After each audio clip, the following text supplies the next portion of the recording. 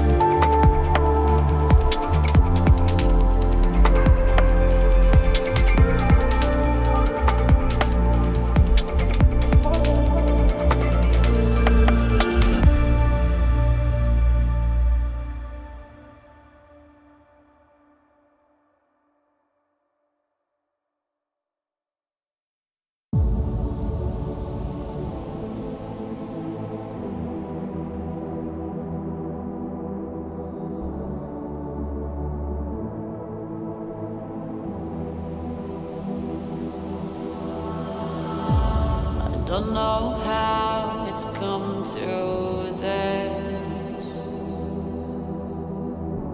I don't know how I could resist.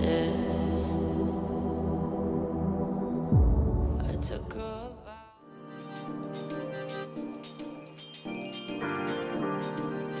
While we wait for the workshop to be flooded with fresh content for CS2, we're going to give you a look into what some of our community creators have been cooking up with all the new tools. The first map we will look at is DE_Biome, a map that was added to CSGO matchmaking back in 2018, now getting its own Source 2 upgrade. Designed inside a greenhouse with a lot of lush flora dotted around the map, we can certainly see JD40 taking advantage of the better lighting and more vibrant aesthetic of CS2.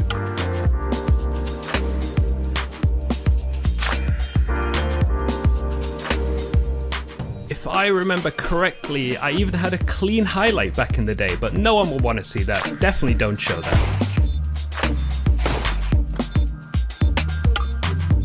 Oh, would you look at that? Pretty clean, honestly. Next we have DE_Brewery, a wingman map that, as you guessed it, is based in a brewery. For this one, we will show you some before and afters, as this really shows what is possible when porting CSGO maps to a CS2 one. I think this is going to spark a lot of mappers' passion to go in and fully utilize these new tools and upgrade their older maps. The difference in the level of detail they can add in a much easier way is very apparent with this one. The map shows off nicely the use of the new metallic reflections you can achieve, turning these bland walkways into something that pops a lot more. This, along with the new lighting and vibrance, is really what we will see focused on going forward. Recognize this? It is of course FY Pool Day, a Counter-Strike classic. A small A map ideal for chaotic fights all based around a bright pool area. When talking to Lep Lul Boldeslappen, who is remaking this map, says he has been working hard and it thinks it can bring joy and nostalgia to many CS players.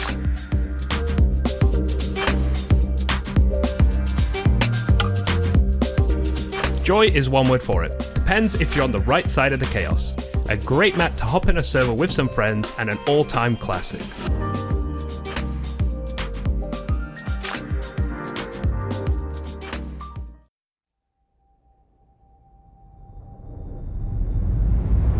He takes every single one! Semi-finals, Cologne 2019. Astralis desperate to break the Cathedral's curse. Despite being one of the most winning teams of all time, Cologne was just seemingly the one nut they couldn't crack. Vitality, the Orcs' first time in Cologne, but experience wasn't something they lacked. Don't forget, Apex and MBK had been in this scenario before, all the way back in 2015, ultimately faltering to Fnatic in the grand finals.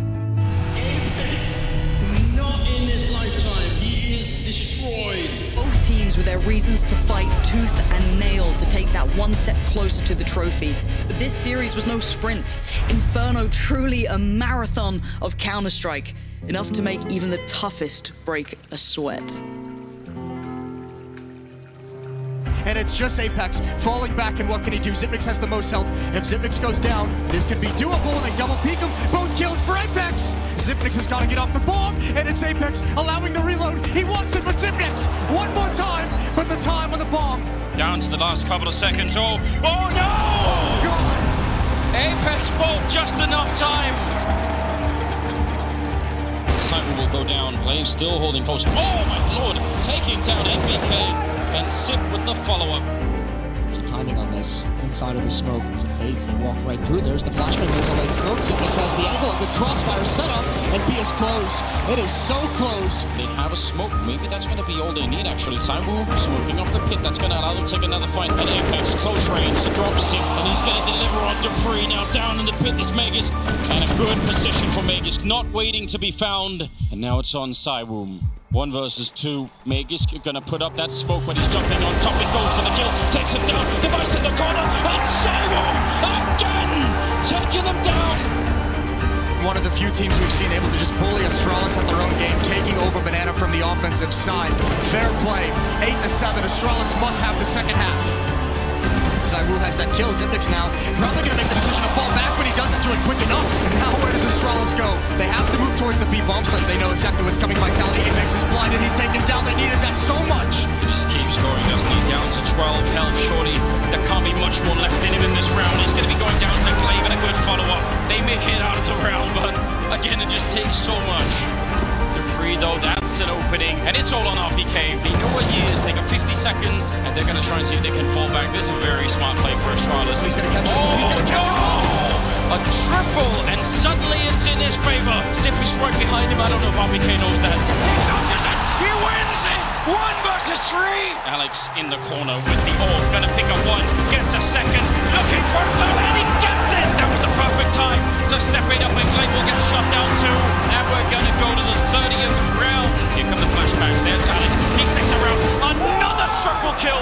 Shutting down Astralis. And this is what we love about Counter-Strike. It's everything you could have wanted in the Lanxess Arena. Overtime on the second map. 29 seconds, and that is a huge push from Astralis. This Molotov should be absolutely deadly. It's going to be right on top of the bomb, and then Dupree to follow it up. Triple for Dupree in this round. He's ready and waiting for it. There's Cywu up on the high ground, taking the kill, getting another one. He's back for more, but now surely no chance. Maybe he's going to get the kill, but it is not enough. 2 out of 3 rounds going in favor of Vitality. Flashed, he's going to get that shot, and it has to feel a little bit going out middle of the air to take down Alex, and now they're pushing. Oh, you've got to be kidding me! He takes every single one from nothing to the AWPAs.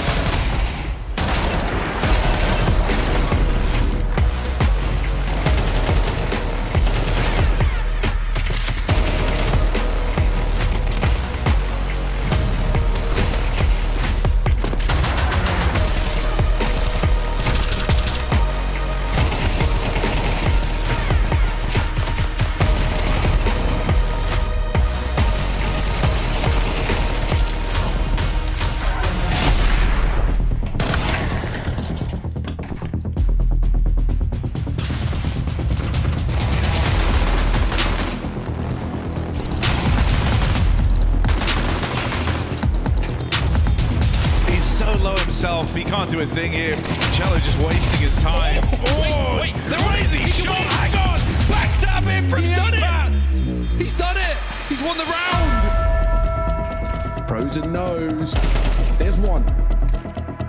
Alistair in the corner. Molotov towards heaven. Happy time. And Frozen might make something of this. Alistair gonna get caught. 118 when he pulls on the bomb. He's still alive, but he's still finding. Bye-bye Ings. Bye-bye Flying Quest.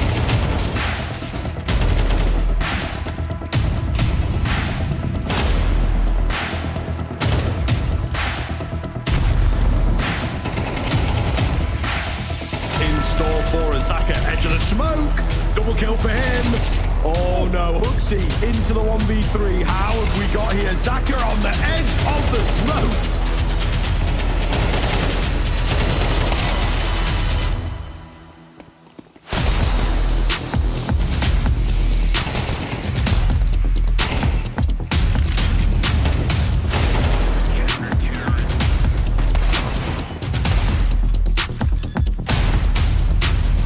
This position is perfect from Ins.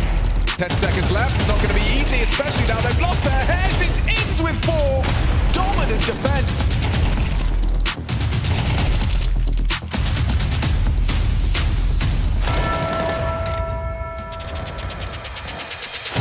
In the corner. To the first. Get to the second as well. Manesi put himself into the 1 versus 1. He knows Starry was in rotation as well. And Manesi just not to the final 1v3. That is a monstrous way to close it.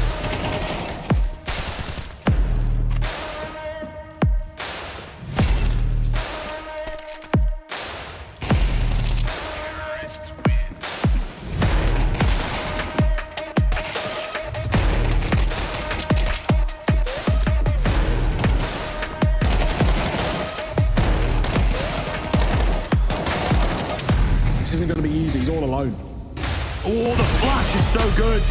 Let's Melon, though, can't get the kill. Zaka does manage to trade it out. A collateral lander by Munacy. He keeps on dragging. A pillar of strength here from Munacy, looking for the ace, denied away. Nexa surely has to clutch this up now. He's through the smoke, gonna move his way in. He spotted Star. He gives his position wants that to keep Lid Vision alive. Zaka finding 3-4. Oh my God, Zaka!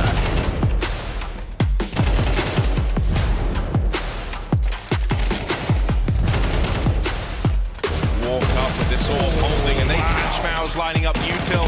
Jimmy tries to bail them out, but Naf with the ace does not let them in.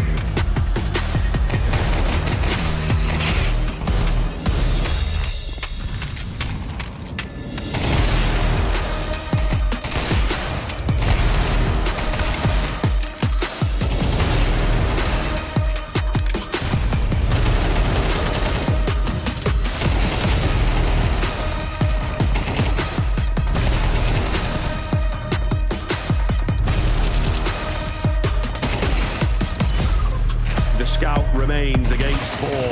Oh my God, this guy! No scope merchant! What is that? What?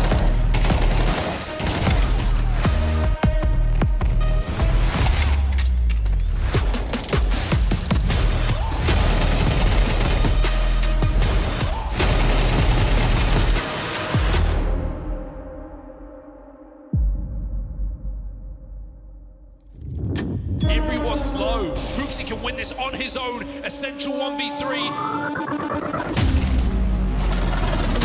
And he's got it in the palm of his hand. Hooksy holds strong.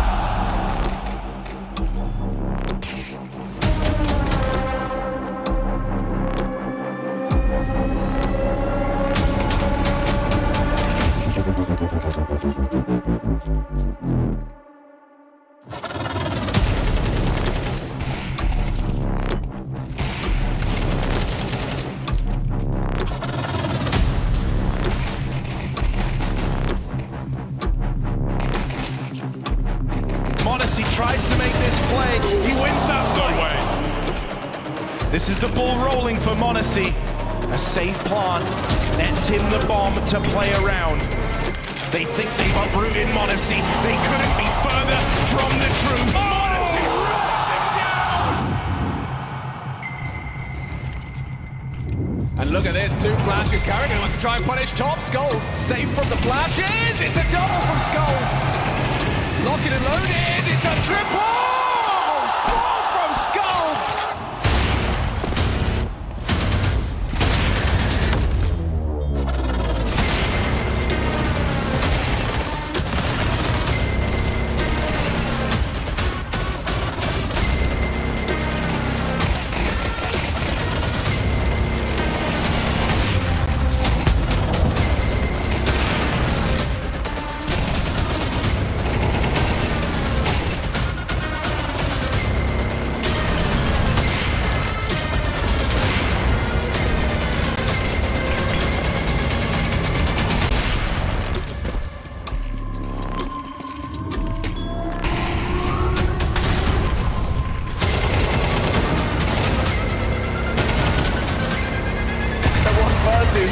Good luck out there. Oh, what is that from Skulls?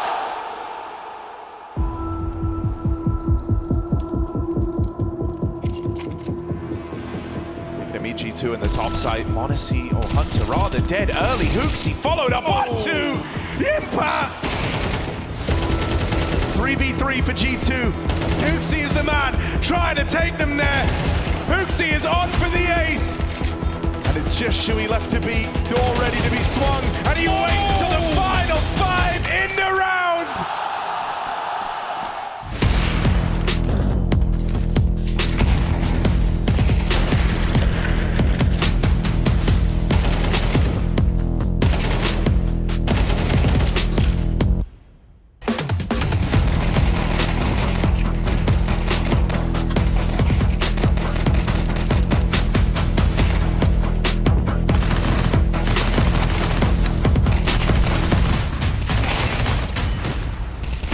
Timing is bad though. Exertion chases down Nico, and Monacy's got to do it alone. Agile on the AW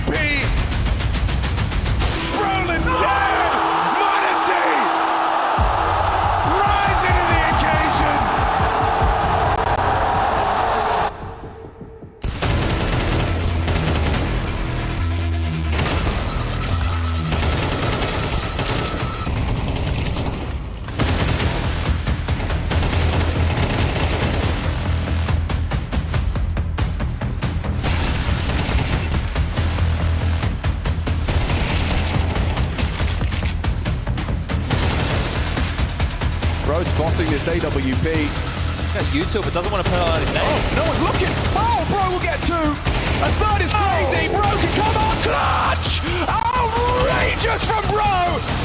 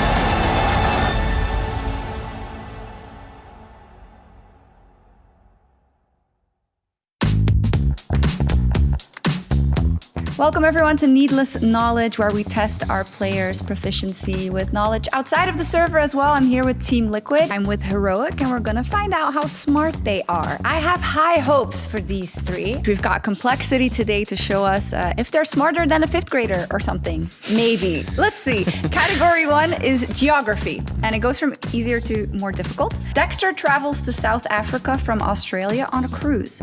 The journey is direct. Which ocean does he cross? Stop. You said easy to difficult. Yeah, this is the easy one. It's not the Caribbean, that's for sure. What ocean? Yeah, I got my answer, I think. I wrote Atlantic. I just put the Indian Ocean. Correct. Oh, it's right. Oh, yeah. Okay, okay, bye. But I knew I was wrong. Like, I got the Pacific. Wait, where's the Indian Pacific? Ocean? Pacific Ocean is America, on the west coast. Australia? Oh my, yeah. Great job. Let's go. Okay, question number 2. Serk, the Bulgarian bulldozer, cues a game and is placed on an Algerian server. But is Algeria part of Europe or of Africa? Europe or Africa? Yeah. Oh my god. Okay. 3, 2, 1, P. Africa. Correct. It's Africa. Yes, correct. Very nice. Okay, I know this. Okay, go Yeah, I ahead. was just trolling. You're trolling? Well, it's in Africa. What do you mean? What do you mean, Renan? But I don't know it. I thought like I'm starting if it's in Asia or something. But okay, it's just because I don't remember anything about Algeria at all. Like, I wasn't sure because like Turkey's technically Europe too, right? Yeah. And it's really close. Speaking of Turkey, the United Kingdom has a population of almost 70 million, but has no top 70 Counter-Strike team. Okay. So randomness to the UK. Shots. Rank the following 5 countries in terms of their population size. You got to rank them smallest population to biggest. The countries are Mongolia, Portugal, Australia, Denmark, and Turkey. Okay, population. So Denmark, I think, is the last one. Start from the smallest one. Sorry. I don't need to tell you. Oh my god, I forgot. I 100% got this wrong. Yeah. Not confident at all. 3, 2, 1. Just put like just the first letters. So I just put Mongolia, the biggest. 2nd, Australia. 3rd, Turkey. 4th, Denmark. 5th, Portugal. I got it right. I don't know how big Mongolia is. Like looking at thinking of the map. Like I can't. I think it's big. So it's Mongolia, smallest population, 3.4 million, then Denmark, 5.9, Portugal, 10.4, Australia, 26.1, Turkey, 84.1. What? Two correct. Yeah. No, I had no idea to be honest. Yeah, most people have Mongolia as the biggest it's a because it's big big, country. but it doesn't necessarily have a lot of people. Yeah, You're so close. At least we got one, John. But you're definitely the winner of the round. Oh, yeah, you got honestly. two. Yeah, good job, John. Yeah. This is You got not it. it. Mongolia's tricky, isn't it? Yeah, I did like a biggest to smallest instead of smallest to biggest. No, That's what I was thinking. Because you had the first one. You did smallest to biggest for Mongolia, at least. I messed up. Whatever. I'm on to the next one. Everybody can just roast me. ESL presents Intel Extreme Masters in partnership with Intel, Acer Predator, DHL, Qiddiya, Monster Energy, the United States Air Force, 1xBet, White Market, Logitech G, and NOR.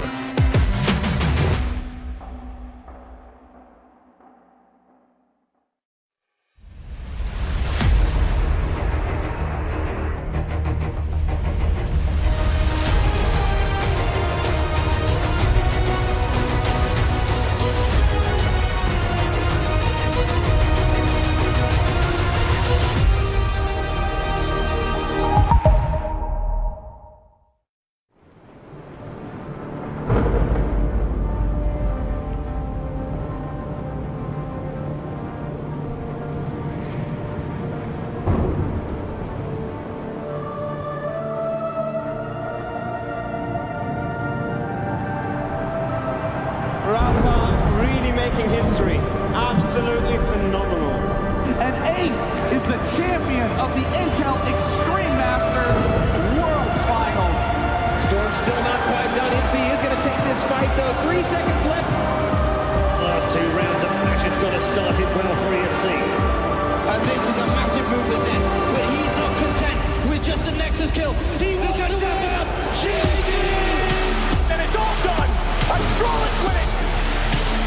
Unbelievable Rogue with a 4-0 victory over Classic. And they did it again in the grand finals. It's Nobu! Give it up for your Intel Extreme Masters World Champion!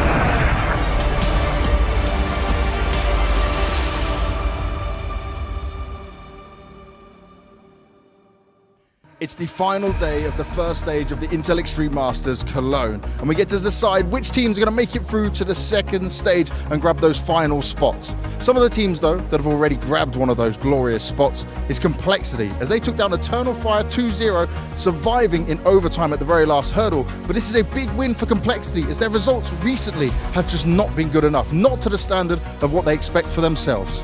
Then on the other side, Liquid made it, and they got a big win over Furia, despite losing their first map, and it was their map pick. It looked like this could be going out the window, but it did work out for them. They pushed on forward, and the hype continues as they are now on a 5-match win streak as they march through to the second stage. It's glorious right now for these guys, but let's decide who the other teams are going to be later today.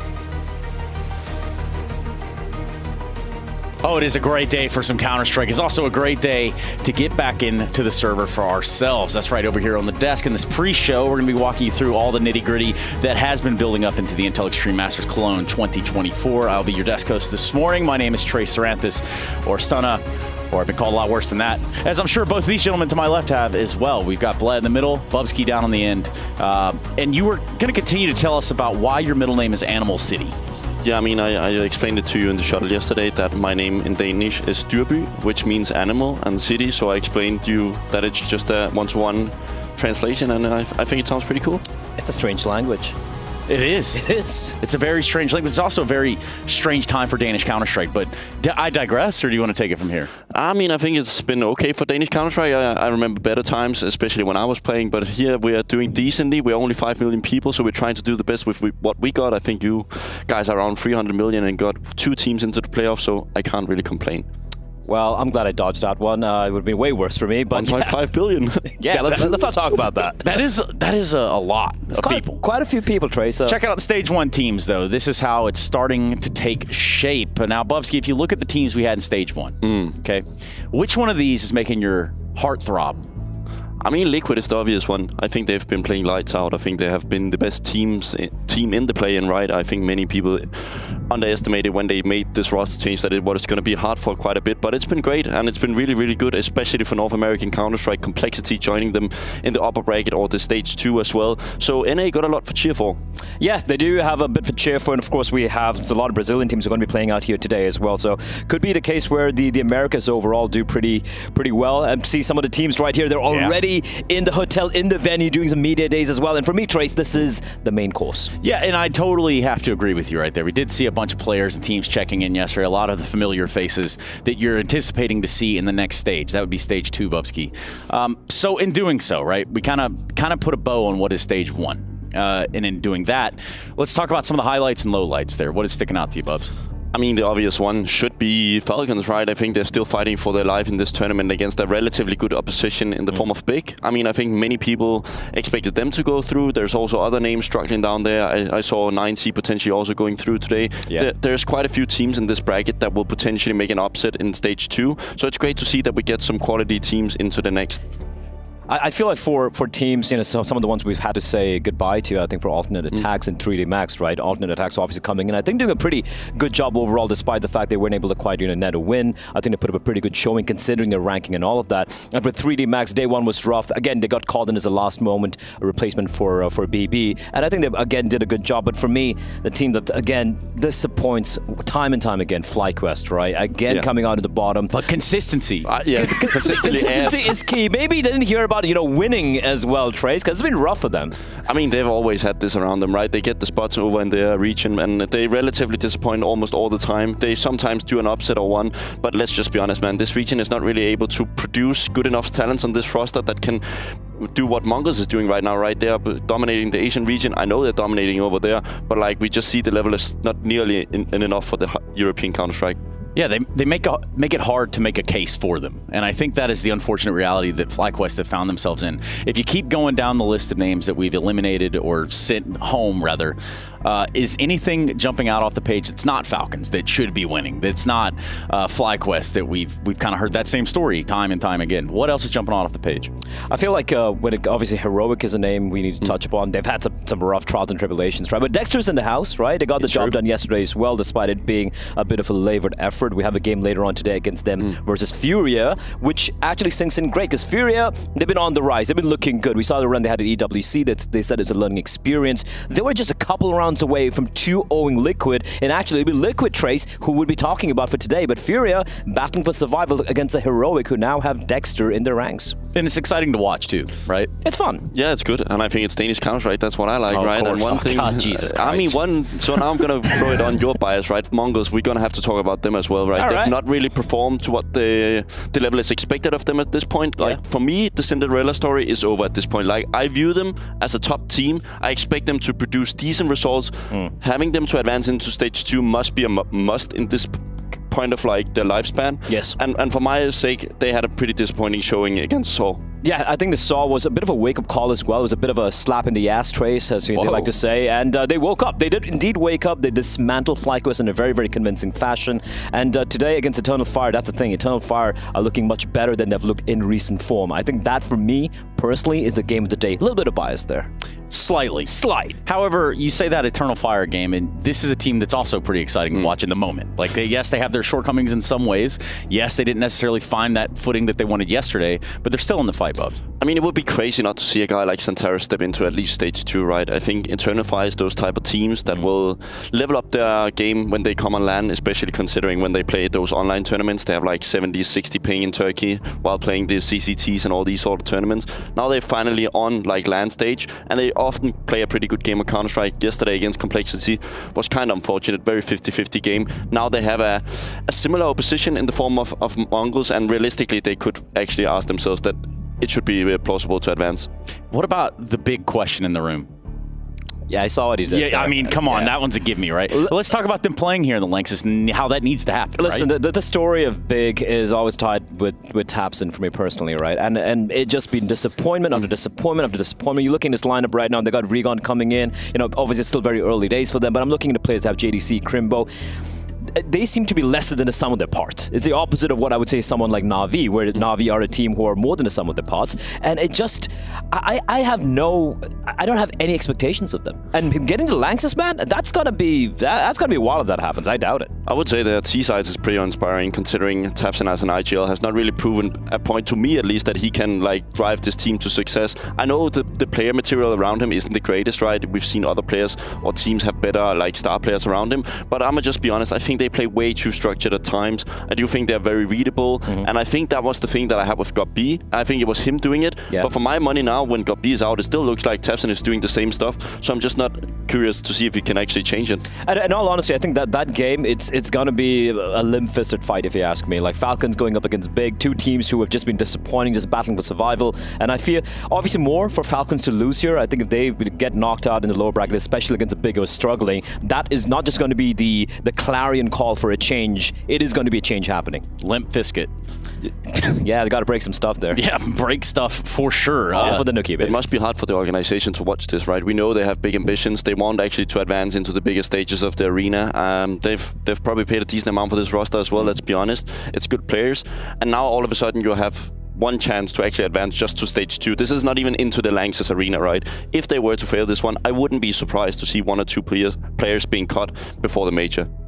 I think the big disappointment here is going to be for either Eternal Fire or Mongols. I know we touched upon it earlier as well. Obviously, Saw putting up a pretty good showing, taking on Mongols initially. For Mongols, considering last year they actually made it to the main stage, they've been on the ascent, so to speak, so far, and to fall just in stage 1 is going to be a massive disappointment for them. And likewise for Eternal Fire, we saw how they played in the beginning of the year. Looking at Kato, you're looking at the major, and I had a chat with Woxic, I believe in Yalla Compass in Abu Dhabi, and he was like, Yalla Habibi, man, listen, we're not feeling very motivated. There was a lack of motivation. We talked about the Sky Esports event, a lot of outside influences there, but here, no more excuses. You need to either put up or shut up. Hold on, motivation is an issue with players. That's a who would have thought? That's actually insane. Now I would love to go down that path. Bubsky, let's talk about motivation in players and what irks you. Yeah, and why you like the planet Venus. I mean, I'm probably not the guy to ask about motivation quitting after my first defeat in Counter-Strike, right? But surely, I mean, it means everything for teams, right? If you have one guy inside the team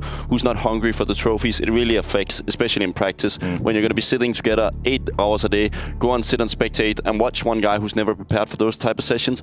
That is what makes the difference. For me, I'm a little sad to see Santaris leaving international Counter-Strike to go back to Eternal Fire to build up the region kind of again, and then hear the excuse that the players aren't motivated. Like, who the hell is it? Throw him out there. I'm not sure. Throw him out there. Get him out there. Bring him out. Cut the entire team.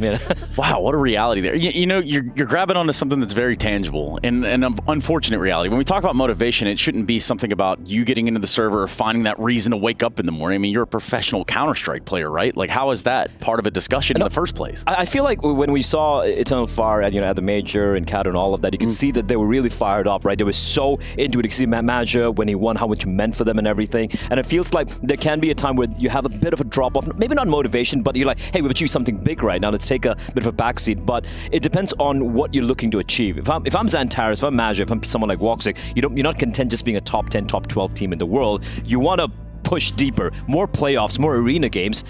And everyone needs to be on the same page for that. Yeah, and I think they have a roster that can actually realistically compete for those. I think the only player that I'm looking at as a weak link is Calix in the lurk roles. I think this guy's way of lurking is so outdated. He's such a passive player at times where he doesn't really bring any real impact. I think he has a little bit of that Rob syndrome. We saw it at some periods last year. And for me, I mean, that would be the obvious change if Eternal Fire doesn't advance from this one. Yeah, I agree. And it is strange to think that stage 1.5 is now turned into stage 1.75, because also for some of these teams, you're going to play this first game today, and then you're going to go on and play again later. So that's a whole other trial and tribulation. Yeah, and that's the thing for the coach team, right? It's really difficult where do you prioritize? Do we actually bet that we're going to win the first game and then focus on the second, or do you only focus on the first game and then you're just going to YOLO it on the third one, right? Or maybe do 50-50, prep a little bit there. 50-50. Imagine if you lose the first game and you do 50-50, what do you think the team talk is going to be afterwards? Well, it's not going to be good, I'll tell you that. We only gave it 50%. We gave it 50. 50, yeah, you know what, we're done with that. Hey, gentlemen, I do believe we can start to look towards that break, but I think that we put a pretty good head right here as to what's going on in stage 1. So thank you very much for that. We'll come back, we'll start to jump into our first matchup of the day at the Intel Extreme Masters, the last day of stage 1. So stay tuned, we'll BRB.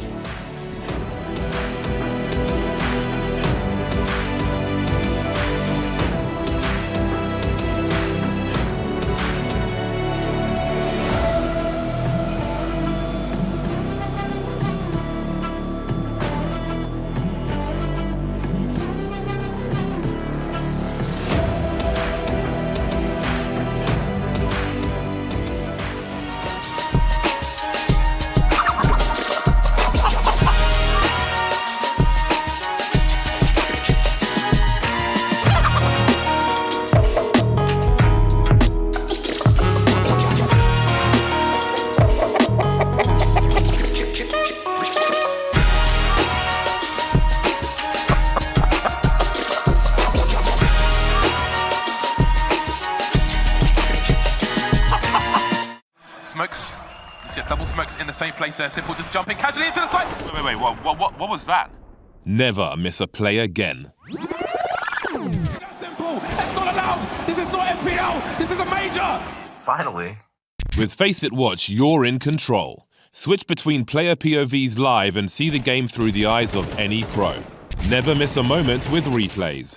Relive each highlight on demand from all angles. Watch it, control it, face it.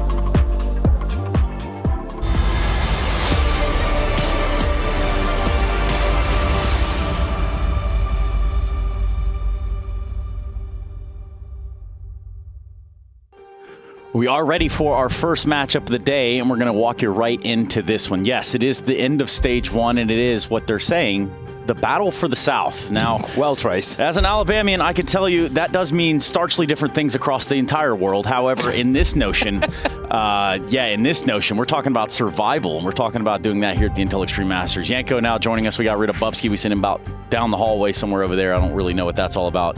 Talk to me, Yanko. Things are back as they should be, Trace. Yeah. Order is restored, harmony at the desk. And yeah, we'll see. I ran into actually Zach or Vinny from Imperial, right? I was saying, don't you just love it when you travel halfway across the world just to play all the domestic matchups all again for them as well? And it's the same here for 9Z and MIBR in the advancement game. It feels almost like, just a prelude to the America's RMR happening later on. So at least they're getting the prac done, dude. Yeah, there's some realities in that one, some harsh ones too, if you look at it. What both of these teams are bringing to the table today. What are they bringing to the fight? Let's start with MIBR. Yeah, I think for MIBR, right, it's been a little bit up and down. The results have been lacking. That's why they made the role change within the team, with Drop now taking over the in-game leader mantle, and they looked pretty good against Heroic, albeit Heroic had to play with a stand-in. Dexter wasn't in yet, but the recipe for success was there. Everyone was contributing, doing their job, but it was Insani leading the way with an incredible performance. Yeah, I think when it comes to trajectories for these two teams, obviously for 9Z, we remember Dallas, and it's just been upwards, and on the other side for MIBR, it feels like Melbourne, ESL Challenger Melbourne, which they won. I think they took down Aurora. It feels like a lifetime ago right now. So they're trying to struggle to find that form replicated, so to speak. And yeah, so far, for me, they're the middle of a pack team when it comes to the South American contingent of teams we have here in Cologne. Of course, trying to trend upwards. But yeah, I agree with you. But it just can't only be Insani, right? I think it's more about the team trying to come together. And it feels like a team in transition with the IGL change taking place as well.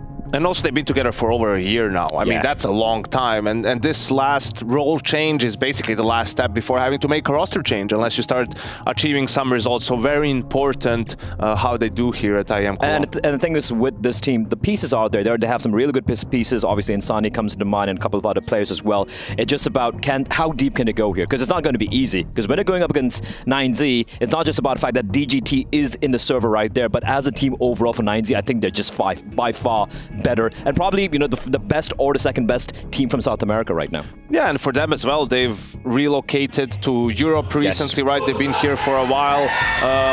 In the second part of the season, you can see DGT, who also had an amazing series against 3D Max, both him and Max, actually, and that was a shellacking that they handed out to 3D Max. So for 9Z, obviously the run at Dallas, right, taking down Mouse, who was the world #1, okay, in a best of 1, but then Vitality and Liquid in a best of 3, pushing G2 to their limits in the semi-final, and they went back to South America, winning the Fire League event on sort of home turf to some extent, right? So for them, it's just about building on all of that, and I think the expectation, the minimum for them, is making stage 2. Yeah, and you're looking at 9Z and you're looking at MIBR, where we're talking about world rankings, where they find themselves at least over in the HLTV.org rankings, right? We're thinking about a 9Z that's found their way to 13. That's impressive for a 9Z. Oh yeah, absolutely. And also, again, we haven't really seen too many events from them on LAN, like for example, EWC, for example, it's not where we saw these guys, but overall, just looking at the way they're playing the game, right? I feel like they kind of have found, amongst all the South American teams, they found their groove. They know exactly what they want to do.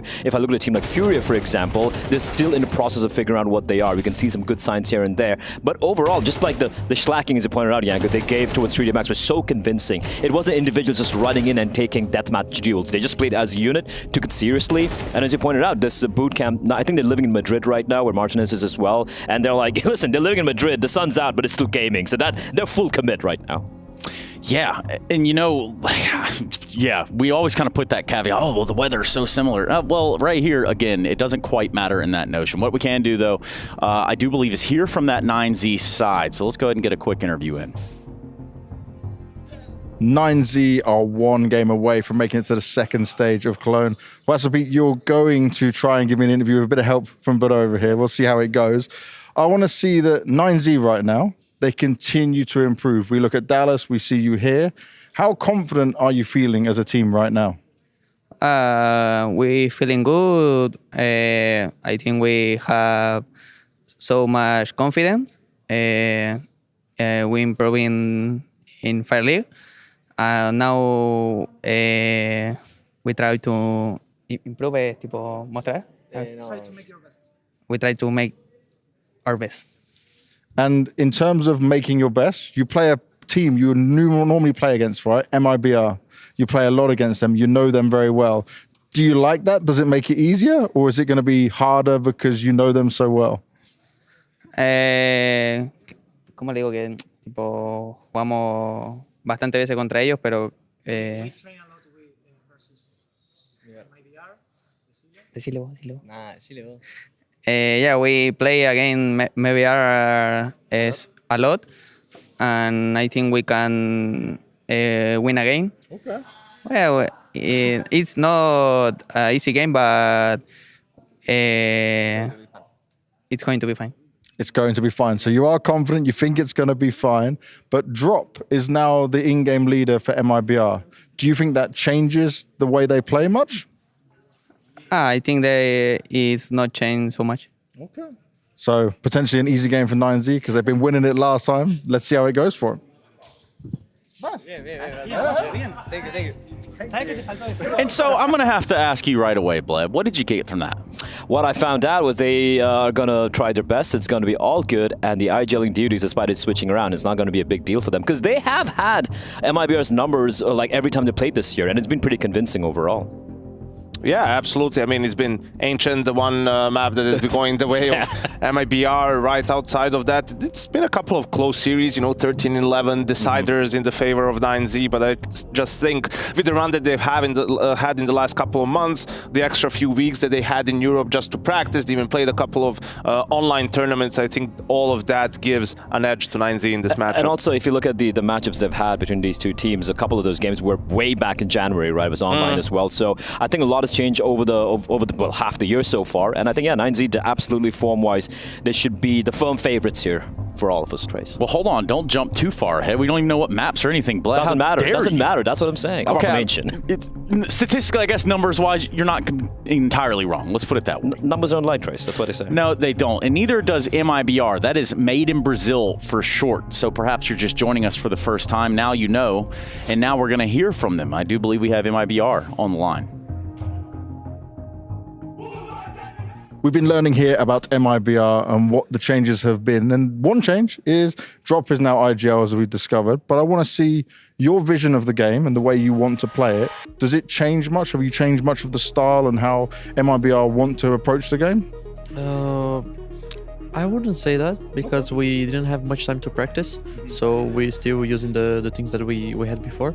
But of course, in the future, I think it's gonna change a lot because Exit is a more passive player, and I'm just feeling now that I need to play more aggressive and calling more stuffs.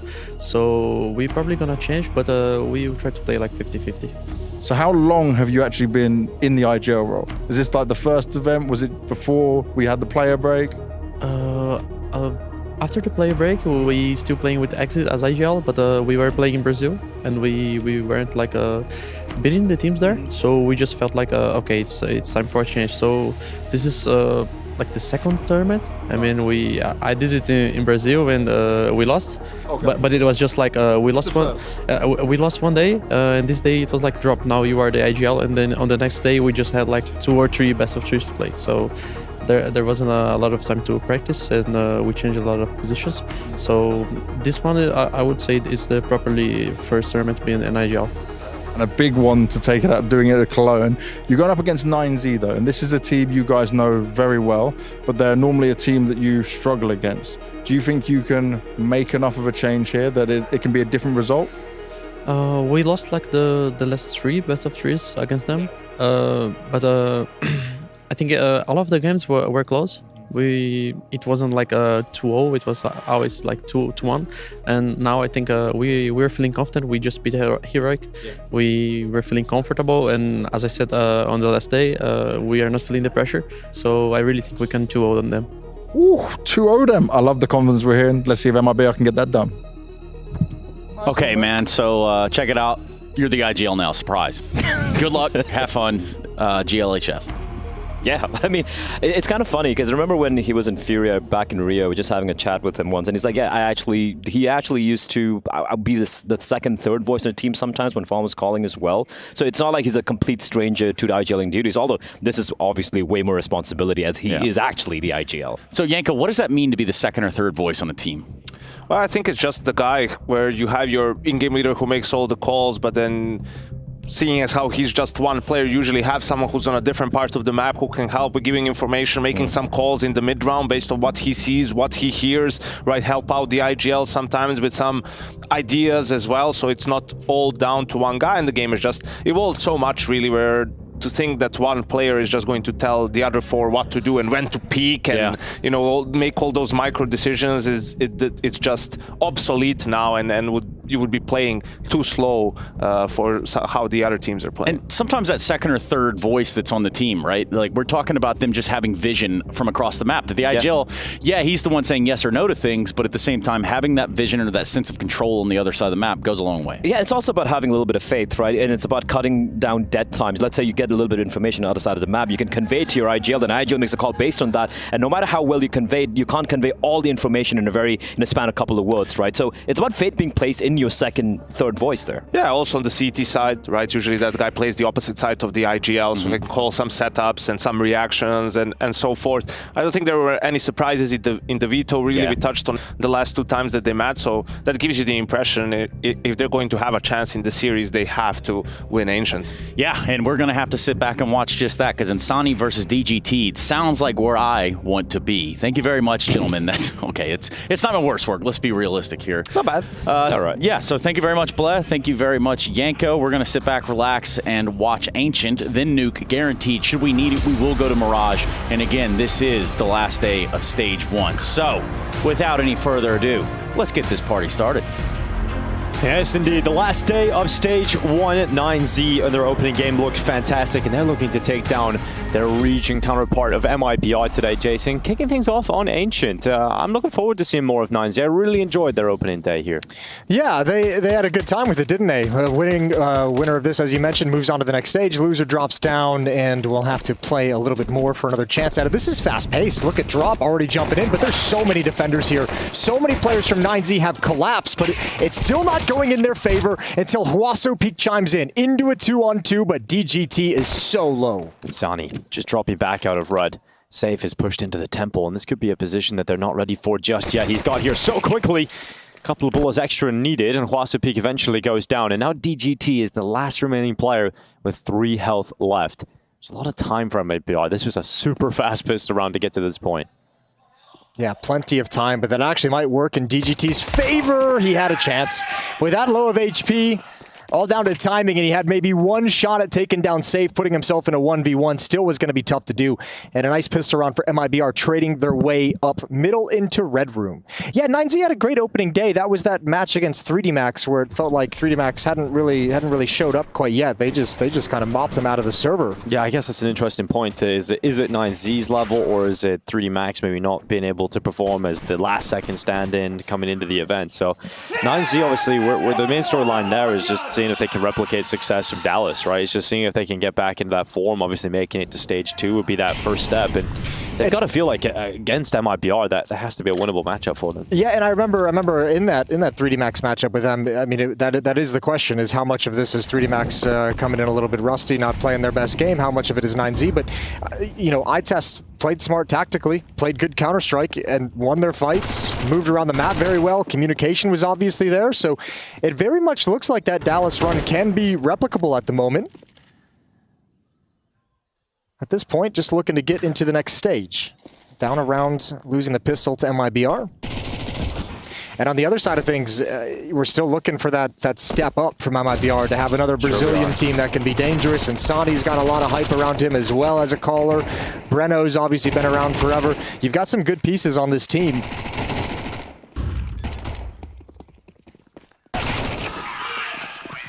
It's a comfortable 2-0 start here for MIBR. It's going to get loud in the studio today. It is. It started loud as well. Like the pregame hype up, they don't mess around. No, they know this is the best chance to get through, and obviously going up against a team from your own region of the world, from South America, you're going to have that extra fire in you as well in that game, and we know they're very passionate squads. Got a little tech issue right now. Max with the headset off, so hopefully they can get that resolved and get back into this action straight away. There are 2 games currently going, as there often is here in Cologne. Imperial versus Pain is currently going on that B stream, so another South American matchup. Two Brazilians taking each other on. That is going to be a super interesting game. That will be with Scrawny and Launders over on that B stream.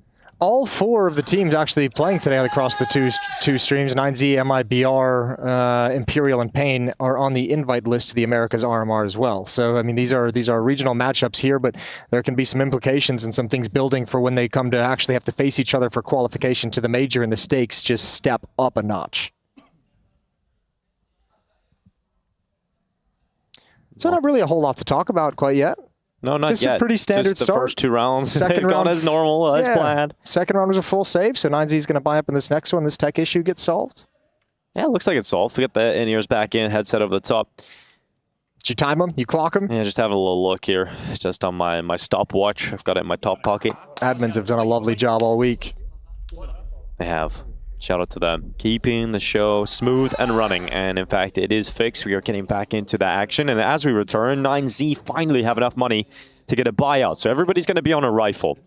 Now, big performer for 9Z in their opening game is DGT. Very impressive showing from him.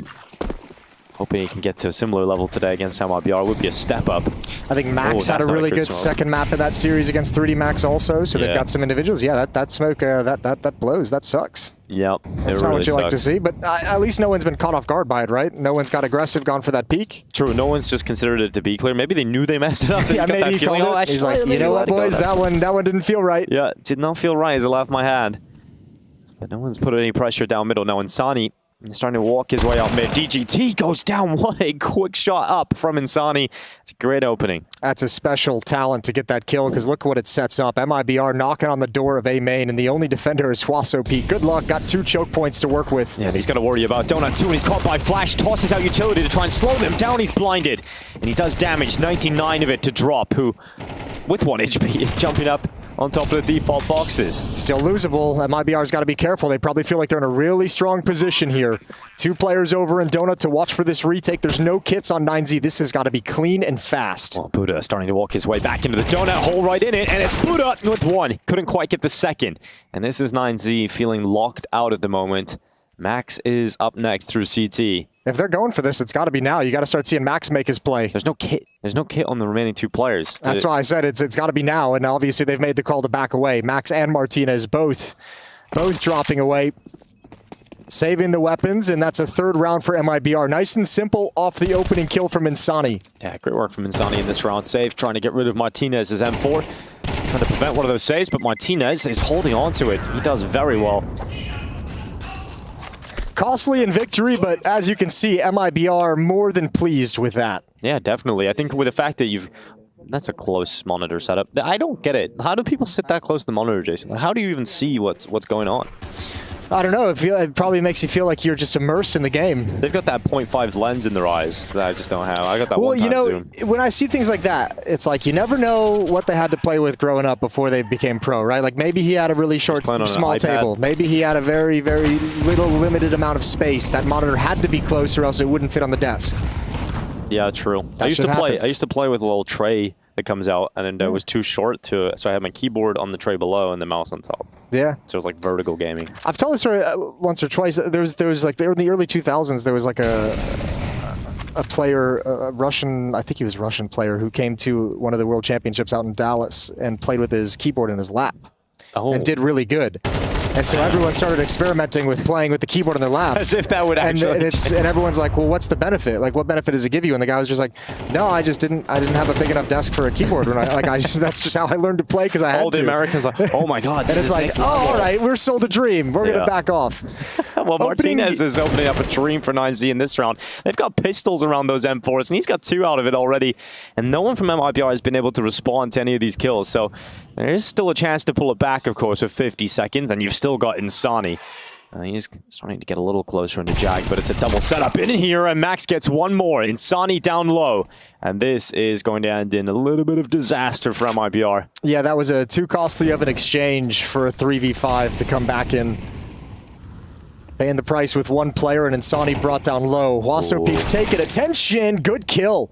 But there's still players here. Martinez is low, but there's an M4 crossfire over towards Jaguar and Cave as well. Somewhat broken up by that smoke for the time being, but Buddha spams down through that wood. Bomb is now down in the open. Bruno must clutch alone. He's got the right read, but Martinez is quicker, diving out of that smoke to shut Bruno down. And Martinez has one hell of a round, getting those first 2 kills on that M4 and picking up a round that 9Z really didn't expect to win. Yeah, loving that. Triple kill, and he saved his gun, so he's got plenty of money. He drops that M4 over and goes straight to the AWP, so it's out early, out quick. For the 9Z defense. Yeah, that's going to be exciting. Martinez has been a really cool move for 9Z. I didn't really think about it as a possibility, but when they're moving to Spain, it makes sense, right? You got a Spanish-speaking player, you move into Spain.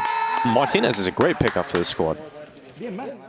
Yeah, he's lovely. He's a strong opera with a lot of potential, and we're all excited to see how he continues to develop. A big chance here at a very important tournament to see what he's got to offer.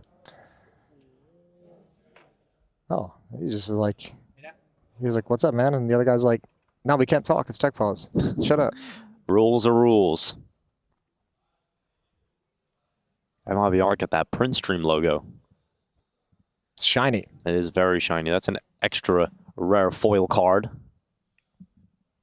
You get into any card games, Jason, at any point in your life? Played Magic the Gathering when I was younger. Okay. How young are we talking?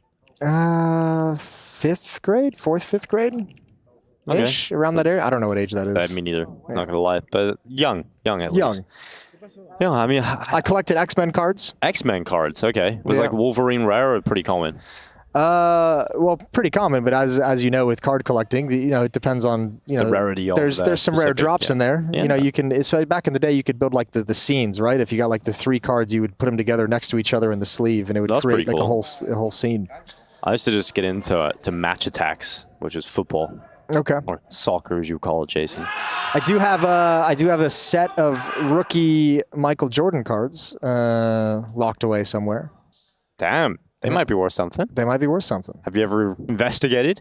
No, I have not. Well, I think you should do that, Jason. I'm leaving. You might not have to sit here much longer. I'm leaving those locked up. That's the college fund. We're gonna look at that in like maybe 5-10 years. Someday you'll get to go to college, Jason. Right. Someday I'll get that degree. It's been eluding me all this time. You've been doing video games for far too long. When it all goes bad, back to school I go. All right. Well, you're allowed to tech pause if you're speaking Spanish. That's the rules here. Yeah. Apparently. Maybe just laughing at their yeah, teammate. Maybe it's giggling is allowed, laughing is allowed. Yeah, maybe it's just because they're laughing at him for his lack of computer knowledge. No rain, no flowers. It's true. That is very true. We got some team comms to listen to. We'll take a listen in. Só dois.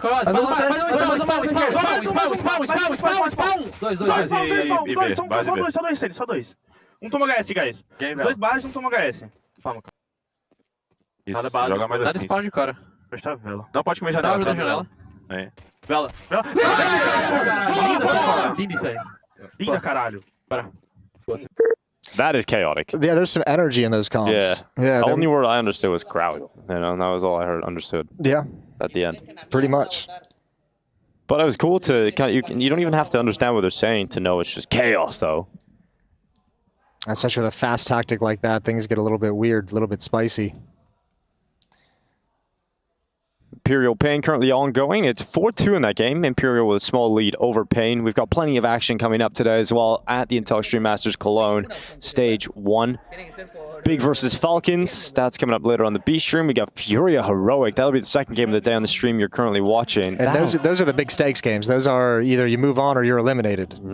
Going home for Furia or Heroic would be tough, especially for Furia yesterday, who had that close game at times against Liquid, and I feel like that's gonna be a fun game. Furia versus Heroic. I think it's a pretty important game for Furia as well when you think about it. I mean, with this kind of roster change, with Fallen taking over, Skulls coming in, a very beatable Heroic who have been off and on with Dexter at various events, who's come in late to this tournament, had a quiet game yesterday. It feels like for a Furia team who gave the interview and said, we're doing everything we can to make playoffs, and all of a sudden you're in this must-win game against Heroic. good luck. Yeah, and there's another similar matchup later today. It's the Mongols versus Eternal Fire. Now, the Mongols... that should be a brawly, exciting game. Crazy. That should be absolute fire. I'm actually really excited for that one. Because I think it's a similar story for both of these teams where they've kind of picked themselves up from mediocrity and pulled themselves into the conversation of maybe taking that next step. And now they've got to take each other on for... chance to get through. Eternal Fire, quarterfinals at the Copenhagen Major, and a lot of people thought they could have gone even further there. A lot of people predict them to go a little bit further towards the semifinals. And then Mongols, obviously, we talked about them, the rise that they've had, and wanted to see that continue to happen because everyone wants to have a great team out of the Asian region finally able to challenge for trophies. We've been waiting. We've been waiting for 10 years. We have been waiting for a very long time, but I have great news. We've got the tech issue sorted. That means we're getting back into the action. I see that freeze time's coming down. No headsets on. I see freeze time coming down. I don't see headsets on. So maybe we're getting a reset. I'm going to call false start. Move it back 5 yards. Yeah, okay. That's sad. Yeah. It's not so great news anymore. He's not playing with his jacket half on, half off, is he? That's pretty sick. Keep half your body warm. That's a new look. Only Safe makes that look good, though. True. He's got some swag. He's got some style. Can't believe I got baited by a freeze time, Jason. It's a rookie mistake. I didn't expect it out of you, but we're going to move past it. I looked at the numbers going down. I know, you just got so excited. You got pumped. I got very excited. Well, you know what's good for 3D Max? What's that? They've got another game later today outside of this tournament with the ESL Challenger League. So they're back in action straight away. I wonder if ESL's letting them stick around and play from here. Play from that rack room. I'd imagine. Yeah, surely, right? I'd imagine so. Yeah. Ooh, now it's a tactical timeout. This is a fun part of the event, obviously. Elimination day, so the stakes rise in all these matches for all these teams and players.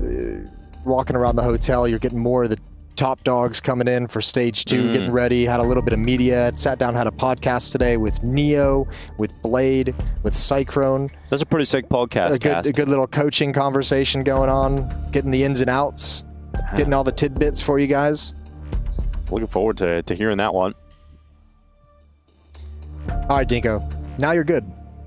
Take it away. Some great news, guys. We're right into the action. That tech issue is resolved.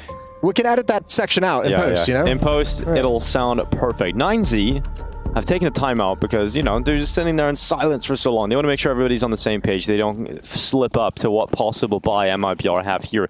It's an AK-47 for Insani. The rest are on pistols here for MIBR.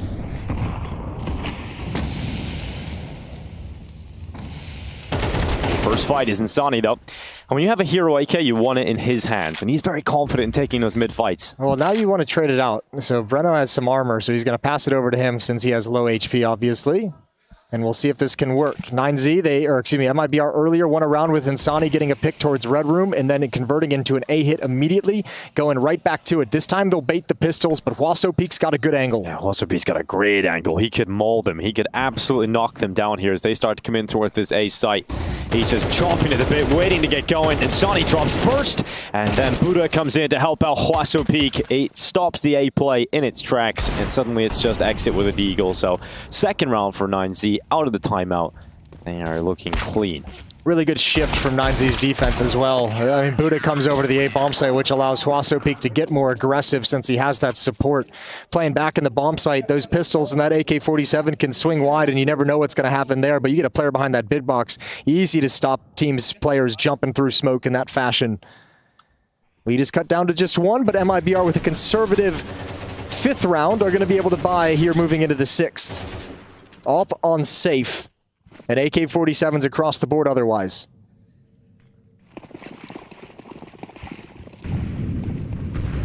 Instant smokes sent out middle for MIBR, but there's no one going mid. It's very direct towards this B bomb site instead. They're boosting safe up on those boxes.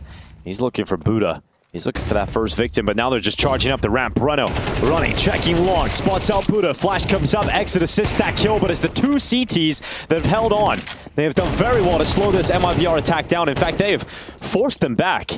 And MIBR have to go for a different avenue of approach, and they don't feel comfortable going into cave, or rather into middle, so they're going to attack through Jag and think about entering this B-bomb site from cave instead. 9Z not in a position where they need to panic quite yet, but maybe a little bit concerned. A huge rotation. All 4 players are behind Cube for a moment, so Huaso Peak's falling back towards middle and red room. He's got to make sure nobody's pushing up to flank them. Nobody's already in the A bomb site wrapping around. They don't know. MIBR with this long pause have taken information away from 9Z. And they'll have a softer defense now at the B bomb site. Problem is, they don't have any more smokes. They threw their smokes late on that execute, which is what allowed 9Z's defense to hold it so well. And now they've got nothing to cross back in, so they're just going to have to challenge. You have to imagine Op will hold the long angle, AKs will swing and look left, but that smoke comes in. Oh, that's so sad. Oh, that is rough. If you're on VR, you're just like, oh, that's actually everything we wanted to do. Right now, they don't know it, but they could use the smoke to cross out at the right side of the site without being spotted. I think this has to end up being a save. There's no point. With 15 seconds in cave, yeah, and they're not showing any sign of going. But now they're going to attempt it. Molotov into short. Max is held back behind it. 9 seconds. Bomb gets out. Big shot from Exit, and now the bomb plant starting to come in. Exit follows up, and Martinez is now moving into action, but that bomb is down, and MIBR have the player advantage for a short moment until the Spanish sniper kicks into gear.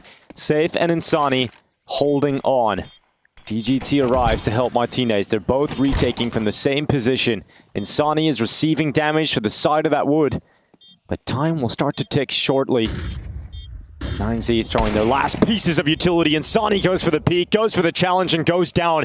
And now it is Safe, who has to clutch this one out for MIBR, and DGT will swing him. They do a fantastic job to get into a winnable position, but 9Z, well, they hold on. Yeah, big save in this 2v2 clutch for Martinez and DGT. Well managed in a tough situation. I'm wondering, I mean, I gotta maybe just hold off on those save calls a little bit, but I'm wondering if maybe 9Z kind of got lured into that a little bit of a safe feeling as well. I did not expect a single Molotov to allow them to cross so effectively into the bomb site. Obviously, the instant headshot helps. But damn, that got way too close for comfort. 4 on 3 with 12 seconds on the clock, and MIBR almost steal one away. Nice to see them go for a round like that and come so close. Looks like they might just go for it again. All 5 players once again towards the B bomb site. They've thrown the mid utility, but with an aggressive defense like last round, 9Z no mid is clear. So both B smokes come in, long and short, covered off. They charge up first, right into Martinez. Max is burning, he goes down, and MIBR have 2 kills back. Huaso Peak inside of the smoke, though. He could just unravel this whole thing, or he could get one deked by Safe, and they're calling for that bomb to go middle because of that kill, and they want to get towards Donut. Bomb is crossing. Buddha can't stop it. Exit makes it through, and Safe is going to charge forward towards CT with Insani lurking on the other side of the map. This is a nasty lurk, but it's out of timings. I don't think he'll expect a player to still be out towards long. He'll look, but this is a long route to walk, and Martinez easy with the P250. Buddha, you're next up. Challenge is going to come from Donut. Double swing, he's got the first, and you know where that Tech 9 is, and it's looking like 9Z once again might handle a sketchy situation. Well, M4 not able to get it out in time there. Exit, and Martinez closes him out. Yeah, these rounds are sketchy, that's for sure, but it is 9Z winning them regardless. MIBR get another bomb plant, and they had around 2k average left over anyway, so their buy's looking pretty into the next round, but 9Z, for the meantime, are into the lead. They've got a lot of money as well for the kind of economic damage that MIBR has been able to do these last 2 rounds. 2 players surviving for 9Z in both of them, but you still have Martinez with 10k, you still got DGT with 5,200, Buddha's 4,800. They got cash. Dude, Martinez is having one hell of a start here. He's 10-2 right now. He's barely dying. He's building that cash up for himself and his squad. Some big late round plays also in that big retake. Time. And he got the opening kill on that B rush as well. And he got the opening kills with the saved M4 on round 4? Yeah, a lot of impact from Martinez. MIBR call for the timeout. I want to talk about this buy ahead of time. So AK-47s, everyone with max utility.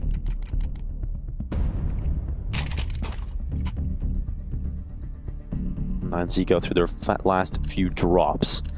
I'm so, you know, it's kind of interesting. MIBR, they found success in middle finding those opening kills, and Sani's got 2 openings in red room and middle towards the cubby. But these last couple rounds, they've gone away with it. They've just kind of faked the utility and had mass bodies towards the B bomb site. That hit obviously hasn't worked. A little bit more pressure in middle this time from 9Z. 2 players committed down towards elbow.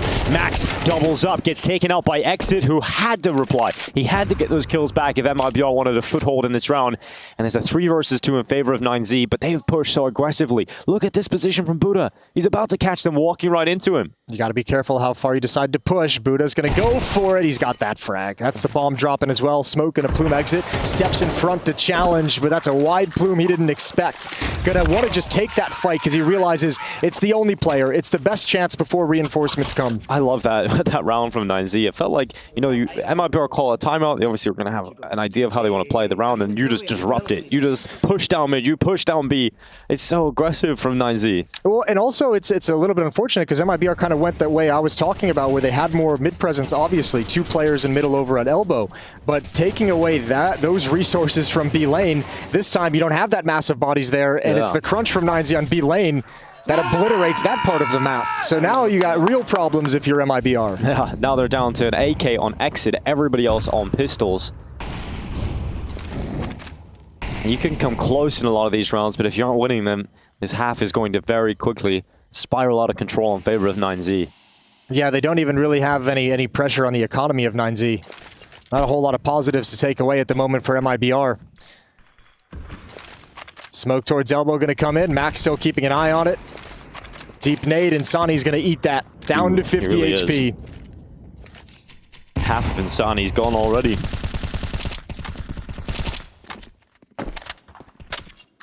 MIBR up, and they don't have resources. The general focus is around this B-bomb site. And no different this time. You got 2 smokes. 3 flashbangs. One of those about to be used up for the Jaguar entrance. You really want to be able to force back the defense that's over in Jaguar and, you know, ideally take enough control of it to where you can apply pressure into the bomb site and make that defense really, really nervous about ramp and cave. 9Z seem to be very aware of what kind of buy they're going up against, though. Not getting into any precarious positions, using range to be their best friend. Buddha, ooh, ends up getting dinked. That's one hell of a shot. Coming in on Buddha. He's not happy about that. He's lost most of his health in that first engagement. He does very well to reposition and get away with 1 kill, but here comes the attack from MIBR. 18 seconds left. The bomb plant is massive already.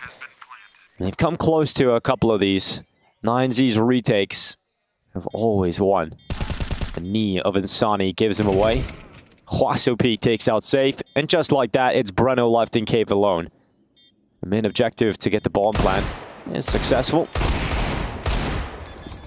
But it's not going to go much further than that. Once again, another cool, collected retake from 9Z on the B-bomb site. 6 in a row for 9Z after losing the initial 3 rounds in this half. They've just powered up as soon as the guns came out. As soon as Martinez gave him that little bit of life in round 4 with the saved M4A1. It's been all 9Z. These B hits, I don't know, it's like you're getting into the bomb site, but even in the post plants, it doesn't feel like either the HP or the positioning is good enough for them to actually win it out at the end of the day. The retakes have been solid from 9Z, very patient. And MIBR still looking for a winning recipe in the gun rounds. The only round they've won against Rifles was the Insani lurk out mid for an opening kill in red, and then an immediate A hit off the back of it. And that was a missed smoke from 9Z too. They allowed that to happen. And they haven't been able to replicate it. This time Max gets a double. Right down B lane, so costly. Yeah, it's just so great from 9Z in these opening fights. Like, we're a minute 30 seconds left in the round, and already there's 3 players dead. It has been a very fast-paced half so far. Look at this, smoke fade inside of elbow. Surely coming up in just a second. DGT revealed on the other side of it. Insani, fortunately for MIBR, is very quick, very methodical, and then he peeks into elbow and dies to Huaso Peak. So it's now 9Z with a player advantage. Yeah, but this is the weak point of the defense here on Max, stuck in this cubby, and he does not have he doesn't have time to move anywhere, so he's going to have to call somebody over. He does have a smoke if he wants to drop that out towards ramp. Yeah, everybody is coming. They got the indication now. Smoke being deployed for short by MIBR. The hit is on, and 9Z know it. If Max gets one, it's looking so good, but Exit just hard clears him, instantly drops Max, and a 2v2 established. MIBR with a bomb going down on B again. They have to feel like they've got to catch a break at some point in some of these B post plants. They've been here so many times, and every single time 9Z have come through with a retake. There's a smoke on Martinez. If he puts that over in cave, both MIBR players will be locked out. They'd have to rely on the spam. Well, he puts it exactly where he wants it, inside of cave, and the AWP Oh, it's right on, but it doesn't connect. The shot does not go through, and Hwasopeak can take a few steps forward. This is going to be tough, being locked inside a cave while that defuse is happening. They have to rely on the spam, and they have brought both players low. Safe goes down, but remember, both are so low. Just one more bullet, but the defuse is stuck, and another round taken away from MIBR. It is so cruel for the Brazilians right now. And as much as these tactics aren't leading to round wins, this kind of emphasis at the B bomb site, it's got to be so frustrating because you're MIBR and you're like, we're getting into the site, we're getting these plants, we're having 2-on-2 post plants. We like these situations. Tactics succeeding as designed, just not able to net them a win. Retakes from 9Z today have been spectacular to give them a 4-round lead.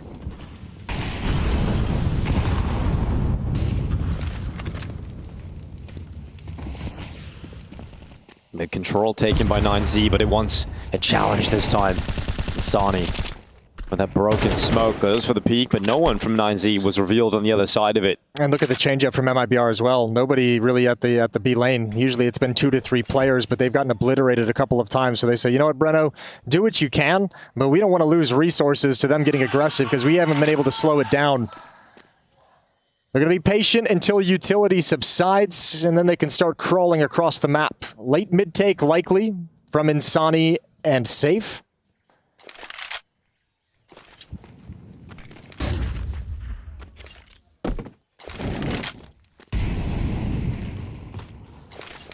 Not able to find anything just yet, but now this will open up the avenue to challenge towards Donut.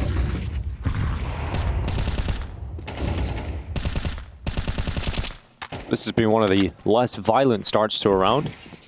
43 seconds remaining. All 10 players on the server until Safe changes that fact with a kill on DGT.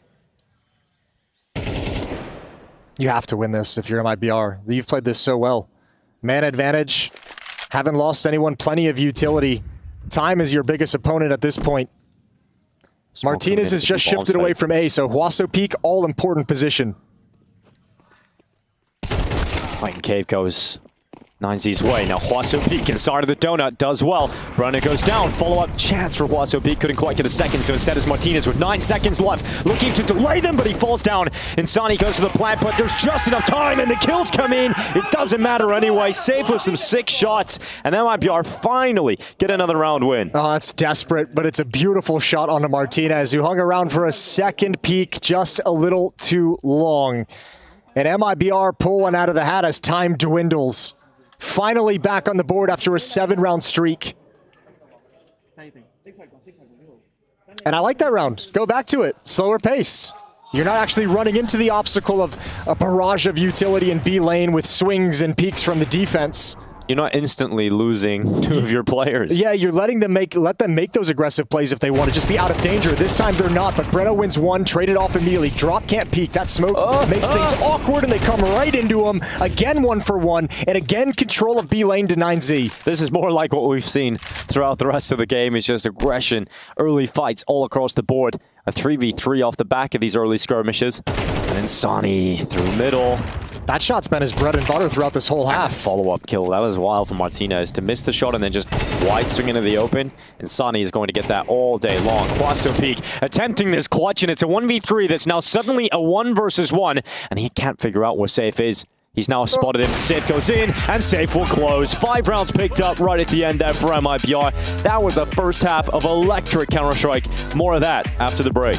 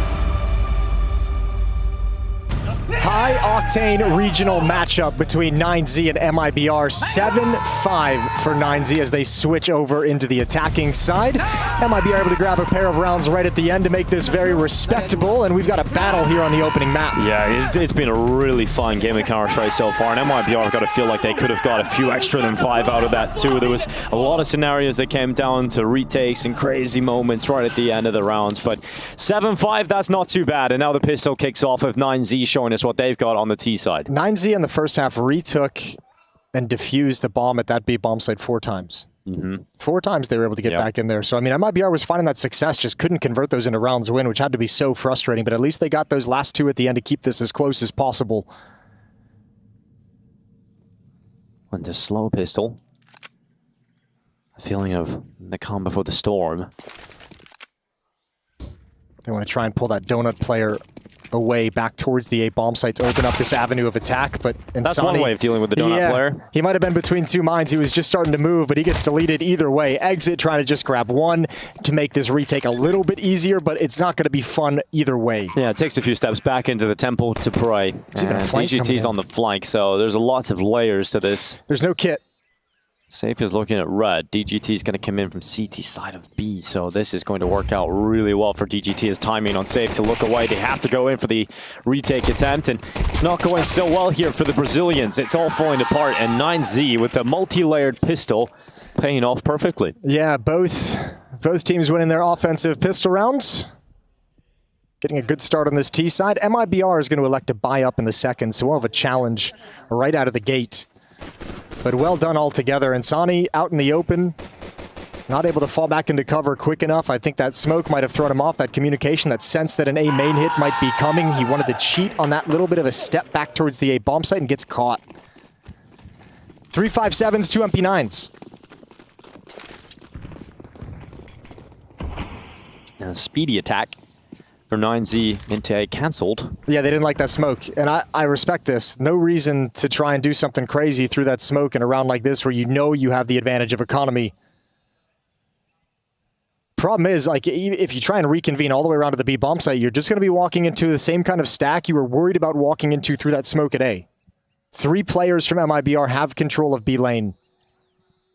Assuming the miss smoke there is a problem for 9Z. You just lost one of your pieces of utility.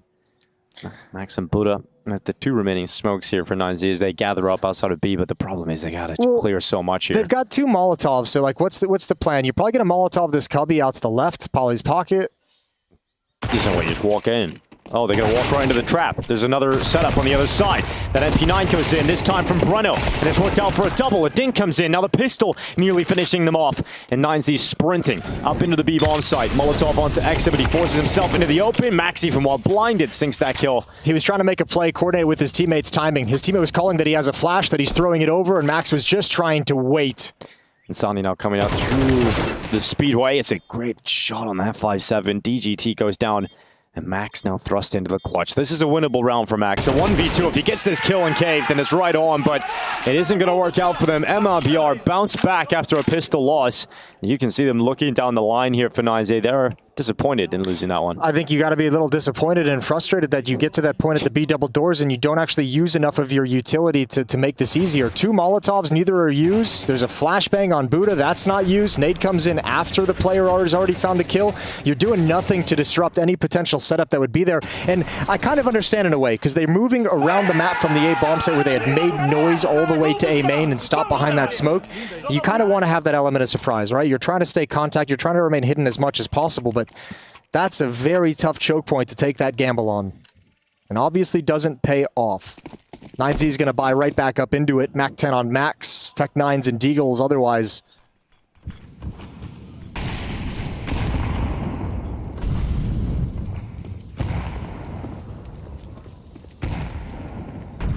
Lee Martinez was just staring at Max. I would have been very worried. I would have been very scared if I was Max. Right after the end of that round.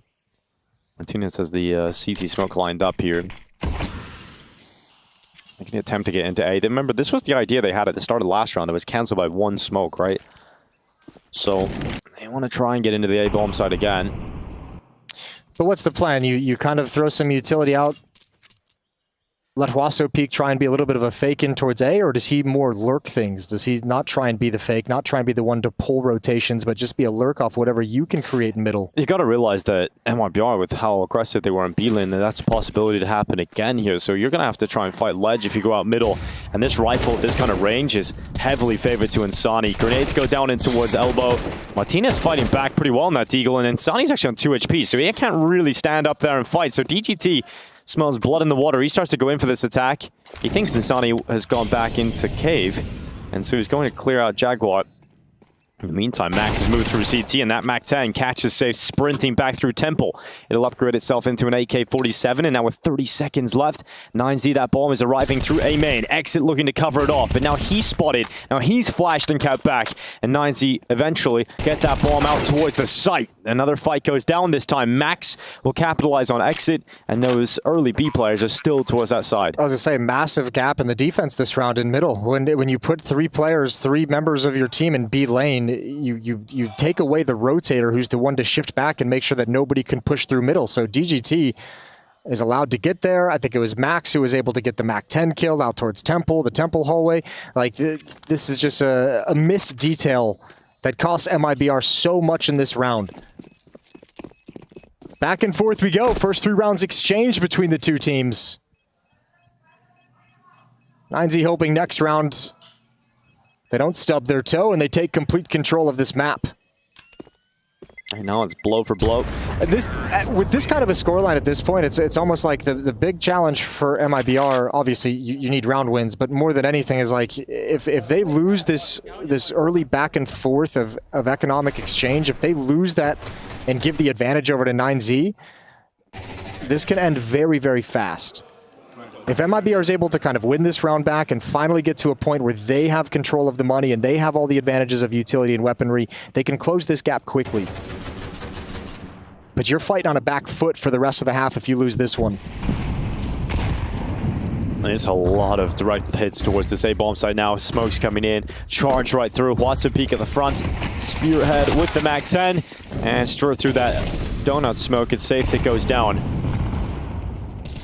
9Z comfortably into the site until that spam comes through Donut. Max just goes down to exit. Now the flight from Insani could have unraveled something here, but he ends up getting detected and taken out quite swiftly. But a lot of these smoke spams through Donut are keeping MIBR in this fight. Drop is slipped through CT as well. He's closer to the bomb site than they might expect. And the bomb hasn't gone down yet. There's no kit either. So they're loving the fact that the bomb's not gone down. This is actually wonderful for MIB that you stalled this out. Yeah, you still have to go up against an AK-47 and an M4, but they're not going to have the nades to protect themselves. They're going to have to come fight you. Oh, this is now really rough for 9Z. It was looking so good. They got those initial entries. They got into the site, but now they have to fight a dry 3 versus 3. And these MP9s have suddenly got very close out of Donut. They're doubled up. Martinez has gone down. Huaso Peak now giving away his position, but at least he gets a kill from it. And now we're looking at DGT to find impact for 9Z. There's still time. There's still 40 seconds to try and stay composed here. But they're doing a good job here, MIBR, of just hiding behind these boxes, making it uncomfortable. Grenade will go in. It'll soften up Exit, but it won't remove him. It won't take him out, but it will make him very quick to go down to that MAC-10. And Huaso Peak started this round. He looks to try and finish it, and now he has to because Drop has got it down into the 1v1. Huaso Peak is so low in this fight, and Drop just needs a couple of bullets to land. He now goes down low, and Drop comes out on top. MIBR win that ridiculous round right at the end. This game is so back and forth, so much going the other way. A grueling, long, grinding affair in that 3v3, and MIBR had all the poise in the world to not try and press the issue. Martinez lost track of that smoke timing, wasn't prepared for the battle.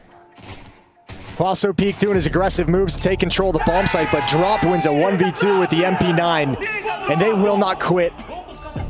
That keeps them in the fight. 9Z is going to buy back right into this.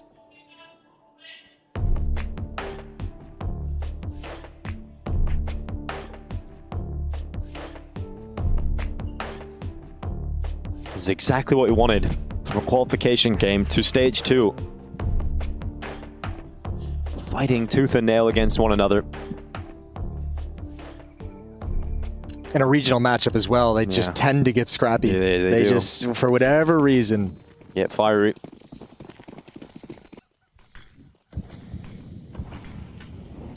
Z able to still buy here. Rifles on 4. A Deagle for Max. DGT wanted to see if he could get something going towards the B side, but he got caught by that flash. Again, it's some presence towards A early on. The game plan for MIBR is very B-focused. It feels like 9Z has the opposite. Yeah, you have to assume that's going to be something they saw in preparation for this match. Now, 9Z doesn't have any more nades or utility. They've used everything to get to this point, so everything is just going to be a fight. That's all they have left. It's the only option. We saw in the previous round, without utility, they could never find safety at this bomb site. Safety to get that bomb planted. Safe and Exit have the only 2 pieces of utility left on the map. A flashbang on each of them. 50 seconds left as 9Z readjusts to the middle of the map, crossing over with this lurker in red room.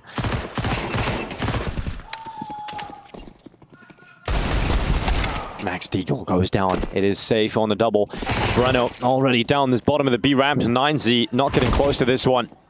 This is going to be a comfortable victory for MIBR. They can just hold on to this site, and Breno, he ain't missing with that MP9. He steps up, Seth comes in to close the rest, and that is one of the easiest rounds for MIBR in a long time. Oh, and this creates the problem now for 9Z. So MIBR have accomplished that first goal. They're the team that wins 2 in a row first. They're the team that takes that economic control out of this back and forth affair that we've had. So 9Z won't be buying in this next round. This is a phenomenal round win for MIBR.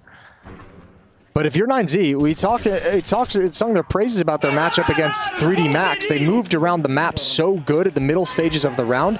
They're really struggling with that factor against MIBR. They adjusted in the second round back to the B bomb site, ran into a stack. Most of their tactics have been a call to just hit this A bomb site right out of spawn. It's happening again with just Glocks just to try and get a bomb plant. But if they ever get stalled out, Plan B has not been effective for 9Z today. That's got to change. Couldn't get the bomb plant. Exit was too clean with it. This game's tied up, 9-9. Buys back for 9Z, regardless of a lack of bomb plant. They just wanted some extra cash to maybe get off the Galil on Max, get a few extra pieces of utility. But the battle for 10 rounds begins. Well, now they have a little bit more nades, and they have, 5 rifles as well. No one's stuck on a pistol or a MAC-10, so they can open the playbook up a little bit more, and let's see what they decide to do. Let's see if they decide to kind of slow things down, spread it out, play a little bit more of a default. I'm intrigued to see what this AWP is going to do for Safe, as it's towards A main already. And they have gone very heavily towards A multiple times here in 9Z, and they're going there again. The AWP is positioned perfectly, rifle setup with it, and Exit just mauls Martinez and Buddha. That's the round pretty much done in an instant. 9Z down to 2 players, and they're about to walk into the red room, and Sani's ready for that. And another clean round for MIBR. Oh, this is a disaster, especially if they keep all 5 alive, which they will. Good find from Breno. 10-9.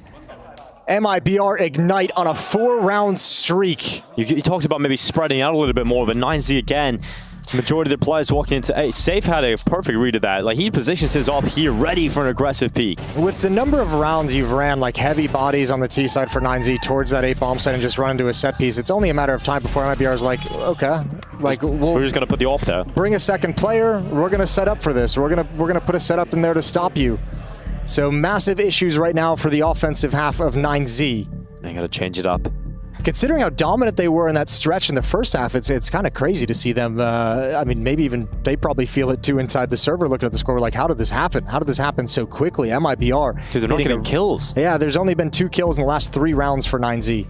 One of them was a full Glock round, let's be fair, but regardless, it was better than the last round. Money ain't no issues for MIBR. At least that loss bonus is now at maximum for 9Z after this, so they can take a half buy here, have a really good buy in the next, but this is going to concede 11 rounds to MIBR. Unless Exit gets caught in middle. And there is a chance that could happen here. He has been dinked. He has been put under a lot of pressure. He doesn't get a second kill out of it. So 9Z up a player somehow off the back of those early fights. It puts Safe under a lot of pressure because now Donut is a possibility for 9Z to attack into. Same with A main. Missed shot. Safe's got to be a little bit cautious. Backs up in towards Temple. Bomb still not recovered yet for 9Z. In fact, all 3 players are so far away from each other. No chance of teamwork. Max with 2 HP, or 3 HP, can't be the aggressor. He's just going to wait for someone to wander into his crosshair, and he better be perfect. He has to hit the headshot, otherwise he's down. And Drop just slowly crawls into the angle. It's pulled back here by MIBR. Really well done to just stay composed after losing a couple of those early members. And it's 11 rounds as anticipated for MIBR. All right, do we go to the A-bomb site again? We can. We just can't do that. That's the question. It can't happen again. It's not like when Snacks was calling Go A over and over again. I was just thinking the same exact thing. He called it, what, 3 or 4 times in a row? But they were winning them, yeah. Well, and they'd also established a ton of success in middle to set that up just perfectly. Yeah. 9Z haven't established success anywhere on the map just yet. Okay, it's different this time. It's heavy B, with one player cutting off rotations at elbow, just lurking over that. This is the fight going down. DGT and Buddha, they got those opening entries, and look what happens when you don't go A.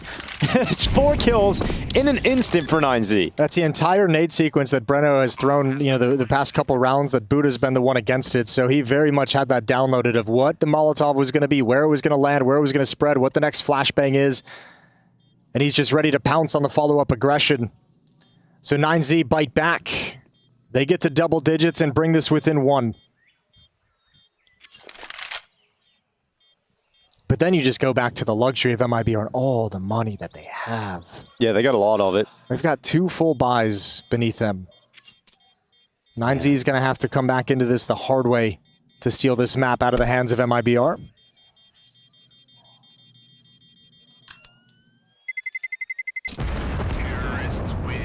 Great games as well from players on both sides. And Sani with 17, Safe with 19, Exit with 16. For 9Z, it's Huaso Peak at 18, Martinez and Max both at 16. So you got some pretty important pieces for both squads putting up numbers. That's why we've got the close scoreline that we're currently seeing. 9Z with a chance to tie up the game again, or MIBR to head to map point. It's MIBR's map pick of Ancient. Be a devastating blow to concede this. Martinez on the hunt for an opening fight. He's got it on Breno. Now he's committed in the corner, but he's not alone. He's got his teammate Buddha to back him up, and Martinez sinks that kill. It's Exit coming out of middle. Now realizes he has to leave the comfort of his cubby and head in towards Donut instead. It is a 4 versus 3, an advantage with 9Z and plenty of time for that bomb to go down and comfortably get into post plants here. You don't even need to get into post plants. They don't know yet. It's going to be a save. MIBR, no one's even close to taking that step forward. And I mean, that's back-to-back rounds. Back-to-back rounds where it can't be that easy for 9Z. Just like they couldn't do anything at A to start this half. We haven't even really seen him test middle with anything more than maybe 1 lurk. But back-to-back rounds where it's just you're just hustling up to challenge, hustling up to fight as soon as possible. Martinez gets a pick. Buddha's there ready to fight as well.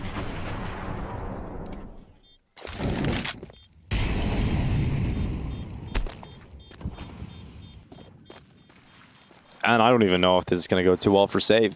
He's got the AWP. Buddha's charging him down. He realizes he hears the steps. He'll hang on to his sniper. Game's tied up. 11-11. That timeout worked out very well for 9Z. Plenty of money, though, for MIBR, especially with 2 saved weapons. Shouldn't really have any financial issues for the rest of this half. Tactical issues, however. You're saying, all right, guys, do everything you possibly can to stop them from killing you at the B-bomb site in the first 15 seconds.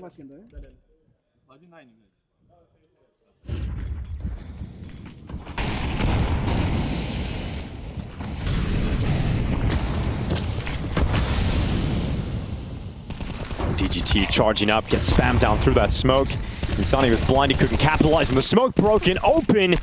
And 9Z charge out mid to their deaths. These rounds are finishing within seconds.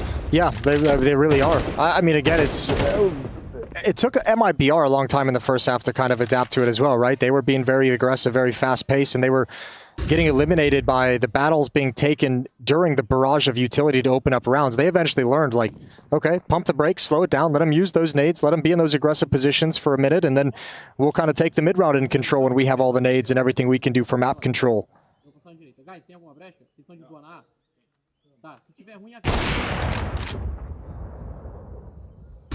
The only thing that's really worked for 9Z's T-side on these gun rounds has been those challenges early at the B ramp. But if you're MIBR and you're feeling like you're going to be up... Oh, that's an awkward miss. Let's not call it just yet. Crazier things have happened. And another miss from Safe. Finally, Safe goes down. Still so many targets to still find, and Drop is snuck up the B ramp at a perfect time here. Gonna deny that bomb plant. Now Buddha has to turn and reveals himself to Insani, who will grab that 12th round for MIBR. They have fought so hard to get here. 1 round win, and they have taken their map pick. But 9Z are not out of cash. They've got another good buy, and we know how back and forth this game has been. Overtime is a real possibility here. And the bonus rounds are currently being set up. This is one of those rounds you get to this stage of the game and it's like, are you going to have the guts to call everyone towards A? Are you going to have the guts to call a tactic where you come bursting out of a smoke in middle? Are you going to have the guts to go back to what worked, which is challenge up B ramp? Once again, DGT is challenging up over the ledge. He actually takes less damage than I was anticipating, looking at how much CT utility was coming in towards him, but he was so fast he got by it. Drop is down through the wood. That is a fantastic way to grab an opener. Your teammate, your opponent can't even really fire back. Yeah, thankfully for MIBR, no rotations need to happen until, man, Breno getting dinked. That might call him to force him to call somebody over. This is a tough start for MIBR. This is really starting to set up overtime, just based on that opening and the damage done on the second player. Especially because with the opening, it's like 9Z struggled with playing a slower paced round or just hasn't done it. And now when you get a pick that early in the round, it's like an automatic slowdown. You almost feel like there's going to be a reaction of some kind. MIBR putting a lot of faith in Safe for this last round. He's got the op over in Cave and Jaguar. They'll snipe away DGT. Now the attack coming out through B ramp, the grenade thrown in. Insani and Exit start to activate in middle. There is still Huaso Peak over towards A main, remember. And Safe is getting blinded over and over again. Missed shot. Now he's committed. He can't get out of there. Has to try and get a kill, and he won't. Buddha takes him out, but traded by Breno through the smoke. Look at the flank. It's everything on that. There's a flank coming in from Huaso Peak, but it's very long. It's very far away. There's a flank coming in from MIBR on the CT side. 2 players through Cave, and they will beat Huaso Peak to this point. Yeah, but Max, he's aware of that Cave possibility. He's also only got half of his health, so Insani takes him down. Now Huaso Peak's flank activates on Breno. 2v2. It's Huaso Peak out towards CT, and Martinez on the ramp. That defuse is tapped, not stuck. Martinez goes aggressive. Molly on the bomb. It's perfect. The fire is burning away. This regulation, and it looks like it's going to go in favor of 9Z. Insani gets swung, and Huaso Peak's flank brings us into overtime. He got there just at the perfect moment. What a heroic effort from Huaso Peak. Beautifully done. And 9Z, despite all the struggles, find a way to tie this up.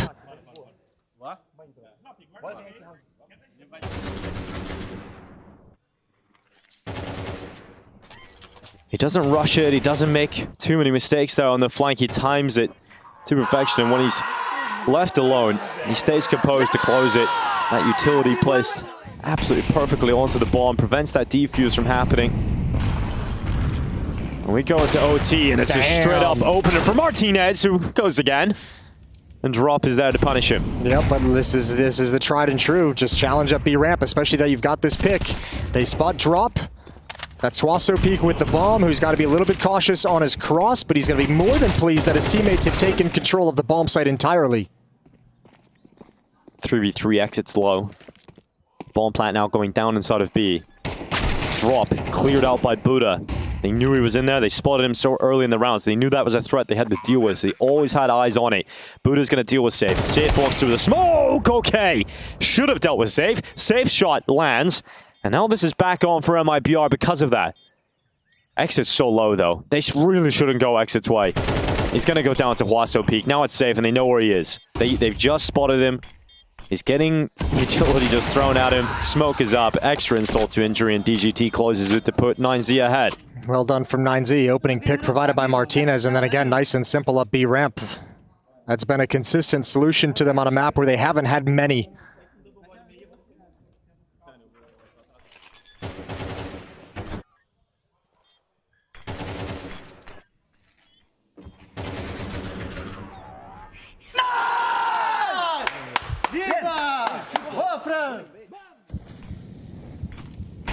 9Z with a commitment towards B. Every single player heading towards that side of the map.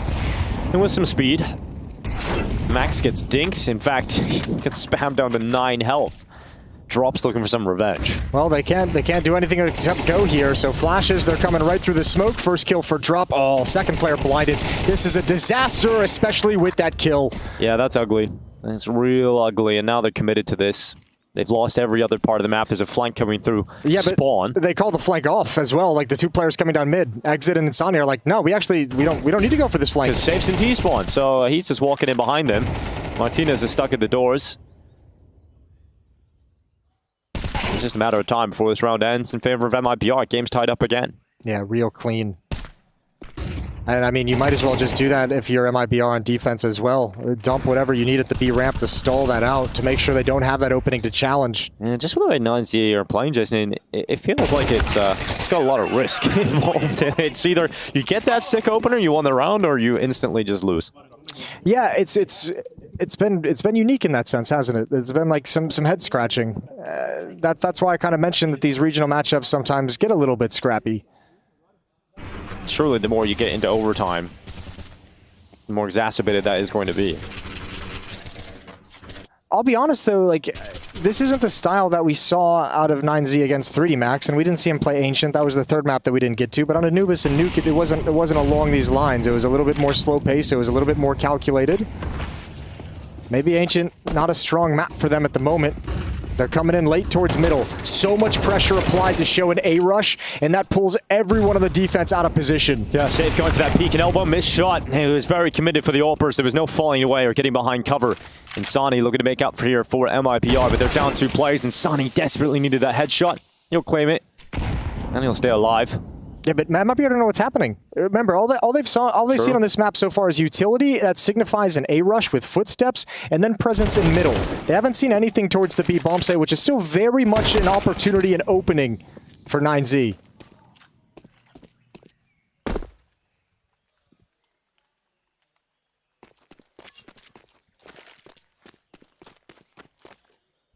MIBR split up into a 1-1 setup. Drop on B, exit to try and defend the A bomb site. And this gives the entire map for 9Z to work with. And they've got 40 seconds. And they're going to walk into this B bomb site. They'll have DGT. He could even lurk into the end of this round. He could stop exit from getting over to help out his teammate. I really like this position from Drop, though. This is the other problem. Yeah, the lurk is fine in middle. But you'd love to have another player to help secure this bomb site. Everything rides on it. If they desire, they could throw a Molotov into that position. But they're just going a little sneaky into the site, and they might just clear it casually. In fact, they're not going to clear it at all. 7 seconds. Drop could deny it, but that bomb plant is going to go down. He can't stop it from happening. And Drop looks to just try and stay alive inside of Cave. He's waiting for his teammate to come over, but DGT, he's thinking about that. He's ready for exit, and that flank now starts to come into fruition. It is all on Drop to close this out. He's got some utility to try and help him, and that missed shot from Martinez might have just been the golden ticket here for young Drop. It doesn't seem like he's going to win the round now off the back of this reposition from DGT, and 9Z once again head into the lead. And now that's got to be scary for MIBR, because 9Z's CT side in regulation, they had that lockdown stretch of 7 rounds in a row. Wonderful at retaking, and you have a similar kind of problem for MIBR that we saw from 9Z, which is felt like their T side was pretty one-dimensional, getting in, getting into the B bomb site, but all the retakes that were coming out.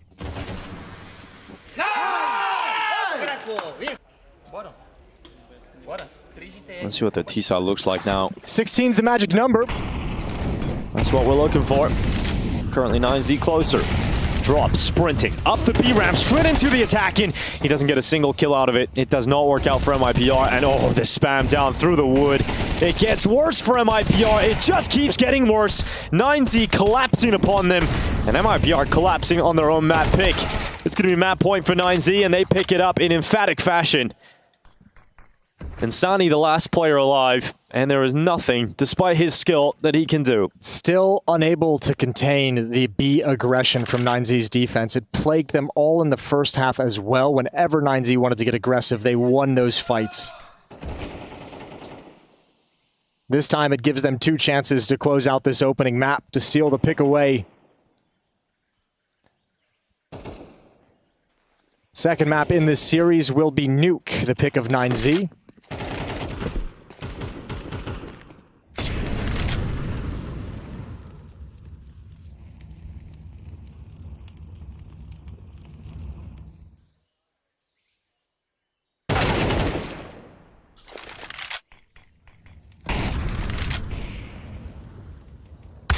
And eventually, Insani is even found on that hunt.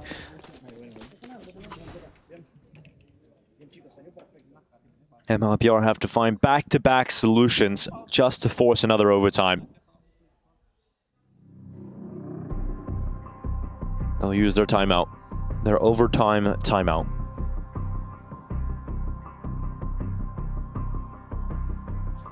Got to put together a plan for 2 rounds of how they want to approach this. It's been a real struggle to find one. I'd love to see them go back to that slower style that we saw maybe 2 rounds in regulation. Maybe it was only 1 towards the end. It seemed to work really well. Very nice. And again, I keep going back in my head to the fact that Insani was able to find a ton of success in middle, getting picks towards Red Room, finding picks over in Closet. He did a great job for MIBR when the opportunities were there, when they played slow and gave him the time to make that kind of a play. Yeah, but Insani's just left alive alone for a minute. Just trying to dodge being hunted.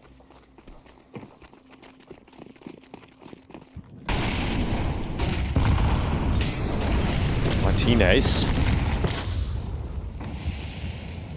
He's already on ledge. This is some speedy work with the AWP. Took a lot of damage to get it, though, down to 39 through that Molotov. Yeah. Dangerous excursion. So it looks like Safe and Exit going to throw out utility meant to apply pressure to the A bomb site, perhaps get some kind of a shift from this defense. Obviously, we can see on the mini-map, Breno, Insani, and Drop lined up at the B double doors for the moment. Max is being pulled away. Martinez with the AWP is stepping forward, and he's got the first. And now he sees the pack of the attack heading in towards the B-bomb side. The A-fake is not going to work out. It is not going to work for MIBR here on their map pick. They decided to bring the battle to Ancient, and 9Z will walk away with victory in overtime. And the last few moments of overtime have been very convincingly in favor of 9Z. Yeah, I think a lot of this map, I think both, if the takeaway for me on this map is both teams with some glaring weaknesses in their T sides. At least in this individual match, not able to get much going, very one-dimensional. I think that bodes worse for MIBR, who has decided to pick this map, right? The T-side isn't working out on their own map pick. It might be a rough time over on Nuke. The 9Z are excited to get there. This is being watched and footsteps made due to the fact of time, so Exit's truly got just about 0% chance of winning this, and indeed he'll go down. That's map 1, taken in overtime by 9Z. 16-13, stealing away MIBR's map pick, and they're 1 map closer to stage 2 at Cologne.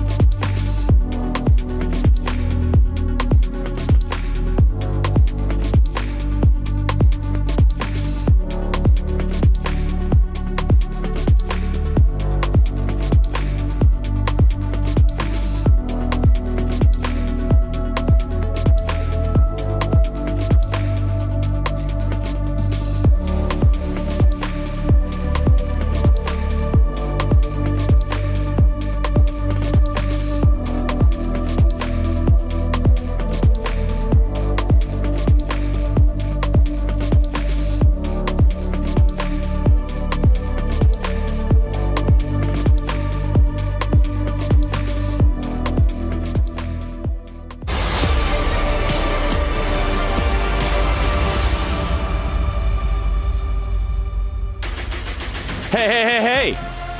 Yeah, what do you think of Soldier? Think of that race. I think a lot of things about that game in particular, but it's also why we found ourselves going into overtime. Ultimately, at the end of the road here, it is 9Z picking up that first map of this series. And what is, yes, elimination, do or die on the last day of stage 1 of the Intel Extreme Masters. It was labored. A game of errors, I might even say. We saw, like, I think some of the best and the worst from both the two teams. But in the end, yeah, when it came to overtime, it did feel like MIBR, they turtled up a little bit, and eventually a 9Z get it done, despite it being a bit ugly at times. Very good, bad boy. Yeah, both teams having strong CT sides, but it was a strange game in that regard, because you look at the first half, MIBR, first gun round, what do? They basically do a fast A execute with a lot of smokes, and they're 3-0 up after that round, and they lose 7 in a row, and they never came back to that A hit.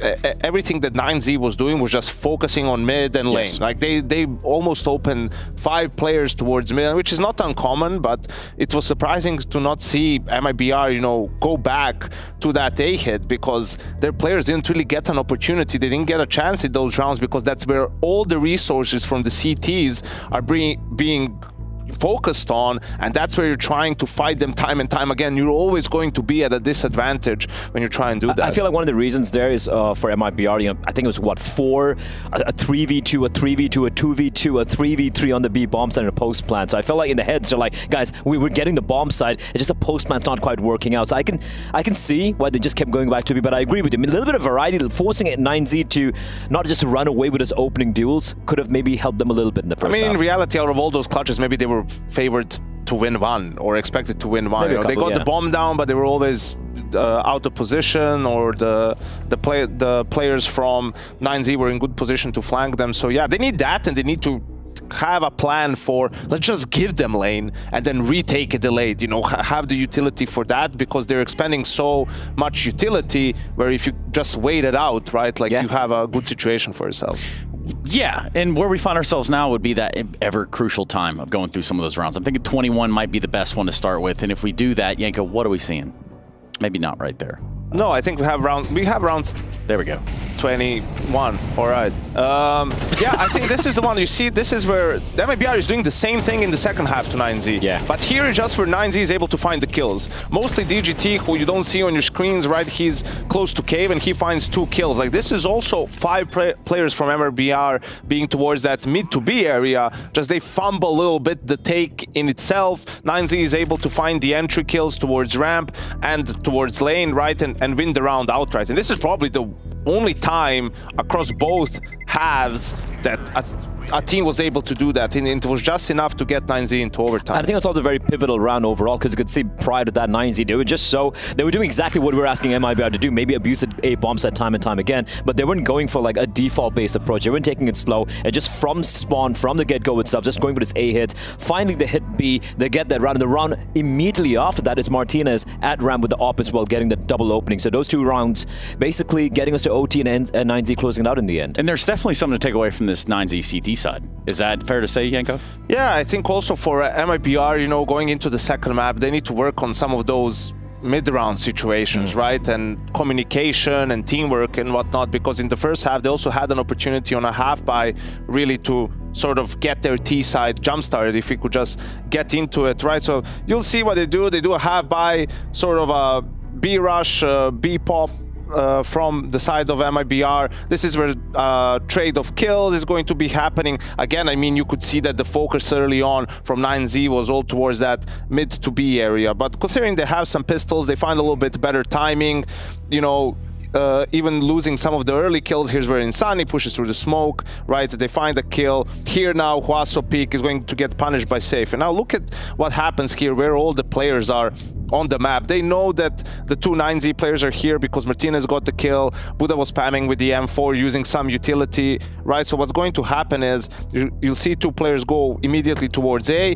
Insani is going to stick around. They know that because he just used the smoke. They're going to spot Buddha, right? So here is where now they know that there's an M4 obviously here, and that the Opper was also towards the B bomb site. So the deepest he can be is around the CT-sided area, sort of holding the angle. Maybe he's really brave, wants to try and peek all the way towards Donut, but that's going to be tough. He just doesn't have the timing for it. And now Insani still sticks towards Cave, and you will see how they're aware of him because of the smoke. Buddha covers Heaven. Martinez is waiting for a push because they know he has to do something. They're basically conceding the plan for the two players, and this is why Martinez is checking for this, right? He's getting information from Buddha. He's not Heaven, so he has to be trying to lurk out, right? Insani here is just going to get shot in the back of the head and die. And now there's still a 2v2 situation, and there's a lot of time on the clock. They can be anywhere. Like the MIBR players, they can be anywhere. The 9Z doesn't have this information, right? Instead, what they decide to do is just sort of, I get it, play together and try to double peek the one player on mid because Martinez is so far away. But I mean, they give up both of their positions. It wasn't really a clean sort of play, and they lose out the round. So you would like to have seen some more patience from them in that situation and let the 9Z players perhaps come to them because they have no information where they are. And this is something which I feel could also lead into some of the executes they had on the B-bomb side, where you have a couple of flashes and popping in. I think it was Martinez holding towards Pillar alongside his teammate right there. You have a couple of flashes being lobbed in, and you peak like, what, 5 seconds later? What's the point right there? The comm seems to be kind of all over the place, and I think maybe the pressure getting to them perhaps late in that game as well, but you can clearly see some of the cracks coming in for MIBR. Which is why this one isn't completely broken just yet. Yes, we go into a second map, we go into a nuke with 9Z having picked that MIBR CT start. So we look at this map, and I'm seeing the 9Z that was promised in some rights. I don't see this one really going the way of MIBR, because as a prelude to this game, we did mention for MIBR to make this competitive, take it to a map number 2, or maybe even pull off the win, the Ancient had to be in their pocket. They had to get that win. It's not happening. For 9Z, I think I've seen enough from there on their nuke. Their nuke looks so very clean, so much more comfortable, and despite the fact that we could be critical of some of their decision-making on the T side here in Ancient, I think nuke is a whole different beast altogether. Yeah, I think MIBR needs to, as I said, slow down the game a little bit, right? Because there was a lot of just fast pace, brawling out, being at a disadvantage very early on, and it's tough to come back from that. So yeah, not out of it yet, but 9Z just one map away from advancing into stage 2. Just one map. That's really what we're looking at. Uno. Yeah. Uno más, por favor, which is exactly what we want, please. Right after this break, though, we do need to go ahead and get ourselves situated yet again for the next map of this series. 9Z find their way up 1-0 over MIBR currently. You're watching the Intel Extreme Masters Cologne 2024.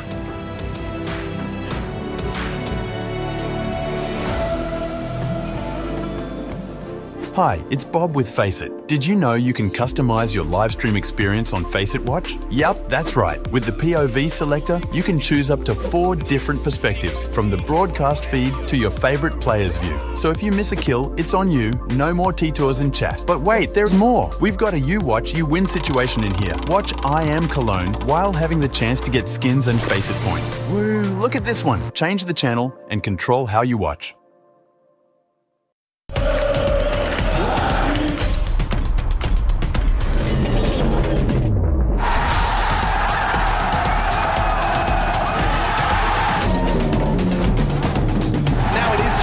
He's been a bit of a lame duck in this man. 5 seconds, shot connects. Oh, doesn't go for the one, and he wins it! Lovely from Fallen.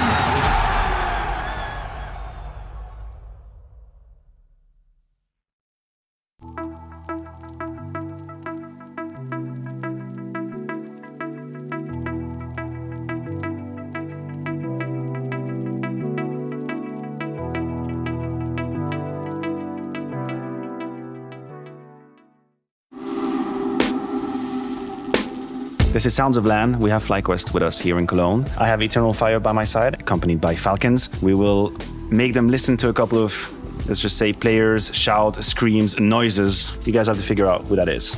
Sounds of LAN, you guys are ready? Yeah. Yes. Yeah. Holy shit, you can't kill one guy on B! It's embarrassing! Guys, come on! Maybe we can accent, no? It's Alexi.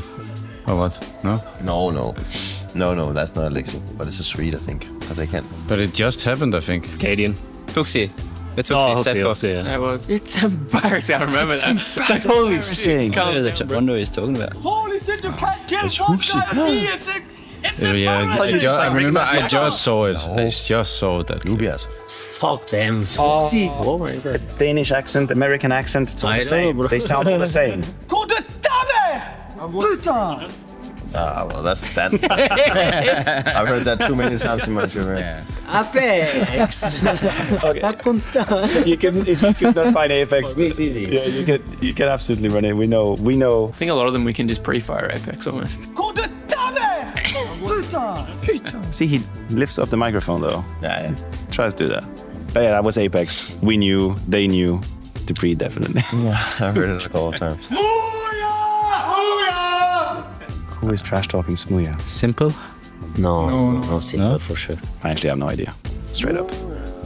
That was a Danish. You reckon? I reckon that. Let's just go with Blame then, if you think that. Blame? Yeah. All right, let's go. Demku from Monte. That's a deep cut reference. Played against Monte a couple of times. Yeah, so we can just get a Monte. Monte guess as well. It's more like a player. Guess.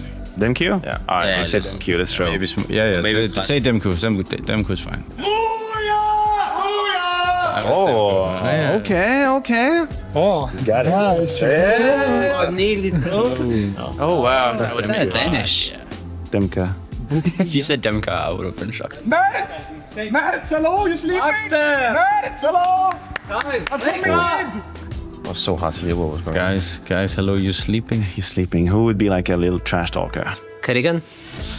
No. I really don't know. That was Danish or German. I don't know. It sounded. Couldn't even recognize what they were saying. No, I had no to be clue honest. who that was. Let's see. Alex from NIP. Tabson?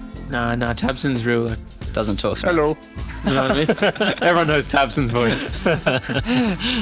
That's the best episode. That's the best episode. That's difficult. I don't know. I don't know nothing. That was Maxter. Yeah. It's very complicated. But it's hard. It's hard to find. It's very hard. It is hard to find.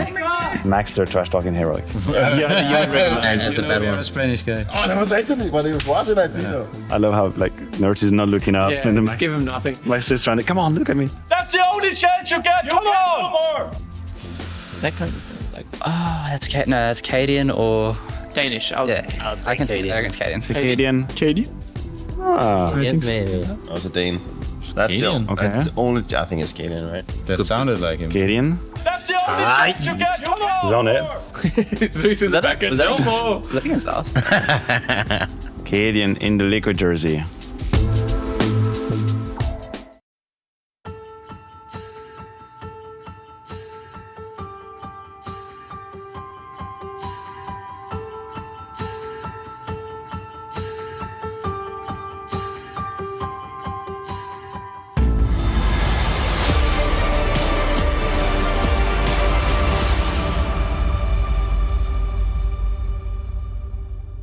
Welcome back to the Intel Extreme Masters. We've got ourselves MIBR versus 9Z here in Cologne, and it's as simple as this for 9Z. Win nuke, and you're through to stage 2. It's a pretty strange matchup right now for MIBR. You've just lost your map pick in overtime, and now you've got to try and do the hard work on nuke. Hey, look, I think this match, the first map delivered for me. Like, it was fun. It wasn't great Counter-Strike. Yeah. It wasn't perfect Counter-Strike. It was engaging. It was exciting. They were aggressive. They were getting into the brawls. They weren't giving up. There was a nice little comeback, overtime game as well, back and forth to start the second half. I want more of that. Let's see what we've got. MIBR is going to start on the CT side. They got 4 sets of dualies. A lot of guns. They have 9 pistols on the server right now. Yeah, that's not fair. See if they're able to make them work on that CT side. You usually don't see this many Julies. Oh, it's Sponge here today with you, Jason. That's good to know. Oh, what's up? I was going to try and do it. Yeah. That's what I can't do. Max, he's got Insani outside, and that's a good start here for 9Z. It's only the dualies left. Hugo and Rush on the observers as well. What is happening? It's all over the place. Explains a lot. Yeah. There goes one of the dualies. There goes another set of the dualies. That's safe. Nope, there's another. So it's just exit now, left alone. And it hasn't really gone so well for MIBR to kick off this first round until exit spins into action. Is it weird that this feels doable? Okay. If he got that. Yeah, exactly. I might have just set the headphones down and left. And he now sees Max. He's done a little bit of damage towards him, but yeah, the bomb has made it down, and that is planted on the lower side. Max is just keeping exit occupied on the A side. And exit realizes, yeah, what am I doing fighting this guy? Nope, he just wants this kill. He looks great on those dualies. He really does. I'm gonna tell you. Imagine if he was able to get into the early round. Don't give him a chance. Don't give him, give him a way chance. back in. And he did get a couple of opportunities there. And Exit goes down. 9Z win the pistol round. Yeah, just complete deletion. Even though it comes down to a 1v2, that was a 5-on-1 at one point. So some good shooting from Max, but it's too little too late. 9Z get the pistol on the board. So much space outside for them to work with. That is a gap. A missed detail from someone on MIBR. I assume Insani outside just never saw with the pace of that coming, didn't have the timing of the move. Exit drops an M4 over to Insani, so a hero rifle for MIBR's defense, but it might not get a chance to pounce, and actually, maybe it will. They do actually come down. There is a bit of a crossfire set up, and the 5-7's chewing them up. Insani left alone, 1 versus 3. Awkward. And pretty awkward indeed. The bomb hanging out in spawn. At least got a lot of time to go back and get it. Insani, if he wins this fight versus Buddha, then maybe we'll start talking about a chance. But Buddha, make sure that he gets a little upgrade right there. You're right, though. With the way they were spread across the map, he wins that battle. The next up is a 2 HP player. That can get mopped up easily, and then all of a sudden it's an awkward one-on-one across the map. If it doesn't come to be, it might be our second round investment. That's them nothing. That's some great tape work right there. What kind of tape do you call it? Gaffer tape or something? Duct tape is what I just generally call all tapes. Yeah. There's sellotape, duct tape, and scotch tape. Okay. Scotch tape has like a mat over the top. Yeah, you're just like us. Yeah. I think someone out there has a weird name for that tape, for duct tape, though. Maybe it's Australians? Gaffer tape? Could be. I think it's probably workman, you know? I don't do enough of that stuff to really know. Okay, you just tracked Max with the USP at range. Yeah, Exit's looking pretty sharp. He's had a lot of pistol kills so far. Martinez clearing up the ramp play into the vending machines. It's Breno with 1 back on that P250, but he is stopped by Huaso Peak.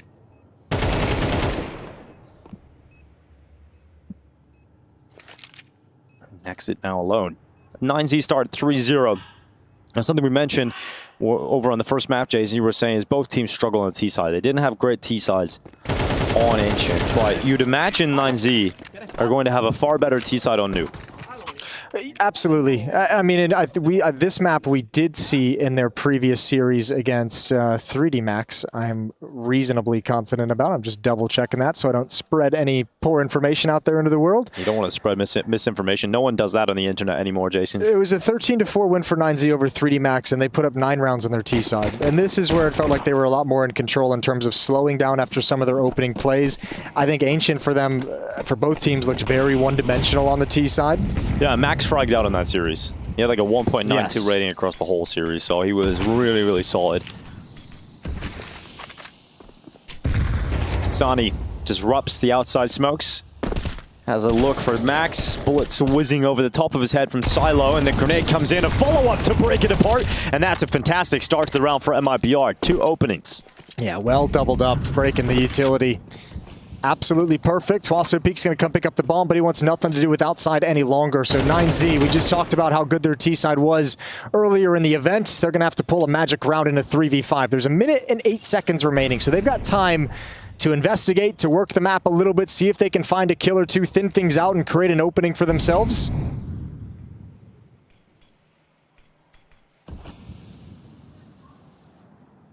It's Insani they'd have to contend with, although a very narrow angle.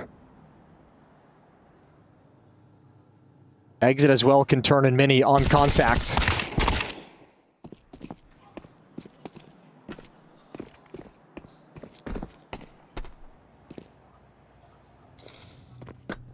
Seconds. Yeah, but layers of this defense due to the two-man advantage. Insani spots him cross, doesn't dedicate himself to the fight.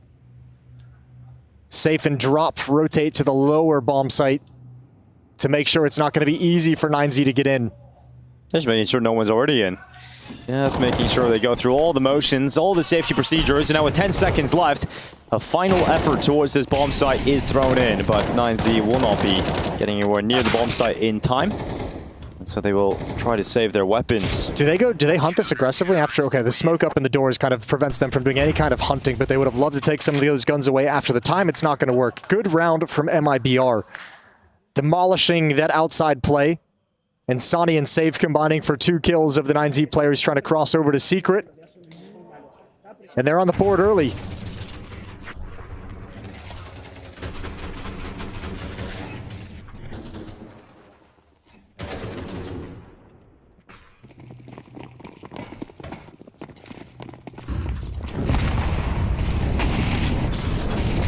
Exit. Oh, fire tickling at his feet all over the show, really. He's nowhere safe for him to stand. The floor is lava. And the crosser 9Z, they've got 1 player towards Secret and down already. That's Max. Insani's going to try and sever off his teammates by throwing that Molotov in. They're going to boost over red. Insani has seen it. He has seen that head just bob up over the red box, and they realize that as a possibility. So they cross behind those smokes just in time. And 9Z have 2 extra players at Secret. Now Drops turn to address it, and he loses the fight to the MAC-10. It now becomes an M4A1S. Safe is rotating down lower through ramp. That window in control is already broken. He can silently slink in behind them. And he's got 3 players around that corner. He doesn't know it yet, but he's about to see them. That's the first down. Second chance is there, but he's unable to capitalize on the second chance at all. So now 9Z are 1 player up on the count, and with 50 seconds left, that bomb is going down. This is one thing we saw from 9Z plenty against 3D Max, was this exploitation of the lower bomb site with about 3 core players that would attack constantly, and 2 lurkers, 1 outside, 1 in lobby towards Squeak Vent. And they devastated 3D Max a number of times with that tactic. A lot of it started out with the drop-down vent from the 3 players instead of crossing Secret outside. But this is just a tiny variation. Oh, timing. Yeah, bad timing for Buddha. Still alive, and I think they're both going to be content to call a stalemate, to be honest with you. Buddha actually wants the gun, and he's got it. Whoa, baby. Sliding out with low HP and getting an instant headshot, and now running away from the bomb blast. Yeah, get out of that, Buddha. So that bomb's massive, so couldn't get away from it. Blows up in the air, and so does Buddha. It is now 4-1, 9Z starting off their T side very comfortably. Yeah, by virtue of such a clean first round for MIBR, they can afford to buy again. After this, money's a problem, depending on what they can save. Very narrow to having a good stop. Drop coming down vents, a risky rotation when they've already crossed Secret. He had to win that first fight, wasn't there. But that flank around to the control side doors might have ended 9Z's efforts as well. A good trade, an important trade.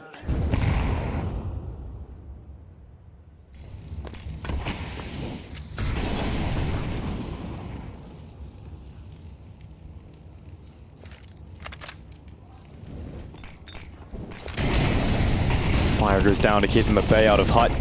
The drop, the descent, it's Breno at the back of the bomb site, lining up too. Max and Huaso Peak go down.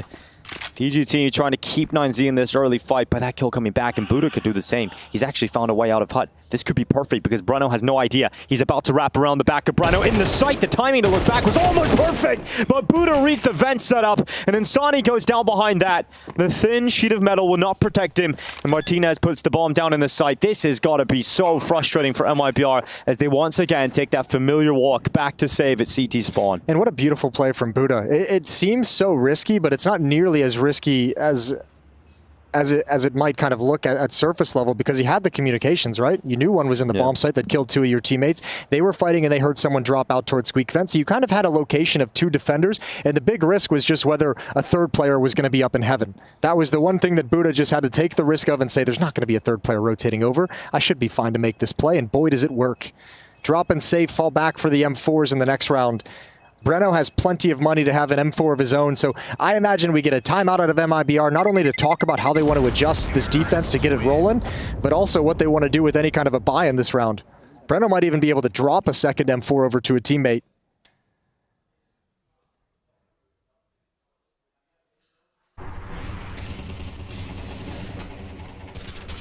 You were wondering about 9Z's T-side looking better on Nuke, and boy, it is. It's definitely looking better. It looks in full control. I mean, at this point of Ancient, we were going in this sort of back and forth, crazy post-plant retake scenarios for 9Z, but this is so comfortable. First time I used from IBR. Drop's not had the best of days. Sitting on that old goose egg. Insani's only got 1 kill, and obviously, you've got a player of Insani's caliber. You want him to start delivering in the maps that matter most.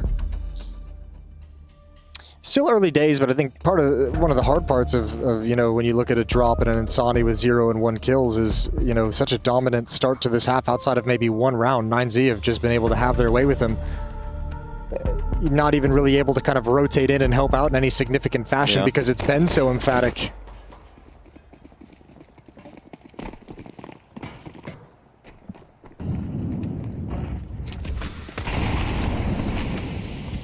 MIBR deploying deep outside utility to try and force them back, keep them there for a little while longer because Insani's coming through secret. He wants to start the round at secret, so you don't want them already at red.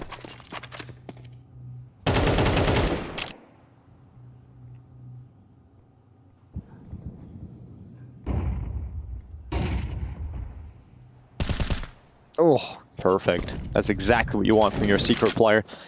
A little look up, spot out Huaso peek on top of Silo. MIBR giving a clean advantage. Yeah, but that kind of a kill should put notice over to the ramp player. And it's those two plays that we talked about. It's Drop and Insani that step up, and Drop gets a double, nearly 3. Buddha just survives by the skin of his teeth. And now it's Max spotting out the arm of Insani, starting to pull this one back for 9Z again. This is awkward now, though, because they can't drop vents. They can't rotate vents. They have to go for the long rotate through secret or through ramp one, which is going to give plenty of time for that bomb to go down, plenty of time for Buddha to make a decision of where he wants to play after the fact. Yeah, this could be well, he's nowhere he can go. He picks the wrong spot. Yeah, he picked the wrong spot indeed. He had 10 options. He picked the wrong one. The grenade lands in his back pocket, and now Max with a 1v3. Now, he talked about his ability on the opening day of Cologne and how insanely good he was. This would be a next step up. Defuse just stuck. Is he going to stop it? He will. First diffuser, take it off. You know where Max is now at the control room window, and Exit just walks up behind him. It's the second round for MIBR. And it's positive signs, man. It's Insani and Drop getting the job done here. Yeah, showing a little bit of life, those two, with good defensive stands in both their positions. 3-round lead for 9Z. Money's not going to be great for MIBR, although very, very nice keeping 2 weapons up, dropping some guns over to teammates. 9Z as well starting to struggle with their own economy. Been ground down a little bit. This is potentially the last full buy that they'll have. So a little bit of breathing room for MIBR in sight if they can make it, if they can convert 2 in a row. They've got the AWP out on Safe. It's out on Martinez as well.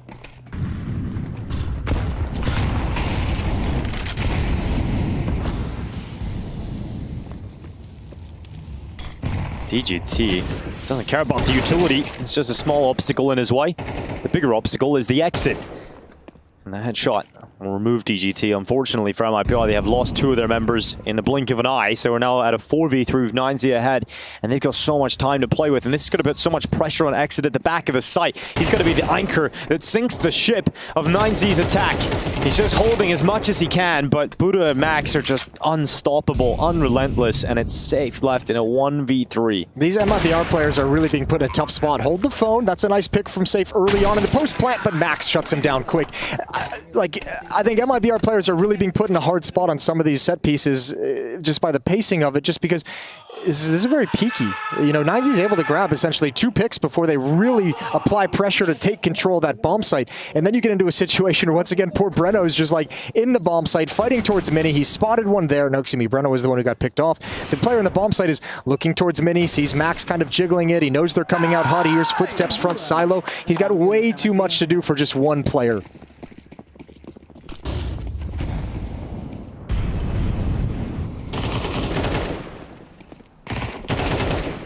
Jump into Max is free. I mean, we're not expecting too much out of MIBR here. It's sad to see Breno's Zeus position get removed by the Molotov. And Buddha, effective clearance of Drop. Let's try to walk down ramp. Exit spotted hell, and well, Exit is giving them hell. 2 nice kills on that M4A1. This gets a little bit dicey now, just by the way that 9Z kind of organizes their T-sides, right? That 3-man group and 2 lurkers, and now all of a sudden things are spread out. There's also a gun available on ramp if Breno could get to that, but it's also Safe pushing outside. Yeah, and actually just past DGT. There's no reason for 9Z to think this is possible because DGT was just outside at top secret. If this takes too long for them to get to ramp room, ooh, Safe can end this. MIBR might have pieced together something beautiful here for them. They are taking their time walking down ramp. That AK was Not recovered the one I thought was going to be picked up, but Bruno has got one regardless, and Safe has decided not to follow through ramp. He's gone into the A site. 9Z with 30 seconds are now arriving at B. There's no one on this lower side of the map until Safe makes the vent walk down straight into DGT. And some of these pieces that you thought were perfectly placed are starting to unravel. Exit's still up, though. He's found a gap. He's found a seam, and actually Martinez is exposed. Hard to handle this kind of a battle with the AWP. Gets into the safety of the silo, and that's a nice peek, but a better response through the smoke, and that one's easy. 5-round lead now, 9Z not slowing down.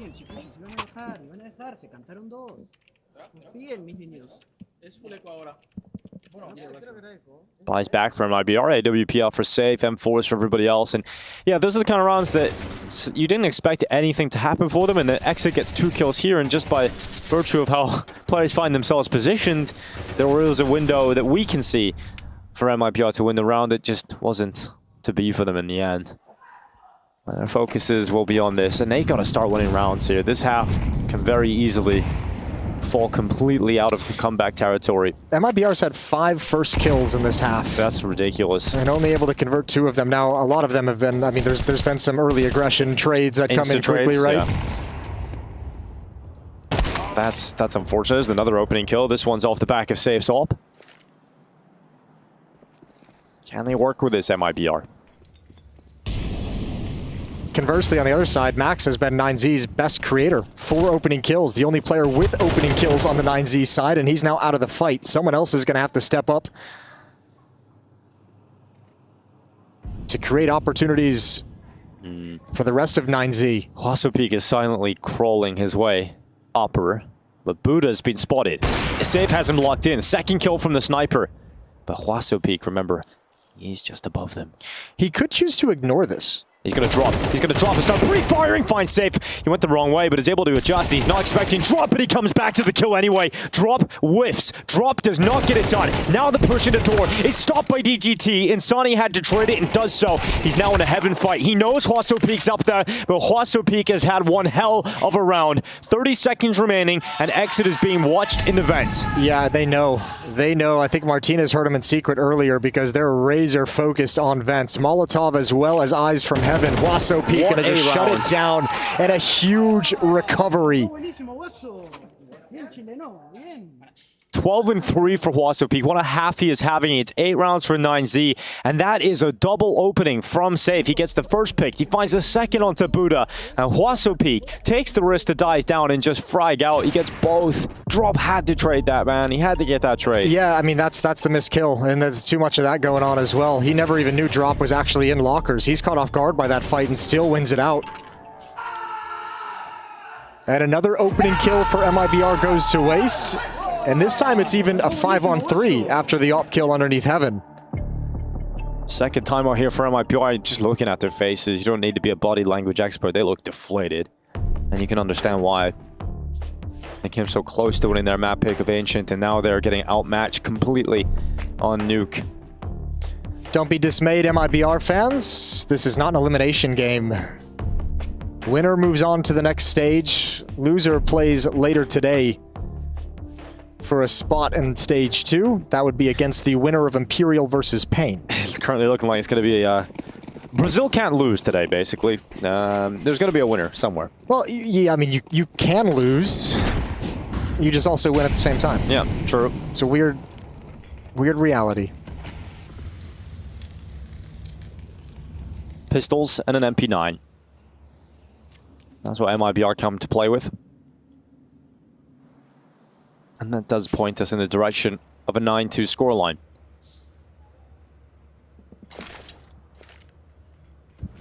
But if we look at the side of 9Z, I'm just very happy to see them playing this well. Yeah. It's been great to see them come into Dallas. No one really was expecting anything. It's like, okay, 9Z, probably one of the worst teams of the tournament on paper at the start of the tournament. Yeah. They make it into the playoffs. It's a team we don't see a whole lot out of, and when you start seeing, 2 tournaments being put together, they're looking good.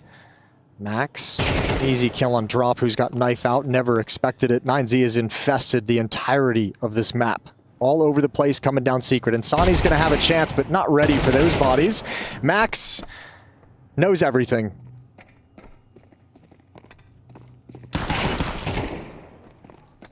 Exit with 5-7. Okay, Exit. Triple kill out of the 5-7, and now he's got an AK-47.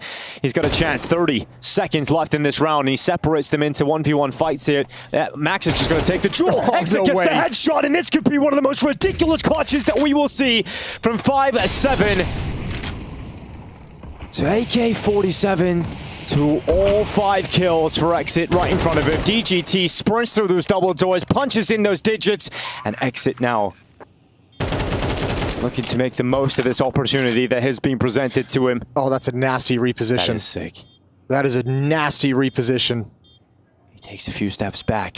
Exit. Oh, he's not going to be able to pull it off, but what a nice try from Exit. That was ridiculous how close he got. That's a 1v5 that comes down into that. That's a beautiful shooting from Exit, but you got to say as well for 9Z, like you don't win a round like that without mistakes, and I think this was a little bit of ego, a little bit of overconfidence of saying, yeah, you got the first, but it's a 4-1. There's 2 of us here. We're going to get that trade. What's the worst that's going to happen? Man. DGT stays composed. And it's actually, I mean, all things considered, it might be, there's only 1 round left in the half, but I was going to say it might be a nice wake-up call for 9Z to be like, look, don't think you have the round 1 before you've closed it out. Oh. Safe burns. That's a little Brazilian barbecue. Sani ends this half with 4 kills. Martinez trades instantly. And a follow-up this time from Martinez to Exit.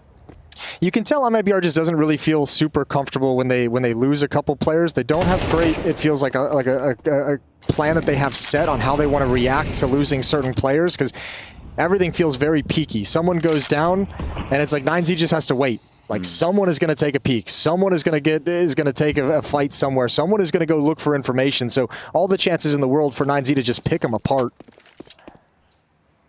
And now just drop stands between them and a 10-2 half. Drops inside a ramp.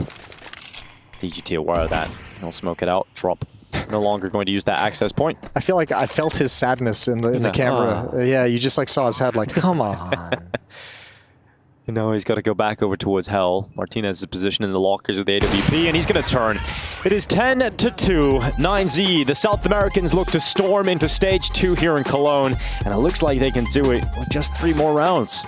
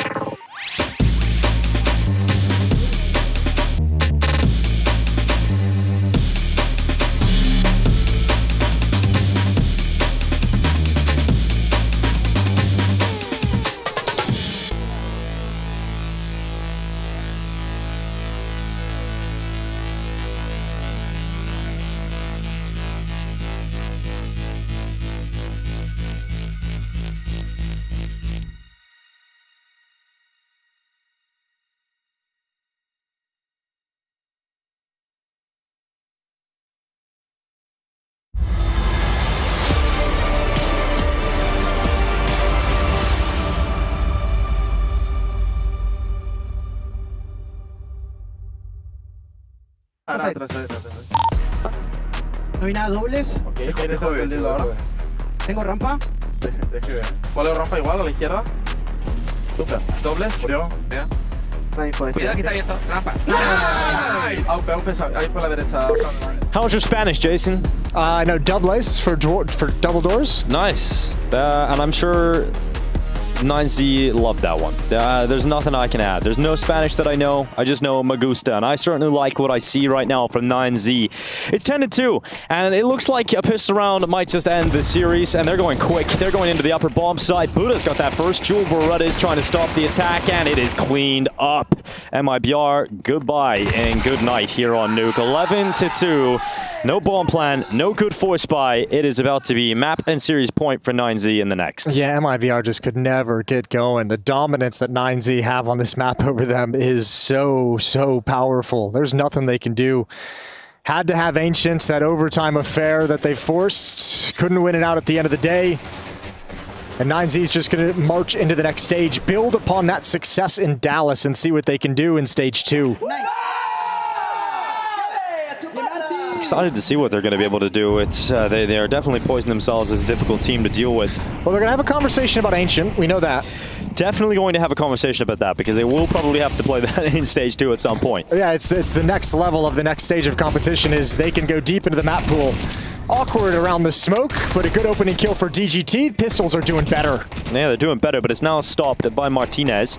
And the bomb hasn't made it out to the side. It feels like they've lost that initial thrust, that initial momentum that could have got them somewhere. Kind of crazy, even with 2 kills, they didn't really find enough ground to get into the bomb site itself. Yeah, Martinez comes in from heaven and just saves the day. He was there with the quickness, wasn't he? Yeah, he was. He was a quick rotator.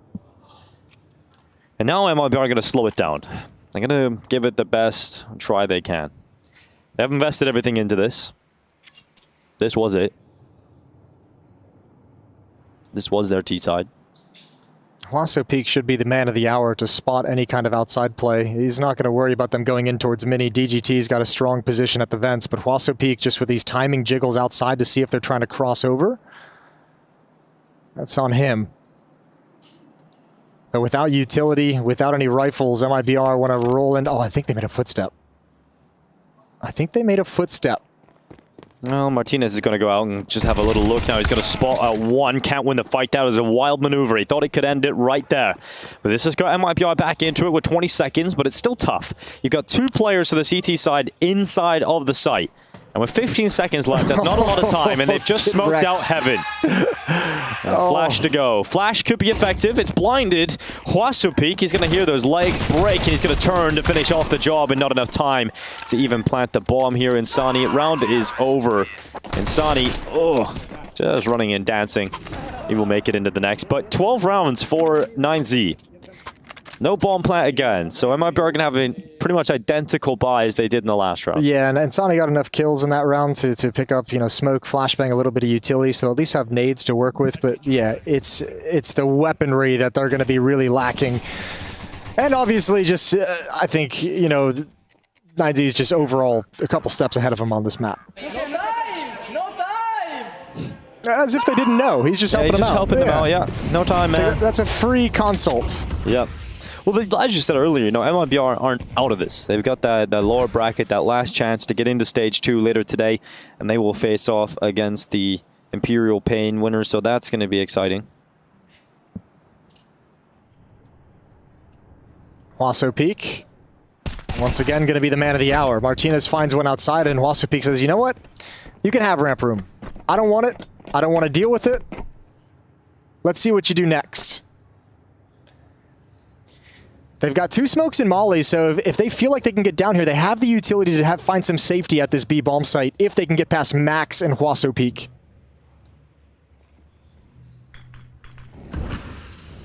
Yeah, that is a big problem. Getting past Max and Hwaso Peak. They've been so sharp. Yeah, P9 is good. Wastopi gets a double. Even nearly comes back to finish off the job, but surely they will now find that way. Martinez will storm them into stage 2. 9Z come into the Intel Extreme Masters from a fantastic run in Dallas to now making stage 2 in Cologne. This is a team whose move to Europe seems to have paid off, and I am so excited to see what this team is capable of in the next stage. And we get that classic South American hype over there as they're all sorts of pumped up. First map was a brawl, back and forth overtime affair. Second map is all 9Z establishing dominance. Moving on to stage 2. It's a long event though. That's just goal number 1. Now you've got to set a new one. Now you look towards the playoffs and who you're going to have to battle to get there, and things get much, much more difficult. Yeah, for the side of MIBR, it is disappointment to go and lose in this fashion to 9Z. They feel like they probably should have won Ancient. There was lots of chances to do so, but they're not done yet. They will at least have that lower bracket matchup later today. And that's why it's kind of an interesting situation. You don't really have time to be upset. You don't really have time to be down on yourself. You know, take your 10 minutes, whatever it might be, as you pack your things up. But after this, it's go get a bite to eat. Go get some rest. We're talking about the next game. Go watch this third map of Pain Imperial that's probably coming in, and start figuring out exactly how you want to play and get yourself mentally prepared for that final chance at making it or being eliminated. Well, you've got James down on the floor. We'll hear from our victors. That we will, as 9Z got a very dominant victory, especially on Nuke here. You've made it to the second stage of Cologne. How does that feel? It feels amazing, and we are very proud of us. And you should be very proud, right? You managed to overcome it in overtime, and it looked like things changed for you when you got to overtime on Ancient. What did you say? Because it seemed like you got louder, you got more ready to fight, you were just willing to go and take it all.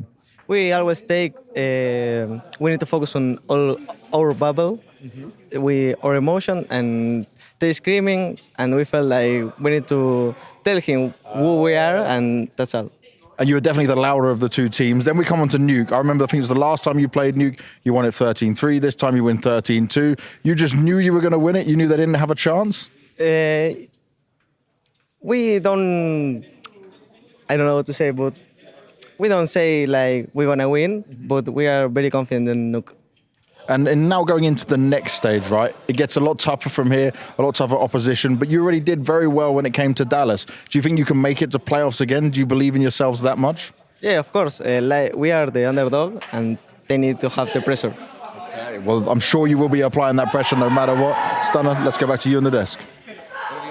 Applying pressure, well, absolutely did that on the last map of this series. Yeah, we got a pretty close contested one in the first, but the second one, very much the 9Z show. And yes, they do move on into that second stage. Yeah, that was what some might call it a walk in the park, right? Just walk around the park, the butterflies are out, the birds are out, the breeze is great, and no one's shooting back at you, and that's what happened for 9Z there.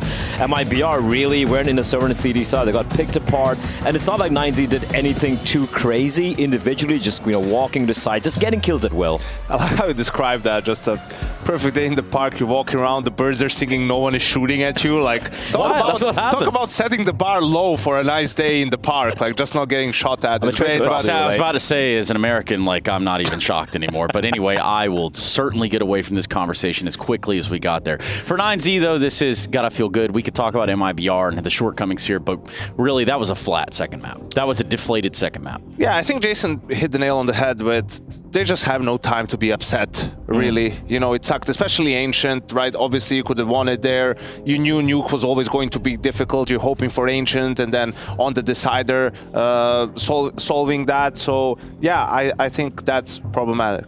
Yeah, absolutely. And for 9Z, I think they did a very commendable job just getting the job done right there, right? The fact that they were able to bounce back from Ancient, which is a very close affair right there, and they kind of assert their domination on that map. And yes, they were made to look very, very comfortable there. They're made to look very pretty in the way they played that, mainly because for MIBR, there's so many rounds where the crossfires aren't there. They seemed lost. They didn't seem to really know what to do with it, just walking out by themselves, getting caught off guard, getting picked apart. And for 9Z, nothing crazy, just slow, control T-side there. Yeah, very John Travolta-like from MIBR on this map, right? Looking which Travolta? Surprised a lot of the times from Pulp Fiction, yeah, exactly. Because it couldn't be the version that was in that. Walking around into angles, like, oh, they're already there. And for 9Z, it's Travolta just looking around his body, he's like, oh, all the bullets missed me. Apparently.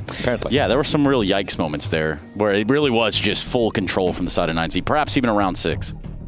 Yeah, I think for them there was a lot of rounds that were pretty straightforward, that were easy. Here is one where, you know, it didn't start so great, trying to pop A, losing 2 players to Breno, right? But here, Buddha just goes for an individual play. Breno gives up the angle. I mean, he is aware of it, just a little bit too late, and he's able to sneak out, find 2 kills, and round is over. And this is super demoralizing, right? I mean, just in a matter of a couple of seconds, you went from being 4v3, feeling like you're in a good position, to the round basically being over. And we talk about the, you know, the fog of war, so to speak, and we could see that happen so many times here, where sometimes maybe they get a couple of kills going their way, a couple of trades going their way, and then they start panicking a little bit, you know, figuring out what's really happening there, instead of making it concerted, talking to each other. It seemed like the comms were missing, and I think the only round where it looked kind of good for MIBR was, I think, almost a 1v5 being pulled off. Apart from that, it was just 9Z, just cruise control right there. So a pick.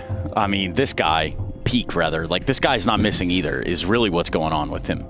Yeah, who also had a great series. I mean, everyone really contributed on the side of 9Z, especially on a map like Nuke, where they feel super comfortable and confident. You could tell they were just running circles around MIBR, and they'll need to sort of maintain that individual level going into stage 2, because obviously the opposition is going to be, well, just a little bit, just a tad different. Just a tad different, just a tad better. But the bright side here for 9Z is the fact that for DGT, right, we touch upon him as a player to watch in this particular matchup going up against Insani, and he uncharacteristically had a kind of a quiet series. Even an Ancient, I think it was bottom fragging for his team. Here didn't really have to do much, but the fact that when he's not necessarily playing at the peak of his ability, you have so many other players, you know, stepping up to the plate and getting the job done. And Huasu Peak today was that guy. He was that guy. Couldn't do wrong in some instances. I want to kind of grab this at this point and say, yes, we are very much at the very end of this stage. You know, and these are the real games. You know, you've gotten yourself to stay alive this long in the bracket, and you didn't make it any easier by losing a game throughout the duration. But today is a do or die thing. You're talking about going back to the hotel, get some food, and then recenter yourself. Is it as easy as it sounds? It's not easy. It sounds easy, but it's not, you know, because there's not a lot of time. There's only a couple of hours, right? So the players, for the better part, are just going to get some rest, right? There's no time to even break down this game in depth, right? Just talk about what you feel like were the major errors that you don't want to repeat going into the next series. And obviously the coach, in-game leader, the whole staff will have to do their best to prepare for the next opponent, which will be either Pain or Imperial, whoever comes out on top of that series. Yeah, that matchup's I do believe it's going to map number 3 as well. Very intense series, and we all know how a lot of these domestic matchups can get a little ugly, can get a little messy, right? 9Z obviously the one team who's standing head and shoulders above everyone else. You can take right there. MIBR waiting by the sidelines for Imperial or Pain. I'm pretty sure that's concluded. I could be wrong here. It's a tie right now. Well, it says it right there, but in this third, okay, yeah. So they're going to a third, maybe? I don't know. This is going to sound like a shot, but it really isn't. Okay. A lot of these games that we're going to have left, the decider games, to see who advances, they're between a lot of like teams who are pretty mid right now, but they're all at the same sort of level phase in their progression, right? So there's going to be a lot of, you know, close games, a lot of heartbreak in those last series that we have today. And, you know, even something like Mongols Internal Fire, right? Like only one of those two teams is going to advance, considering the year that they've had in 2024. That's going to be a tough pill to swallow. Yeah, that's not...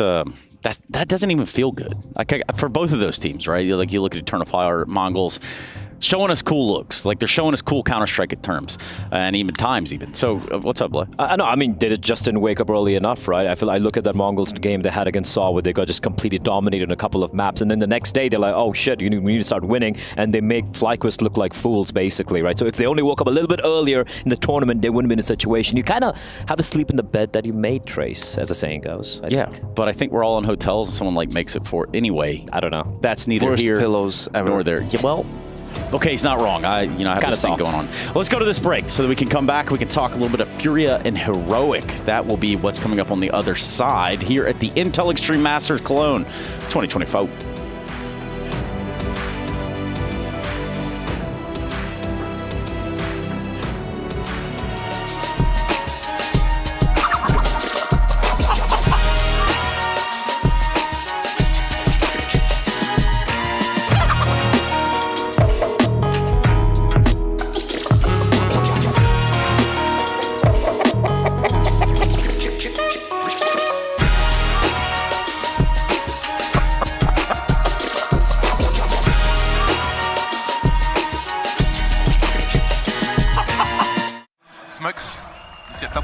safe place there. Simple just jumping casually into the side.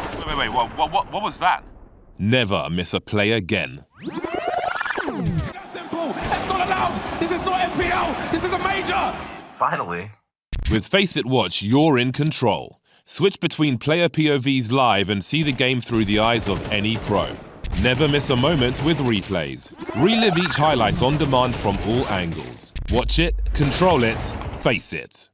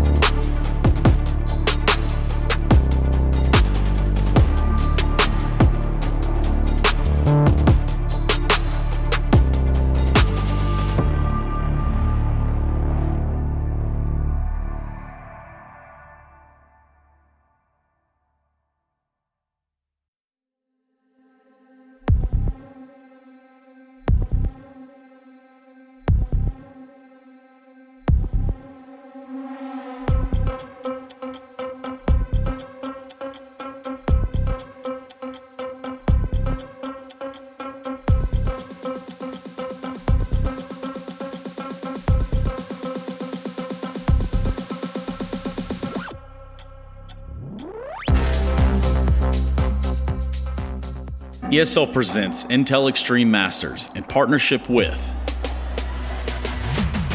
Intel, Acer Predator,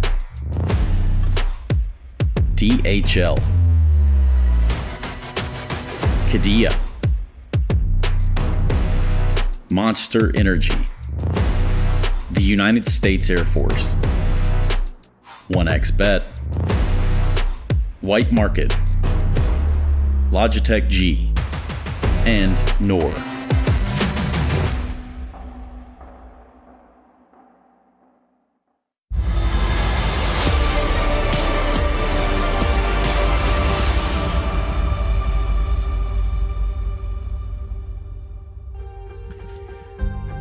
Keep some of that same tone going into this next matchup. That's right, Dexter on location, heroic, also on location, and rightfully so. Lower brackets not going to play themselves, and that's where Heroic and the other team of Furia on the other side find themselves. Now, you see very stark differences when it comes to the numbers of trophies lifted in Cologne. There's just one gentleman who's done it twice.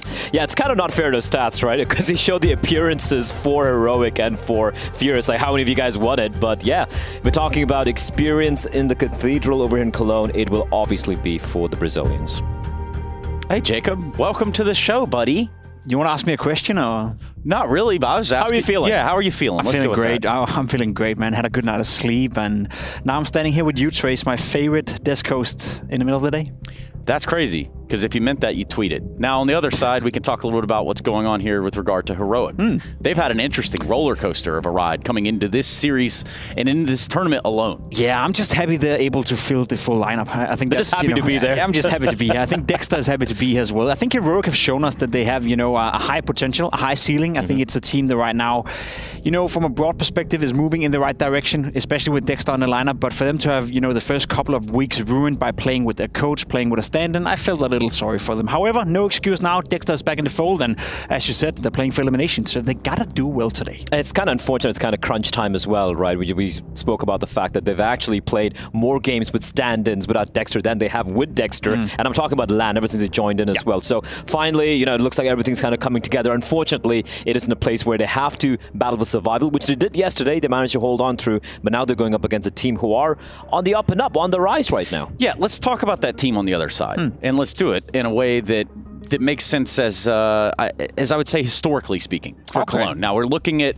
a Fallen that's got 2 Colognes under his belt, but for Furia, much different look. Yeah, and I think, this graphic is illustrating the problem pretty well. They used to be good. They used to be coming into a tournament like Cologne with the aspirations of going into the playoff, maybe even hoisting a trophy or getting into a semi-final. That's not the reality for Furia anymore. I really firmly believe, and I've said it before, and I know the Brazilians are hating me for saying it, but you're looking at a team that went from having the capabilities to go into the playoff, dreaming about trophies, to now being a team that is fighting for elimination in the stage 1. And I wouldn't even be disappointed if they were to lose today. That's how bad I consider Furia to be at the moment. I actually going to disagree with you over there. I'm going to get a few fans on my side from Brazil, from downtown. I feel pandering already. I'm not pandering yet, but at least from Anitas and what we've seen so far, and we saw in EWC as well with Skulls coming in. Fallen was very realistic about it. It's like, listen, we're not going to be winning anything anytime very soon, but we're like, we are on the up and up. It's a learning experience. We saw that in EWC. They come in here, they put up a pretty good showing. Yes, the Liquid game, if it had gone their way, we wouldn't be bitching about them the way we are right now. But it was down to the wire,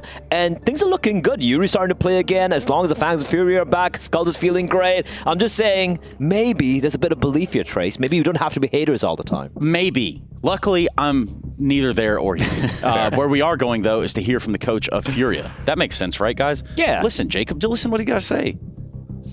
Cool. Furia are looking very good so far here at Cologne, but can they go the step further? Well, I've got Furia's coach Sid with me, and I want to just first ask you how you're doing. You've now had your first couple of events being behind the team. Is there any change you've tried to add already, or things you wanted to work on that's been added to the team? I'm feeling good, feeling really comfortable working with the guys, and the fact that I was the assistant coach before helps a lot because I got to know them and how they operate basically, so I'm feeling really comfortable.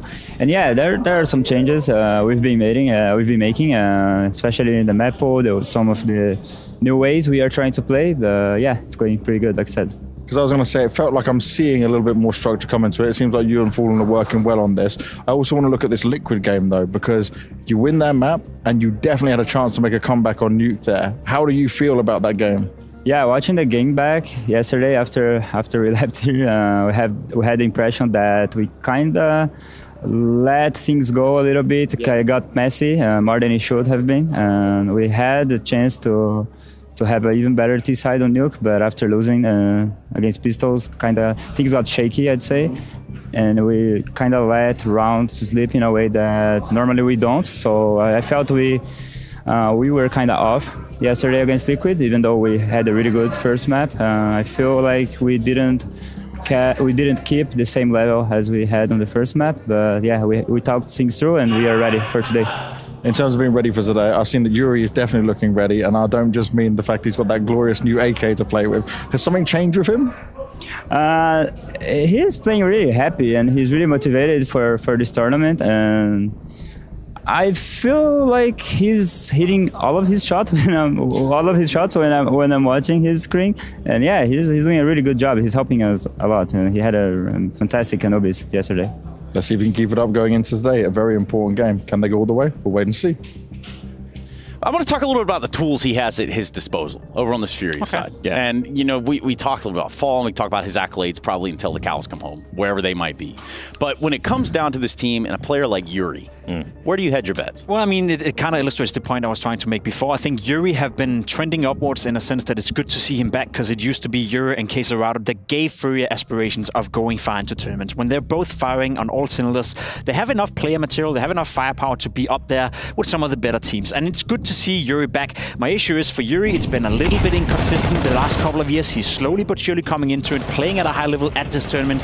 Hopefully gonna continue to do so. But that's been the whole issue for me. Even when Yuri and Caserado are playing well at the same time on Fury 2024, they still struggle to win.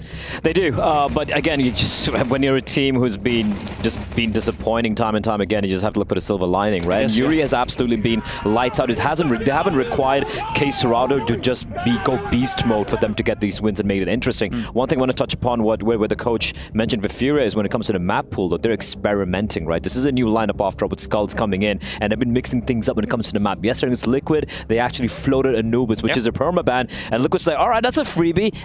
Wasn't a freebie. They lost a map. So right now, this Fury team, they have been putting in the work, and I don't think we've seen all of it yet. Yeah, and we started to kind of discuss the opposite side, the opposition to Fury, and that would be Heroic, obviously. That's how this matchup works. And I think, it's shocking, right? Yeah. It is shocking. Someone will win or lose this game. And I know that's a hot take if I've ever heard one. However, I'm sure we can get some more takes out of the side of Saw over in Heroic. Heroic are still fighting for that chance of going to the next stage, and I've got Saw with me here, and I want to talk about just the first game back with Dexter. What did you kind of realize with the team? What did you notice as a big change for anything? I mean, the first thing was kind of obvious that we are still a bit rusty, because we just played a Blast with a stand-in, and then the first match here also with a stand-in, so there was a bit rustiness there, which showed in the first map especially, and that was to be expected. But then on the second map and on the third map, gladly we woke up and finished the job and got the win. I was going to ask you that, right? Because especially we maybe expected you guys to dominate 3D Max a little bit easier than that. Obviously, you've seen what happened on the server. I'm also seeing a change of seating. Why has that happened? Just trying out new things with the seating. I mean, the lineup is still fresh, to be honest. So we need to try out different things and gonna see how it works now. But I think it's a good thing. Gonna help the chemistry also. You know, separate the Danish guys a bit and. Let's see how it goes. Okay, I like the idea behind it. Now, today you're going up against Furia, though, right? And they seem to be trending upwards, looking better as a team. Do you think you're ready for this now, considering Dexter's just coming back and, like you said, it's kind of a bit up and down for you guys? I think we are ready. I think it will be an interesting match because, like you said, they have been trending up a bit, and you can see it when they play. They are playing more structured. They have way more options in their game right now, and I think it looks a lot better for them. I do think we are ready to face that also. So for us, it's about improving every match and showing it in the server, and I think we are able to do that today. And in terms of showing that on the server, are you feeling some pressure now? You do have the full roster back. No, I don't think there is pressure really. Like, of course, this is an important event for us. It's for everyone the same, but there's not really big pressure like that.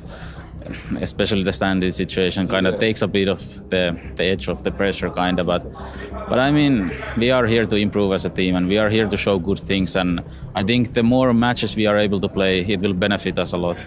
Oh, for sure, especially with the main roster, and especially with everyone being back in that heroic jersey as they should be. Let's see what happens against Furia. Awesome, man.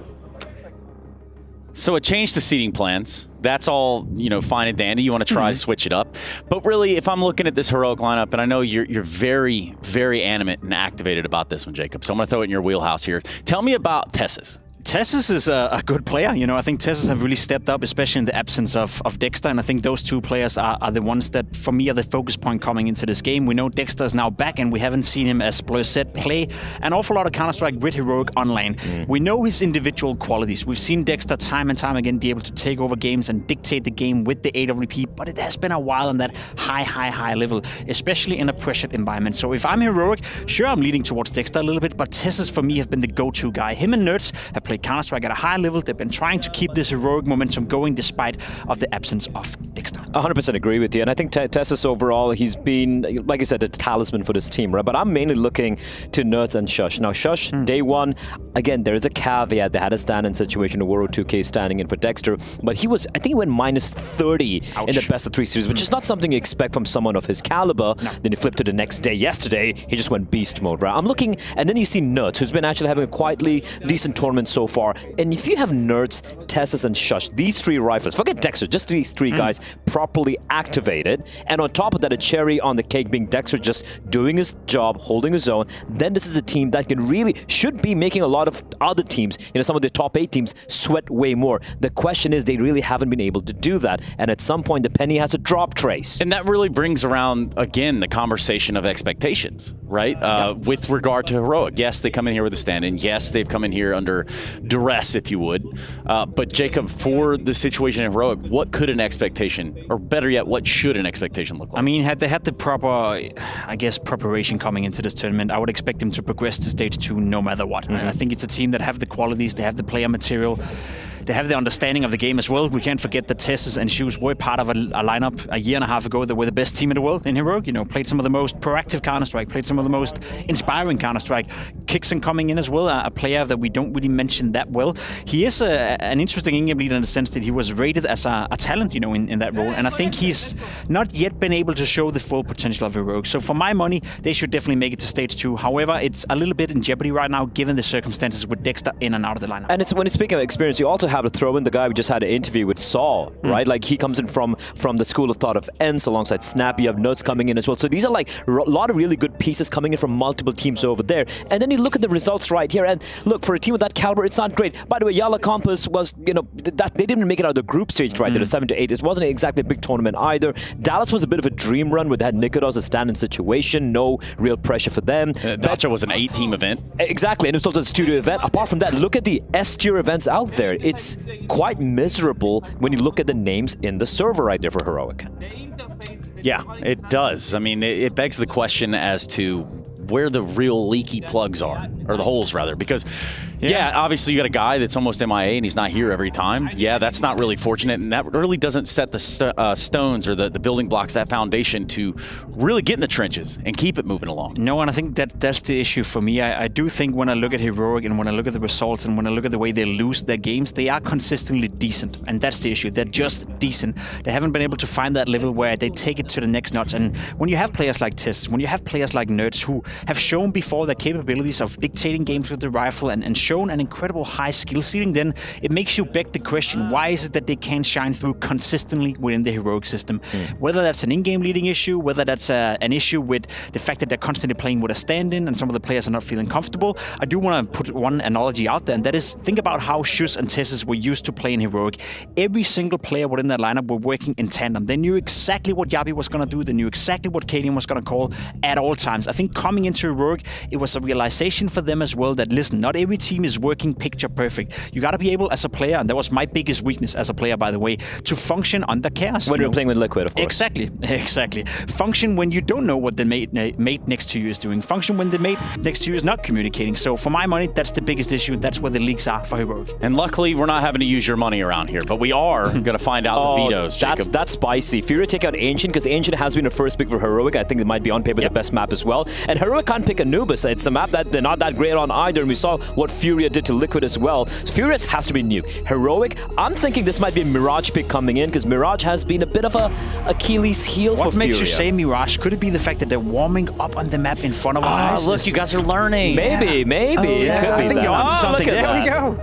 You are a smart cookie. Well, CT sided start for Furia. And it should be nuke for Furia. It's always been nuke for them, and I think they look phenomenal on that map, despite the losses suffered yesterday, despite a close game they had against it. This is actually insane. Okay. This is wild. This was a permaban, by the way. Well, it used to be the permaban until like day before yesterday. That can be a bit dangerous. I know they played well against Team Liquid. I know they've been working on it in the off break. I know they've been hiding it. They're coming into this tournament, but you're really stress testing your Anubis now. We're speaking of elimination. We're speaking of potentially not progressing to stage 2 at IEM Cologne, and you pull off an Anubis. Yeah, I would rather just stick with what you're good at, right? Your nuke is actually really, really solid. But maybe, but maybe it's because yesterday they did lose on I think went to overtime in very close fashion to Liquid against Imperial as well. There were a lot of issues over there. And now Anubis, here's the thing, it is a bit of a punish pick coming in because Heroic, they got destroyed by 3D Max yesterday, even when they had Dexter playing against MIBR 2, they lost 7-13. So it's a bit of a punish pick coming in. And Heroic actually going to allow Nuke through. Yes, and I guess if I'm Furia right now, I'm jumping straight on that opportunity to play a bit of Nuke on a third deciding map, should we get there. That's a pretty cool veto, a bit of a surprising one. Mirage, Anubis, I guess it makes sense for each reason. As I said, my biggest issue with this one, Blur, is that you're really, really stress testing your Anubis. One thing is being good in practice, one good is having a good debut on the map. Heroic have been able to see what Furia did against Team Liquid yesterday. They've been able to prepare for it. Maybe they were seeing it coming as a potential third map. So replicating performance at a high level, that's harder than having a one-off. I would also have liked Heroic to just ban out Nuke here and then forcing Furia to pick either Vertigo or Dust2. Dust2, they sucked against Imperial, and Vertigo, they've never played it. This team, this lineup, as an official lineup, have never played an official map of Vertigo as well. So all in all, if you're Furia, you're very happy with the way the vetoes went, but 100% agree with you that Anubis, that's a gamble right there, Trace. Yeah, it is a gamble. As you can tell, folks are not in their chairs. There are no in-ears in ears. And there are no headsets above those in-ears. What does that mean? Well, Jacob, deductive reasoning. Well, let's see what you got. What do you think that means? All right, Watson. I don't know, Watson. Elementary. Right, I just thought maybe you'd be able to see into the future with this one and tell you that, yes. The game is not ready. Yeah, there it is. Okay. But, I do... Brilliant deduction, Sherlock. Yeah, you've done well there. I'll give you that. Now, on the other side... I would ask you guys where your hat lies in this one, but I don't think we're quite yet there. So what ends up happening I've been hosting recently. Can I ask you a question? Would you like to ask me a question? I would love to. What kind of answer do you expect is first and for my question? Well, the thing is, whenever you answer stuff, let's try. Let's try and see. Let's see into the future. Let's see into the future. Trace, you're looking at Heroic. You're looking at Furia. You're looking at two teams fighting for elimination. You're looking at two teams who will do everything in their power to survive going into stage 2. Now, right now, you're actually looking at the players. They're standing in front of your eyes. Yeah, they are. Body language, Okay. What is the body language of the Furia players, the Heroic players tells you right now? Is it confidence? Is it proactiveness? What are you reading out of these players? Okay, so this is what I'm deducing, Jacob. I'm looking right now. Let's start with the Furia camp. Okay. So if I look at the Furia camp, I'm thinking, yes, they're ready to play. Imagine that. Now, what happens in this moment, though, is they're a bit anxious. Like they're ready to get in the server. It's like icing the kicker. Now, I know you know absolutely nothing about that. I know exactly what you mean when you say icing the kicker. Oh, do you? Yeah. What does it mean? I don't know. But yeah, what I'm getting at here, yeah, they're ready to play. I haven't seen Skulls without a smile on his face since he's been in Cologne, which is pretty cool. Okay. That's a great vibe to bring into your team. And like I said, they're ready to go. Fallen's probably looking at some last-minute smokes or adjustments there, maybe even going over. So you're saying he's not prepared, he hasn't done his smoke, he hasn't done his homework, is that it? I'm saying I know it's been a long time since you've sat in one of these chairs as well, so imagine getting that last little minute of prep in there. Now, let's just switch gears. You want to talk about both sides? Let's talk about Heroic. Yes, they have all their players seated. Yes, Dexter is seated alongside of them. And it's not always like that. Body language, I don't know. I'm going to kick this one over to Blair in the studio. I feel like Heroic look pretty comfortable, all things considered, right? Considering how rough it's been so long without just having the stand-in situation. Saw playing for them, Nikodos coming in, and Nikodos just having a smirk on his face like, well, you kicked me, but here I am again. Surprise! You a-holes. And now for them, the fact that Dexter's actually back. And by the way, Saw did say they've been putting in a lot of prep work, and it's just so unfortunate that they haven't really been able to execute the game plan because their fifth isn't there. But hey, buddy, now's your opportunity. Do or die time. And I think for my money, that's what I want to see here for Heroic as well. Right? The excuse of playing with a stand-in, the excuse of playing with a coach, it's very viable. It's totally understandable that it's messing with the players, and it's been a frustrating time for Heroic.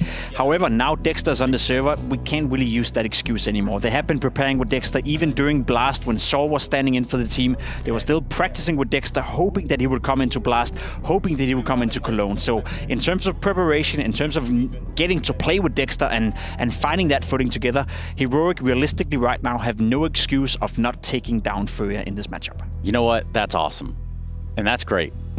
However, we are just moments away from getting the game, I've been told, which is good news for everyone involved. Yeah. I know there's probably several people in chat, at least one, going, stop talk, start game. Well, I haven't pressed that button yet, and I don't even have that There is a power. button, though. There is actually a button, though. It literally says analyst stop talk, start game. Right, which we're not quite there yet, so don't take your finger off of it for now. Thank you. Teasing. Play. Let's talk about Mirage, first map of the series. I like edging them. What do we think in terms of stylistic approaches from either side? I think for Furia, they are like way more, again, this Fallen style is super slow-paced T-sides, right? That's where they're finding a lot of success on. And they did manage to take down Na'Vi in EW. So not Na'Vi, Na'Vi destroyed them. They actually managed to take down Mouse, I believe, on Mirage in a pretty close fashion overall. But I feel like this has been a bit of a weakness for them. While they're trying to expand their map pool, heading to Anubis and everything, the Mirage is definitely a potential weak point, which Heroic, they like this map. It's the second best map, if you ask me. It's the second best map, and it's a map that, especially when you consider the history of some of these players, you have Shush, you have Tessus coming from Heroic, the way they play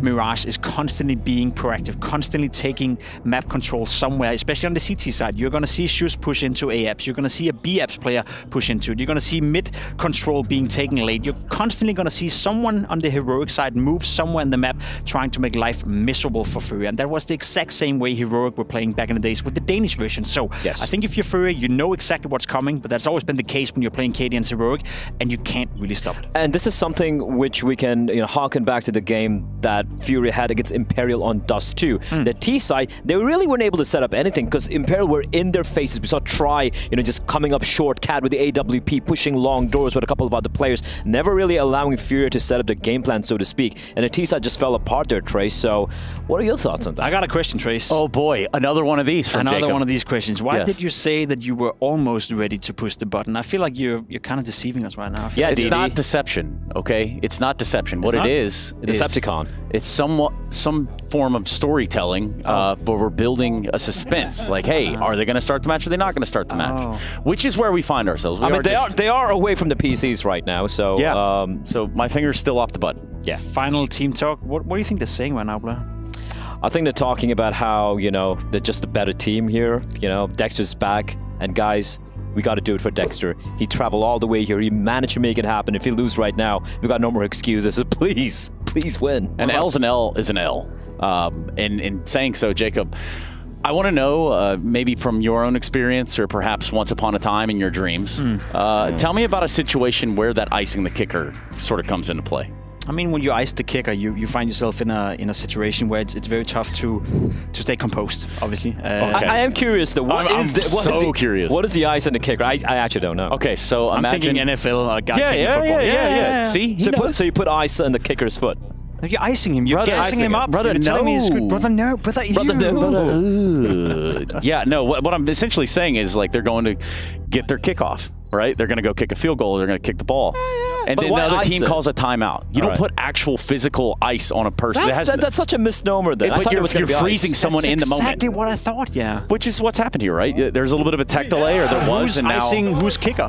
That's my question. They're both just getting iced. I think I think Valve's icing them at this point. Shut up, Somebody is icing somebody else. But no, I mean, there has to be a little bit of a conversation there as to how to approach those situations when you're ready to go, when it's ready to go live, but also not at the same time. I'll be honest. I'll be completely honest. As much as you want to make that a question, and I'm glad you asked it, Trace, just so I can shut you down. Okay, great. It doesn't matter. These players have tried it so many times before, and they're still in the zone. They're still yelling. They're still getting ready.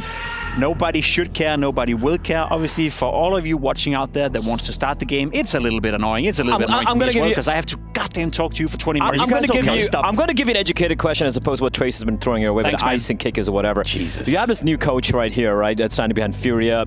He's been assistant coach for a while. He's worked with them and whatnot. But obviously, it's more of a tactical side of things. When things are going to get interesting and very tight and it's elimination time, do you think the lack of experience might come into play here?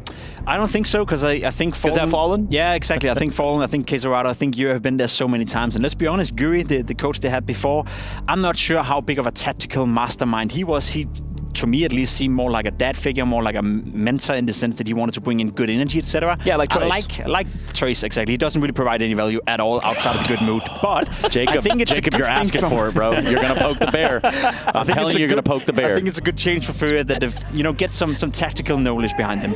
Sometimes I wish the same for you, Trace, but there's still time to grow. You're young. You've got 20 years left. And make up your mind. Is he old? Is he a dad? Is he young? Is he a young dad? Both, man. Jacob, when I say look into the future, I only say that because the perplexities of when I look into your glasses and just how far down that rabbit hole you can see is why I bring it to your attention. Now, negate icing kickers or any of that nonsense. Okay. What we can talk about is who you think's going to win, buddy. So put your money where the match is, I guess. Nice race. Your mouse ball is. Yeah, I think it's going to be a close game. I'm not going to. I think Furia. That's not what I asked, though. I think Heroic is going to win. Oh, okay. Yeah. But why? We haven't asked that.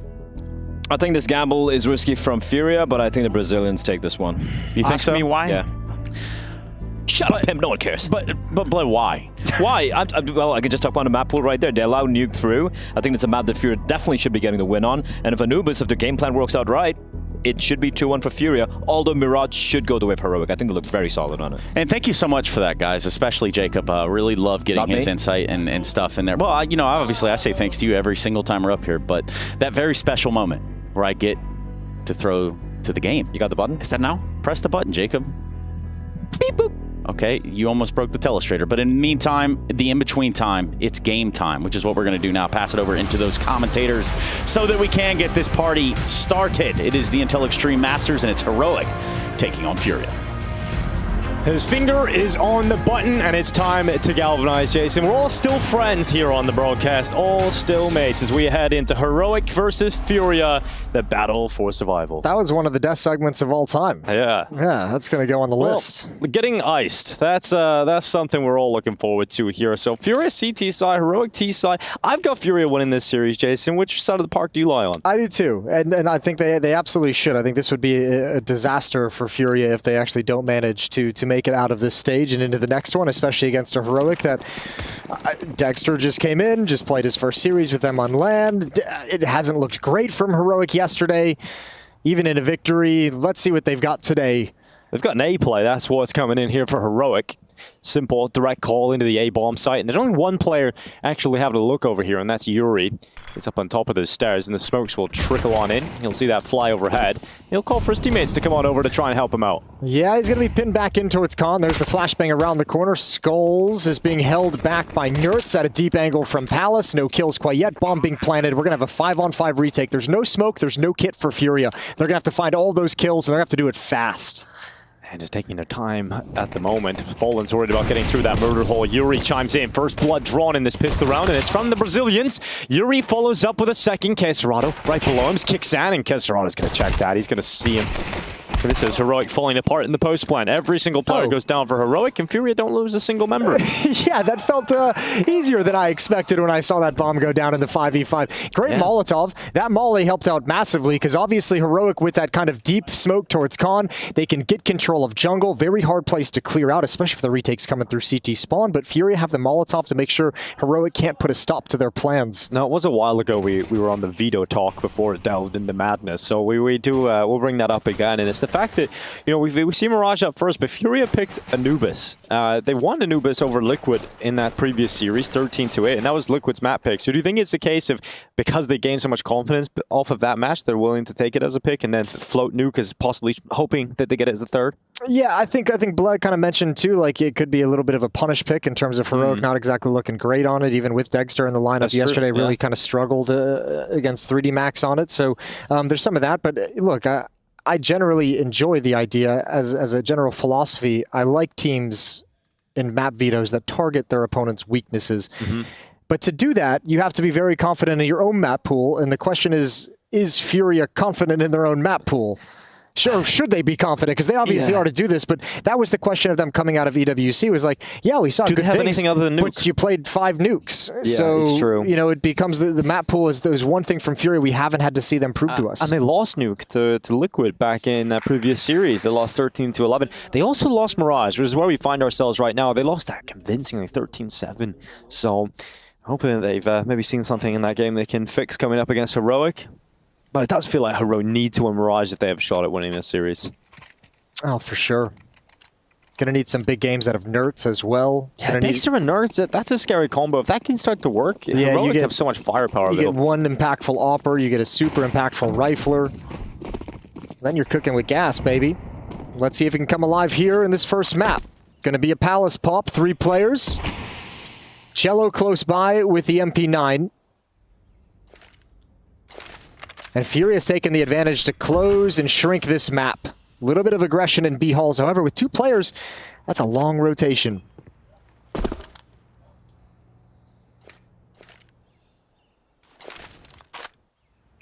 No information, no sound cues anywhere on the map until just now. Star smoke. Cool jungle smoke.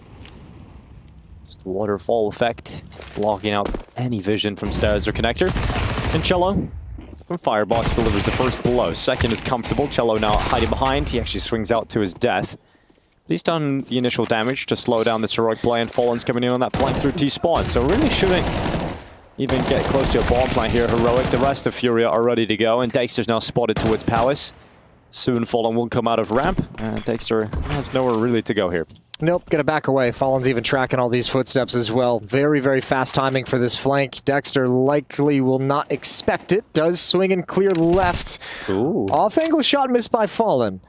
Look, at this point, it's cost, right? It's taken some guns away. And I think Furia realized they've already hit 2. They've kind of hit their limit of what they want to risk in this round. These are the M4s, not MP9, so just back away. Let him keep the Galil. He's not going to get any bonus money if he wants to save. Can't make it to B either. Nope, you just hang out. So 2-0 for Furia. And Dexter will have the only rifle for Heroic surrounded by Glocks.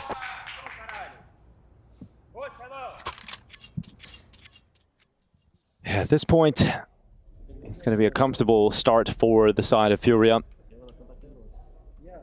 The investment for Heroic doesn't quite pan out the way they would have hoped. No, and it's kind of a bummer, actually, that Dexter, especially as the Opper, is the one to stay alive and not get any bonus money moving forward, right? Like, this Galil with armor surrounded by Glocks with a little bit of utility is really kind of nothing. There's some upgraded pistols. Maybe one of those Deagles can give you an opportunity, but not enough strength here for Heroic. And a missed window smoke. Olin just spamming through, trying to connect to anybody coming out through top of mid. Also creep into the underpass. Ollie coming in to heat things up down there for Heroic, so they can't force the issue. They try and split through top mid and lower. It looks like this setup, especially with that information picked up, Fury should be able to deal with any of these threats. They're coming down here. Nertz is on 14 health, so softened up, and now Skulls is going to move into that position. Best they can hope for is maybe getting someone under the window. And it doesn't look like this is going to end up being anything. Yeah, even if you do get someone in the window, you need a Deagle to provide you like one of those headshots to create the opening needed to make the follow-up play after getting into window. And that Galil still hasn't found any way to get involved in the action. And it's now the only one left. He does find Yuri. Rifle hitting the deck for Furia, but all players are here. It's deja vu from last round. This time even more convincing from Furia. Strong start through to 0. Finally, Heroic will get money for the first time here on Mirage. AKs, Galils, they're all out on show. That's the thing. Dexter, he with that saving of after the time, doesn't get a whole lot of bonus money, so he's got to go down to the Galil and just one smoke. Yeah, and you don't want your AWPer to be so far behind on cash either. No, it's not great. It's not fun. Fallen's got an AWP, speaking of which, on the other side of the map. Yeah, excited to see Fallen's AWPing here. This is going to be a fun head-to-head. Skulls hopping out of the window. He's charging up top, and he's blinded. It's awkward here for Skulls, but the flash comes in at the perfect time to blind Kicksand. So that's Skulls taking him down, and a 5v4 established for Furia. Look at Fallen's deep angle here. Yeah, and he's actually setting Cello up for a push. And Cello wasn't spotted, though. No, Nertz thinks this is clear. Smoke out in hand. Nertz walks right into Cello, so the trade is given up for free. That keeps Furia ahead. And it keeps Furia with a great piece of information on the map. They know B Halls is entirely clear at the moment. So double up on Catwalk because you know that pressure's not going to come in. You've got a player in window as well. Skulls at the top of Con. All 4 players of Furia are ready to react in unison to crunch middle. Skulls in Con loses that fight against Tesses, who just rips him apart. So wide open yet again. Minute left. Down inside a connector is Tesses. Dexter's now stuck behind a smoke grenade. He's going to get spammed down by Cello, who is so aware of that possibility. It is suddenly Shush in a 1v3, and Heroic have been completely silenced here. Yeah, again by Furia. All he can do is try and grab the bomb really quick inside the smoke. Hope he doesn't show on the other side. He hasn't gotten it. No, he's got it now. There it is. He's grabbed the bomb, but the smoke clears at the worst possible time. And Furia off to a spotless start, 4-0.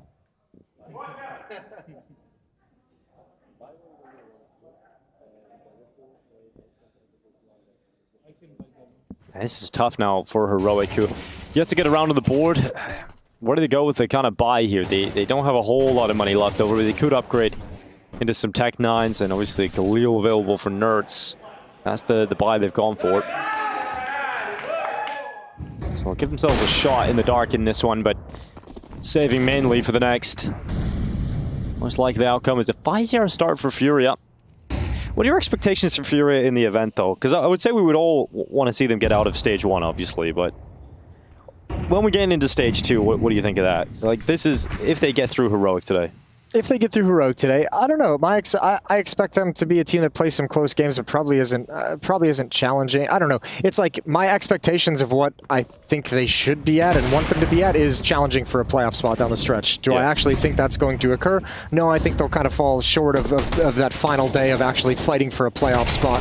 Yeah. Skulls goes patient, waiting for a flashbang from a teammate, which gives Shush the chance to turn the corner. And now it gets real dicey. Yeah, a couple of kills there. There's a great chance for Furia to come back in this round, though, because the bomb was outside B. That was going to be a little bit of a fake the whole time. They didn't expect to have this success, so it's going to take a little bit of time for the bomb to rotate back, which gives time for Queserado to even things out in a 2-on-2. Yeah, that changes so much with that. Kill inside of the A side. No longer does Dexter feel comfortable. He had to go back, get that bomb, make his way back over to the A side of things. And he's only got a deagle in his hands. Now, Tessus and Dexter are given the space to play with. They're giving that respect towards A because Queserado is just watching the mirror hole, waiting for a peek into jungle. AWP now in the hands of Dexter. That really changes the game here in this 2v2. Yeah, absolutely does. That's massive, especially when you consider Furia still very far away from this bomb site. They were keeping the rest of the map honest.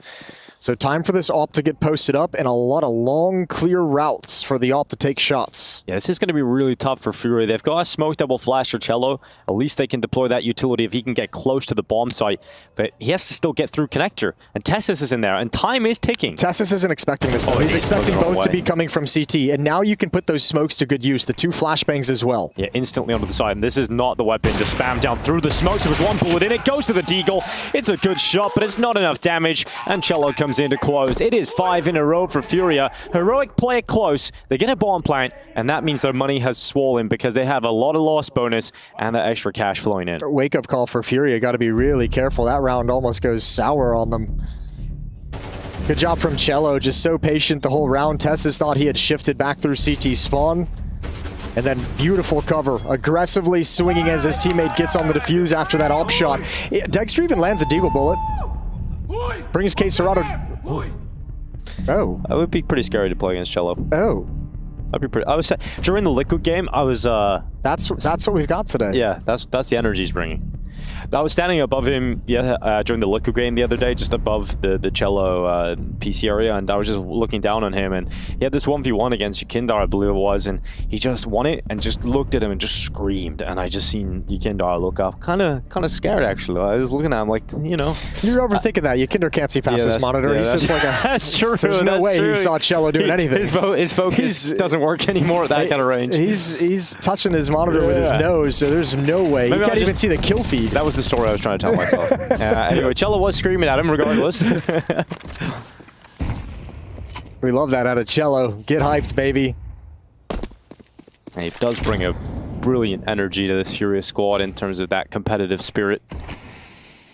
I think this team at points throughout some of the iterations of the roster, they kind of lack that classic Brazilian fire that we see from other squads. Definitely don't lack that now.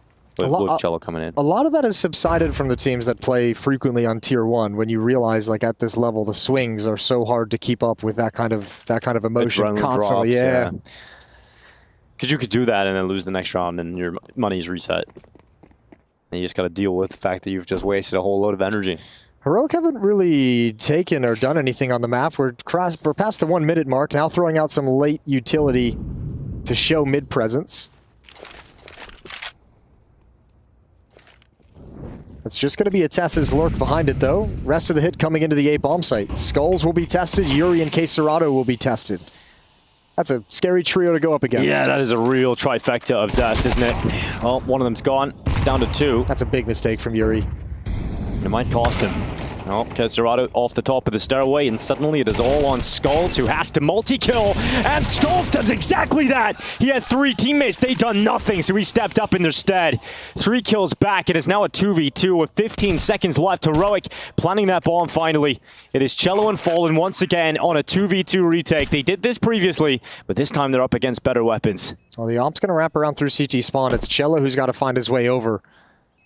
Got 2 mollies left over for the poach plant here for Heroic. Oh, and there's no smokes. If they get one of those mollies out onto the bomb at any point, it might just be over.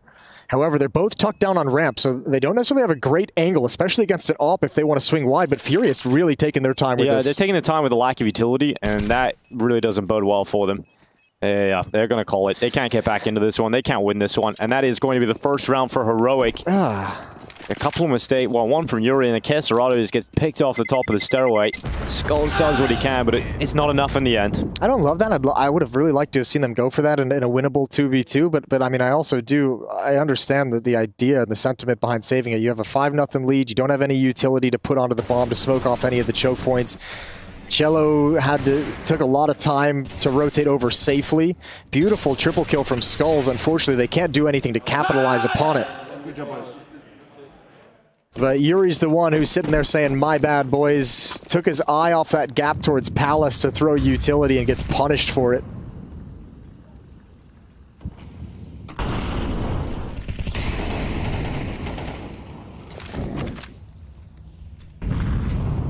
Kesserado bound to get in a duel with Kixan and Nertz in towards underpass.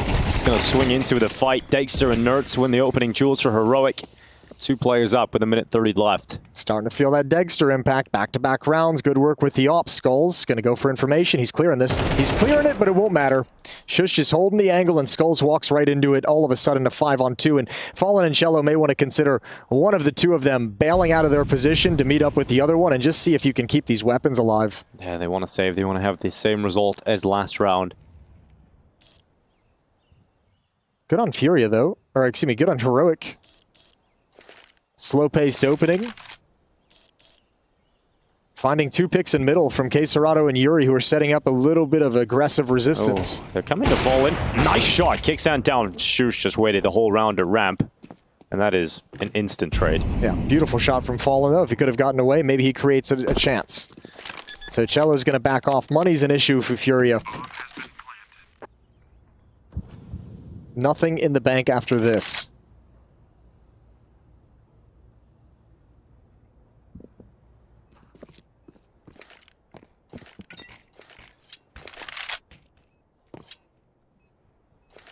They've done a great job at stabilizing here, Heroic. Sort of get knocked off their feet for the first 5 rounds. Yeah, and very quickly dealing like an economic blow in terms of how much money Furia has and how much they can invest into the next round and what options they'll be limited to. I wonder how they feel about that 2v2 save now. You know, it's one of those scenarios where you save those weapons to the next round, you have a worse result in the follow-up, and now you're down to a situation your money's drained thin. Yeah, it's hard. You can't, as a player. I mean, look, we can say that kind of stuff. Yeah, we get to look back. As a player, you have to say we made the save and it gave us a really strong buy in the follow-up round, and that's the victory. We failed that round, but nothing to do with the save. Oh, nice to see it from Fallen's perspective. Just so lightning fast from Shoes to respond to it. Unlike our earlier matchup, this is all about survival. This is, you lose, you're out. You win, you progress. And the problem is, for Furia, I do feel like they've had a pretty tough run to get into stage 2. You know, they play Liquid, and then the next game is Heroic. You know, there's definitely teams that have had easier runs at this event. Sure. That's going to be...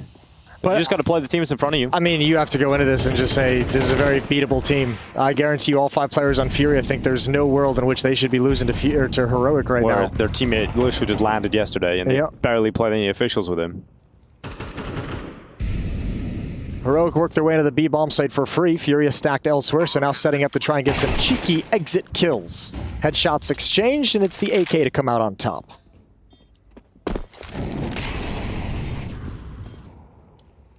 Expect the results here. 3 rounds now for Heroic. Other game currently going on is still that opening Imperial Pain match. It is a very close affair. Currently 4-4 tied on map 3. 13-10s in the first 2 maps of play.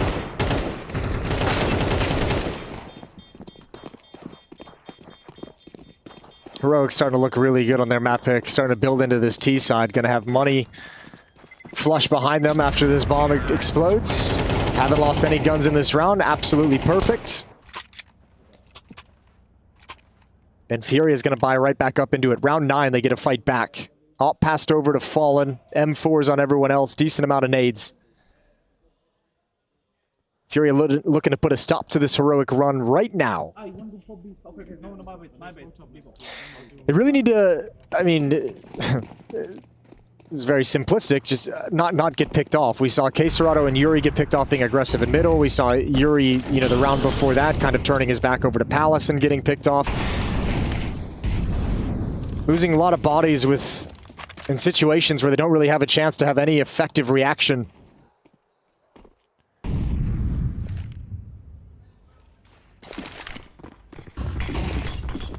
Here comes that B-ploy, kicks in at the front of the attack. Yuri couldn't handle it, nor can Cello. And this is starting to become very dominant from Heroic. Good call from Kixen as well. In a round where Furia, if they buy, is going to be tough on utility because the economy you put them in, there's no Molotov in their way as they kind of execute out the B-hulls. There's no nades streaming in to stack on a couple of players. They get out really, really clean with no challenges as their flashbangs soar in the air. And that's an easy 4th round for Heroic.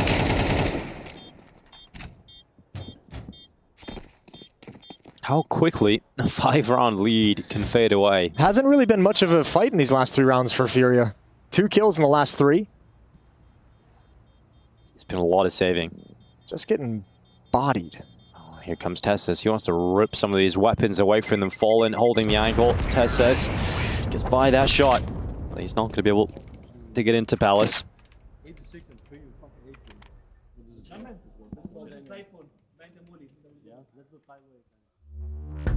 And the timeout taken because, yeah, this is falling out of Furia's hands. This is falling out of any kind of control that they've had. It's 4 in a row for Heroic, and they haven't done anything all that special. Couple good mid picks, couple good picks on executes. Good job exploiting the low economy of Fury in the previous round with that B hit.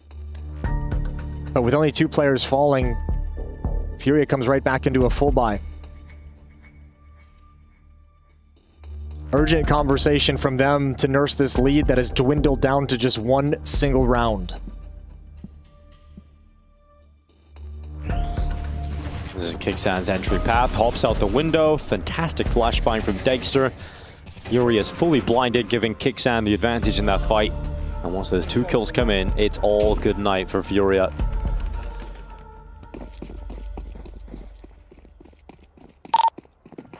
Cello! You need to hold me, brother! And listen in. And now the top mid molly comes in, clearing out those back boxes. Fallen's given some vision for a moment, but Nertz creeping out of ramp. Oh, spots out the ticket player. Now the element of surprise is ruined. They know where Nertz is. They know he's on Tetris. Respond with some utility, trying to force him back, but none of it really connects onto him, so he takes a few steps back to safety. Now it's Shusha's turn to poke and prod. He comes out through underpass. Fallen was previously looking towards middle. He's gone back to address the problem at ramp. Yeah, but even this is all risky. Fallen and Queserado were stood over a jungle looking towards Khan, looking towards a ramp. No one was watching Palace. It wasn't blocked off by a smoke. If the Heroic player had been there, could have been the second time disaster strikes from that position. Complete mid-control for Heroic. There's really not a lot of utility for Furia to do to hold them back, so they're not playing in aggressive stances. Here comes Shush through the connector smoke. Oh, he turns his back, exposes himself completely to Queserado inside of jungle, and Yuri's trying to chime in through the connector as well. Queserado had to change his position due to the fire. Follow-up molly coming in, and Queserado cannot stick around jungle. And they're stuck. They're running into each other at Murder Hole, which has got to be panic situation. Skulls. Big headshot, lovely shot coming in from Skulls. Second is even better, and it's another huge 3K from Skulls inside of the site. Cello comes in to clean up the rest, and Skulls is saving Furia on this A site. That is a beautiful triple kill. While the rest of Furia seemed like they were in disarray, not even sure of how they were going to organize for the retake, struggling to get through the murder hole, Skulls just trots right in. No one from Heroic watching the ticket booth, and he takes complete advantage of it. Boom. Nerds must have been jiggling and just missed the timing, but what a great sequence for Skulls. His second triple kill basically alone at that A bomb site in this half. And this one leads to a round win. And this one leads to a round win. We love it. And we wear it. It's AWP out for Dexter. Going up against that of Fallen in mid here. Grenade is going to go over the top of the boxes, land right in behind Dexter, and then burn him out of a comfortable spot. Fortunately for Dexter, he doesn't get taken down, but he does lose half of his health. Oh, a little bit more. Yeah, a little bit more as well. Yeah, add that HE on top of it, baby.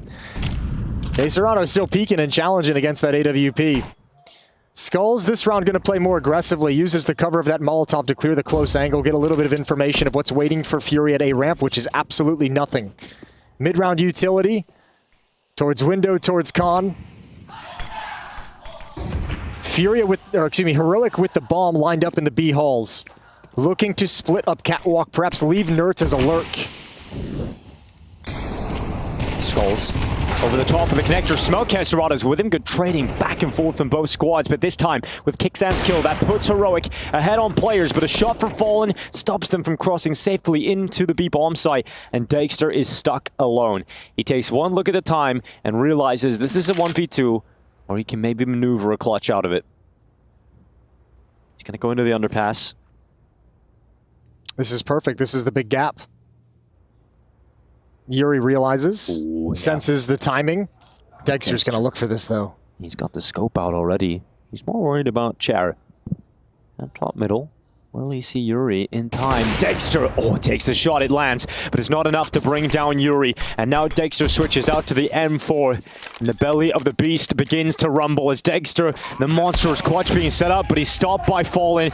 He plants in the reverse side at default, worried about being exposed to CT, and that ends up costing him his life. Good job for Fallen, getting there at a perfect moment to make sure even if Dexter plants the bomb, he doesn't really have an escape. You can kind of cut him off, as Fallen did with the kill, but even if Dexter goes the other direction, you eliminate so many possibilities of where he can play in the post plant. And Furia get back on track. 2 in a row now, up 7-4 going into the final round of the first half.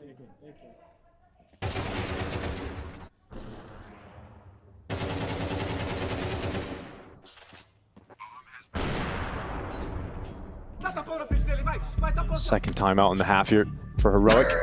You gotta love Jello. He's hyping the boys up. Yeah, he's got a whole routine. He just hypes himself up, then the boys up. He's got like a little script there for Fallen. Yeah, he does.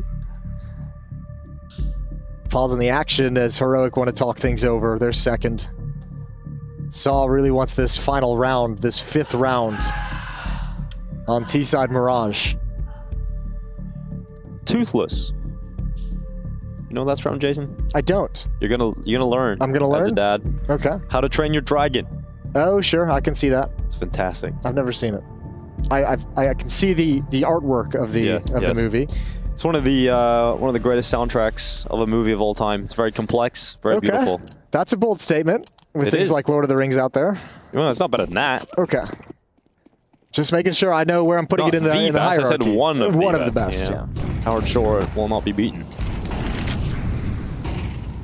Last round of this first half. It is a good start here for Furia as Yuri rips apart Nerds, and it looks like a little bit of proactive play into the ramp, Jason. Yeah, there's finally those mid pushes paying off for Yuri in case Serrato got punished earlier. This time Yuri's got the opening kill. Shush gets a little bit distracted, but still comes back and recovers. That's Skulls who's had the hot hand to go down. Fallen. Boom! Good night, Tess says goodbye. And that's Furia up a player again. Minute 20 seconds. Shush took damage in his engagement, so he's not really in a position to force a play out ramp anymore. No one from Heroic is together at the moment. The bomb is just now joining up on the back of Dexter, joining with Kixen up in the B halls. Kixen's had some good entries at this part of the map, and at the moment, they've only got one player to contend with. That's Cello, but he's got an ult. Yeah, he's got the ult. That's the key. Are they going to use the utility, or are they just going to walk dry past this window? I think you're going to want to go contact as long as humanly possible, right? And the AWP surely catches one because of that. Yeah, and you've never seen an AWP on this side of the map. But we know Furia can pull this double up out, but they go right into it. That's the first shot. Now they know what they're up against, and Cello is aware not to re-peek. He creates a corridor of cover with that smoke, and Yuri's arrived in the rotation. Dexter has to come off it. It's been a 4-kill half from Dexter. It doesn't look like he's going to get too many opportunities to get more than that. He is down and out. It is Furia 8 and 4 up after the first half here on the day of survival in Stage 1 of Cologne.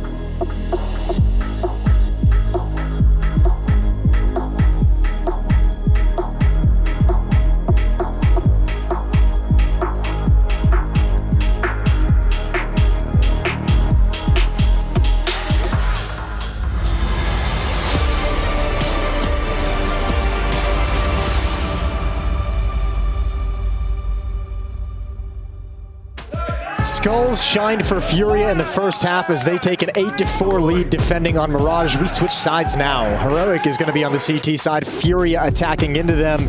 In this series for elimination or progression, one or the other for these two teams, this is just map 1. Just map 1, and currently it's tough to call, but you want to see more out of Dexter. You definitely want to see more out of him as this tournament goes on. Yesterday we excused the fact that he traveled in on the same day, but now you want to see something out of him on the CT side. Dude, you want to see more out of everyone on the Heroic side, right? Dexter, True, sure, we can bring that up all the day, all the time. Nerds as well. Yeah. Like, where's his dynamic, forceful rifling that swings rounds in their favor? We need that. Shush, we need some of that, especially on the CT side where he's considered a very underrated player on defense. Well, that has not gone well for Shush to kick things off. Dexter delivers, though. 2 kills with the Julies under the wood. He goes back for a third, but Fallen denies that access. In fact, Fallen is sharp, and he's shooting. He's got himself a chance in a clutch, but Tessus from the jungle is just too much for Fallen to handle. That's so unreasonable out of Dexter. I feel like he wasn't even aiming. He was just like clicking as fast as he can, jiggle peeking into it, aiming with his strafes. And it all works out. Oh, I see Cello buying a shotgun. Nah, he's giving that right back. Sell that right back. He's giving that right back. They're actually trying to figure out what they want to buy, though, because they are going to go for force here, Furia. So it's Yuri on a Galil. We'll see that when we come out of this replay. And we also got P250, so not really too much to talk about. Like, it's kind of a weird buy, to be honest. Fallen's giving everything over for that. Yeah, but that's fine. You get to salvage the Galil, and you've at least thinned them out. That part kind of falls apart with Kixon finding that kill in towards B. You're hoping maybe that one kill, even in a 4-on-4, the defense has to spread a little bit thinner and you can find some gaps to work with, but now they just got to go right back at it. No armor, no utility for Furia. So Heroic should be able to handle this pretty easily. Shrinking the map with a push in B halls, shrinking the map with Shush pushing a ramp. All that's left really is for Furia to be in mid, and Heroic's putting that together. Nerds with that MP7 makes it look clean. So we got 4K from Nerds to kick off this second half.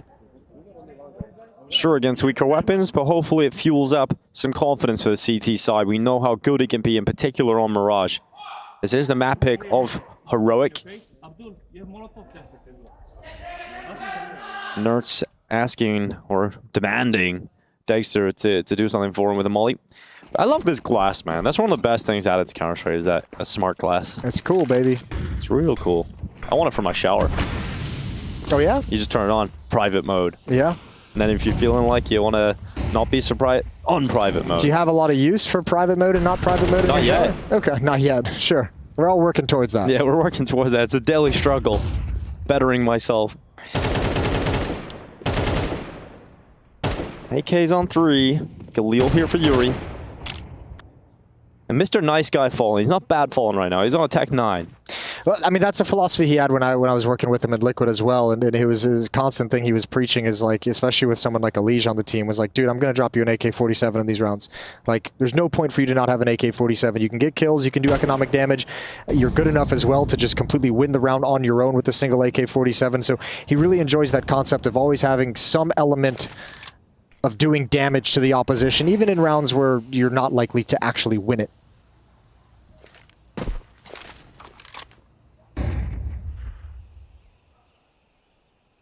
Smoke will soon start to fade away, but it's been instantly replaced at the perfect time.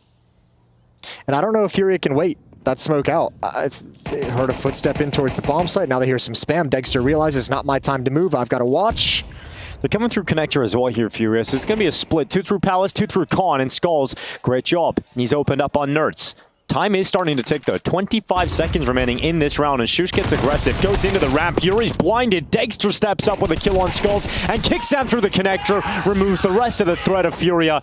And now it is a 1-round lead for Furia. That's all they've got left, and that should shrink completely in this round because they're out of money. And Heroic are 7 rounds on the board now. The replenished smoke at A-ramp was everything. I mean, that 2 smokes there delayed this execute for, what, 20, 30 seconds? Yeah, and there was 40 seconds when the second smoke came in. And then as soon as it clears, it's a pop flash through. So you waited all that time for absolutely nothing. But all that time being wasted while they're just stalled out gives Heroic time to piece together what's happening on the map and start closing in. So then they have fast flanks. Then they have an AWP waiting to pick you off as you try and cross in. Yeah. Heroic's defense looking good in the early stages. And that was tough to accept for Yuri. You could see that on his face right there. And now they're down to Deagles and P250s again. They have not had the ideal start on the T side.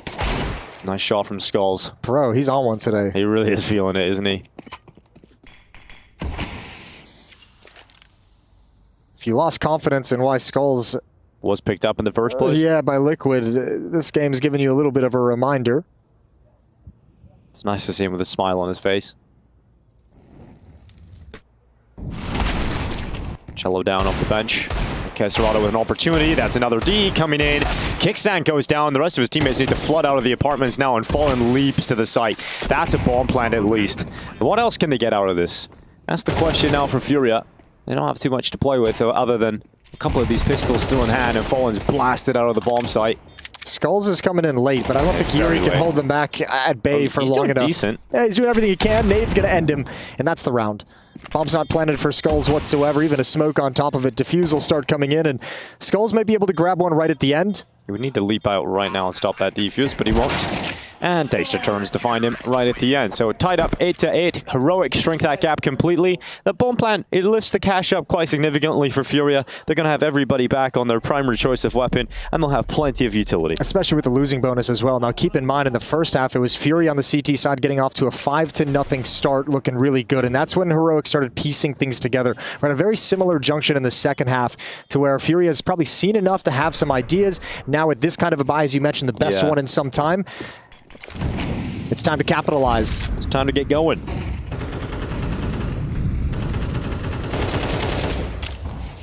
Coming out mid is Furia.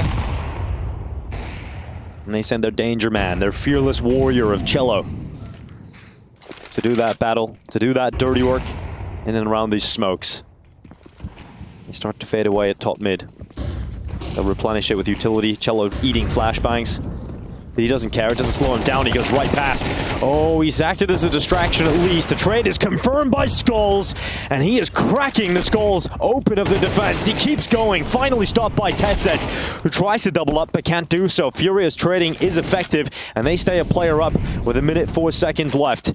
2 players on the board for Heroic, and they're so far away from this. They've just got to save, and that results in Furia taking a small lead again. Skulls is in carry mode. He's doing so much work. The trade on Cello, the follow-up entry kill into the bomb site, even more damage, even spotting out the jump out window, grabbing him down to half HP and allowing that trade to be easier. Skulls is a beast right now. Yeah, he really is. He is really just popping off at the moment. It's great to see Skulls getting to this level. I mean, if you think back to his early portions of his career, he was like this in the Brazilian teams. He was the standout player, the one everybody was getting excited about. We were wondering, how do we get him out of these squads? How do we get him into a better team? And obviously that dysfunctional Liquid squad was not the ideal place for him to flourish, and he feels like he's at home in Furia. So far, he's the head of the house. Yeah, at least today. Yeah, today, definitely.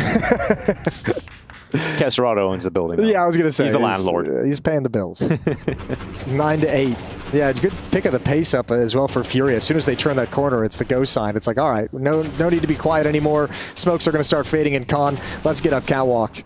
And nice trades from Fury the whole way through. 1 round lead. And a timeout used by Heroic. Interesting. Their third and final timeout used at this point in the game. Saul obviously wants to have a conversation about something.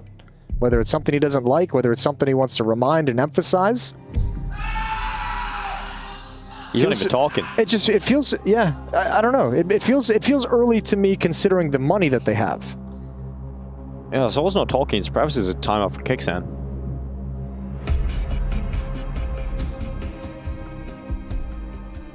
Yeah, so like more of a team talk rather than the coach having input there. Well, no more chances for Heroic to slow down the action. Take a breather. They're just going to have to rely on Fury to call some timeouts that they can benefit from. Unless it goes to OT. Unless it goes to OT. All right, now, scoreline's close enough to believe that is a possibility. Dexter's up on the CT side. He's going to be going out to the window. Smoke is up. He'll jump himself into the ladder room. Fallen's also got his AWP out top mid. He's boosted right now on the head of Cello. Just looking for that connector swing.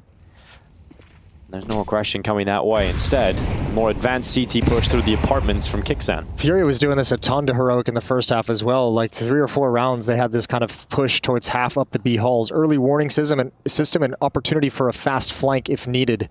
Yuri's pushing up through the underpass to come back and address a possible aggression from the CT side. Doesn't want to overextend. Doesn't know if the AWP's posted up on this angle, so doesn't want to swing into the open.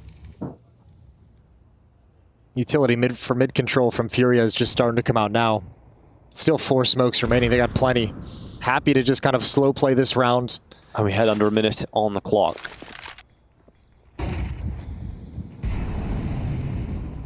Dexter has seen nothing. He's about to have to change his position. Molotov forces him further back, keeps him at bay, but here comes the attack into the A-bomb site via connector. Cello is looking for that opening. They heard the spam coming from Nertz over in window room, and Nertz has had to back off, so there's actually access for them to make it up to the bomb site. Oh, Tessa is still inside of that smoke. This smoke is creating perfect temporary cover. Time's an issue. Kickstand's coming back. Straight through that connector. Damage being done to Yuri. Yuri's finished off. Tessis on the double kill. And Kickstand, he's chomping at the bit to get involved, but his teammate Tessis is taking everything, and that plant can't happen yet. It can't happen at all just yet, because Dexter through that smoke has denied the life of Skulls, and with 10 seconds left, Furia have to try and get it. Have to get it down, but Nerds with the last second headshot through that box. No time for Casterado. No time for Furia. And this is 9-9 on the board. Absolute chaos at the end. Yeah, and I mean, again, this is another round where Heroic kind of sensed what was coming very, very early on. That fast flank, that player who was pushed up in B-halls the whole time, finds a perfect timing to slow down the split from Khan, and there's just nothing Furia can do to actually take this bomb site. Everyone's coming from Khan, nobody's swinging out Palace, nobody doing anything to clear out the players inside the site behind the smoke. Stalled out by the flank. I mean, if you look at all the impact, all the kills basically came from Ticket. You had the first couple from Tessis, and then Nerds with a final blow. And look at how safe they were spamming that bomb planter right there. They didn't have to worry about anything. There was no worries whatsoever. Timeout taken here for Furia. A second used. Fallen using this chance to be vocal.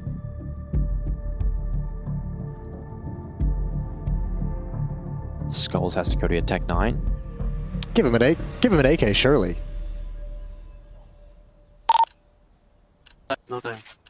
Outside to kill him. Left side bench. Let's go, boys!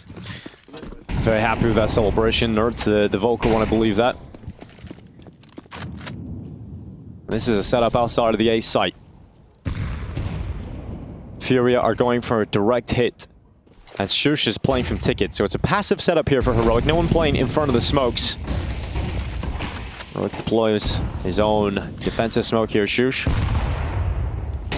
This is a classic. There's the set piece, the tons of utility from Furia just to get the bomb planted. The question is, when the smokes fade, do they have enough to hold back Heroic? And they begin the retake before the smokes fade. So they get a couple early kills on Dexter and Shush. And now a man advantage, and they can fall back. They can get a little bit of passive, set their feet, and set up some crossfires. Yeah, Cello took one jump up, and Tessis ripped his head off. And they're coming back in on this retake. Fallen's playing from Sandwich, undetected. What a shot flicked up on Nerds, and that is it, really.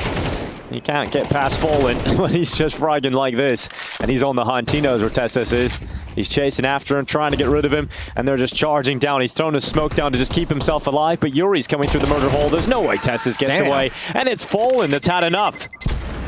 Old man still got it with the AK-47. He does. He was looking sharp. That's some crispy shooting from Fallen. 12-9. He's had enough with that AK as well. He's like, I'll get the ult back out. I earned it's so important to clear out those kills at the end as well. There's no money left for Heroic.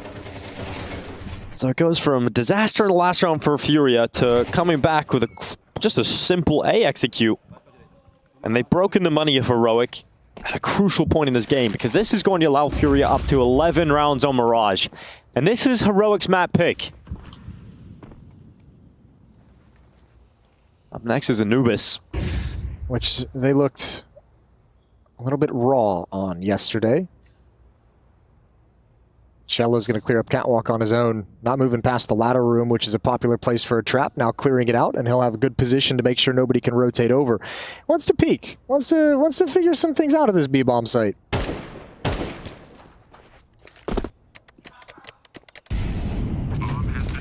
His teammates inside A are letting him know the stack is at the B-bomb site, so be cool, man. Drops his smoke, backs away.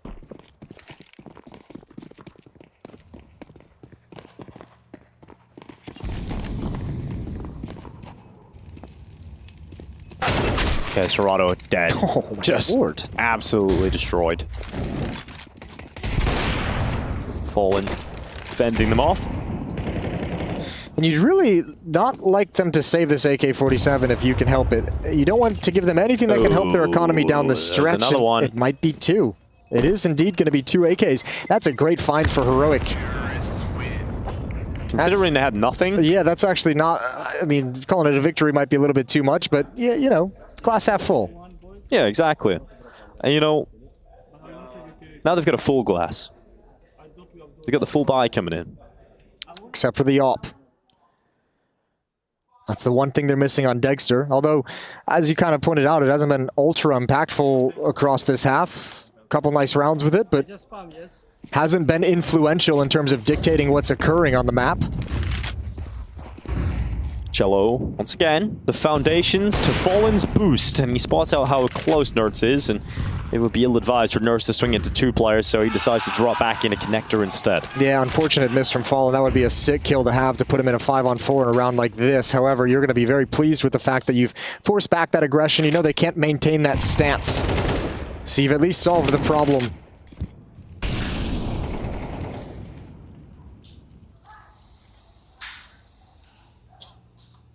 Nerds playing behind the con smoke. A little bit of an edge over the top of it that he wants to toy with.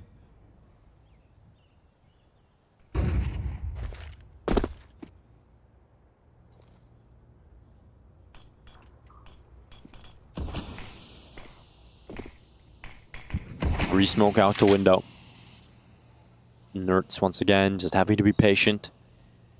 Has to consider the fact Furia could boost a player up in that. Nerds has a okay, he's just used it. He's just used it towards under window. I'm not sure if you heard that sound cue. He's moving off towards B. All that Heroic know is that Fury have mid control. They don't know if this mid control is going to turn into a B hit or an A hit, and they're starting to try and piece that together now. That flash clear, if they didn't spot Skulls' feet, it's an issue because the 3rd player is rotated to the B bomb site. 30 seconds. Now 20. And this is where the attack needs to happen for Furia. What a flick up from Fallen. Now Skulls activates behind Shoots with a distraction set up. Tessus is short, can only topple Cello. And now the bomb goes down. Furia in a 4 versus 3, and Heroic, they have to save here. They can't throw all the resources in, surely, but they're close enough towards CT where they might go for it. They have to test and see if they'll get a free kill. They have to test and see if there's going to be a mistake, if they can pick one off, and then there's the possibility. Well, now that they don't have that kill, and Nerds is committed towards CT, it's a tough one here for Heroic. But Caserado's given them a kill by jumping into jungle. No kit. A 2v2, suddenly a missed shot from Fallen, and Heroic right back in this, but time is certainly a problem with no kit on their backs. There's not enough time to defuse this, even if they got those final kills. Kixan will be the only Heroic player that survives this battle, and it's 12 rounds for Furia. It's map point on Heroic's map pick. And this Panther is starting to purr. It's classic pain for Heroic. They get just enough kills to make them feel like it's doable, to make them feel like they have to go for it, and then everything gets removed from their control. All the weapons taken away. But I can't even fault them for giving it a test, for giving it a try once they find those 2 kills. Look at how little of his feet he saw. Nothing wrong with his old age eyesight, that's for sure. Or his reactions. Nothing. He's still going. 14-9 for Mr. Fallen. The Toledo Torpedo.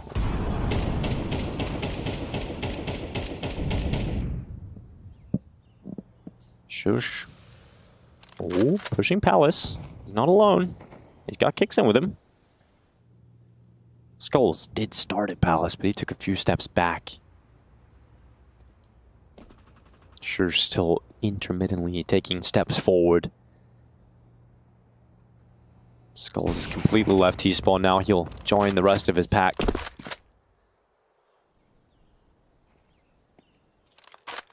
This could be a vicious finish on the B-bomb site.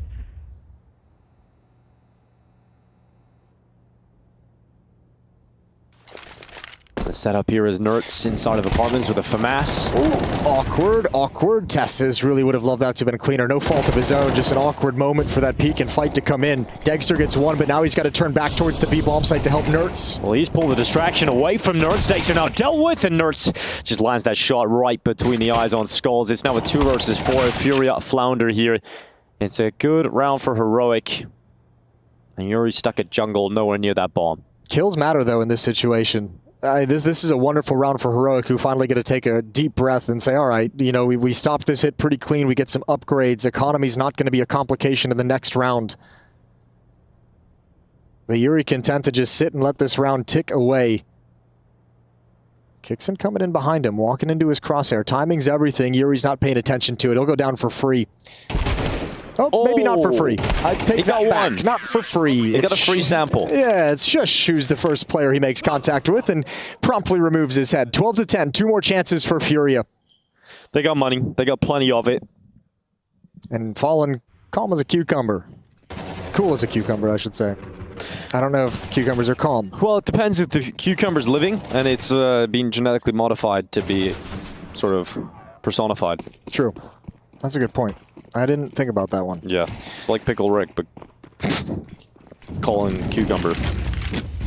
And now we head into round 23.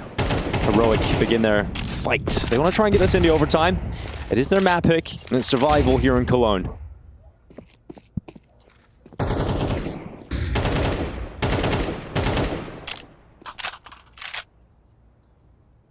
Furia really don't have a lot to work with if they're to lose this round.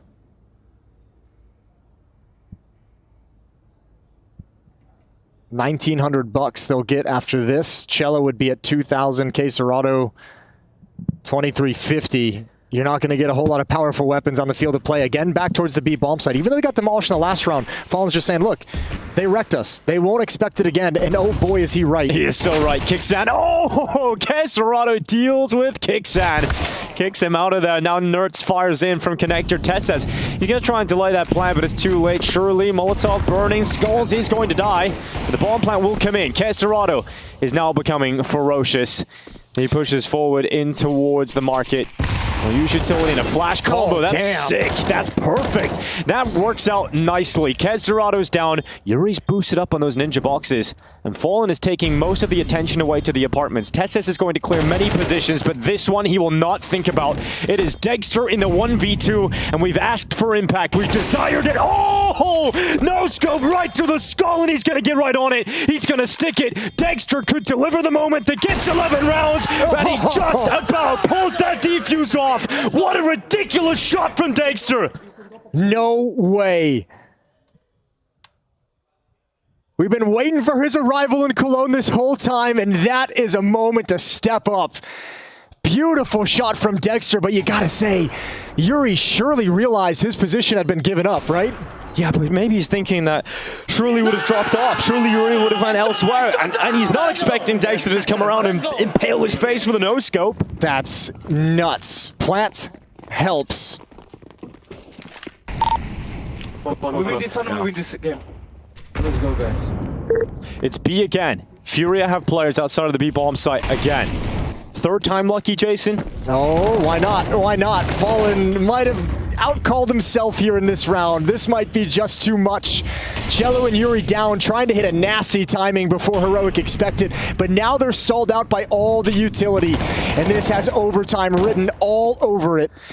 SS holds on as long as he can. Skulls fights back, and this is the last round of regulation. Furia stay committed with their feet planted outside of this B bomb site.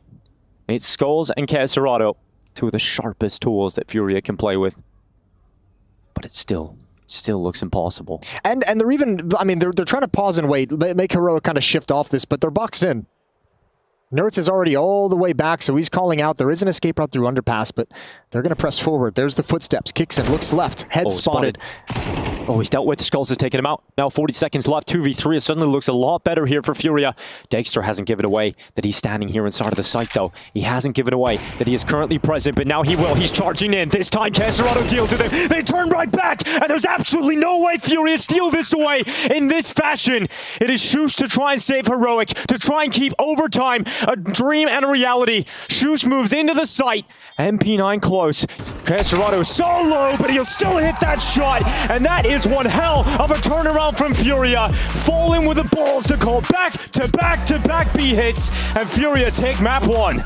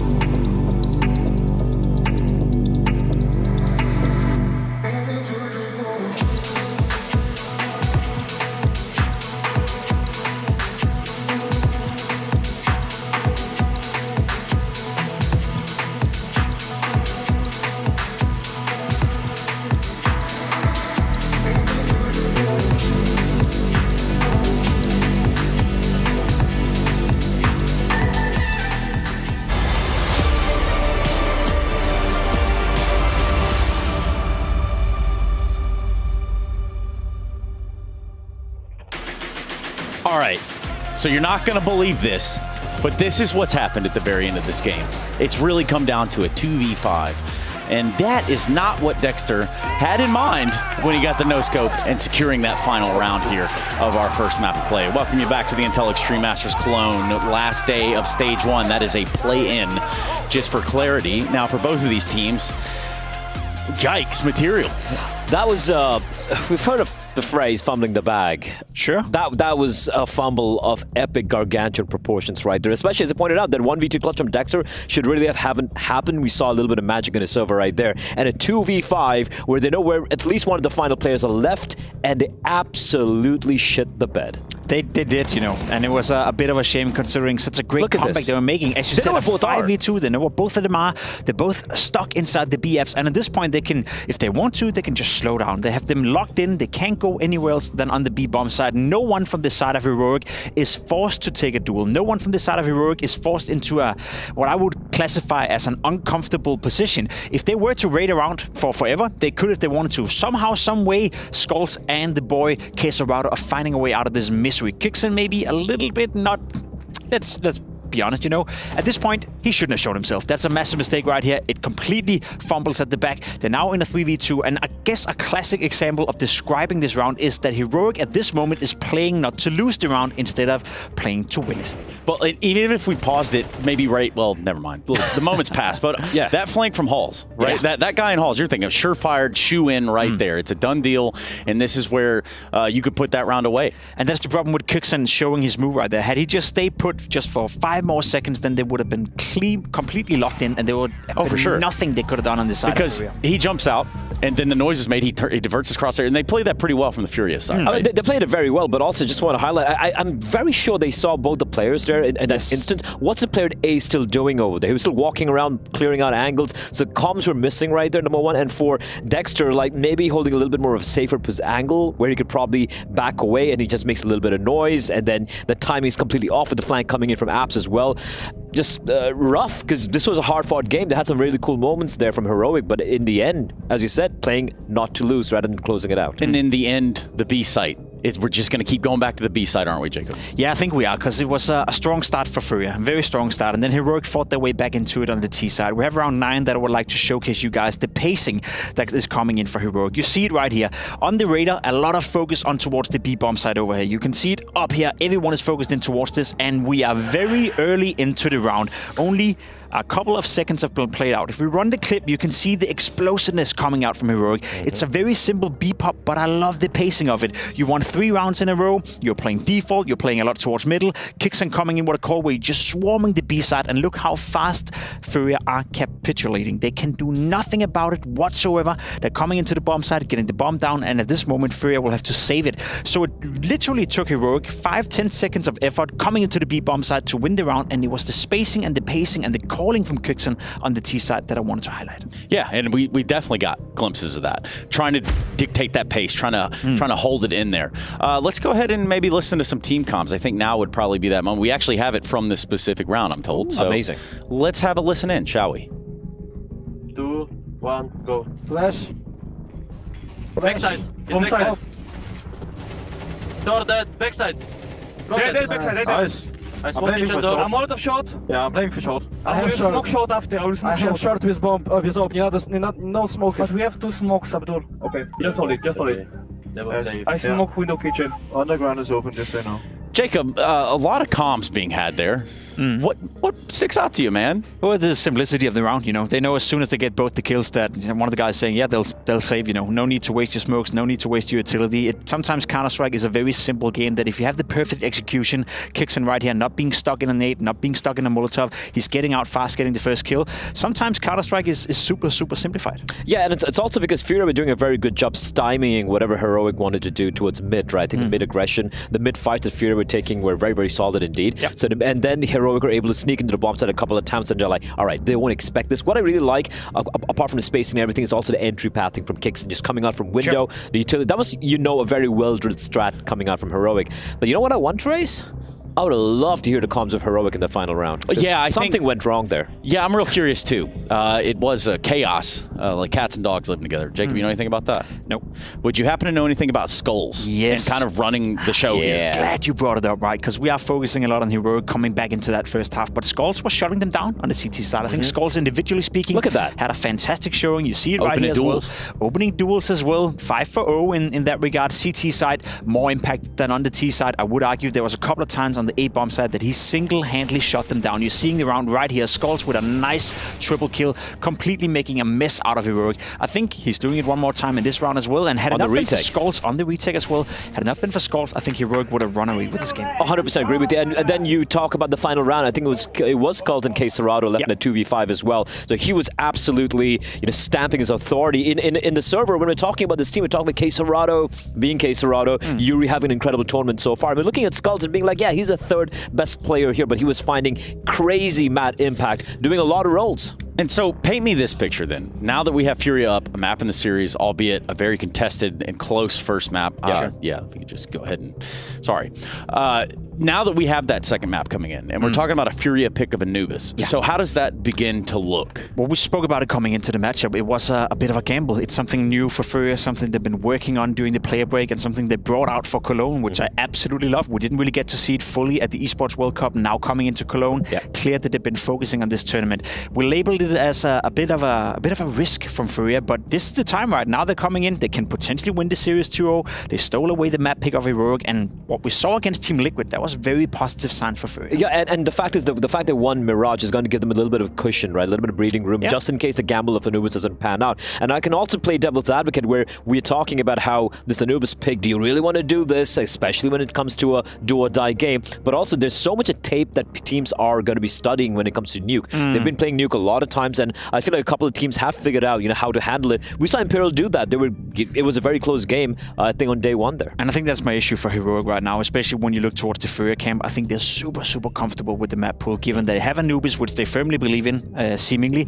and then should it be needed, Nuke as a third deciding map, which we saw them play over and over and over again at the Esports World Cup, where they played at a high level. So if I'm Furia right now, if I'm Fallen, if I'm the boys over there, I should feel super comfortable, and I think that's the sentiment they're sitting with right now. I think the only danger here is complacency, though, Trace. As long as they don't get complacent, this could be a 2-0. Yeah, and you said danger. I would just immediately go back to Jacob as a Dane.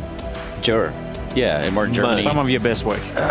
Some of my most work of all time. Now, what I can tell you is that we're going to go to a break so we can come back and get this series back on track. Queserado and company up one map over Heroic on what is the last day of Stage 1. We'll be right back after this.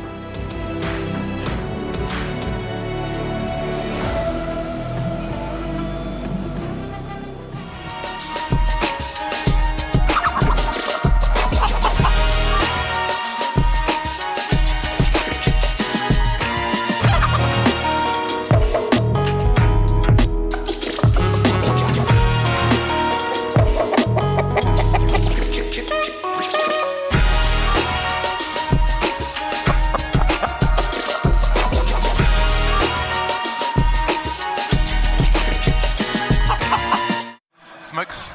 You see double smokes in the same place there. Simple just jumping casually into the side. Wait. What was that? Never miss a play again. Simple. It's not allowed. This is not FPL. This is a major. Finally. With Face It Watch, you're in control. Switch between player POVs live and see the game through the eyes of any pro. Never miss a moment with replays. Relive each highlight on demand from all angles. Watch it, control it, face it.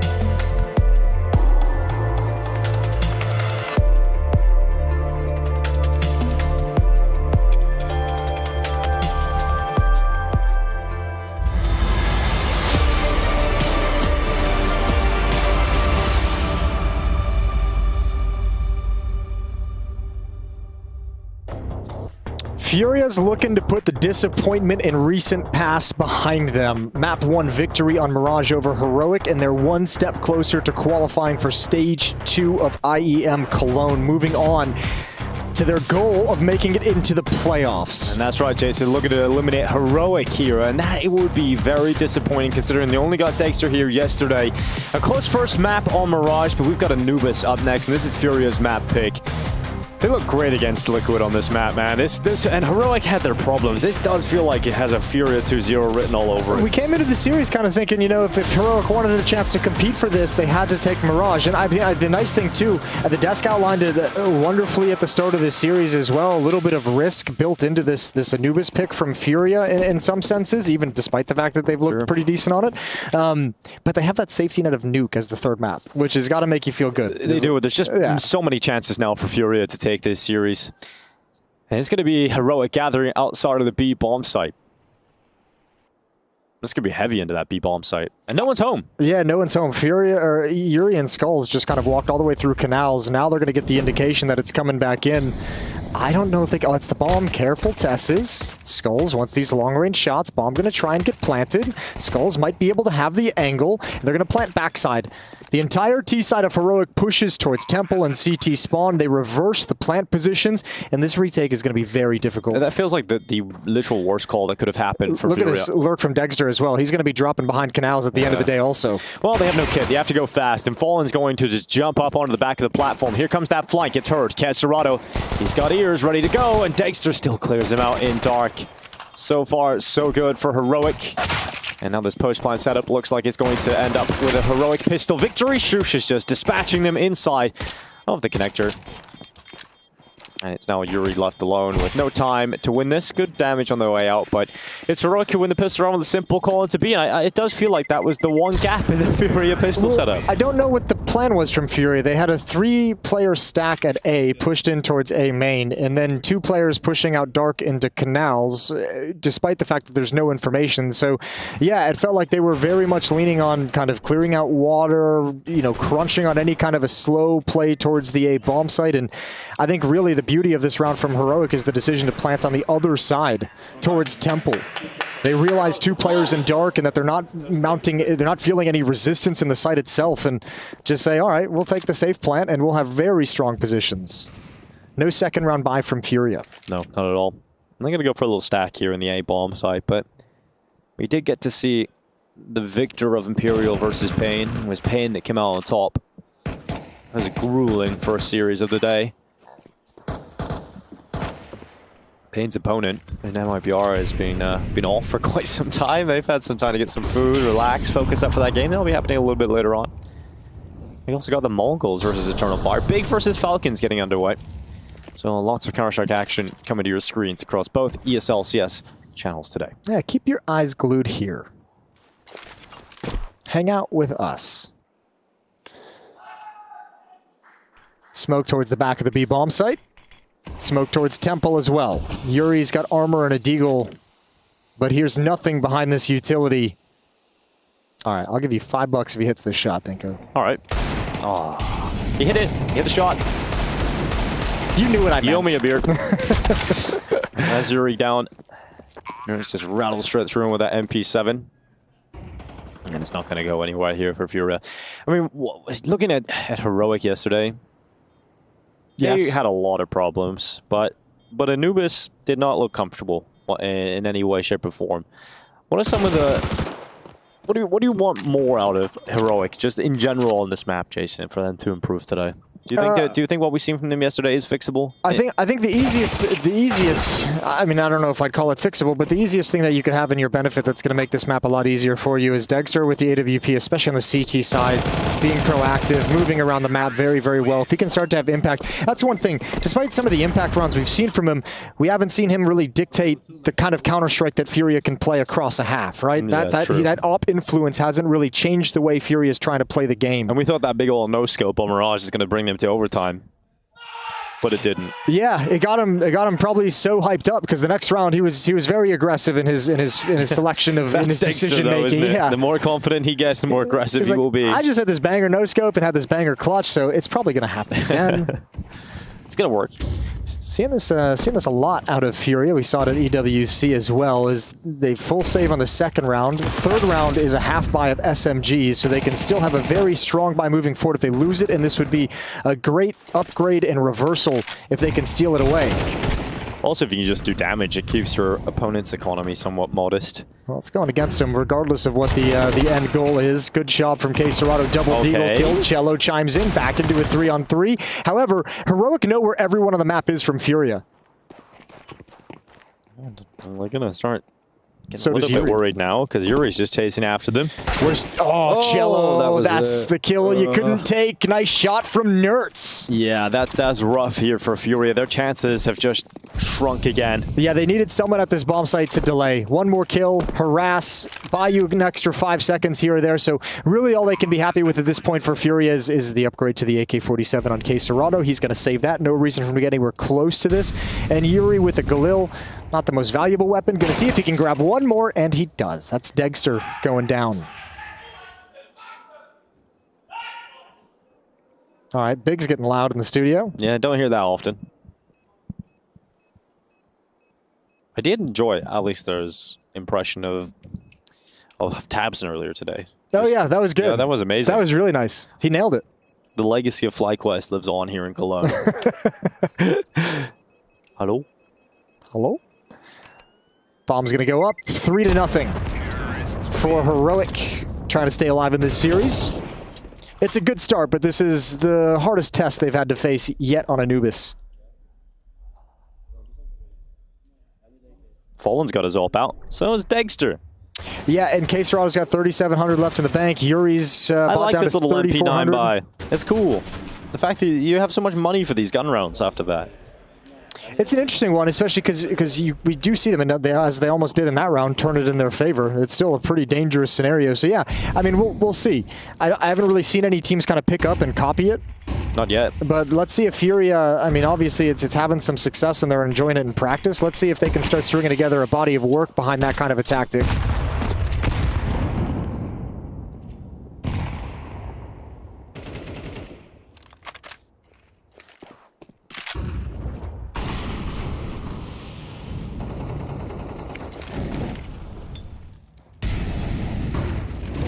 They're taking mid control.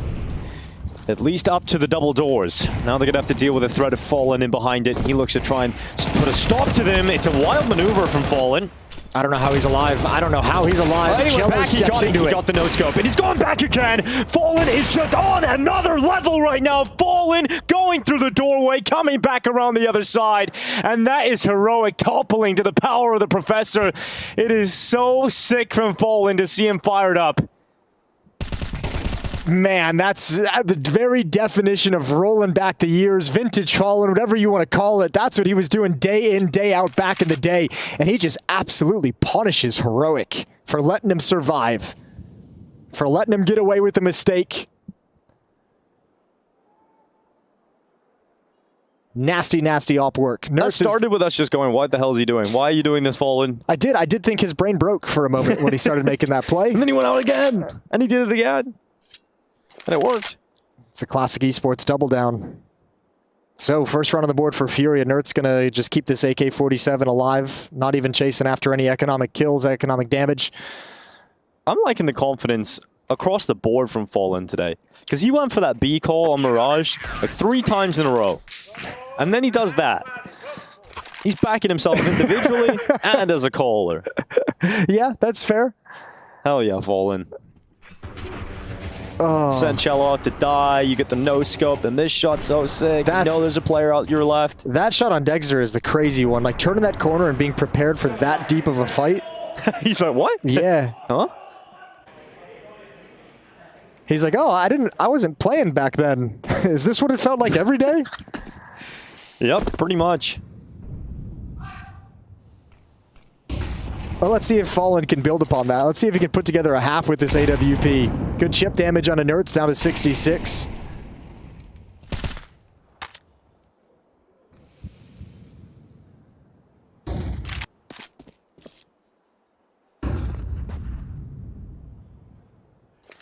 Heroic's super chill in this round. Feels like they just want to fall into a B hit. They've got kicks in close up in Canals. He'll wait that smoke out. It can buy time for Nerds to fall back to him if they want to pair up.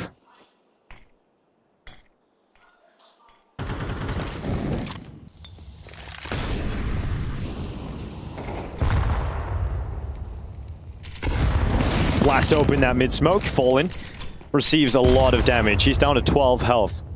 He'll still be happy he's standing. And oh, that might... Well, Yuri and Skulls are the ones who are going to have the real issue. This is a lot of pressure being applied to Heroic. They're doing a very good job of kind of masking where this hit is going to end up. Huge frag from Cello. But now it descends onto the defenders of this B-bomb site.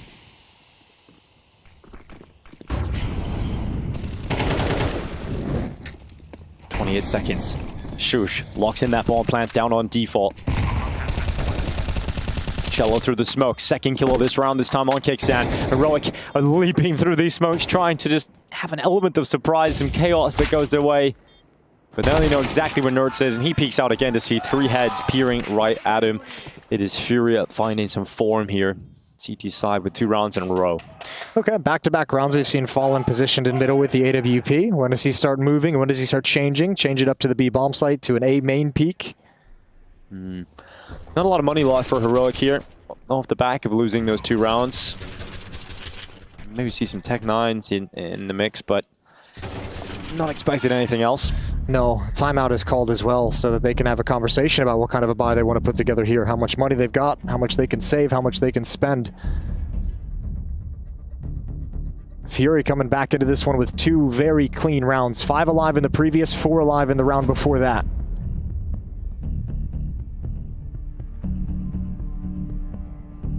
Two-round loss bonus built up from Heroic. And they're going for the investment. Galil's coming out. Tech 9 on Tess's. Heroic want to try and go for a low buy Chaos.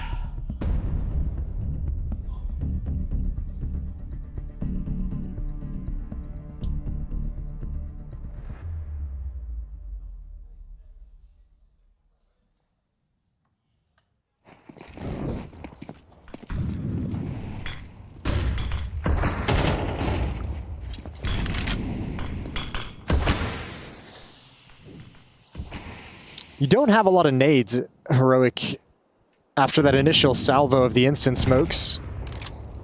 You're kind of in a situation where you need to group up. Yeah, that's when Fallen's going to change up that position with the Opal. Now he's over towards B. With every second that ticks on, he's getting more and more information as he pushes outside of B with Skulls. He's about to see that there's no one here from the T side. All right, Furia, you have no one watching the middle this round, so 2 players inside the A bomb site. One of them is going to have to address it. Camera being smoked off by the T side to allow them to get some space, start moving forward and prepare to execute onto the site. That is a big boy kill. That is massive. That's one of those 2 defenders down without even seeing him. Yuri crossing over. And they heard those footsteps. They heard it, so they know there's a gap on B. They know there's a way to get into this B bomb site. And Fallen's leaving now as well. This B site is completely falling apart. This is completely opened up. I can't believe how perfect this has turned. Skulls is mid, misses the timing, doesn't see Nerds taking those steps back up those stairway, and they're completely ready for an A play that just will never come. And I think you save if you're Furia. If this bomb gets planted at the B bomb site and you're this fooled, I think you just say, we're beat. I wonder, like, how has this happened? That is so crazy. Well, that's just one of those rounds you just gotta scratch your head and take a step back. All right, well, here's a question, Dinko, that I can pose to you. Oh no, there's a lot of questions in this segment. In your analytic mind? Oh yeah, that's what I'm good for. If you're Heroic out of this win, I mean, you probably upgrade those Tech 9s to AKs, but what about them Galils? Like, what do you do? Keep those Galils. Do you maybe just rinse back with this kind of a buy? Yeah. Have some utility and just say, screw it, we got a freebie? Yeah, you got those Galils. That gives you a freebie, definitely, Jason. Like, what if you just play the economic game? No, you play the economic game, Jason. You're right. Stick with 3 Galils and Tech 9s? Go for the big short. Is that your call? You go for the big short, whatever. All right, Tessus has an AK-47. You definitely keep the Galils, though. That's a very weird round. We don't get rounds like that very often. No. That sucked. There was no killing. There's no actual fight, ever. We started talking about finance, man. That was boring. Mac 10 on Kixon. Let's get into the shoot. It's not a B rush, but they're going to hit a very fast timing. Very, very fast. As soon as this Molotov fades, it's flash and go.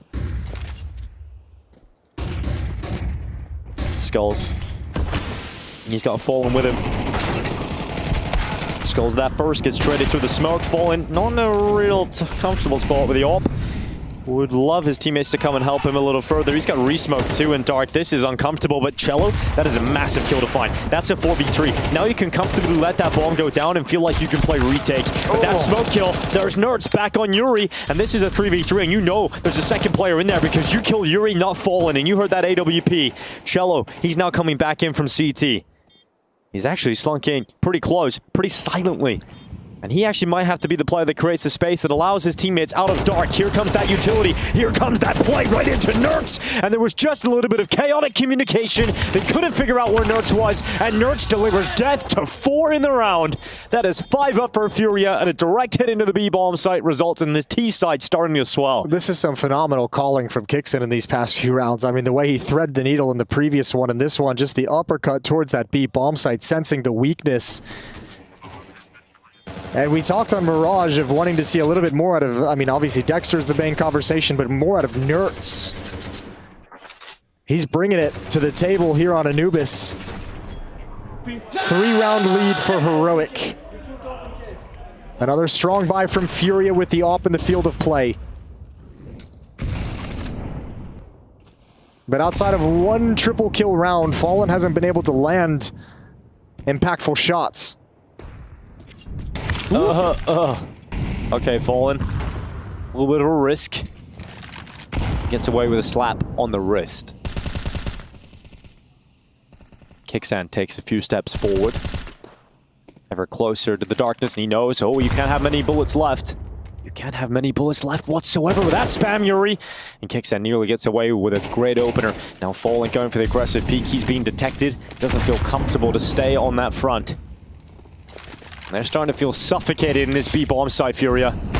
Oh, good shot from Fallen. They're trying to use a lot of utility as well, so they need to get some production out of these stances. K-Serrato going to be tested. They step in front of the smoke. He's got to back away. He does have support in Cello. Do they keep going for this? Well, they've got Testas coming in from camera, so it's going to be a two-pronged approach in just a moment. And that makes it really difficult for Furia to hold on. But Nerds goes down. Testas hasn't quite come into camera yet. And now it's his time. Now it's his time to strike. He's going to get 2. They're not looking. Neither of them are looking. Oh, Testas, he cracks it right open. Brings Heroic back into the round.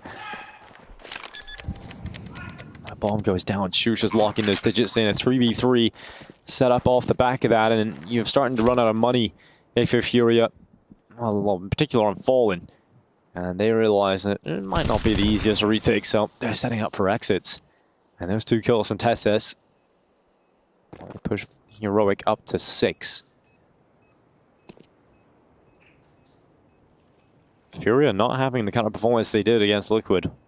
No, and I think this is part of like kind of the conversation that the desk was sort of having is this map had long been the permaban of Furia, just something they weren't really playing a whole lot of in CS2, and what a risk it is to pick this in an elimination game, an elimination series, and I think you're seeing some of the miscues, some of the lack of comfort on this map within the Furia players, and certainly, as we know a lot of teams do on this map, struggling to hold on to this B bomb site. And this is just a situation where nobody on Furia, it never clicked that mid was open, that camera was a point of danger, that nobody had cleared it, that nobody was watching it.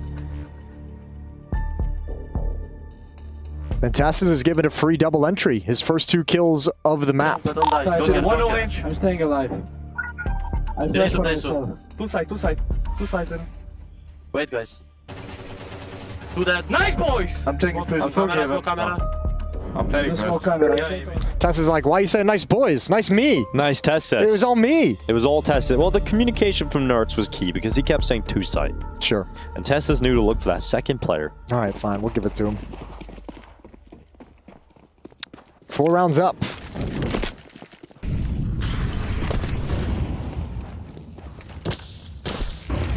Yuri losing a little bit of health in his dance through the flames. Send the grenade in. It's not too bad. Lands at the feet of Kixan.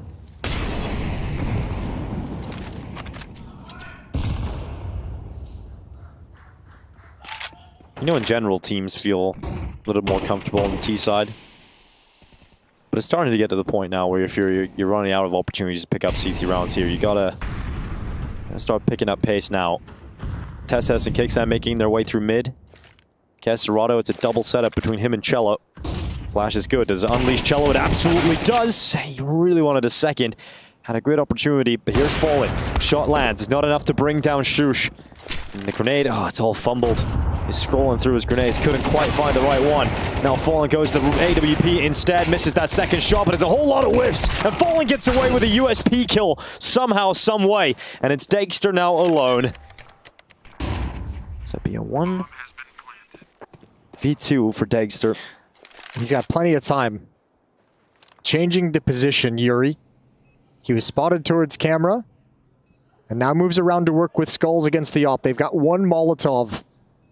But Dexter with the AWP has plenty of chances to thin this out. He's going to peek towards heaven.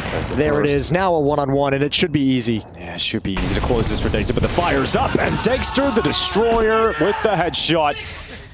7 rounds for Heroic.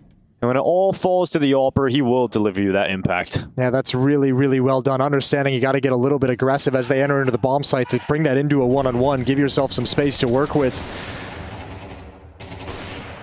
And again, one more time, it's just the protocols once the pressure is being applied of who's playing where, who's falling where, how do we work together between Cello and Fallen, not as effective as they would have liked. Yes!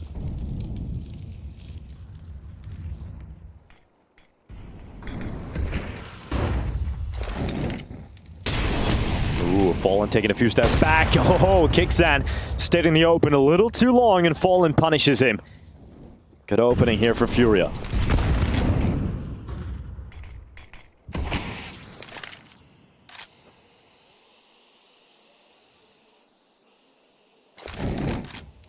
Boost up for Dexter behind that molly. Doesn't see anyone evacuating the premises. Fallen's got another. Yeah, just keep striking.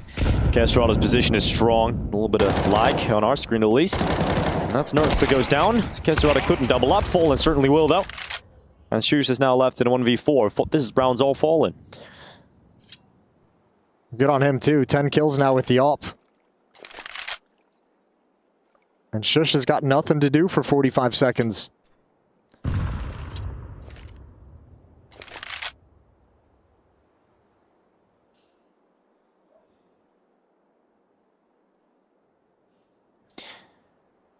Fallen is, it's nice seeing him be this aggressive and proactive. Taking some B main peaks, taking some B dark peaks, grabbing passive angles, grabbing aggressive angles. He's been doing a little bit of everything, and it's unfortunate. I think there's really been, I mean, this round and the other triple kill round were massive. Other than that, it's been some individual. He's had a couple misses as well that could have turned the tides. But I like that he's going for them. Yeah. And I think it's probably cool to be able to call your own game too. Right? You're just calling every pick you're going for, the whole setup. That's the life of an AWPer, isn't it? Like, so AWPers just get that luxury. So he's just able to enjoy life. Gets to see the whole map. Got a kill on every major area of the map. 1A, middle, and B. Oh, here we go. A little bit of aggression outside of B. I don't think Shush realizes it. Definitely knows now. Should know now by the trajectory. Definitely knows. And Tess is just going to try and draw attention away. Try and make it look like Shush is not there. They're just, yeah, they're happy that that presence, the minimal presence that they showed was enough to keep Furia back towards the bomb site. Well, they expect Shush to be so quick here. Oh, he's now giving that away.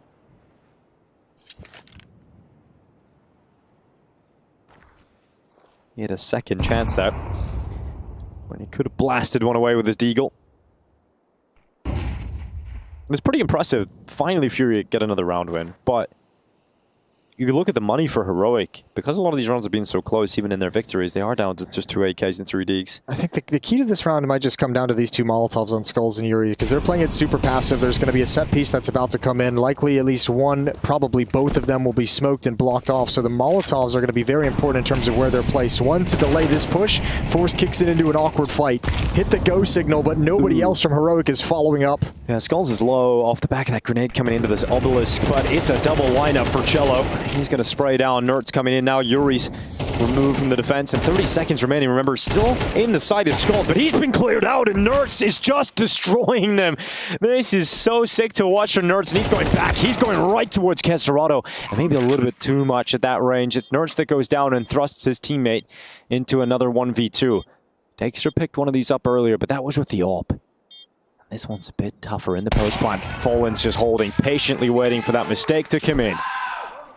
Cello's got some words for him. Finally, he's able to get loud. They've strung 2 together, Furia. 7-4. And despite the fact that it feels like they've been out of position and uncomfortable and in awkward situations throughout this half, Furia still putting enough rounds on the board to keep this dangerous, to keep this close. Nertz almost brings it right back. Cello trying to swing to trade his teammate, and Nertz is ready for everything.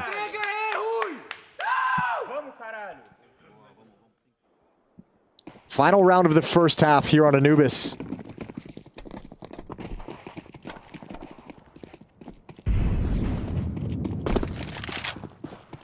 With a bit of form picking up for Nertz, at least he's got the AK.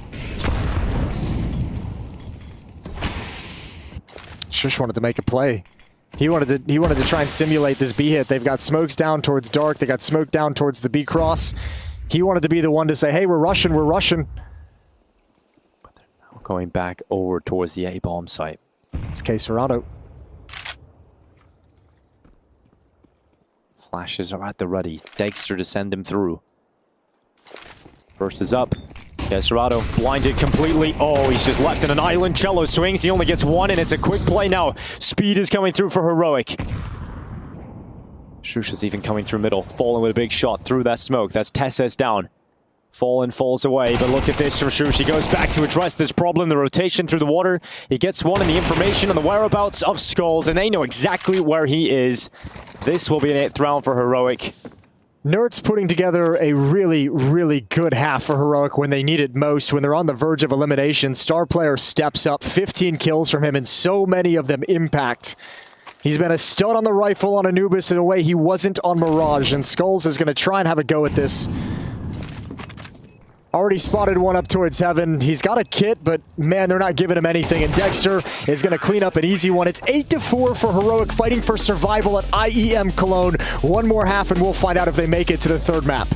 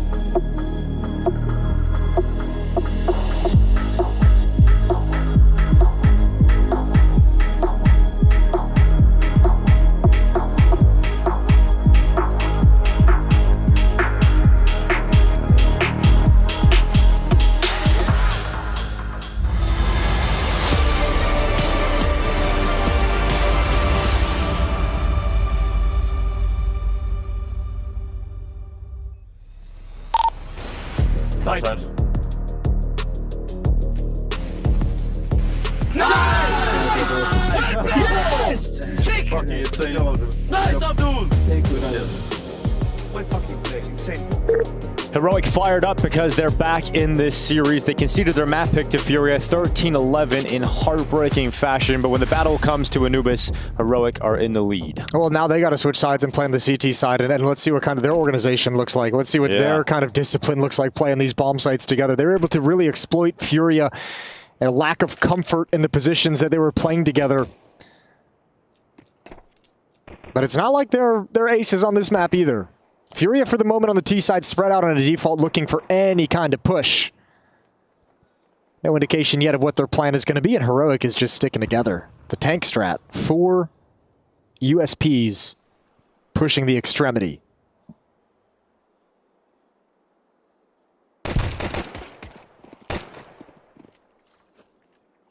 Falling. Oh my god, just gets dispatched by Dexter, and now the attack is coming through camera. Shush blinded by the flash. And this is a big old swing that's getting stopped by Heroic with every step forward. It is just Caesarado and Furia fall apart. I'd have to see the replay, but I'm pretty sure all 3 players of Heroic were blind from that first flashbang, and it's just the fact that Dexter is falling back late that keeps the attention of Furia away from the blind players. They got incredibly fortunate with that timing, I think. Well, it's both pistols going against Furia in quite convincing fashion, and that'll be 9-4. Rough start here for the T side because they don't even get a bomb plant, so you don't really want to go for a force here. So now you're looking at 10-4, and Heroic are pretty close now to closing out this map. Remember, though, how quick these comebacks feel in MR12. Yeah, look at that. All 3 of them just ate it blind. For a long time. The fact that Dexter's in the open just buys them 2 seconds for that flashbang to clear. Otherwise, it could have changed the round. Yeah, otherwise, yeah, look at all those screens. They're all, That's they're all a great white. shot.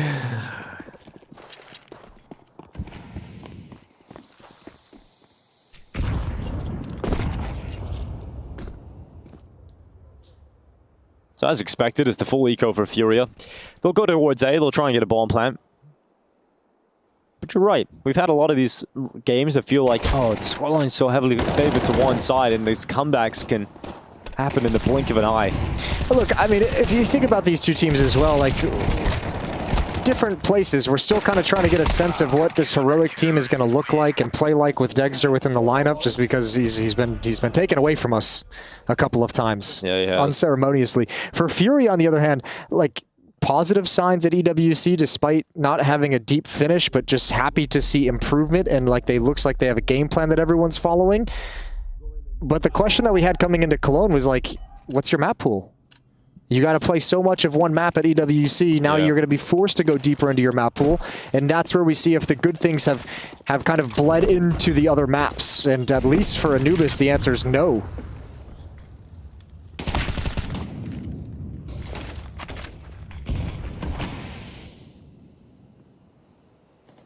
Skulls has been unable to keep up that Mirage performance. I think Furia really wanted to pick up the pace and split this B bomb site on a very early timing. They're about to be pushed out A. Yep. And that's going to work out perfectly for Shush.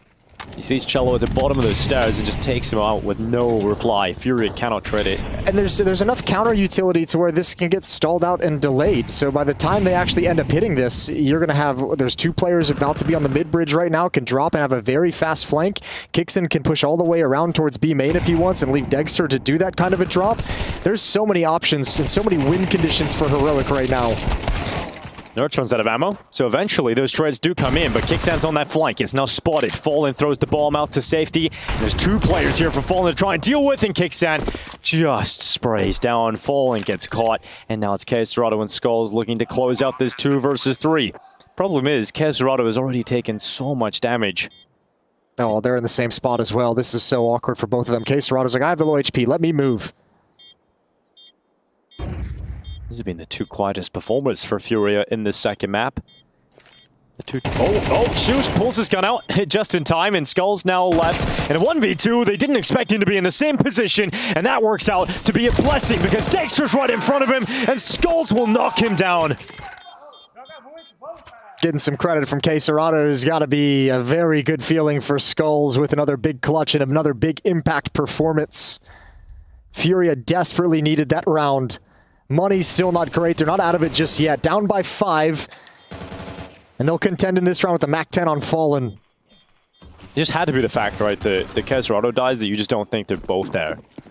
Oh, that's pretty awesome for Skull. That works out nicely. Very nicely. Hopefully that's enough to fire them. Oh, shush. Okay, shush. Taking your time. Thankfully, Dexter's got the kill, but you go down. They sense the mid push. That utility's the dead giveaway. And Shush is just very committed.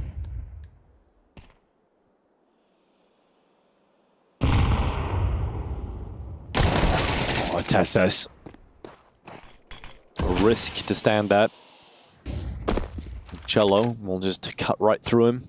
With a minute and a half left on the clock when that kill comes out, Fury is more than happy to just take that kill and reconvene. If Heroic kind of shifts over to be worried about middle, nobody's home. Fury is changing the angle of attack.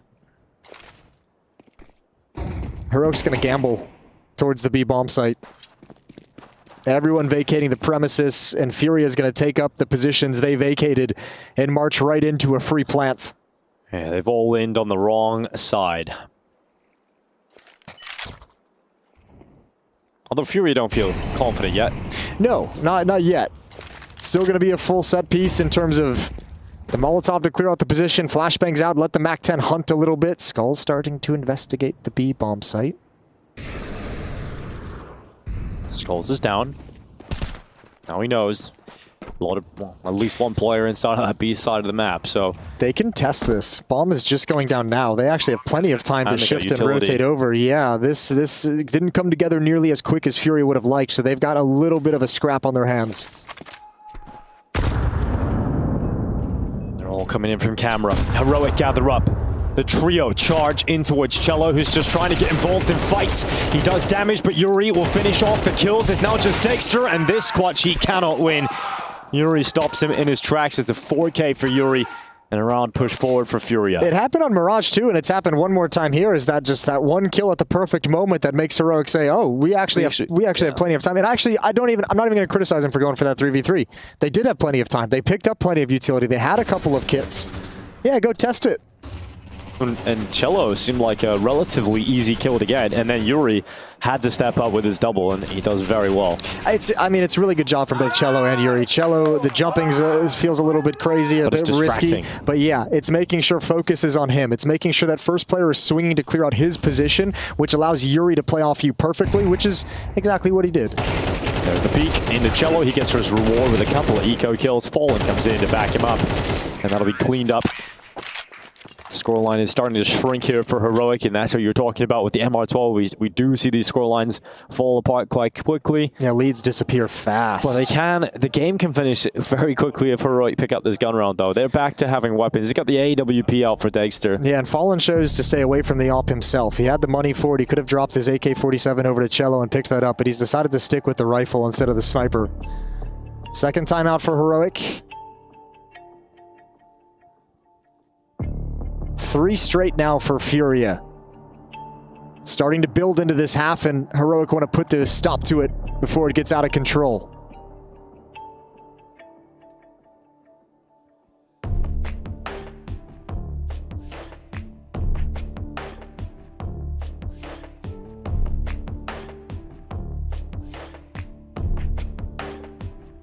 I wonder how much Furia is going to open the playbook. We've seen them, with some of these weaker buys and just getting started in this half, and the gun rounds slow and calculated, far back to start, looking for pushes, punishing peaks.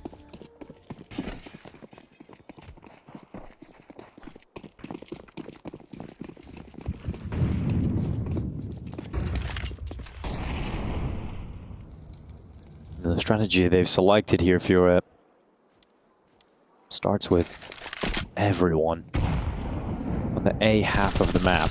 And nobody's home for Heroic. They have 3 at B and 2 in middle at the moment. There's going to be a timing where Shush shifts back. They're just going to walk on this. Utility is going to come in now. This is just a win out of spawn, it feels like. Just, unless there's going to be something crazy individually from Shush or Kixon. This round is Furia's all day long. They're just now clearing mid, going even further from the point of attack. A's just too open for the CTs to deal with. Furia into the bomb site. Shush sprinting forward, getting flashed as he goes, though. Yuri from the fountain takes that first headshot. Skulls will back him up, and The only kill going the way of Heroic is Dexter's, and it seems to be one on the fallback. Kesserado, he's been spotted. Testis waits for that step back into his crosshair. Is that the kill? Do they get lured into it again? Did they do it again, Jason? I was like, that's what it felt like when he got that, but no kits, no armor on Dexter. Just going to chill at the beach. They're going to take a day off. Get a tan. He's not swimming, he's waiting. Yeah, he ain't swimming. It's only up to his waist. Plus that water doesn't look all that wild. Looks like a nice chill day. It does. That's the best part about CS2. The water. The water? Number one thing. I think there's some issues if that's the best thing about the game. there's some problems. This is beautiful. Look at it. This is the bar we're setting. It is beautiful, though. Round 19. And now the game is only separated by 2 rounds. Ooh, a little 5-7. Being tossed away of Kixan? Yeah, don't let this confuse you. This is still a very dangerous round. Heroic have a very good buy, even with 2 5-7s in the mix. It was good round, boys. It was good round. That last round was good? Something. Well, you gotta have some nerds positivity. Yeah, that's a good point. You take the positivity when you can get it. 69 health for Fallen.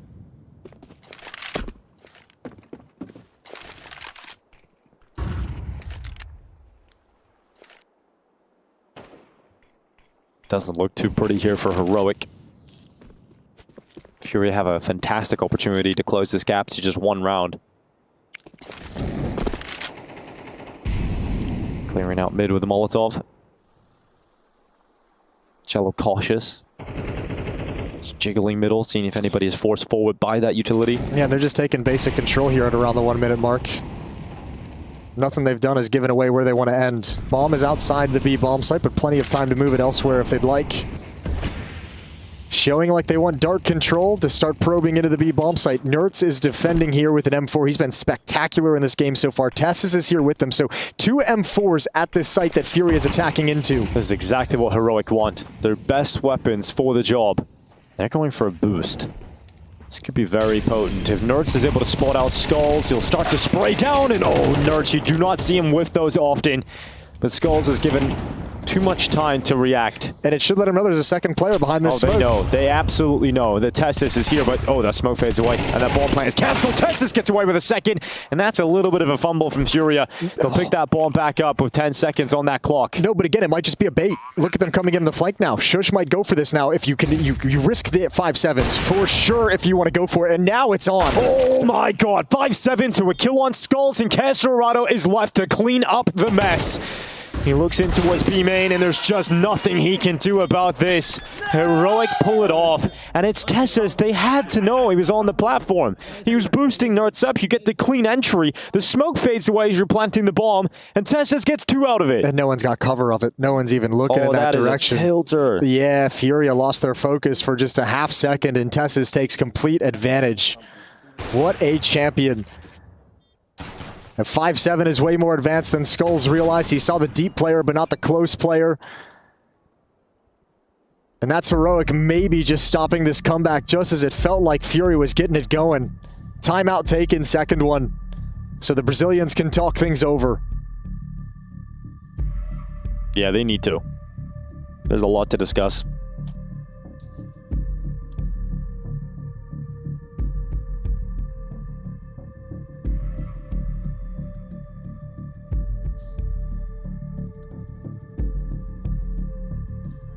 And that game against Liquid, Yuri had an incredible individual performance. He was 2.11 rating on Anubis. Not quite at that same level here today. Kesserado also up there with him.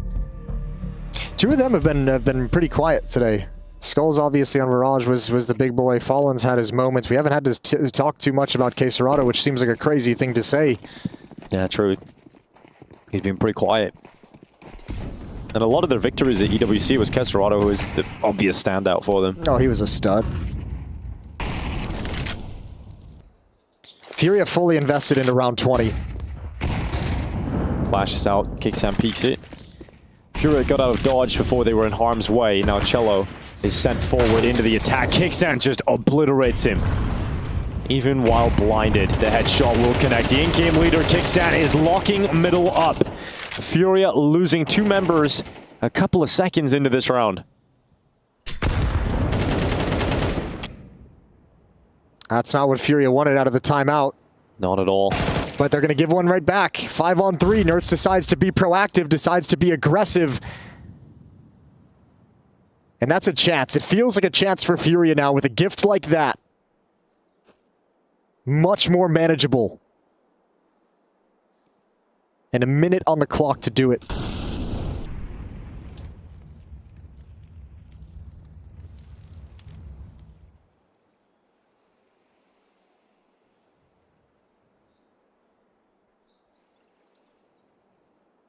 Fallen clearing those mid doors, no one on the other side of it.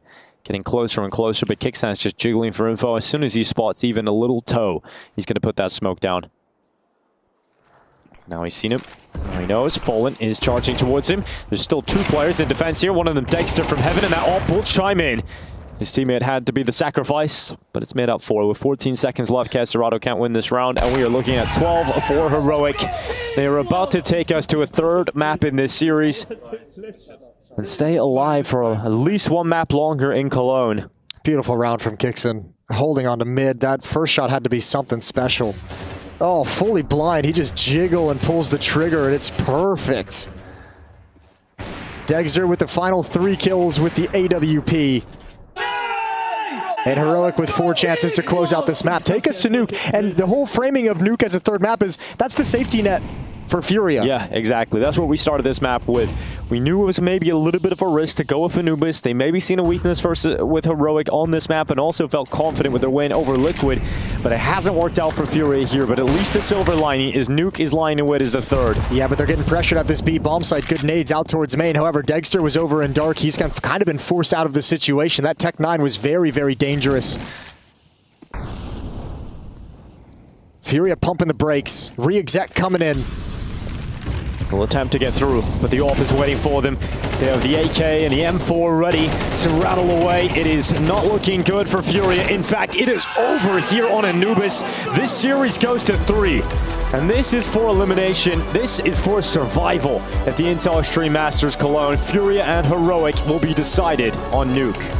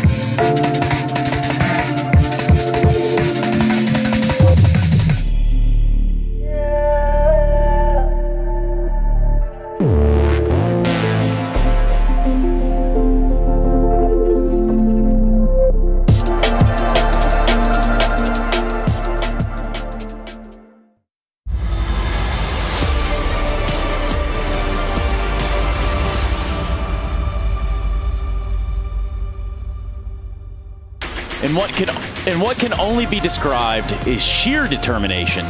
That's what Heroic gave us here in the second map of the series. That's right, Furia really came out swinging. It was a back and forth affair on the first map of the series, but then when we got to Anubis, the tempo changed just a little bit, and here walking into that is going to be of Bleh and Pimp. Gentlemen, we've got a real game on our hands now. We do. We did preface it coming into it, Blair, that picking Anubis was a bit of a risk for Furia, and I want to be gentle here. You know, I think Furia showed us on the T side that they had a decent idea of what they wanted to do on the map. And I think some of the executes they were doing were spot on. I think some of the team play they were having were great, but it also did feel like on the CT side, you know, that synergy you need when you're playing on such a compact map, when you're playing against a good, well-playing Heroic, it's so tough. And I do want to say, you know, probably it was a little bit too early to bank your money on a map like Anubis if you're Furia. I agree. But T side from Furia, I think they had some very good ideas overall, but the CT side for me was a bit problematic because, yeah, sure, they won like 4 rounds right there. You might think it's enough, but that could have been 6 rounds. There are a few moments here and there where I felt like there was a disconnect in how they're approaching it. The Dexter 1v2 comes to mind, where sure, he played that well, but I think Furia could have played that particular clutch, the 2v1 better. And a few rounds where the mid's just wide open and just relying on, you know, hopefully catching the timing. You can't allow that on a map like this. So the slow, measured style, which really works well for Furia in the T side, on the CT side, not necessarily, especially if it's Anubis. You got to take a few risks early on there, and didn't quite happen, Trace. Yeah, there were points where they were just backed into a corner. I mean, just the example you're talking about with Cello jumping up, and, well, guess who's right there? It's Dexter. He's ready for it. Guess who's also there? Nerds. There we go. He was definitely the playmaker. We prefaced it coming in saying that he's one of the few riflers on the server who can dictate the game. I'd say him and Quesarado, when they're firing on all cylinders, they have this aggressiveness to the play, especially Nerds. I saw a couple of moments in this game, and I'm sure we're going to see it in this highlight package as well, where he's just forcing the fights, he's forcing the issue. At no point was he afraid of constantly continuing to fight. Sometimes you can make the argument, you can make the case that, I think it's this round, by the way, you can make the case that he's over-peaking, he's maybe getting a little bit ahead of himself, but when you're feeling it, when you're confident, when you're feeling you're the best player on the server, as a rifler, you have that ability to dictate the game, open up the server, and Nerds did that for Heroic. Without Nerds playing this well, it could have been a much closer game for Furia, but you got to give it up to the man right here. He was doing well. That's not bad. I do like that. That's refreshing. I'll give him that. That's actually probably my favorite picture of the entire tournament so far. But yeah, I agree with you. He was feeling confident, and even the rounds are winning, right? A lot of heroic plays coming out from the Heroic side, no pun intended, of course, but I'm Pish right there. But yeah, like there's one round where they're trying to get the bomb planted on that B bomb side, and no one was clearing Glizzy the corner right there. Someone peeks out, gets the kill, gets a 2K. I forgot who it was. I think Kicks in or whoever. But these small little mistakes, right? The minutiae of how they lost these rounds, it was a little annoying. Would be very annoying if you're Furia, but from a macro perspective, like you said earlier, it's not like Furia played a bad game overall. No. At the end over there, it's a couple of very crucial rounds where the money broke. The last round comes to mind. They just had limited utility, some pistols. They had to push on through to the smoke. But overall, credit to Heroic. They showed tenacity. Yeah, as did Fallen, right? So we were looking at Heroic and how could they do this or not do this in the first map, and then how did it fall apart? However, now we talk about Fallen on the Furious side and the input impact. He was the one keeping them in the game. I'm sure we're going to see some of the highlights right here. Pistol round, he found an awful lot of impact. This AWP round you see right here, that's watching old school Fallen. You know, you have no idea how hard what he's doing right here is. He's so fast, so slick with it. Had a couple of nice shots, and I think from an individual standpoint, Fallen at this tournament have played better than I think I expected coming into it. It's been a long period where he's been a little bit off, and we know it, and actually it's been years, you know, where he's been a little bit off, where we can't really allow ourselves to have expectations for this guy anymore, but old man is showing up. Well, let's just be clear and blunt here. When you say we, you're talking about yourself. Yeah, not me. Yeah, because I don't know what you're talking about. Bro. Look, here's the thing with Fallen, right? We saw some pretty good signs from him in the EWC as well, where it felt like you know he was reliable, right? He's not necessarily going to be the star player of all in his lineup, but I feel like as the pieces have kind of fallen into place for this team, as you know, all the hard work's been kind of done, and now it's just getting the reps in. He can kind of put in a little bit more work in his individual prowess. You clearly see that not just with the AWP, with the rifles as well. I think it was very impactful. We saw it in Mirage too. So yeah, overall, just good showing from him. Quiet game from Quesarado. We were talking about Nerds and Quesarado. Yeah. He kind of didn't do much. And that's my issue, right? Especially when we move into Nuke being the third map. You have Yuri having a very quiet game on Mirage. You have Quesarado having a quiet series overall as well. You need those two to step it up. But what about the idea of just head-to-head here, right? If we throw a Dexter and a Fallen on a map like Nuke, with AWPs in hand. To be completely honest, I think Dexter so far has also been not quiet. He's had a couple of big clutches, you know. He's got some highlights. He got some highlights where he's exploded all over the server, so to speak. But we haven't seen that consistent output every single round from Dexter. So normally I'd go Dexter, by far the better AWP player, by far the more aggressive guy, especially on a map like Nuke. But I think Fallen have matched him in the output given over all the rounds. I think the one player we have to really give his flowers to for the side of Fury is Skulls. He's been absolutely lights out. First map, Mirage, we touched upon it. Even here, he was finding a lot of important kills as well. And heading into map number 3, Nuke, he is going to be playing his comfort spot. He's going to be playing on the upper bomb side with that floor, you know, that side position. And again, you're going to have to rely heavily on him to withstand whatever hits are going to be coming in from the heroic side, especially upper. Which begs the question now. What question? Because somebody has to lose, right? That's how these things are designed, Jacob. True. When you're looking at this, I want to know some lose conditions here from either side. I think Cello on ramp is a bit of a wild card for Fury. I think certain games he's just shutting it down. He's aggressive, he's good, and that's annoying when you, as an opposing team, can't really get ramp control and use that to force rotations. But it is very much hit and miss. So I'm looking towards Cello being, does he have a great game?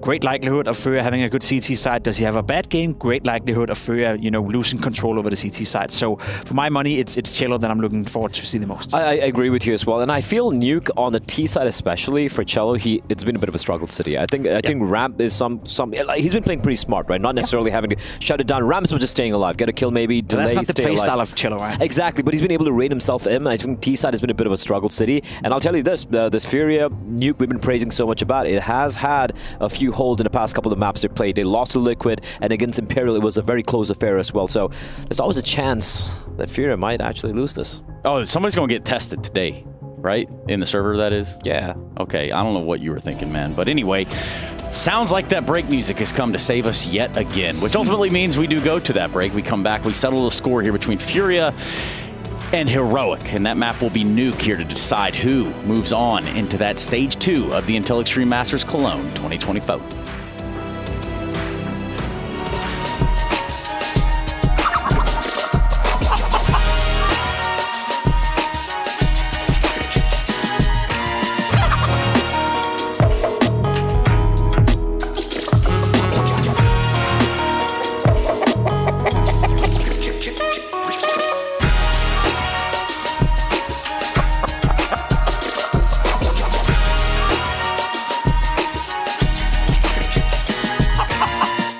Smokes. You see double smokes in the same place there. Simple just jumping casually into the side. Wait, what was that? Never miss a play again. Simple. That's not allowed. This is not FPL. This is a major. Finally. With Face It Watch, you're in control. Switch between player POVs live and see the game through the eyes of any pro. Never miss a moment with replays. Relive each highlight on demand from all angles. Watch it, control it, face it. This is Sounds of LAN. We have FlyQuest with us here in Cologne. I have Eternal Fire by my side, accompanied by Falcons. We will make them listen to a couple of, let's just say, players, shout, screams, noises. You guys have to figure out who that is. Sounds of LAN, you guys are ready? Yeah. Yes. Nice save! My alarm in the morning or something. Like, what the hell was that? Was that Smuya, maybe? That could be Smuya, but I sound a little bad. Oh, Apex. Just go Apex. Was it? I don't know, just guessing. I think it's Device. Yes, I think it's Device. Okay, they say Device. It caught me off guard because I remember seeing it. We found out who it was. There's no way. I don't know. Device, maybe. Smuya. Like Smuya? Yeah, but they didn't play. I think it's ESL, so let's. Okay, let's see. Nikodos. I didn't know Nikodos sounded like. He's got a Dan vibe to it. Ah, okay, it wasn't. Nikodos. That was a Dane. We got there. Yeah, okay. Nikodos. Nikodos. Said that's Nikodos. Well, you guys need to as well! We have pistols! I think that's a good one. Complexity. I know who it is. It's the guy who owns Complexity. What's his name? Jason Lake. Yeah, Jason Lake. That's You think this was Jason Lake? I swear that's the thing. Isn't that a famous clip about pistols? That's great. Isn't that a famous clip about pistols? I love it. Oh my god, I'm so silly. Sorry, guys. Oh my god, I'm so silly. Sorry. Bro, I swear there's a clip. I swear there's a clip of Jason Lake. All these clips are at EPL. I don't know. I just saying Jason Lake. It's Smuya. Okay, that was Smuya. You're a fucking animal cunt. Let's go. Animals. That was It sounded British. It sounded British. Yeah, it sounded really British. Like animals, let's go. What British players are there even? Dexter. Well, which one? Oh, I remember that. You know who that is? All right. Josh, I got saying. Australian. You were not. It's Australians. That's why. Oh, we're gonna get so much shit for the accent. It's okay. You want my honest opinion? Yes. I was thinking Australian when I heard it first, but you guys were like, It's like once you guys went B, it's like, guys, I thought we were gonna go A. Honestly, I really thought we would have to go A. Snappy, I knew. Honestly, what I was thinking. Snappy, I knew we had to go A. What you trying, mate? You're not simple, mate. That sounds like a Russian. He said, what are you trying? You're not simple, mate. Oh. No, they just crooked it's Apex, right? They just they changed his voice. It's Apex. No, it's Apex? Yeah, it's Apex. I don't know. It's against Monacy. I think it's Danish again. It's always Danish. You're gonna be mad when you see roll it. You're gonna be pissed. What you trying, mate? Wait, really? You're not simple, mate. They're tweaking the voices a little bit. They're keeping you on your toes. They're keeping you on your toes. That's brutal. Otherwise, you nail the Apex all the time. What are you doing, noobs? What are you doing, noobs? What are you doing, noobs? That's dunk. Pings or flames, maybe, no? I don't know. It doesn't sound Danish. Maybe Calix? No, I don't really know All right, let's see. Let's run. any of these. Let's go with Flames, maybe. No. Oh, okay. That's in the middle of wrinkle of the. What are you doing, noobs? Oh, wrinkle. Yeah, we're getting to know. Cool. It's Wrinkle? Wrinkle. Yeah, that's wrinkle. So you got the Eastern accent to What it. are you doing, oops?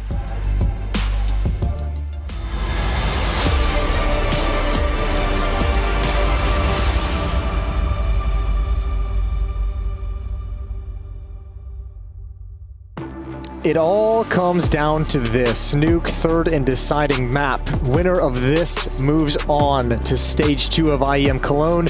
Loser of this gets 5 brand spanking new flights. Brand new tickets to head home. Economy. You get a free pack of pretzels. The economy seats where you can't even select your seat. Just the one where you show up and you get what you get. And your knees smash into the chair in front of you. That is what you deserve. That is what you get. And this knife round, we don't get to see them often, but that was one of them. And it was won by Heroic. So where are they going? They'll start the CT side for sure. No reason to do that.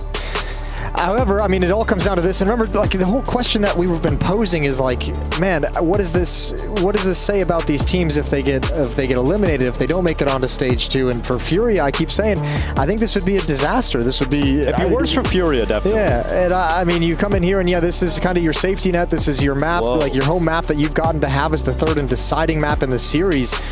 But man, still a big risk, still a lot of danger here, and we'll see what Furia can bring out. Now, we brought up the topic of the fact that this is the safety net for Furia. This is the map they can fall back on. I took a moment outside, and I was just above the Furia huddle, and they seemed pretty cool. No one was just stressed looking. Had Google Translate out, doing some live translations. And then, Hunden was there, said, it's all that. So he was looking forward to that. It was going to be a third map decider that's coming down to Nuke, and hopefully we get the same Fallen that we've seen glimpses of over on Anubis. That AWP was unreal at times, so I'm hoping we get to see that again. So it's always nice feeling that nostalgia. I mean, one thing I think about, if you think about how good, pistol rounds at EWC, Furia just rinse and repeat, hit this upper bomb site time and time again, and this is going to be happening in the gun rounds as well. K-Serato's been super impactful, coming out Squeak Door, finding picks for Furia, and in this round, no one's needed, because it's all worked perfectly.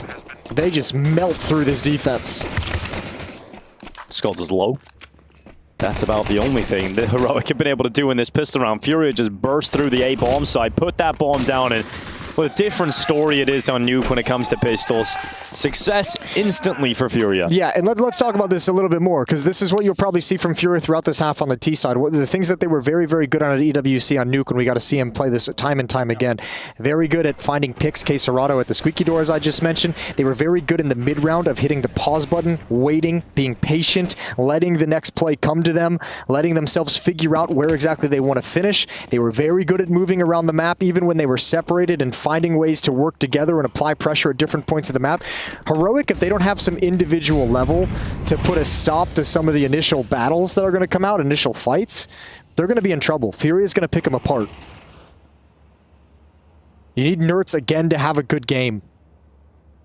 What a difference that made for them on Anubis.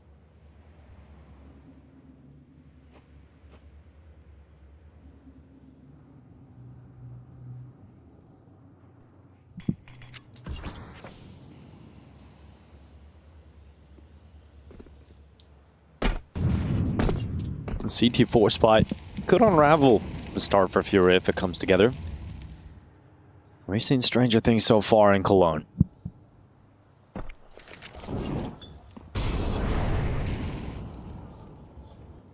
Little bit of utility. Molotov into the hut, making sure Heroic is not pushed up in any way. Timing on this from Nerds could be perfect. Could be perfect. Good dink. Continues the battle. And he does end up winning. So does Dexter. Uh-oh, Furia. Now it's all falling apart. Oh, it really has. And Skulls has that AK out. His teammate Casarado no longer with him, and he's with Fallen at least in a 2v3. Fallen picks out one, switches back to the vent, but he runs out of ammo. Fallen down, and now Skulls being pushed on two fronts. He gets dinked down to 6 health. He'll use that smoke, throws it out in front of the squeaky door, and picks up the bomb instead. Now Skulls has to worry about being pushed from hut and the smoke. It's a tough one here for Skulls and low health. And Shush comes around that corner. He spotted that, surely. Skulls just about seen him fake planting, drawing him in, and Skulls stays composed despite losing most of his health. He's still able to pull off the 1v2. Man, he's having a series for Furia. Had a good clutch on Anubis, had a fantastic first map on Mirage. Now in the early going, helps them avert disaster in round 2. Way too close for Fury. Man, that's good job from Dexter. He gets that kill over his teammate's head. Great work. That's sad for Heroic, though. You know, you come so close to picking that up. Hey, ain't nobody sad. They're buying up again. Well, they're right back in it. They're buying MP9s. Yeah, no time to be sad, baby. Eagles get back into the game again. Given how close that last round was. Oh, after you. Nerds goes down first. Yeah, but these are sound cues. Ladder gave it away. Caserado's going to hear all that. Oh. They're ready for this fight in secret. I'm surprised to see them being this aggressive and moving forward about it when Caserado surely called out the noise. He's definitely heard that. They're going to try and meet them head on in battle. Flash is coming up, clears out. Nerds down with the first kill. Shush picking up the second. And it is wild to see Furia commit this heavily into the setup when you know there was multiple players down that vent. Fallen 1-for-1 with Dexter. Heroic up 2 players. And this, once again, could be disaster for Furia. They have to try and recover it. Casarado takes that first step. Dexter's down. An AK-47 picked up for Casarado. And Nerds positioning himself up on the rafters in the B-bomb site. This time he does not have an MP9, he has an AK-47. They've got time, but they need to cut noise, Furia. And actually, they're still just bashing their head against this wall, going to try and make it work. Staying fixated upon plan A. Yuri removing Tesses. Now comes the biggest challenge. It's Nerds up on top of the rafters with the AK. He's got that first, couldn't quite get the second. Yuri low on health. And this time there will be no clutch for Furia. They will not be saved. And that buyback from Heroic pays off. The only thing I can think of why Fury would continue with that aggression, despite the fact that Caserado's calling it. I mean, one, he might not have been able to tell that it was 3. I think the sound cues were given up by 2, is what I thought I heard in the headphones. But the only thing I can think of is that Fury just assumed that this was going to be a second round save. Or, I mean, a third round, like, you know, the full save after winning the second. Either way, right into the stack we go, and Fury has set back the Tech-9s early.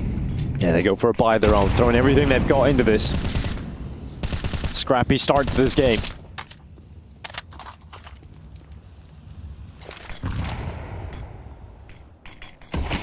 Outside smokes put in place. And this upper bust right into Shush, who was not ready, was fumbling through his nades, and now kicks and burning. I can't believe he's still alive. Finally, a bullet will connect, but Fallen goes down swiftly after, and it's Yuri, the only player remaining. And they now know exactly where he's coming from. They'll switch out to that Galil. Looking up towards heaven, gets double peek from 2 different positions. And that will result in Furia tying up this game. Cool idea, though, from Furia, throwing a little bit of trickery into it with the timings, throwing that smoke wall outside to show that they're going to cross, and then busting out of hut right at the same time. Yeah. Right when the communication is coming out from Heroic that someone might need to shift, that someone might need to pay attention elsewhere, that's when they find the timing, and it was almost a big enough opening. Kixon is the hero with his double kill inside the Molotov.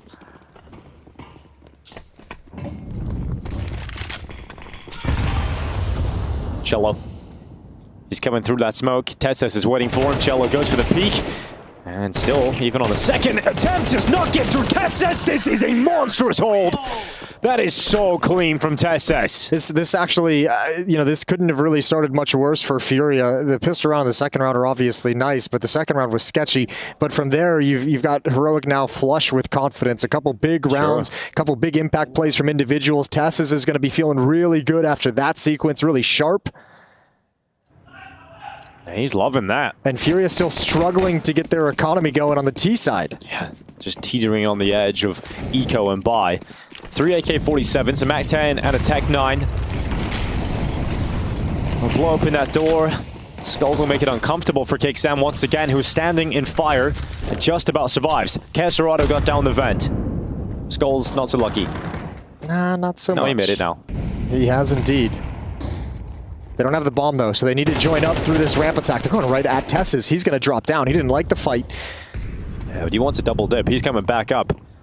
He's got teammates coming behind the Molotov that's about to fade. Not a good position to think about that for the side of the T's.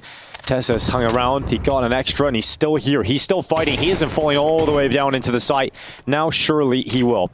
He'll take those steps back and fall down. He's not alone, though. He's got his teammate, but Dexter's about to be removed. They've got to realize that wasn't the ramp player. There's another one down here. Tesses called out. Skulls ready for that. Tesses cleared this time. He's so sharp today. It's incredible, actually. He's just saved this round again for Furia. 2 big rounds for Skulls in the early going. Now Yuri off angle. Surely ahead will show, and he takes it. He takes it clean off. Shush and Kixan might want to save. There's not HP on Kixan to get involved in anything. Yeah, he got damaged up with that early Molotov, actually thrown by Skulls at the start of the round. But the timing, it comes back in favor of Kixan. He runs into Fallen, who puts him on his ass. And Shush now on the upper bomb side has no other option. He has to save that M4. And yes, Skulls is saving Furia multiple times today. Even in that losing effort, he had his big moments. Yep. And they needed him in this round because it looked like this one got away from Furia. They looked really discombobulated when they met that much resistance over towards ramp room. When Tess is stuck around on ramp waiting for his reinforcements to arrive as the molly faded, it looked like they were really, really stuck in an impossible situation. It's only Skulls coming down secret who's able to crack things open for him.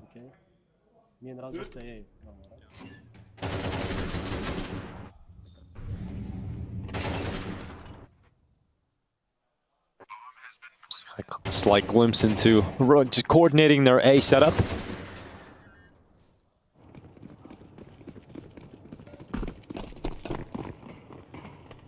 Still able to get a good buy here, Heroic, despite losing the round. And Nertz is looking to be disruptive outside. He can be a real threat, a real nuisance, and he's hearing those steps cross on over. They've got Cello down. Cello's got the bomb. Nertz gets that kill on Yuri, and Cello fires back through that smoke. Oh, even Dexter Grenade. taken down Is it gonna very go low. far enough? Ooh. Needed a little more mustard on that hot dog. Dexter over in lockers, peering at the smoke. 2 M4s have rotated down. They've been attacked at the lower bomb site a couple times recently, so they're feeling a little bit nervous. But as you mentioned and pointed out earlier, this is the bomb. If something goes wrong and Cello loses this on this push, I don't know if Furia can recover. They might be able to try. What? That is some clearance. That is a ridiculous clearance in Kixan. That is a vertical point to the sky and rip Cello off the top, and now the bomb's down. They have to force Kixan out of there.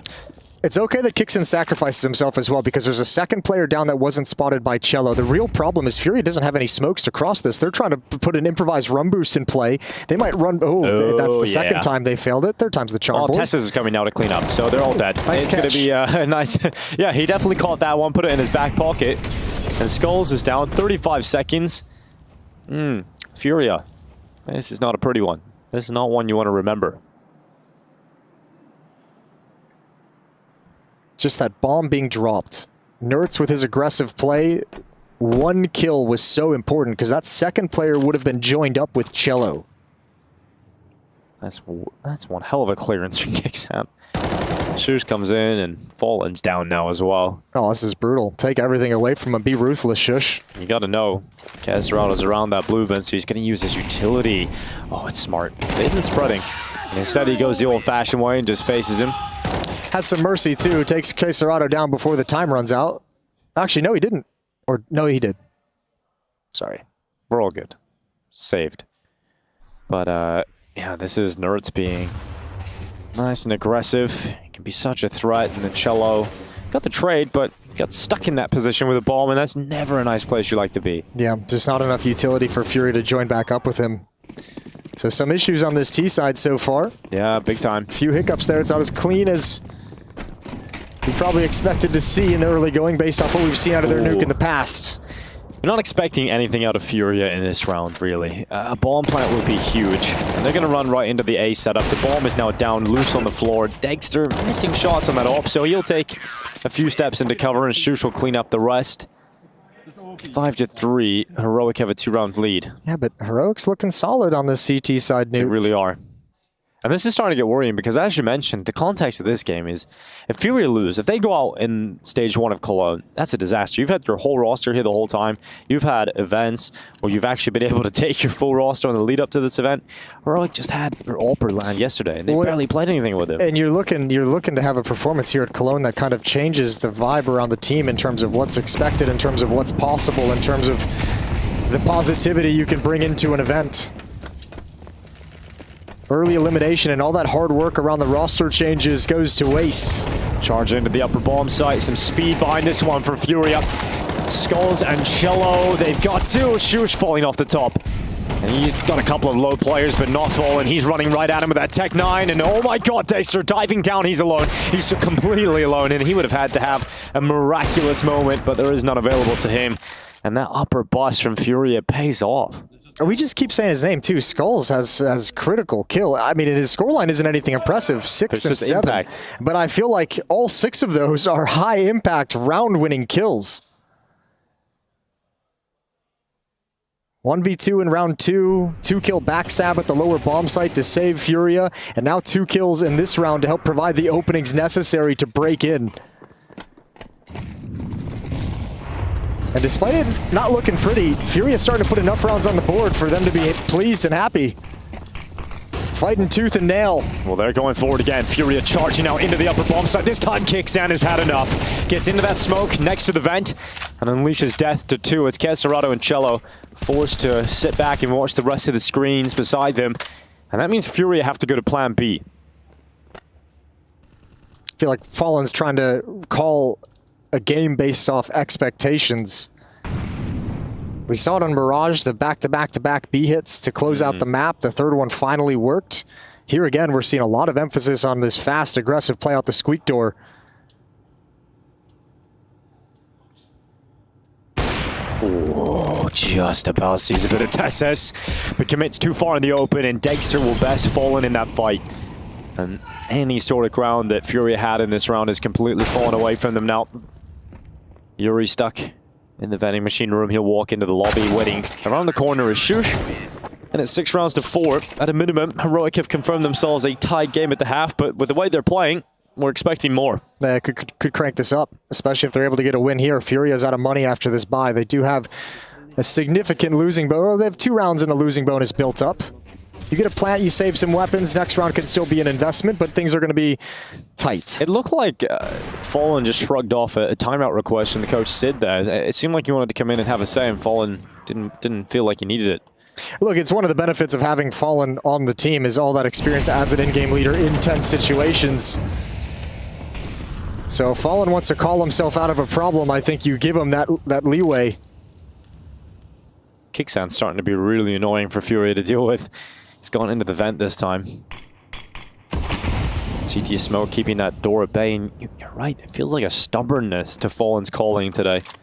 Another attempt to get out into the upper bomb site. It's held back, it's stalled out by utility. At least they haven't lost anybody. True. So they could go into it once the CTs are drained of utility. Shush drops on towards hut, makes plenty of noise. Another That'll smoke. be called out. Yeah, another smoke just to delay things even further. Now Dexter's getting aggressive in towards the hut. How far does he want to push this? This Dexter, he pushes a little more than others, and it'll work out for him. So Furious sit back. The fight comes to them. But again, this round has got to be so frustrating for Furia players because you're like, we've actually just sat here doing nothing, waiting for these smokes to fade that have been replenished 3 times, and now we've lost a player because we're sitting here map control, getting pushed in, and they're about to find out that because they've been sitting here behind these smokes, this flank is coming in. Kicksan started in vent. And now he's gone all the way around. He can hear them in the lobby. He knows they're in there. And his teammates are primed to deal with an upper bust. And he's going to stop it before it can even happen.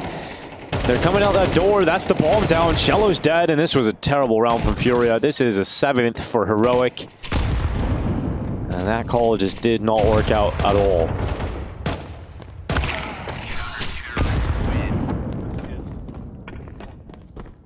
Last round of this half, and Furia are out of cash. Heroic has really warmed up into the series.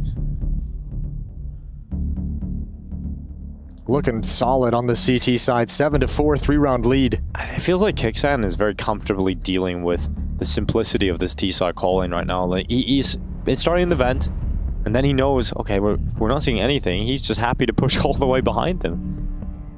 Well, plenty of opportunity and plenty of tape to look at for Furia's nuke, and we kind of touched on it in the pregame, mentioning how, or in the early stages of this map, what they'd been doing at EWC to make their nuke so dangerous. A lot of attacks out Squeak Door, a lot of attacks out Vent. This used to be the way Furia played years ago too under Art. They would never go outside on nuke. There would be a lot of inner hits. What we haven't seen that I thought we would see was a little bit more of that kind of slow-paced rounds, emphasizing outside takes, emphasize actually attacking into the outside defenders, not always just trying to cross towards secret, and then you kind of play a slower mid-round based off what you get from there. Fury has been aggressively getting into fights and just kind of seeing who comes out on the top. The outside smoke's deployed. No one's playing with him. Surprise. Surprise. It is mainly focused on A. Is this the same round?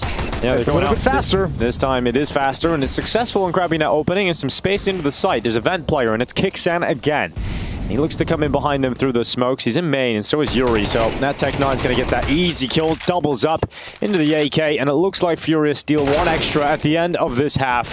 It wasn't the best T-side, but 5 rounds, Jason, it might be enough. Yeah, I mean, look, I think you're going to be okay with 5 rounds considering how this went, especially in the early going. Losing that 3rd round was really, really painful. It took you a long time to get back up to it. You were buying a lot of Tech-9s, a lot of Mac-10s, a lot of Galils. And that head of Cello spotted, knocked off. Dexter will eventually fall. So 5 rounds secure right at the end for Furia. We've got one more half to decide who is going home and who is progressing to stage 2 here at Intel Extreme Masters Cologne.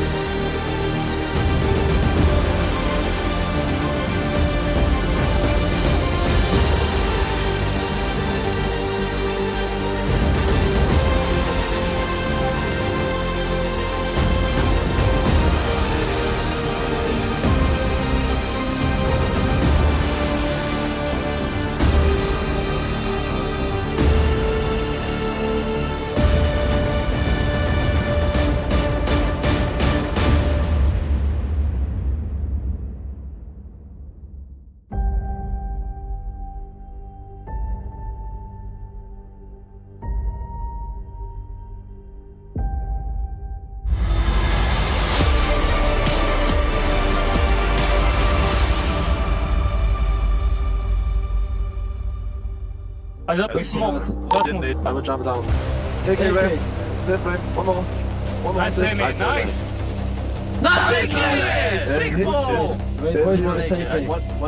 And from that point onwards, Heroic went on a bit of a roll. It was a stubborn calling, it felt like, at Tyson Fury, but it did net them a 5th round right at the end there. So 7-5 half. With a pistol round, you can tie this game up almost instantly, and we get to see what they're capable of on the defense this time, Jason. Yeah, but all their gun round wins in the first half were separated, were punctuated, right? True. Never 2 in a row. Let's see if they can build some momentum on the CT side. Doors blown open. That smoke misses its mark. Big time. Yeah. Yeah, it's kind of pointless now, honestly, that smoke. Fury's going to have a little peek through that squeaky door into the back of the lobby. And they use a second smoke. So that's better. Well, the first one was CT smoke. Fury threw that incorrectly. Second one was the T side. Good dualies work from Skulls, and he's stepping into the fights and still delivering headshots for Furia. Yeah, they're stalled out. Just 2 players left for Heroic, and Furia hold on. They struggle with pistol rounds at times on Anubis.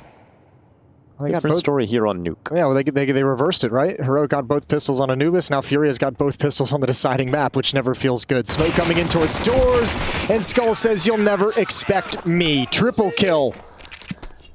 And Furia will start this on a positive note. Yeah, Heroic don't get close to a bomb plan, you'd imagine. Given the scoreline, they're going to go for an eco here. And that will allow the scoreline to be increased for Furia. They'll tie the game up 7-7.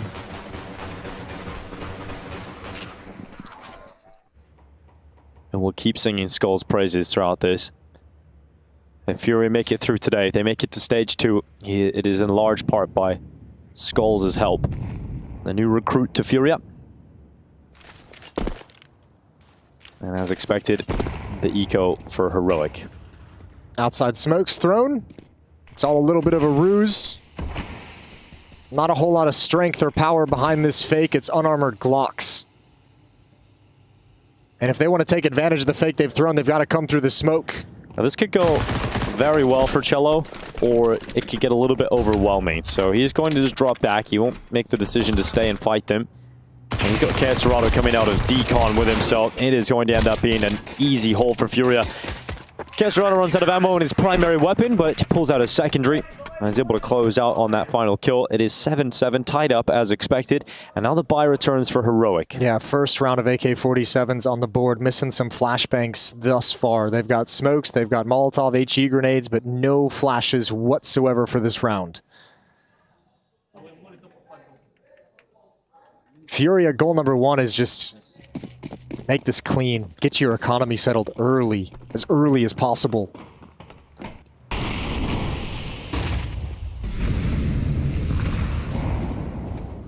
Heroic are going to be sending many members outside. Something we didn't really see all that often from Furia on their T side was heavy outside commitments. Here comes the smoke wall. Kixon chucking all those out. Oh, they're going to go before it. And Yuri, he's ready, and he can't stop Nerds. Loses that jewel despite getting the bullet off first, and that's a pack of players down. Shush climbing down the vent, getting in behind the player Caserado. He's about to be cleared. Shush goes down in the vent. Caserado does very well, and he knows they're charging down into that site. Those double doors are soon to swinging wide open. They actually take a pause here, Heroic. They're not committing into the site just yet. Oh, this is awkward for Cello and Caserado. Very, very committed in uncomfortable positions. Cello's got to watch Caserado's back, but he knows there's more in front as well. Gets into a little bit more safety. Heroic should know exactly what kind of defense is down here. 2 players that they know about. They'll sit and wait and make Furia sweat. Meanwhile, Kixon is still searching around the map, looking to just cause chaos. At this point, I think Heroic's like, our best bet, shooting right back up those vents. Not enough manpower to keep eyes on it. 3 players now defending lower, and poor Skulls. He's had a fantastic nuke so far, but that's too much to ask.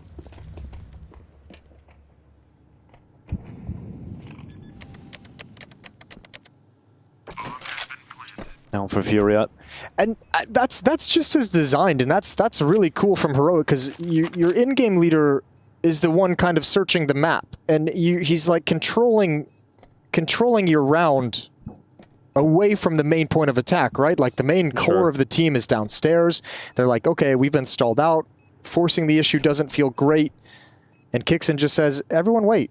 Everyone chill. I'm outside. I'm walking. I'm going to wrap heaven. Let me see what I can find. Yeah, it's great to see. Kixan is definitely one of those IGLs that has been really impressive. Got to see him first out at the Paris Major with his Apex squad, and there was kind of a battle of two new IGLs at the time of Shui and Kixan, and Shui's obviously gone on to do great things to Malice, but I'm actually really impressed what Kixan has been able to do with this ragtag team at Heroic. We thought once Cadian left, this Heroic side wouldn't be able to put together a competitive roster, and you look at all the pieces, you wonder, how is this going to work? I think they've always kind of performed better than expectations. Even in a tournament like this, they could knock Fury out and get into stage 2. I would say better than expectations early on. I think it became pretty clear pretty quickly that the ceiling had been reached, and I think that's why we're also curious to see what this Heroic team is going to look like with Dexter, because Dexter does feel like he's got the skills and he's got the impact as a player to take you to the next level. Deep nade thrown from inside the upper bomb site. Oh, even though he's blind, Dexter still gets it. I was going to say, that nade probably letting Dexter know defense is deep, not that close. Quesarado gets stuck jumping back. Oh, Fury is falling apart at the worst moment. They've got no cash built up. Yeah, this is starting to get very worrying for Fury in the second half, and it's only really just started. Nerds is at heaven. Such a powerful position. Cello is going to come up this ladder, and he's going to die. He is going to go down to the hand of Nerds. And the rest of the attack, even if that ball goes down, you have to get rid of Yuri.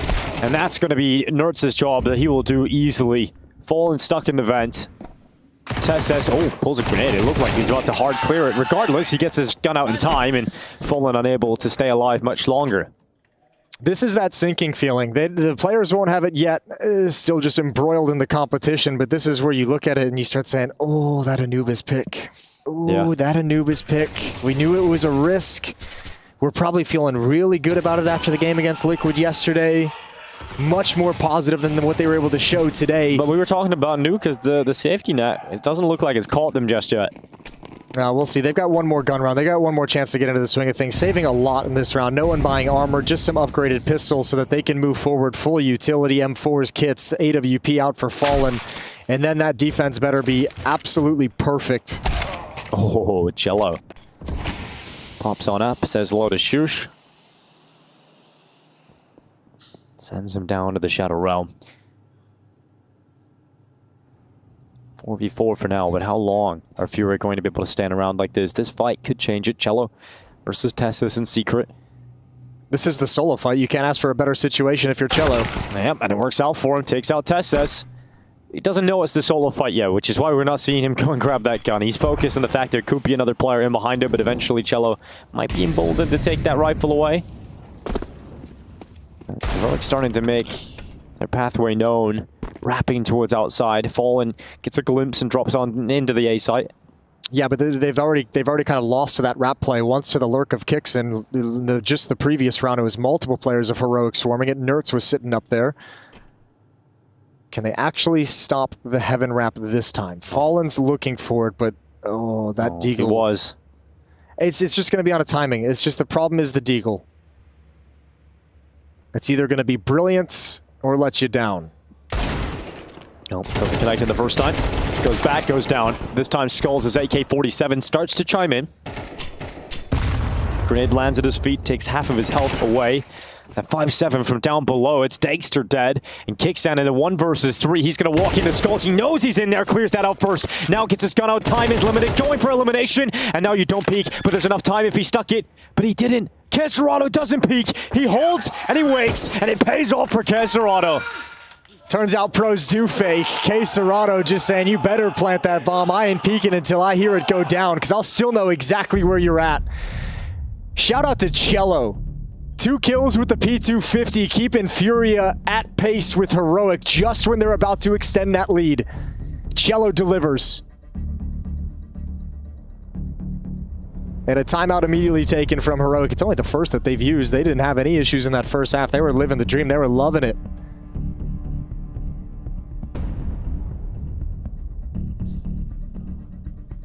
And Furia get a little bit more runway.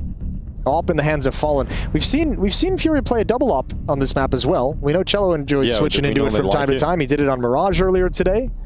And it worked out for them. It was pulled out at an unpredicted time. Not ready to bust it out just now. Going to stick on the M4. This would have been a nuts clutch from Kicksan, to be fair. He does very well to get himself into this situation, and I'm sure he immediately realized he probably should have stuck to the plant there, but the idea, honestly, like when he looks back in hindsight... Yeah, that situation, I don't even think it's even worth, like, it can't even be a criticism. That kind of chaos, you tap the bomb, you think, like, you know, K-Serato's probably feeling a little bit of pressure considering all the kills that have been traded. Yeah. And he's just stone cold. Fallen's got the AWP out, and he's prowling outside.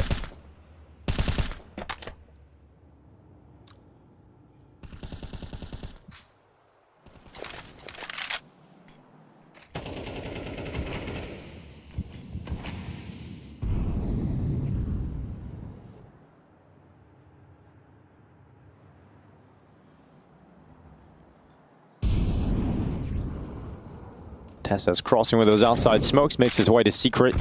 Heroic about to push in towards ramp room. It's not Cello here alone. He's got his teammate in to the left side of him. It's K-Serrato on that double headshot. Cello pops on up and shuts down the play forward from Heroic. So this game is going to be tied up in just a few seconds. Yeah, Furia might have regained control on that eco, and ooh, it's going to be tied up, as you said, and they're going to have economic advantage. They're going to have all the money in their favor. Cello even giving that little two-shot fake just to keep attention to the left. Activating K-Serrato for a double kill, things that don't show up on the stat sheet. Tessa's trying to get underneath the possible player holding from that box, and he has actually got past Fallen's scope. Oh, he's got a kill on Fallen at least.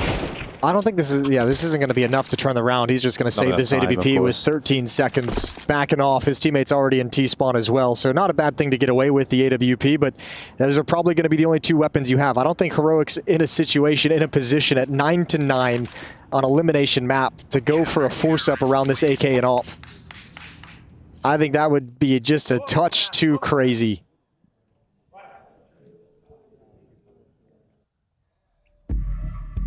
They'll talk it over with a timeout.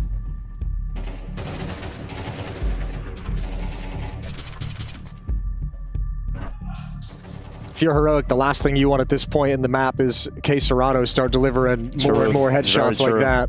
I mean, it was a great time for Furia to go with that setup. They got a good read on that ramp play possibility. And Cello and K-Serrato obviously play it together perfectly. Another timeout.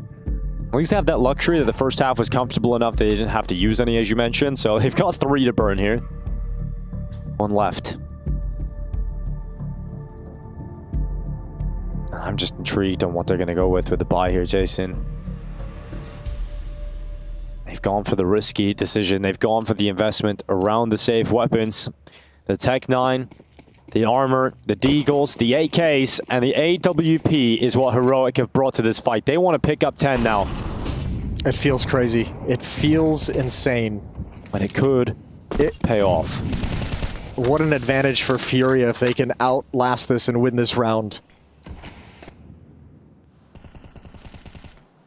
And Heroic's going to have to do it with limited utility. That's the AWP gone straight away.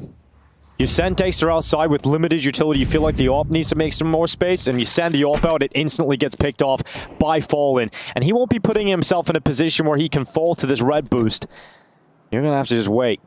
Wait for your next chance to get this AWP into play. And those final pieces of utility, the only pieces that Heroic have been put in place. And Yuri's about to spot Kicksan. If he takes a step around that corner, he's going to see the head of Kicksan up on top of red. And that's another player falling. It is collapsing for Heroic. And the risky decision to purchase and throw everything into this has not paid off. It will be 10 rounds for Furia, and it will be broke for Heroic. Especially because it didn't feel like there was any kind of significant plan on how they wanted to play it. It's like kind of, okay, Dexter, go find us a pick. Oh, you're dead? All right, well, I guess we'll let the AWP pick up and go for a pick. Yeah, true. That really sort of all hinged on Dexter doing something magical, and a low percentage chance that that works out for you. So now 10-9, Furia in the lead, Heroic in the bin. This might just be a last-second pickup from Furia, and the Brazilians are going to be staying alive here in Cologne. Yeah, and buy Cello something nice tonight. Buy him a little gift. Nice dinner. A little dinner. Yeah, caipirinha, something. His P250 might have just won you this game. 3 rounds in a row for Furia.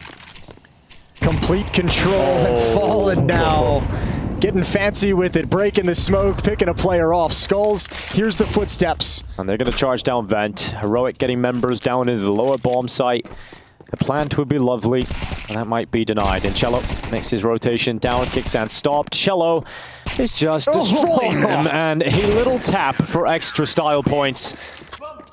I think now he's earned a side and a dessert. Cello is just like, not on my watch, not today, baby. I'm making it to stage 2. 14 and 14 for him, but these last 4 rounds that Furia have won, he's come alive. Fallen just knowing that second smoke is coming in. Tessa's had just landed up on the box, and this is just some nice shooting. Look at this little one-tap, third kill. Boop. He's so good. It's just so satisfying when that happens. He's so cool under being pushed. He just, sure, one little tap. That'll do it. Here's the consequences of that forced buy from Heroic a couple rounds back, as Furia is just 2 rounds away from winning the series, from eliminating you from IEM Cologne. And yeah, once again, it's a buy with limited nades and utility. After this initial salvo, they don't have a whole lot to fall back on. Heroic sending players in behind those smokes. They're going to cross with it very quickly. They're going to get members down secret. And it's Fallen's op they're contending with. Oh, and he's been very sharp in the last few rounds. He's great at getting these openings. Tess has to go down first. Fallen, he will deploy his utility and slow down any chase that they might have wanted to deploy for Heroic. And everything is a risk now that you don't have smokes and flashes, or you have a couple flashes. You don't have smokes to block anything off. If you're Heroic, you got to go into some of this dry contact, and you're never going to clear Yuri out. Oh, actually Kickson, hold that thought. I might be wrong. Flashing in. Yuri. Oh, no. That is not what you usually see from Yuri. And now look how nervous K-Serato has to be, because they know they've been picked apart from the Heaven Wrap a number of times, and that option's available to him. Fallen's going to try and get back. He can make sure nobody can go up the ladder, but he can't stop anyone from jumping up onto the roof. And Skulls and K-Serato have decided not to push in towards Hut and Lobby. 30 seconds, that's all the time that's left for Heroic. This defense is so fragile. It could break apart with a gust of wind. And Fallen spotted down below. Kicksand gets rid of him. Furia down to just 3 players. K-Serato and Skulls doing what they can, but they're traded out. And it's just Cello. Bomb is down, 13 seconds. He could still be a problem, but he's so far away. So he can't stop the plant. It'll have to be a 1v2 the old-fashioned way. And he doesn't have any utility. He does not have a kit. And it's down in front of him, so he can pick that kit up.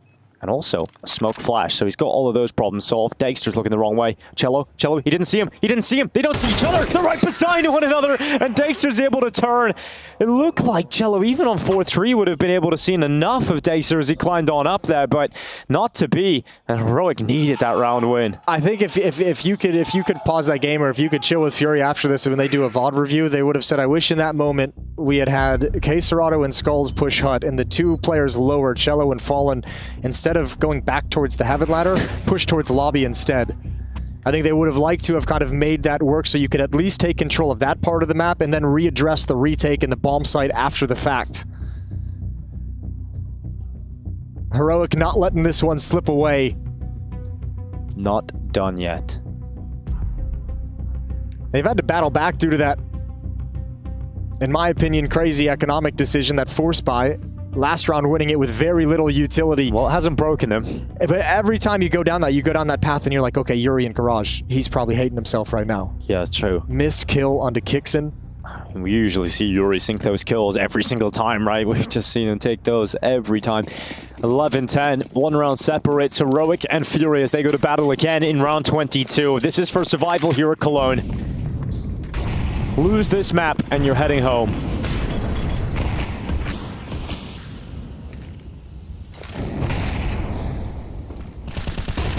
They're out already. Shoes gets through that smoke. Looks up to the rafters, but K-Serato hits the headshot faster. The bomb has missed the vent. The bomb has missed the vent. It is down alongside Kicksan. And 3 versus 5 for Heroic. It is going nowhere. Furia are going to be up to map point, series point. And for Heroic, that means elimination point here in Germany. Absolutely it does. Dexter outside, caught by Fallen, swinging with the AWP. It's just Nertz. They tried an audible down vents, and you could see some frustration on the face of Nertz. 1v5. And once again, Heroic is going to have to pull another miracle out of this. Their money is garbage. 0 on Shush, 0 on Kickson. All they'll get is the losing bonus of $2,400. that's not enough. I think to some extent, Nerds has to just save this for such a long time. Yeah, tuck himself into a corner.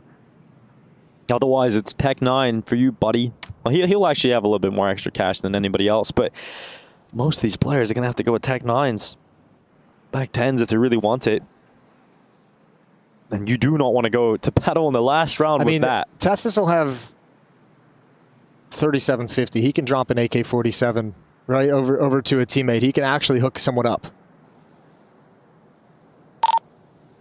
I went down, Ben. Yeah.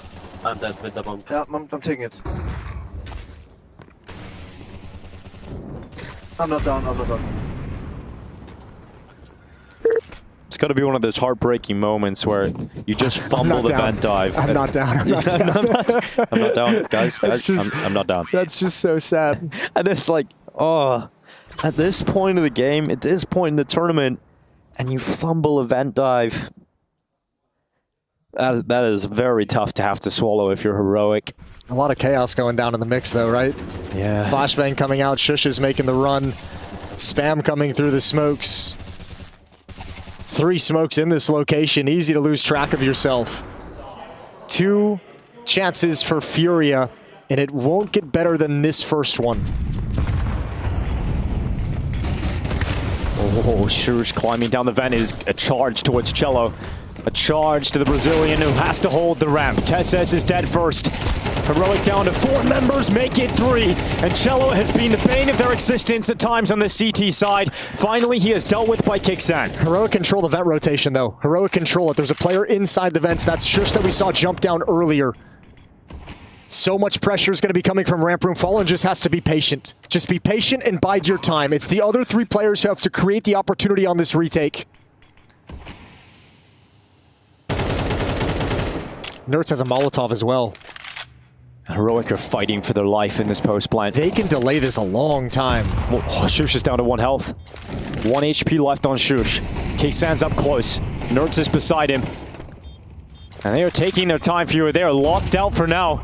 And when they go for this, if they go for this now, there's limited time. And Nerds could step up here for Heroic, but he goes down, and it's just the 1 HP of Shush, and that defuse is happening. That defuse around that corner, stopped by Shush, and he holds on with a little gun and keeps Heroic in the competition. He keeps them going. Heroic are not dead yet.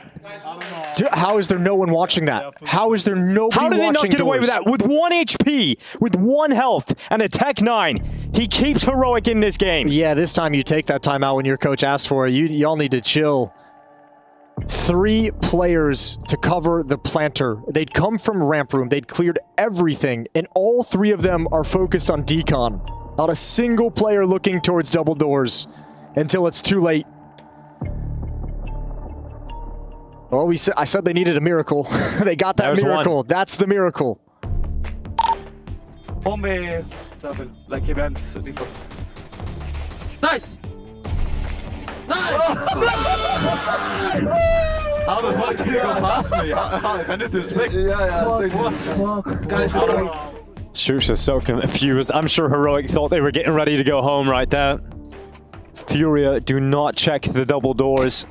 And Heroic given an absolute lifeline.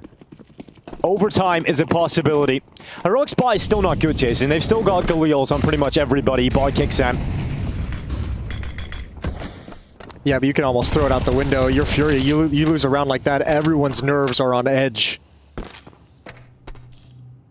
You might have just sold your best chance. Look, if Heroic actually complete this and take this to overtime, they've had to do it for the last 5 or 6 rounds with just a god-awful economy. They've constantly been missing flashbangs, constantly been missing smokes that they could use, that they could utilize to move around the map. They haven't had them available to them. They get all the credit in the world if they make this happen, and then obviously you go to OT and you got all the money in the world. It changes. The walk through Squeaky begins.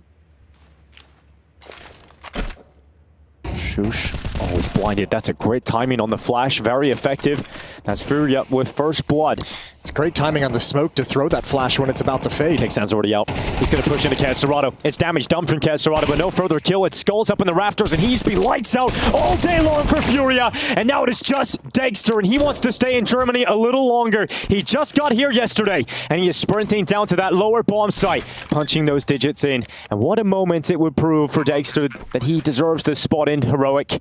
If he can keep them in the competition with a clutch to bring them to overtime, but it's not to be. Furia progressed. They move to the second stage here in Cologne, and the pocket again comes out. He's got them in it, and this is Heroic. Heartbreak here for Heroic. Dexter arrives yesterday, and unfortunately, they will not progress. They're out in stage 1. Their chances will come next year in Cologne.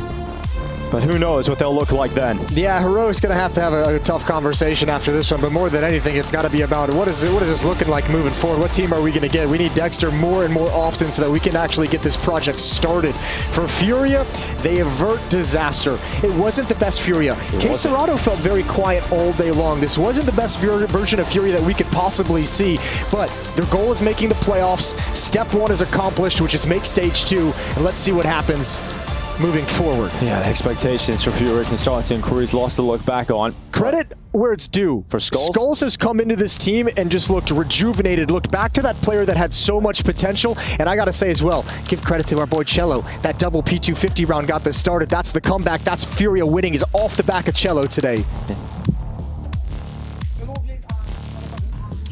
Furia are going to be more than happy with this one. I'm going to grab Fulham for this. That was one hell of a game, and it came right to the wire.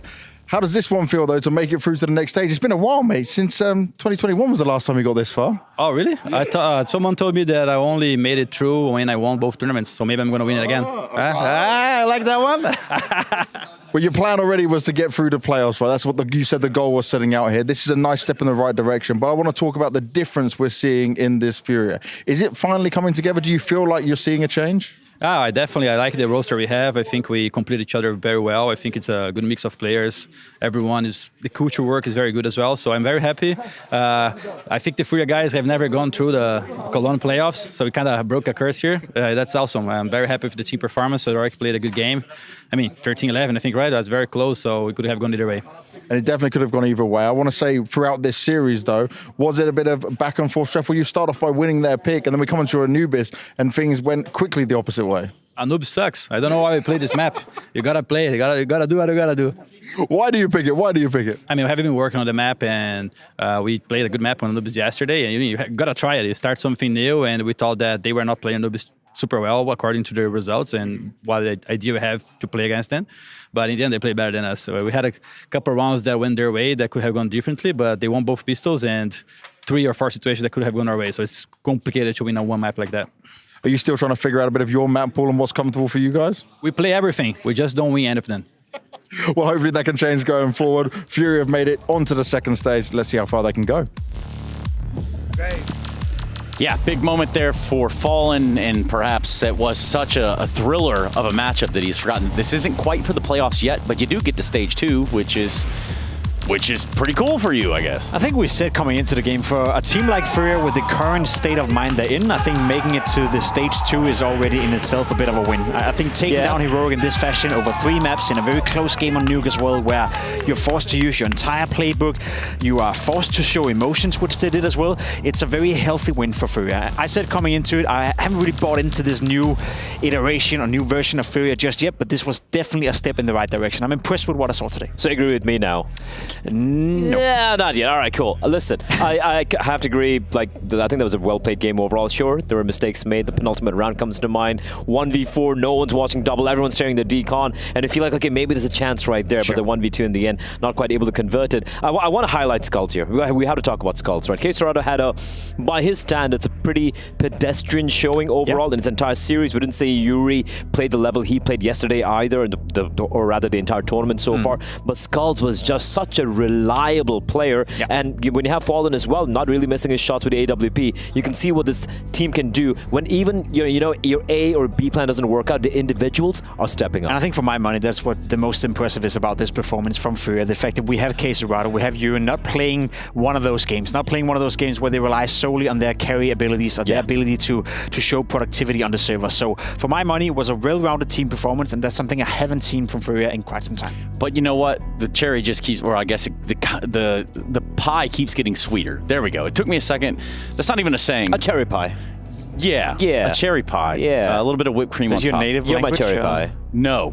In this moment, absolutely not. It's American. What it is though, is me telling you that our United States Air Force Aim High player of the match. It's going to be a big surprise. Perhaps you're ready for it. It's going to be Skulls. Wow. Shocker there. Let me tell you why. Because it's not. Like, this guy is playing his heart out. I love the way that Jason, or Moses, had framed that just now, saying that it does look like he's been kind of a fresh breath of air on him. And it's nice. It's nice to see him do well, because his time in Team Liquid was not nice, Let's be completely honest. It wasn't really fair to him. It didn't do great for his stock value, so to speak, and now he's getting a second chance within Furia, and I think he's grabbed that chance so far. Yeah, I feel like I'm actually going to be a bit on the other camp where, when he came into this Liquid lineup, right? And obviously, eventually, we all know how it panned out. Didn't quite pan out well, but I felt like he did a lot of growing in that, because I remember in the first few games they played, I'm like, I don't know about a Skulls kid. He doesn't seem to be as aware of some of his position, some of the plays he's making, but he did start to get better and better, if you ask me, near the tail end of that Liquid lineup. And heading into Fury, obviously, it's going to be basically playing it on easy mode with his compatriots. I mean, surviving for 4 months in Team Liquid in the current state they were in, I think makes a man out of you, what right? doesn't kill you makes you stronger, I think Kanye said that once or something. Yeah, I think I didn't know we were going to quote Kanye today by any stretch of the imagination. But for putting a bow in that, we might even be able to get the brackets up here for a second, because again, this is the end of that first stage, right? And this was a very pivotal match for both of these teams in their own statures. So Heroic, sort of the same troublesome stuff. Begs the question, where's Heroic at right now? I feel like we saw them in well, that's true, boarding the plane ASAP, but it was like they played well with Saw as a coach in Copenhagen. You saw glimmers of Tess is doing well, Nerds doing well, even had a fantastic showing on Anubis. Again, we're looking at a Heroic right now that, they can play good Counter-Strike, but their peak level is simply too low. It hasn't really gelled well, right? And I'm looking at a couple of rounds. I'm going to bring up one round. We don't really have it here, but it was the final round of the first half. Furia, the money was broken. They just had Tech9's utility, and it just went for an outside, very simple, outside fake, and then a fast upper hit. And there was only one player in the upper bomb side, just getting caught with the pants down. Losing rounds really shouldn't be losing like that. And it sucks to say, but I'm going to give this for Heroic. I'm just going to give them at least one more event before I'm like, guys, we know what's really happening, because they've been having some pretty tumultuous times. Well, let's hope Dexter shows up for the next event, because that's been the biggest issue for them. Yeah, and that is the biggest question mark, but I'm going to stop you guys right here. Cool. We're putting a pin into that matchup, because that one's over with. There is just one more best of 3 today on the last day of stage 1. So ultimately, we do have to go to a break. I'm going to get Freya right in here to take this spot. Thank God. These two you're stuck with them. Unfortunately for you, and mostly fortunately for me. Just get out, Trey Scott. All right, peace out, Cub Scouts. It's the Mongols taking on Eternal Fire and Jacob when we return. Yeah. Hi, it's Bob with Faceit. Did you know you can customize your live stream experience on Faceit Watch? Yep, that's right. With the POV selector, you can choose up to 4 different perspectives, from the broadcast feed to your favorite player's view. So if you miss a kill, it's on you. No more T-Tours and chat. But wait, there's more. We've got a You Watch, You Win situation in here. Watch IEM Cologne while having the chance to get skins and Faceit points. Woo, look at this one. Change the channel and control how you watch.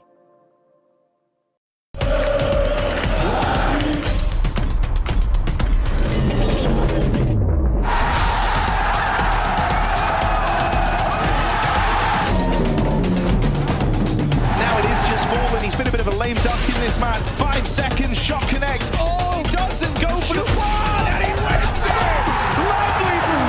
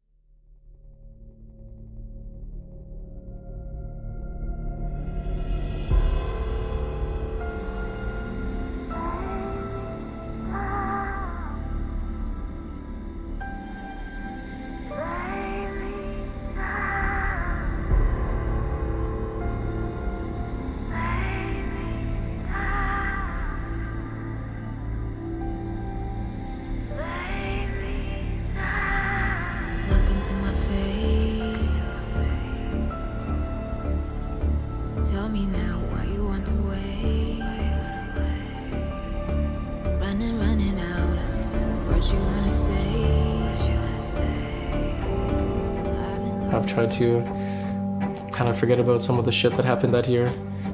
CS was not going well. What used to be the thing that you love to do every day is no longer that thing. In some ways, it just felt like life was collapsing on me, and I had to find answers for that.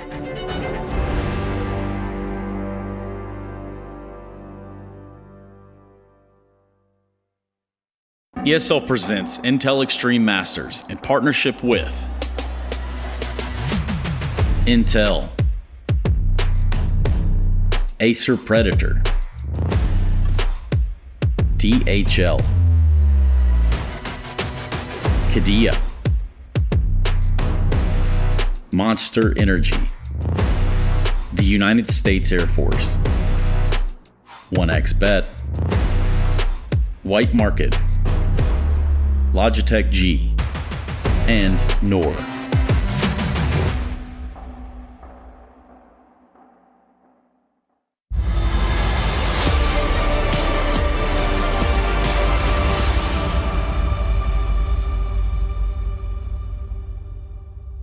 Eternal Fire versus the Mongols for one last spot in Stage 2. We return to the Intel Extreme Masters Cologne for the closing hours of Stage 1, where it's quite literally do or die. And Blair, I can feel you already wincing at that prospect because maybe, just maybe, your boys are going home. Well, no, maybe, or maybe it's Eternal Fire that's going home as well, right? You don't know. But yeah, I'm not a fan of Mongols being here in a situation where they don't have any more second chances. But to be fair, they only have themselves to blame, right? Day one was a bit of a rough outing from the best Asian team we've had in Counter-Strike in the past 10 years. And they had to pay the price. They did wake up the next day, took down FlyQuest in a very convincing fashion. And now they're going to go up against Eternal Fire, who are also in a very similar situation. I like that claim. You think they're better than 2018 Tai Lu? Easily. Easily? Yep. Like by a country mile? How many miles?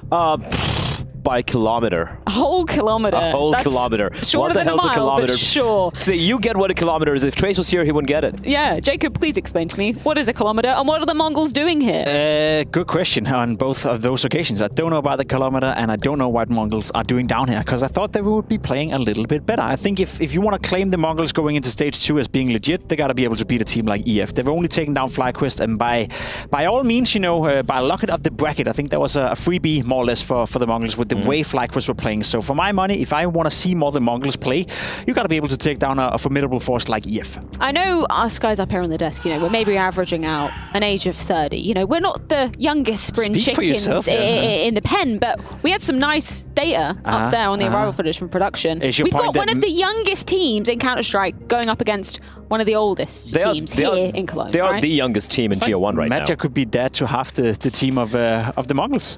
That's actually true. That's scientifically true. You know, it could be the case. Yeah, an average age of 19.9 on the side of the Mongols. And yeah, Matcha obviously taking up that average on the side of Eternal Fire. But that's what excites me about his Mongolian side is the fact that they're so very young. They've achieved quite a bit in a span of very short time. And I feel one unsung hero, because obviously these guys don't do too many interviews, they don't give talk a lot as well. They're kind of quiet. Techno4K is the only guy who's like comes up and is like, yeah, we played our game, we respect opponents, we won, thank you very much. That's all he says.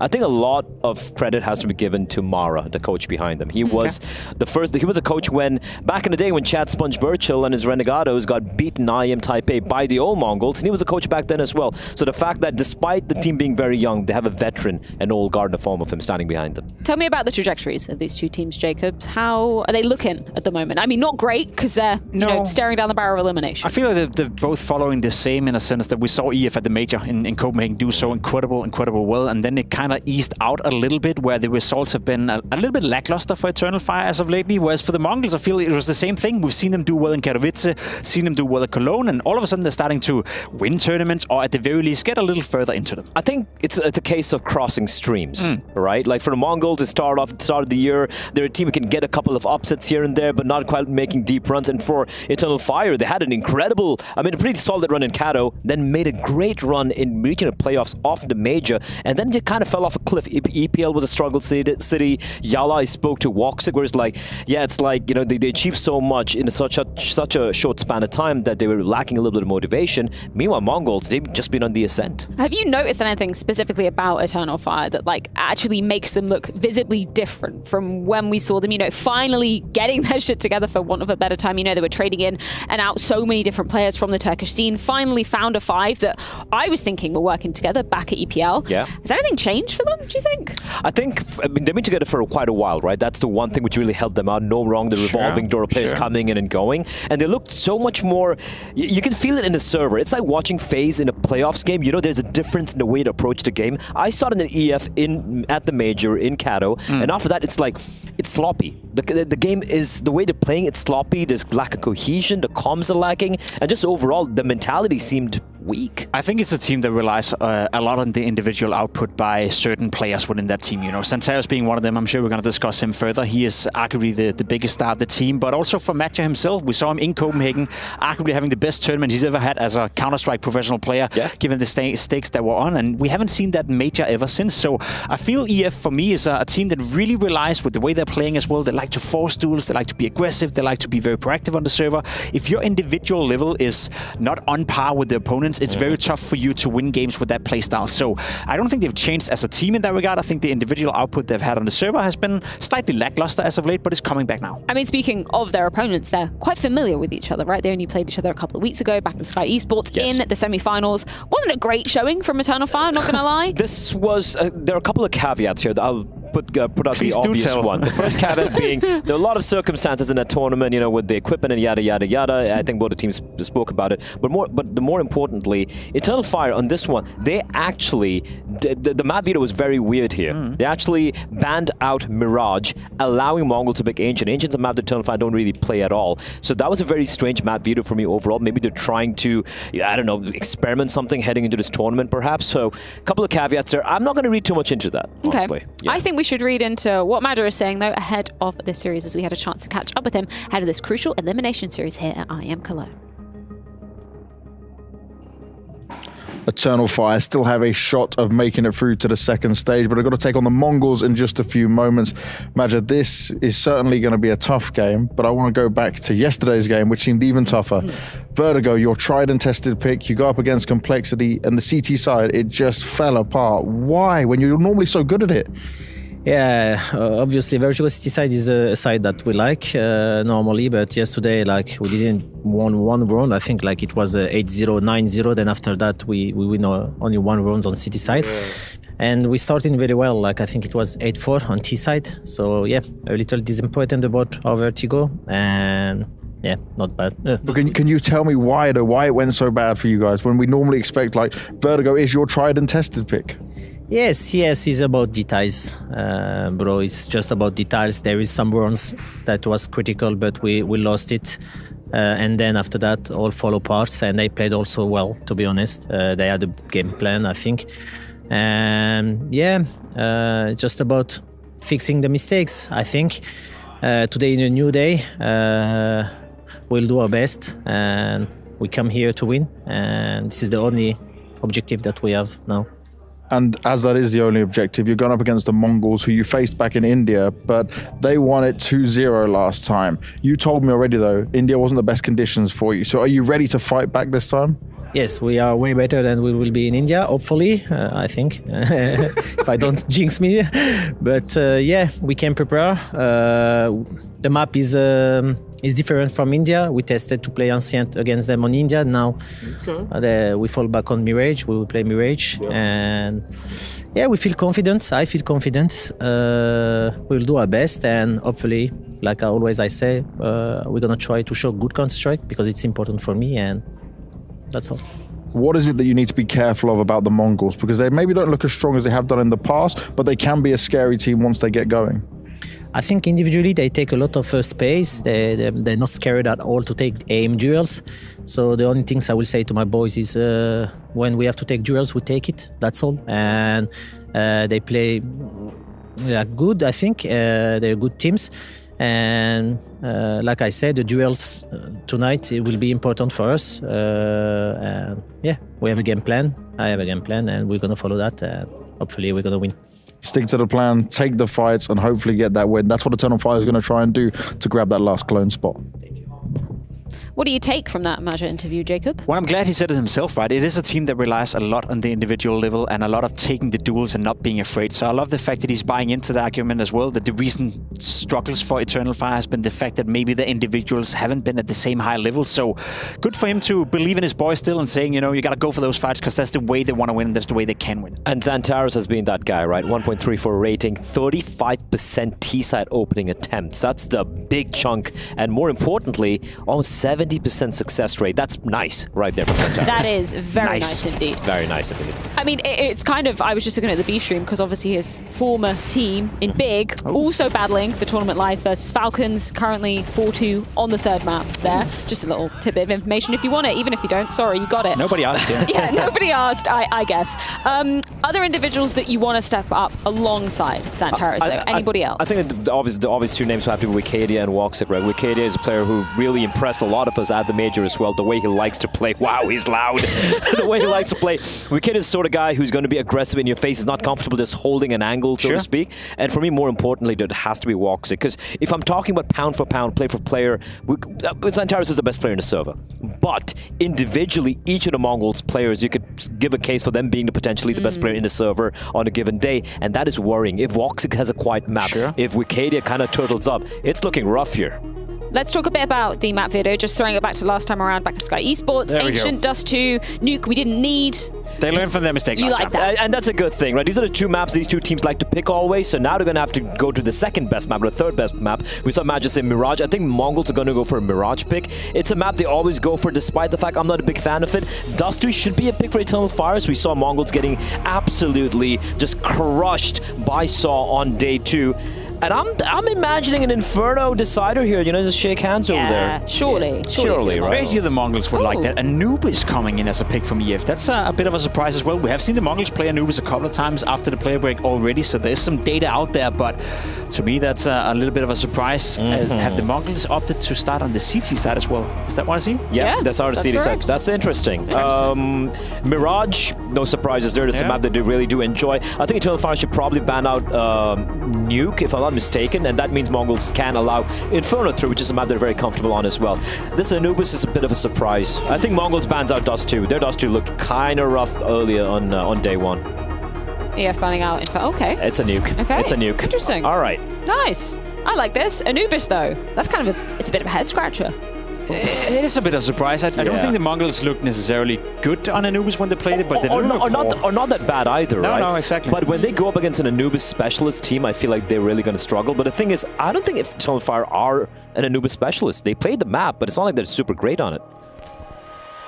You agree with that sentiment, Jacob? Yeah, I'm curious, I'm curious. Looking very curious right now. Yeah, it's more so I'm looking at the results for EF and I'm thinking to myself, where does all that confidence come from? You lost to Bedboom at the Yala Cup, you lost to Complexity, and you won only, very barely against 3 rounds max, sorry. So in that regard, I'm not too comfortable. Should we find out exactly why they picked it, Jacob? Yes. Do you want to dive into it? Yes. Of course, this is elimination, do or die progression onto stage 2 of the Intel Extreme Masters Cologne. On the line, it's Eternal Fire versus the Mongols. An all-or-nothing matchup. The Mongols taking on Eternal Fire. It's go groups or go home for one of these teams. And so let's find out. The Mongols going to start things off over on the CT side of this Eternal Fire pick of Anubis. Yeah, spicy veto coming through, especially after that dominant win from the Mongols back in India. So let's see if Eternal Fire can show up and get their vengeance today, or if it will be a repeat result from the Mongolians. CT side picked on Eternal Fire's map. And a bit of a brawl, perhaps, here, Harry, as we don't know what to expect from these two rosters. Not the strongest map for either of them. Eternal Fire looking confident, displaying that in middle with a little fake as they go back to drop down into Senzu. He sees everything he needs as they get ready for the B. Oh, little jump around the corner into the dual Berettas of Techno, but the flashes will wreck him, and now they know about Blitz in at the back of the site, so that one is kept clean for Eternal Fire. Zinho tries to barrel through that smoke, but won't find a thing. And so it looks like Eternal Fire are going to lock themselves in early with a nice pistol round. Mongols just team flash Techno. I think that honestly loses them the round. They are scrambling because they've lost Senzu down in Con. But if Techno doesn't get popped in B main with that flash thrown by his teammate in Temple, he probably gets 2 kills of the Julies. He has a powerful position, and Eternal Fire can't comfortably plant. So an awkward flash timing for the Mongols will cost them. Eternal Fire, nice little fake out, and Woxic 3 kills as well to find that first pistol round. He looked great yesterday, Harry. Yeah, he really did. I think this matchup, for my money, is probably the most devastating of all the two lower teams round that feel of the play-ins. Deserving of the group stage of Cologne, without a doubt. But that's what happens when you start slow, man. And we saw exactly that for the Mongols, more so. Coming in and falling against Saw was, I would say, a disappointment. Saw, of course, have progressed to the group stage over Big, who are still fighting for their life. But yeah, I think we would have expected Mongols to win that game. Let's see if they can make up for it a little bit later. Force buy up. Scout and Deegs. And Eternal Fire walking into this A stack right now. Yeah, triple main setup. And Eternal Fire about to walk right into it. Mongols, this is exactly what they were hoping for, but nothing connects to open this one off. And so it's just Senzu with this Deagle. His teammates are ways away as well, so he's going to try and get out of there, but try is the operative word. In this instance, he gets spammed out by Wakadia. Yeah, well-timed play for Eternal Fire. Just contact in main, and when they get the entries, that's when the execute comes in. There's nothing worse than throwing in the execute before you've cleared main. Yeah. And not only does that give warning, but then you get stalled out in baskets and can't get into the site. But the util's not really necessary with 2 clean entries for Eternal Fire. They're looking to keep 5 alive here in round 2.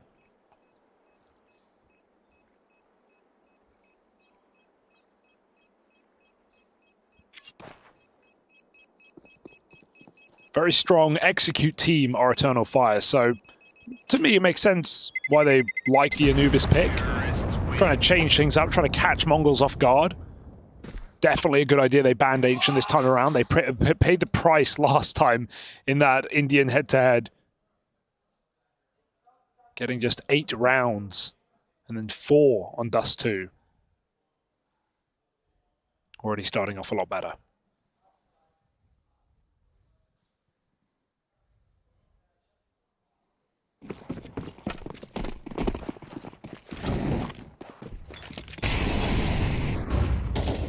Oh, that scout tries to get involved over in middle early.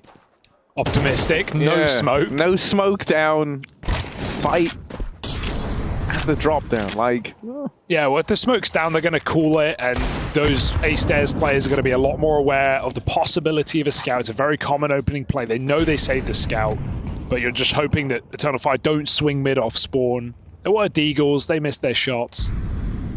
Mongols coming in a little bit cold, but maybe I'm jumping the gun. It's 2-3 rounds. Yeah, well, let them have guns, and then we'll pass the judgment. Heat check here. It's getting warm. Bodies clammed together on this B bomb site. Yeah, Xantares right now is kind of making a bit of a move over towards A. He's got all this control out towards main, and he's likely calling, guys, I've got so much space. I've seen no one yet, and so that bomb starts to move back around. Important clear for Xantares. They were actually grouping for the B execute, so they were about to walk into that full B stack. That's why having the advantage gives you the freedom to just send a lurker in and try and 50-50 one of those sides. He makes the right move, gambles correctly, and as a result, Eternal Fire once again avoid getting caught by pistols. Fantastic start for the Turkish team. But let's get these guns out. Yeah, so earlier on when we were kind of saying this one feels like a pretty Yeah, Xantares get the knife. Oh, he didn't like it. He saw he was moving. Maybe there's another in the site. Don't want to lose the AK. Yeah, it's fair. Oh, hang on. Xantares. It's all Xantares. All right, so we were saying earlier on, this feels like one of the more brutal matchups that they're playing. I think, you know, when you kind of look at these squads, both of them, when you think of the Major, had real success stories, and it had been the culmination of both teams kind of building up over the course of the year. You had Eternal Fire managed to make it into the top 8, which was insane, and then you had the Mongols secure an extra spot for the region.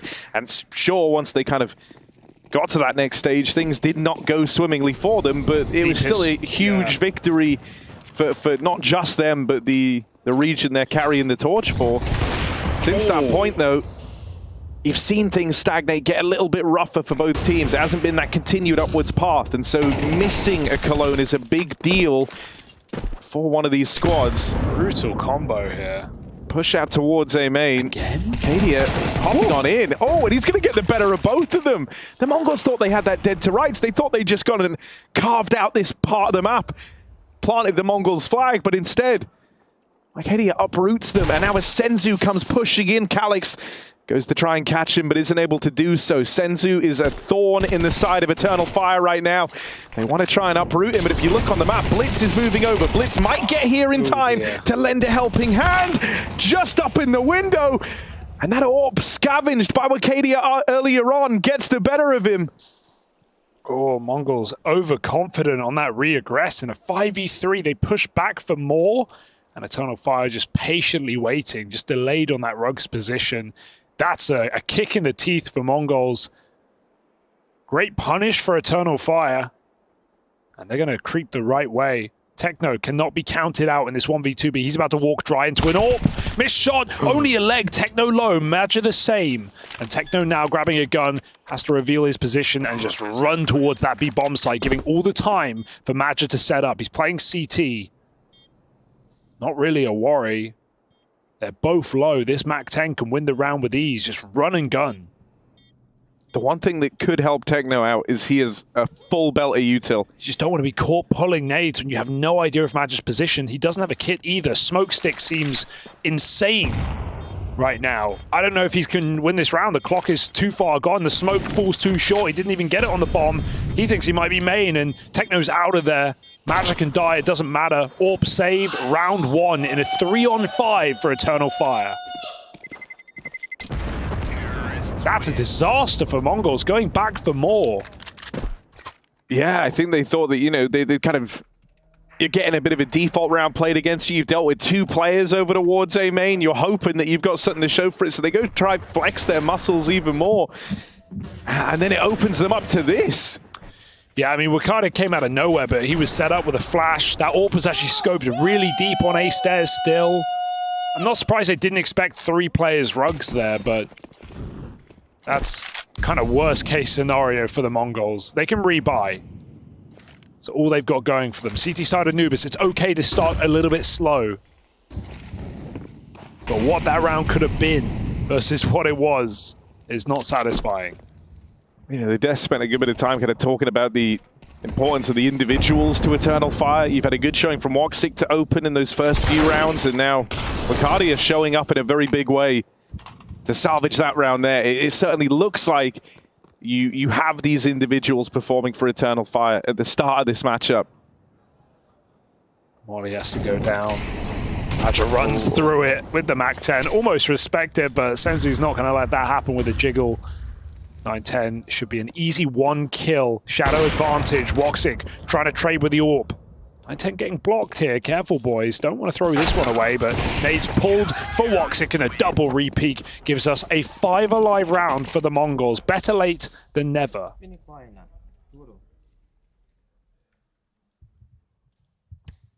Yeah, I mean, obviously, when you find yourself over on this CT side of Anubis, you kind of move the goalposts for a good CT half. It always feels a bit dire when you don't win the pistol. Getting those free rounds on the back of it is a big deal. The fact that they fell down in that previous one where Magic clutched up in the 1v1, that could have been at the beginning of a bit of a disastrous opening here, but they get on the board relatively early.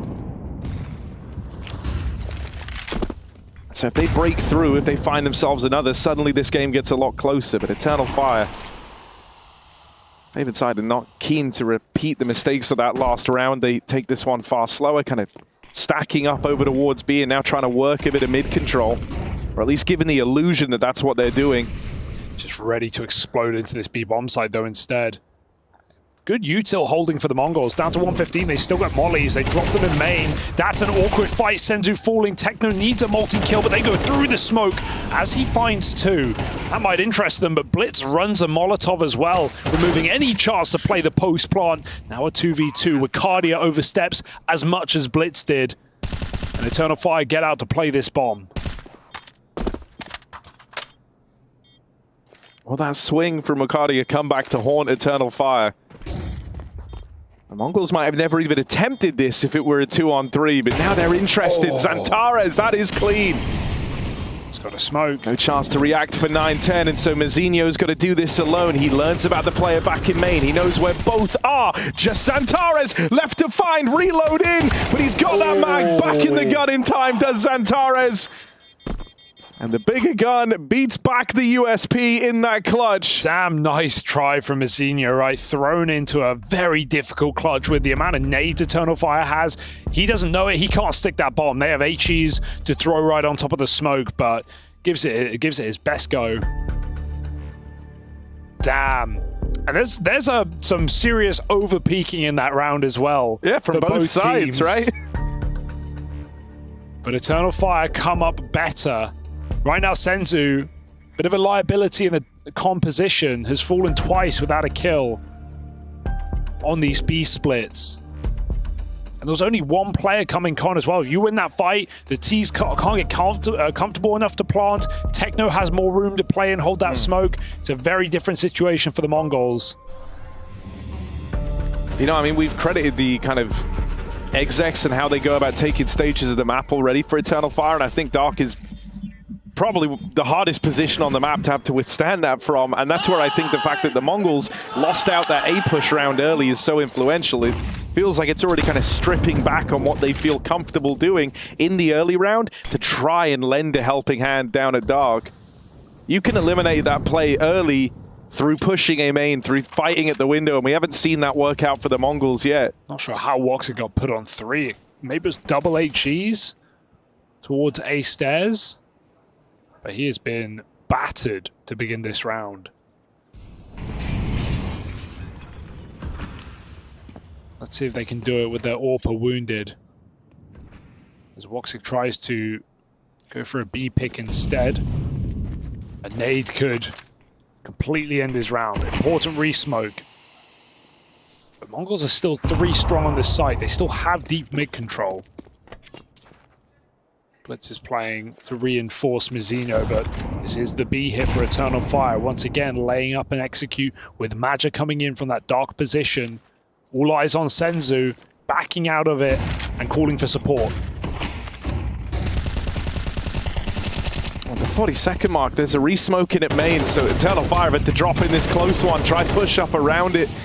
That's going to cut the site in half. Both teams just having to spam these smokes and hope that something connects. Woxic has dodged death every single time on his route to getting this bomb planted. But it's Techno to make this ballsy play through the smoke. 2 quick kills from the man, and that's put the Mongols in the driving seat. Matcha got a molly. You can use that a little later. Try and keep them off the bomb, but they will pressure him. They will try and charge down the captain of Eternal Fire, and they'll succeed in that, so the molly never comes to pass. And the Mongols successfully retake that B bomb site. Super well handled, right? Just completely changing up the setup, playing behind the site, and that helps for them because Eternal Fire go for a double smoke execute. They cover every single position. Mongols don't commit to Dark, which has let them down, and Techno is able to just make a hero play through the smoke with a well-placed flash, coordinated round for the Mongols, and we've seen a lot of overswings from this team already in just 6 rounds of play, so that's a far better look in the post plant. 5-on-5 retake comes up for the Mongols. Eternal Fire, who have taken some close rounds in this game already, don't have much money to show for it. 1 AK, 1 Galil, and scraps on this T side. as Mongols pull up with the double orb. We saw Blitz wield this, but he gave it away after just one round the other game against FlyQuest. He whiffed a shot, let Senzu play it. Far better results on that B-bomb site. We'll see how Blitz does. 910's going to be going for mid picks more often than not. Yeah, I mean, we've seen everyone, apart from Mazinho, wield the AWP on this map for the Mongols. True. I love it. Eternal Fire loving this B site. Great round to do it, though, with little to work with. Good pre-flash there from Techno, but still he's going to get run down. Oh, Xantares! Senzu tries to back up, tries to respect it and give them the space, but just gets domed. You got to save. This is already cooked here for Mongols. Losing 2 players, 1 through a smoke, and Eternal Fire with almost no utility just burst into B site. 1 well-placed flash, and they win the round. That is an explosive hit. Seems like Mongols are still hanging around. Are they going to do something cheeky here? Surely not. Oh, Spot is so big there, denying any chance to play a Ninja. No, Blitz is still going in. They're trying. He has no kit, though. It's on 910, who dies back in spawn. Blitz picks it up, but they run through the Molotov, and Eternal Fire dodge death.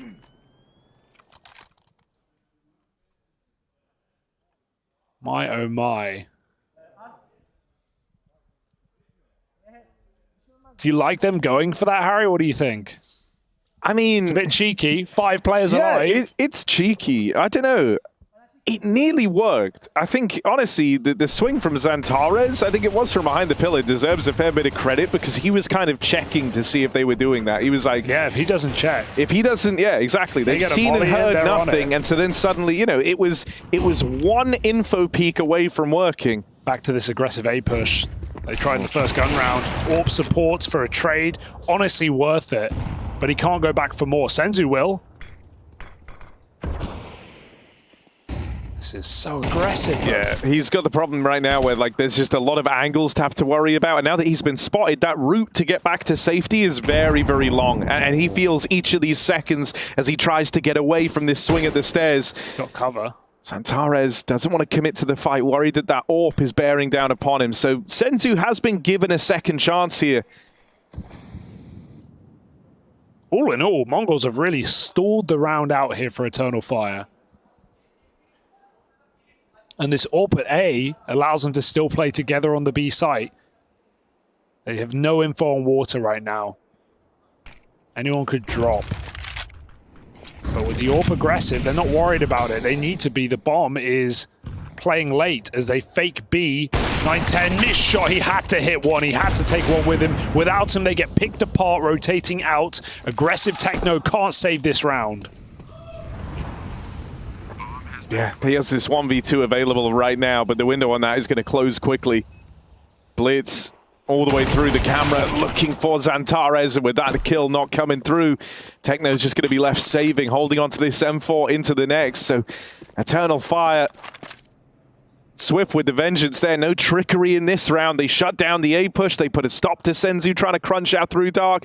And then they kind of split up and end up hitting both bomb sites at the same time. Yeah. But they know that they've dealt with all the pressure once they get rid of that AWP over in main. It's a really nice call. Mongols, I mean, I wouldn't even say they fall for it because no one actually adjusted. They were committed, but that's the last thing they're expecting. These rugs drops have won Eternal Fire 2 rounds now, playing the bomb very late in that position.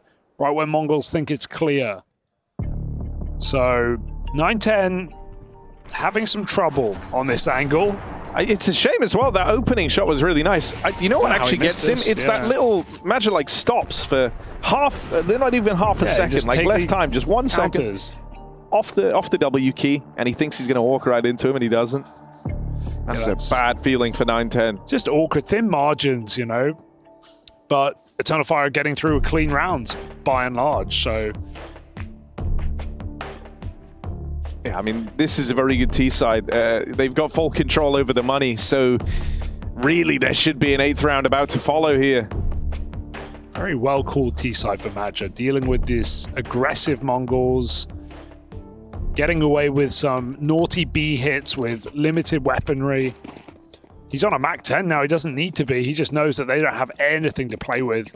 But this saved M4. Not to mention his reads on, you know, when the Mongols are going to switch things up has been fantastic. Like, that round there, you're making the Mongols feel like they can't go for any A aggression. And so then what are they doing? Well, they're just kind of battening the hatches down over in B. That means you're playing in dark. You're vulnerable to the early util. You're playing back in the site. That means Eternal Fire can take that much more space. You're having to play very reactive Counter-Strike. And all the attempts at getting information from the Mongols have often been punished immediately. As a team that's very good at playing aggressive on CT, you'd almost think that this map would suit Mongols really well. But Eternal Fire are just playing very defaulty at the start and really punishing any plays. Nice flash, but there's 3 CTs in middle, so no result for Eternal Fire. They'll take space elsewhere, realizing they have room. So Xantares dies, but the info he gets is valuable enough that Eternal Fire roll out that red carpet and strut their stuff into an empty site.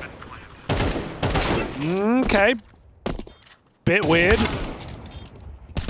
but still under control for the most part. Oh, playing with fire. But they brought gloves.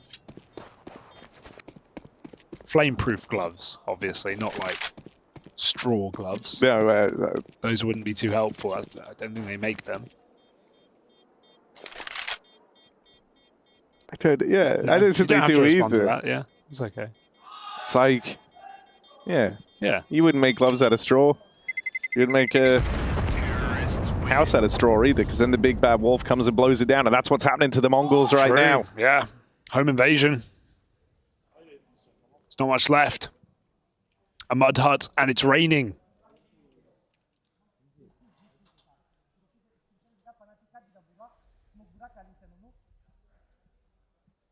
Just a fantastic game for Eternal Fire, given that there were definitely rounds that they didn't have business winning. Yeah, I think the individuals have all looked solid across the board for Eternal Fire. Yeah. I think Match has had some really good calls to go alongside it. This is a bit of a nightmare for the Mongols.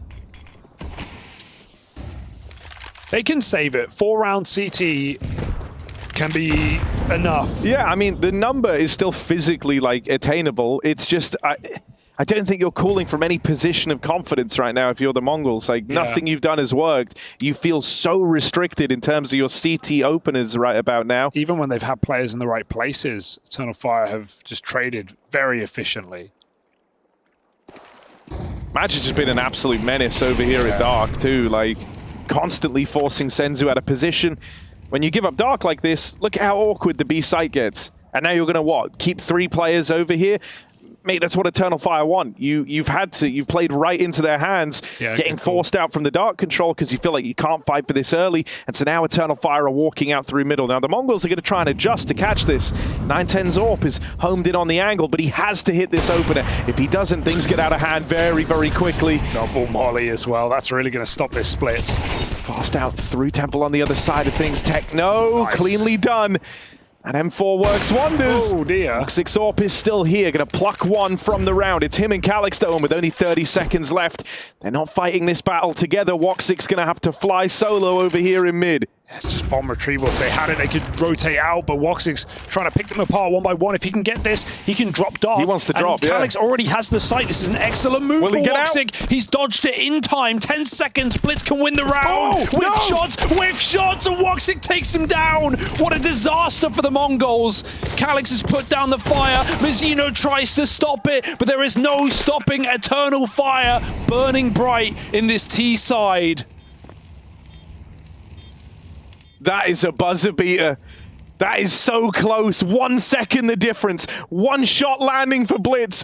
Could have put a stop to this, but instead a Woxic straight styles on the Mongols. He should not be winning that. What a despicable whiff for Blitz. You do not see this guy whiff like that. That was so, on Woxic's end over in middle, the double kill to open up the route to get the bomb back, underhands the smoke, gives himself precisely enough time to drop down here, and then still has to turn around and hit the fast 180 flick. That is prime Woxic. He is beast mode. And Mongols head in hand. You said they're not calling from a position of confidence. My, oh my. How can you recover after that? Just begging for Eternal Fire to let up and let them back in. Even the orb getting lurk smoked. Molly will only buy so long. Flash, nade is good rather, but 910's getting burnt out of position. The util has been impeccable for Eternal Fire. And this is all a fake. A Fugazi in A main. As this bomb once again waits outside of the B site. This time Eternal Fire have numbers down in dark. Spot on the jiggle, sure, and you're able to slow down the dark control, but you don't bite down on any of this info if you're the Mongols. You're not sure what's real and what's fake. He knows he has to be trap pillar. They start lobbing out the nades, and they come in from main as well. Senzu burns alive. Double nade, Molotov combo. Uproots the B-side player. That 910 AWP gets eliminated. And so Eternal Fire gunning for double digits to open up this series. Oh, dear. Wakadia with a clean old tap, and now just Mazinho. He's got to admit defeat here. This 1v4, it can't come through. He's boxed out, iced out, trapped in this smoke. And they've got every other angle accounted for. Through process of elimination, they know where Mazinho is, and so Eternal Fire, 10 rounds locked in on a ludicrous T-side to open up this series.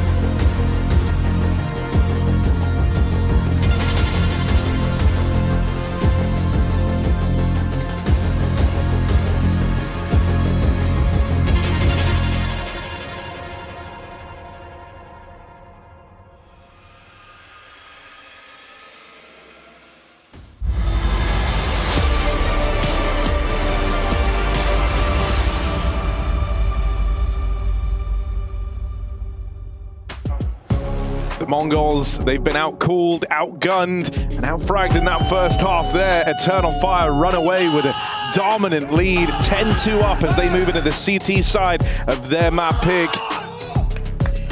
We had some incredible moments across that first half with the insane 2v5 or 2v4, 2v5 from Woxic and Calix. Really taking the cake for the play that defined that first half. Just bonkers rounds out of Eternal Fire. And they're going to just go rushing. Mongols, desperate times, call for the most desperate of measures into this B bomb site. Woxic P2K tap away one. The Glocks overwhelm. And this will be the Mongols planting on this B bomb site. Maybe they have a chance here to wake back up. Can Xantares put them to sleep?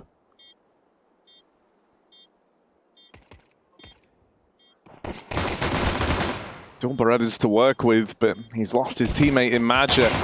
So Xantares, that first shot's real clean. He's able to go on for a double, and now Wakadia dons the Xantares. Dulberetta's tap on the bomb, forces the fight. Techno dead, and it's Senzu, the man who was bullied and who was struggling from that first half, left to clutch up. He delivers for the Mongols.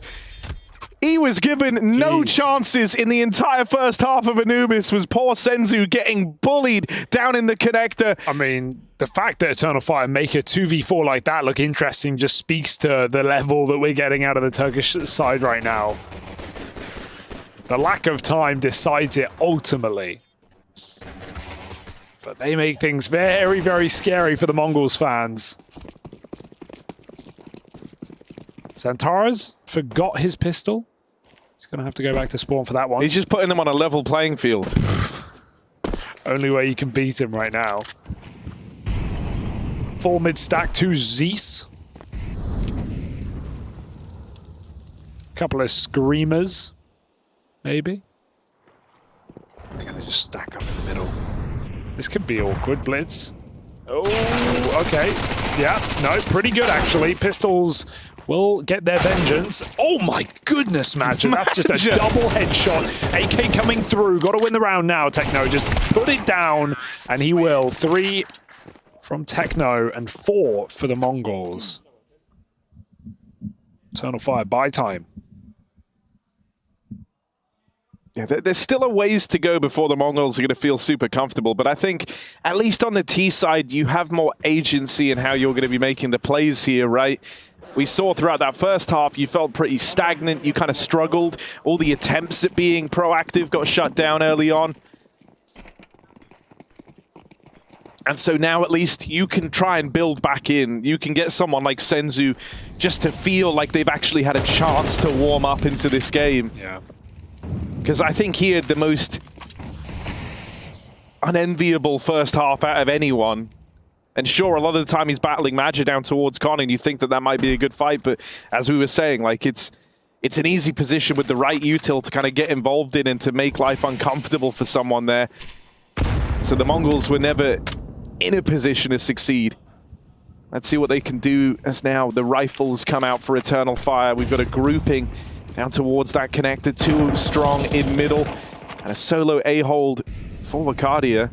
I like that nade for Xantares because it bounces, it breaks the smoke, it doesn't get him, and also because it pops on the left, if anyone's playing close, they're going to take damage as well. So he just cleared out all of water and realizes no one's actually playing towards B. They leave 2 in middle, Eternal Fire. Smoke fade for Blitz. Somehow he gets the better. But Woxic doesn't move a muscle. He should surely have this trade. It's not a comfortable position, but Blitz on low health needs that trade from Techno. Playing late in the round as his team set up for an A execute. Techno has to win this all. The fast flank from Madja is shut down. But now they're not ready for Xantares. They might end up discounting this. They're trying to lend time to Techno to come out through middle, but he gets shut down straight away. And so now that backstab for Xantares is very, very potent indeed. Senzu can't offer up a thing. And so this trifecta, Wakadia, Xantares, and Woxic shut down the Mongols' hope on this T side. They're just not playing very confident, really, right? Like, you see Techno go for that timid swing out camera. If he just follows Woxic, who runs away and reloads Heaven, he had great timing. He can get 2 kills here, but it's a jiggle, it's a timid peek. on the flip side as well, like the way that Woxic played that round is screaming confidence and like faith in their read of the game. I think a lot of the time you would have awkwardly tried to chase that trade onto Blitz, but he fully believed that Blitz was going to be the one man in middle and that his patience would be a virtue there and that he would nail the shot. He did all three, repositions into the A site, and then waits patiently, not freaking out about the players in main, not falling for the fact that they're trying to take the attention. He holds the camera, deals with Techno, rounds over. Like, Woxic is so sure in his read and his ability to deal with what the Mongols are throwing his way, and that's scary. They're going to test him in this round now, and Woxic's AK roars to life. Look at him go! What a monster right now. Woxic just slaughters 3 coming through camera. Take a picture. It will last longer. Eternal Fire 12-4 on this CT side. An absolute reckoning on their map pick against the Mongols. And this is for everything, Harry. This is not only for the group stages of Cologne, it's for elimination as well. And the Mongols falling on this map with a whimper. Beautiful shooting for Woxic. Yeah, this is Woxic having one of those games where it's like the stars are just aligning. He's in the flow state. He knows what the enemies are doing before they're even doing it.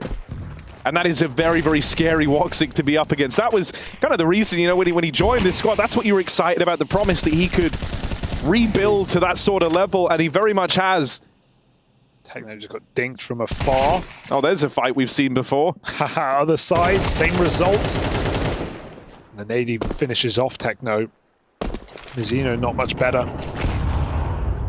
From start to finish here, Eternal Fire have just been better. The individuals have been fantastic. The calling from Magic was so good. He spent the first like 7-8 rounds of the game conditioning the Mongols to be fearful for just these straight up site takes, these straight up execs, and then he started using that against them with more fakes later in the half. The entire game plan has been fantastic from start to finish here for Eternal Fire on Anubis. Wrap it up. The Mongols, they're going to have to look ahead. They're going to have to look to the next map in this series. They've got to hope that they can bounce back on the second and have more success on Mirage, because Anubis ain't it, and they are not getting into the group stage with a showing like that.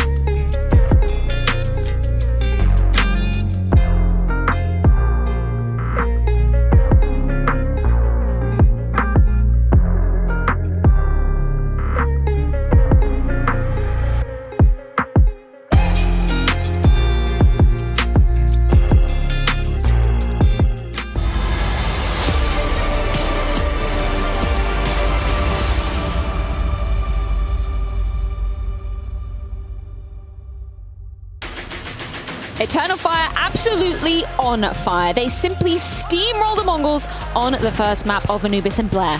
I'm not going to say that you put this into the ether, but what did you wish for? Woxic to show up? He did. Wakadia to look sharp? He did. Mongols fall flat, and I'm sorry, dude, but one map away from elimination. Yeah, dude. Yeah, man, like, it's all my fault, right? Here's the thing. Look, yeah, like, the win conditions for both these teams are obviously a lot of the individuals showing up, and how we preface this entire game was saying that for Mongols individually, they're so sharp, make great decisions, and for the side of Eternal Fire, it's been Xantares who's doing a lot of the heavy lifting. We need Wicked and Woxic. We got the answer for Eternal Fire, absolutely. But Mongols, man, listen, the amount of individual decision-making, like terrible decision-making and mistakes I saw from that just wanted me to do things to myself, right? That was just painful. Don't elaborate on that. Should we just dive into a round that made you want to do the worst things with Arcadia playbook? Listen, there's so many rounds which I can touch upon, but this one's so egregious, right, from the side of Mongols. This is the scoreline's 8-2, right? I'm forgetting how to even speak right now. So we see the first kill's actually gone the way of 910. He gets a kill towards mid, and then we have the double swing from Blitz and Techno out through the smoke from Temple, and they get a kill onto Xantares. Now, there's a stop right here. It's a 5 versus 2. They've seen the bomb right now. I want to just highlight very quickly what's happening here on the radar over here, right? We have number 3, which I believe in Senzu. He's going to be coming, just running in towards Temple, completely leaving up the B bomb site. Now, don't really have to. You just have control of Temple. You have 4 of your teammates alive over in the A bomb site, and mid, you have the bomb. There's no need for you to over-rotate right there. And there's 30 seconds remaining on the clock as well. There's so many factors where he doesn't have to go for this play, but it's not just about him, it's everyone else just completely crapping the bed over here. Now, Woxic does a great job catching Techno 4K. At this point, his teammate, I do believe it is Calix, is headed back towards the B bomb site, and Woxic allowed to get all these duels, just getting all these free kills. And it's great if you're a Woxic fan, but if you're watching Mongols play like this, it hurts. And then, nice usage of the smoke, he picks up the bomb. That was the bomb. The bomb was in middle throughout this entire round. Exactly. There's no need for them to really give him fights. And then this happened. I don't even know what to say. This is a classic example. I actually want to go back in this clip just a little quick just to elaborate at this point, right? This is a classic example of when you have the bomb in a position where it's down with only 24 seconds You sit left. on it. Oh. You sit on it, right? Yes. The noob mistake is either you sit on the bomb or you diversify, you go back and you just defend the bomb sites. There's no way in hell Woxic and Calix can win this round, no matter what, unless you do somewhere in between of those decisions. You're not sitting on the bomb, not quite enough, and you left the other bomb site on a map where the rotation between middle towards the B bomb site takes 5 seconds, right? With 14 seconds left, Woxic picks up the bomb. This duel as well from Blitz. This is hurts. It just hurts. It just hurts. And then look at the time, and what does Mazzino do? Listen, at this point, just let it be. Your teammates coming in. He swings out wide, in the flames, gets taken down, trying to be the hero. I don't even blame 910 for this one. No, and I don't blame Blitz either, right? That's a terrible individual mistake not to hit those shots, but at least he's doing the right play. Had he killed Woxic in that scenario, he wins the round, game over. It's more so at least that's where I take an offense. That's when you're not using your brain at this level of Counter-Strike and you get punished for it. So yes, everyone out there is perhaps thinking, Blitz, oh my goodness, you're bad at Counter-Strike. And that was a horrible, horrible scenario for him, but it's more so the decision-making and lack of understanding of basic, proper Counter-Strike. And let's go back to the round number 4. I think round number 4 was the first buy round. It was 2 kills to get from A main, right? And the angle that 910, if you guys, whoever's watching the game, if you remember how he's holding the angle outside of A main, buddy, buddy, you miss a shot, even if you get the kill, you're dead. You're going to be traded. The A bomb side is lost. So many just baffling decision-making coming out from Mongols. And here's the thing. Sure, it's Eternal Fire's map pick. They had an incredible game. Great calling coming out from them. Woxic was phenomenal. Wicked was phenomenal. But it's not like Mongols are strangers to this map. They know how to play the map. And this is as if the brain just weren't in the server, nor their aim. It's okay. Have you had time to vent now? Let it all out. Exposure therapy, I think is a word. I don't know. I need Maniac down here to tell me the psychological terms. I can kind of relate to Maniac a little bit. You know, when he watches Vitality play, and how he reacts. Yeah, I can feel the pain. I can imagine after that abysmal showing. Should we move on to maybe the good parts of this map. If you're an Eternal Fire fan, Wicadia, he's back. We love this. He is back, and I think I was about to say in the pre-show for this game that he's been a player that hasn't disappointed me, but I think when he broke through the scene, when we saw him the first time around, especially in Katowice, we thought to ourselves, okay, we may have a new potential superstar, arising, but he's been slowing down a little bit. He's playing good Counter-Strike, he's decent, but he's not up to the level that I would like to see him at. However, in this game, he was all over. T-side, he was playing fantastic. On CT side, he was a great angle roll right here. Had a couple of good moments. So for my money, Wicadia, slowly but surely right now, has entered the stage where he's maturing as a player. And I want to see more of this Wicadia instead of the, 72, 75, 80-hour Wicadia. And this is a guy, even in the major, I remember having a quick chat with him, and he mentioned how he's uncomfortable playing the static positions. On the T side, you watch him pushing and poking and prodding and moving. Now I feel like his game has indeed evolved, where he's playing these more static positions in a bit more of a dynamic manner, right? He's trying to fit those two things together, and clearly looking great in the server. And also, man, I have to give a shout out to Woxic. Yes. I know we were abusing Mongols for that 2v5 loss, but Woxic was hitting some beautiful shots. The isolation and target selection, just chef's kiss. Of course, Mongols pick coming up next, so maybe your heart is going to be repaired in that one. But I tell you, I don't know, Freya. No, I don't know. Hold on for a second, Blair, because there are actually some hearts breaking already in the studio. Because B stream going down. Guess who was eliminated, Jacob?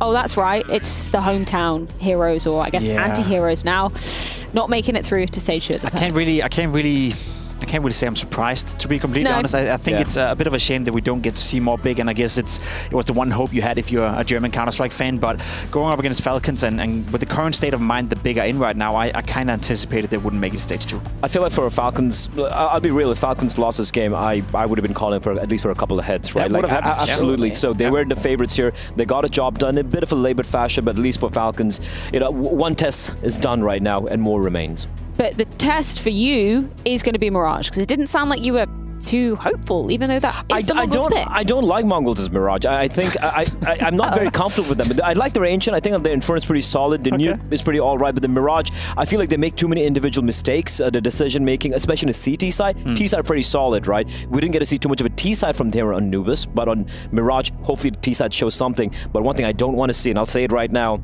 don't give me that double op on the CT side. Senzu with the op on B. Sure.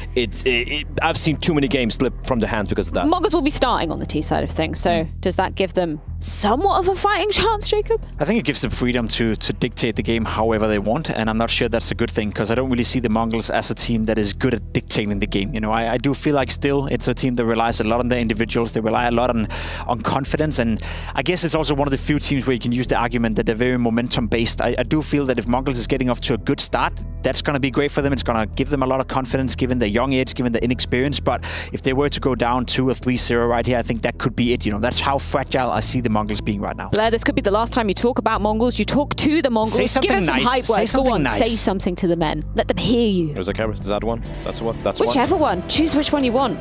Do it for Asia. Get it done. You heard the man. They're done. Do it. Go to a break. We're going to find out if they can do it after that. Bye.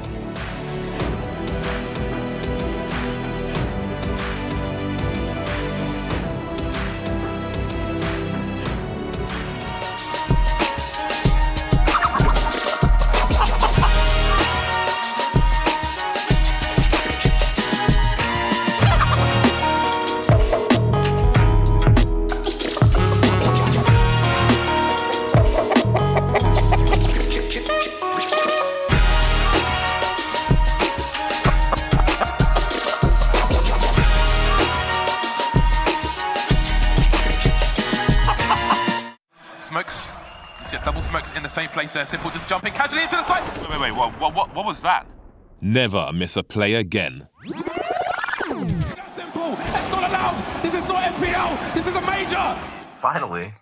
With Faceit Watch, you're in control. Switch between player POVs live and see the game through the eyes of any pro. Never miss a moment with replays. Relive each highlight on demand from all angles. Watch it, control it, face it.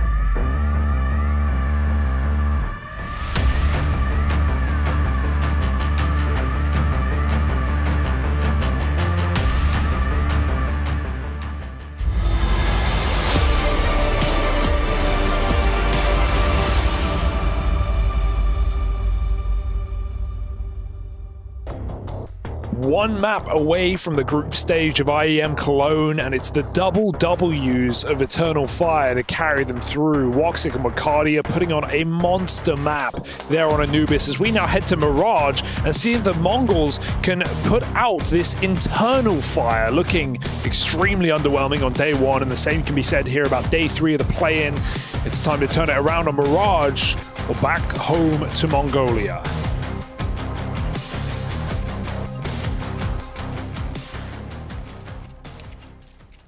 Yeah, Eternal Fire, they're going to be riding a real high after that opening map. For the Mongols, I have a couple of players I want to keep an eye on here. Techno 4K was kind of the one bastion of hope for my money in that first map. He needs to keep that going.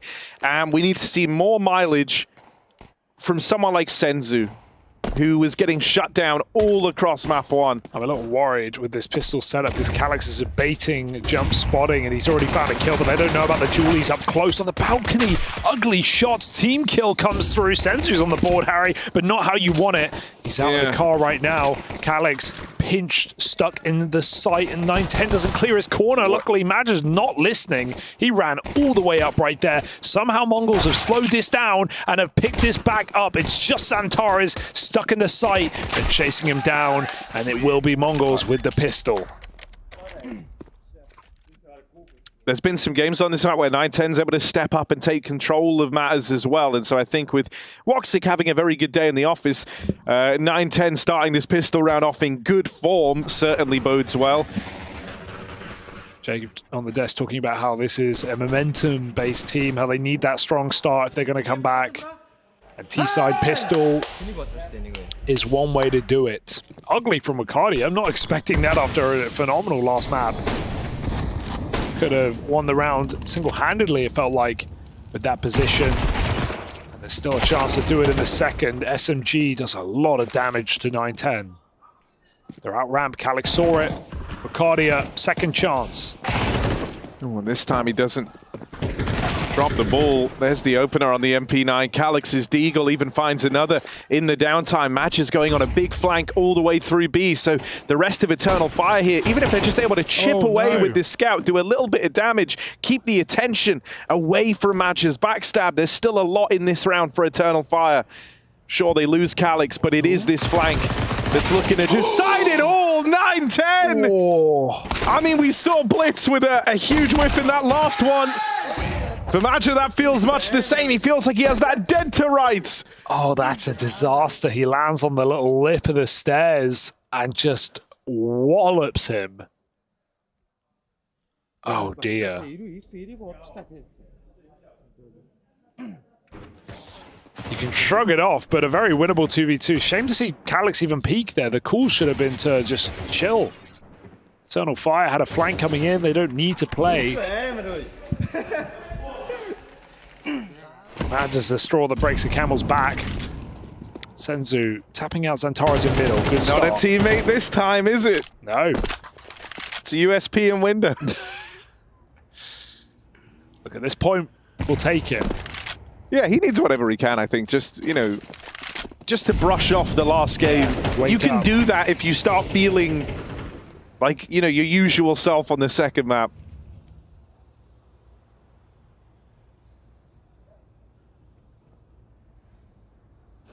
Just don't take too much damage in this round. That's really the goal. Like, there's, you know, there's a couple of Deagles to worry about. So as a result, you can maybe forgive like one death. More than that, it's way more awkward because of how close the rounds have been already. So you want this to be a clean win. And thus far, well, there's the one death. There's the one death. That's the forgivable death. You can say, okay, Senzu didn't realize what he was getting himself in for. Deagle of Calix, seen it deliver one already, but not going to in this round. 9-10 continues his strong start. 5-0.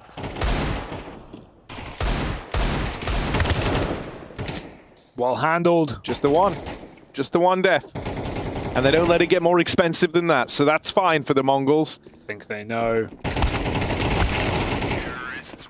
Lovely stuff. Here comes the buy for Eternal Fire. A map, in all honesty, they haven't played too much, Harry. They're not frequent Mirage puggers. So we'll see if they have the depth here to withstand. And now, possibly, Woken Mongols.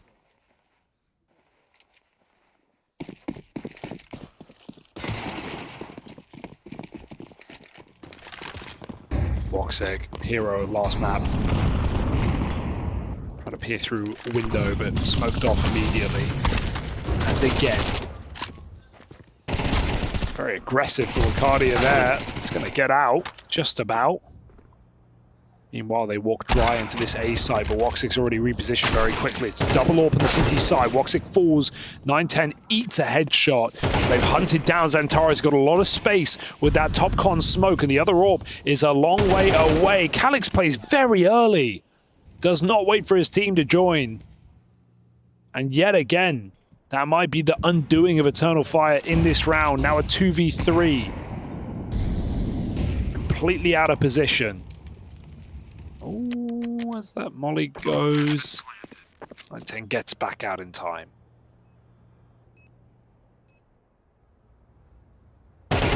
Oh, nice shot. Senzu's back. Well, they'll need him before all is said and done.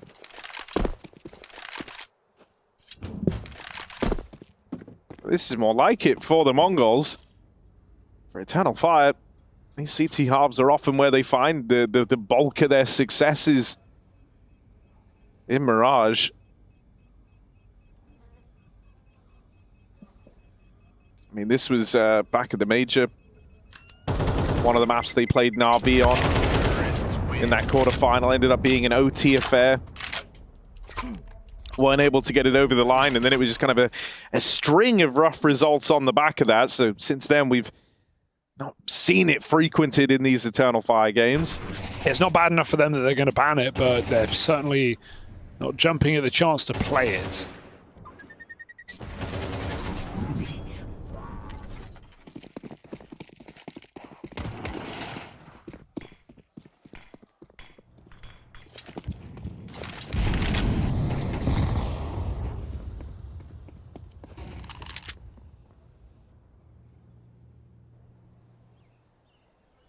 Lots of MP9s here, all on the A site.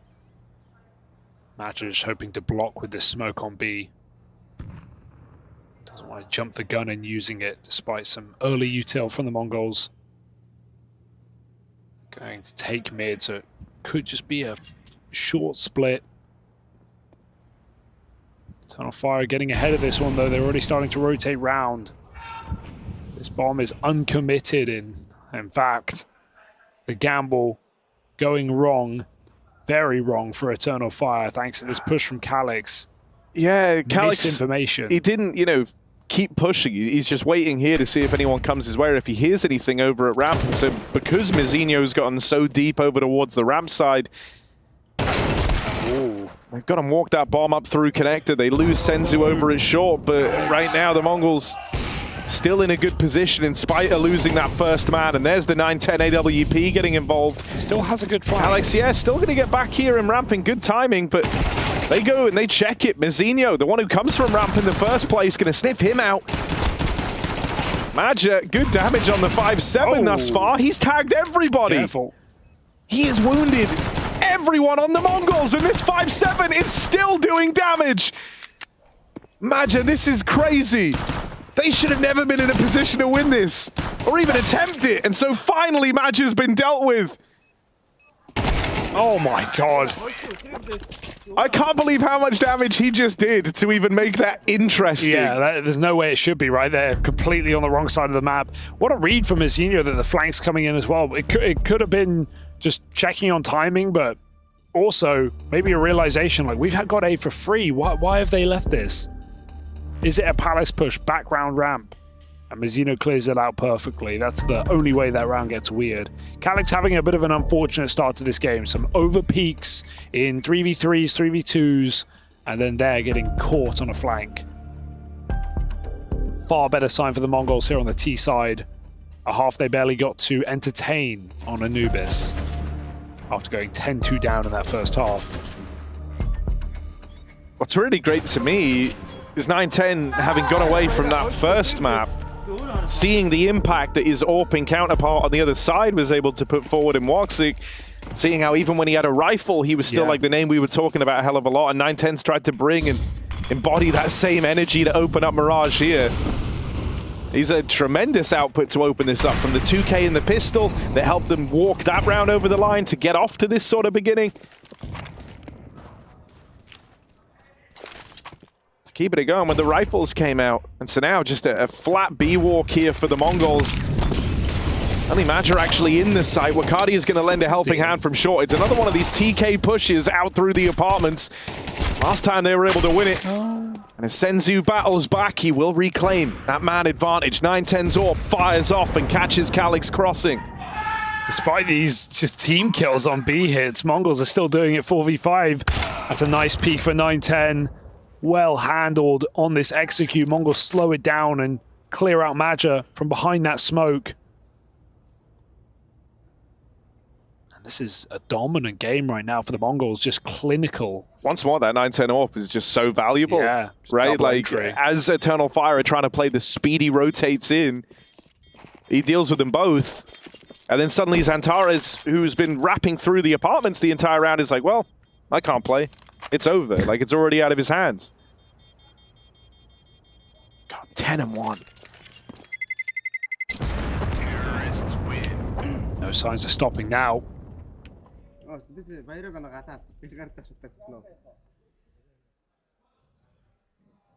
And every time the Mongols have gone B, Eternal Fire have been 6v4, and they still haven't been able to take it over the line.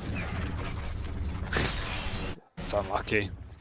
Molly bounce and he's full blind on the entry, so... Yeah, it was like a real clown fiesta of util. Team Flash, Team Molly. in the apartments. Decoy mode activated.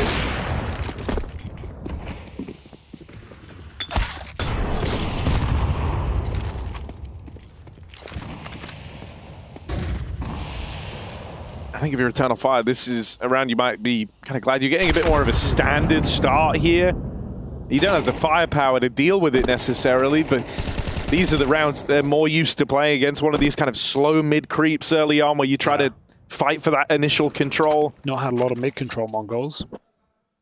been going for sight. Just waiting behind the boxes right now. 910 Zorb looking for an entry. Actually, there's been a lot of similarities between the T sides for both of both teams on like their map picks. Yeah, sure. Very like exec heavy. Early on, you're trying to get them fearful about these sorts of rounds where it is just sort of call from spawn, exec into a site, and then you can use that against them as the game goes on. It's a decent kill. Yeah, 1-for-1 over at short. Calyx still over towards B with this M4. They lose match at dueling for the apartments, and a clean flick from Blitz will seal the deal on that round. Business for Mongols. They're making this look very easy, very capable. Like, if they somehow one-up the domination that Eternal Fire brought to Anubis, like, that would be mad. Into Nuke as well. That would be statement made. A great map for both teams. Dude, I hope we get... Because that third map, I think, is the potential to be a giga banger, as it were. Yeah, that's... Did anyone ever say that? That's like the highest order of bangers. I know a guy.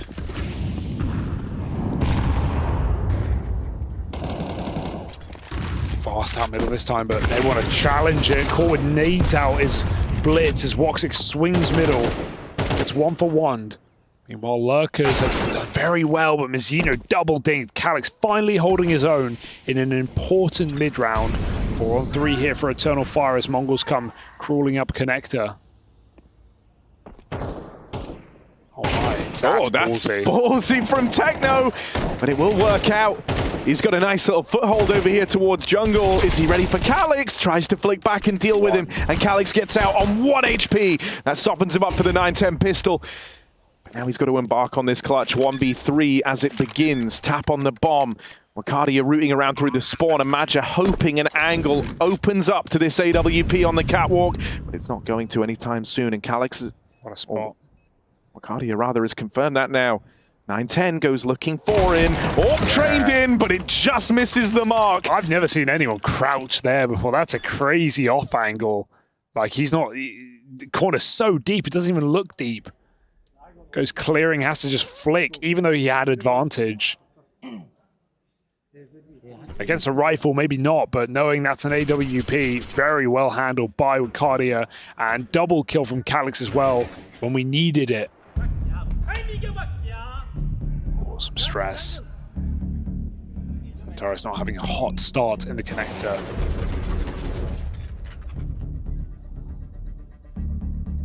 It's an annoying little smoke push for Techno. Cheeky stuff. Mongols feeling the freedom to make some plays here in this game. It's not Anubis anymore. Yeah, but not, you know, like seeing Xantares get that angry. No. But it doesn't happen often. It doesn't happen often, and he still cares right now. And as long as you know you channel that anger into pumping yourself back up, yeah, then it's fine. You know, if that's what it takes to bring you back in, because they're not happy with how this has started. This is in that first map. They were laughing. The vibes were immaculate. Yeah. You could feel it radiating through the room. But now they're feeling how the Mongols did earlier on. Yeah. And so we have to see, can Eternal Fire bounce back from that? You're getting pissed because you know you can do better.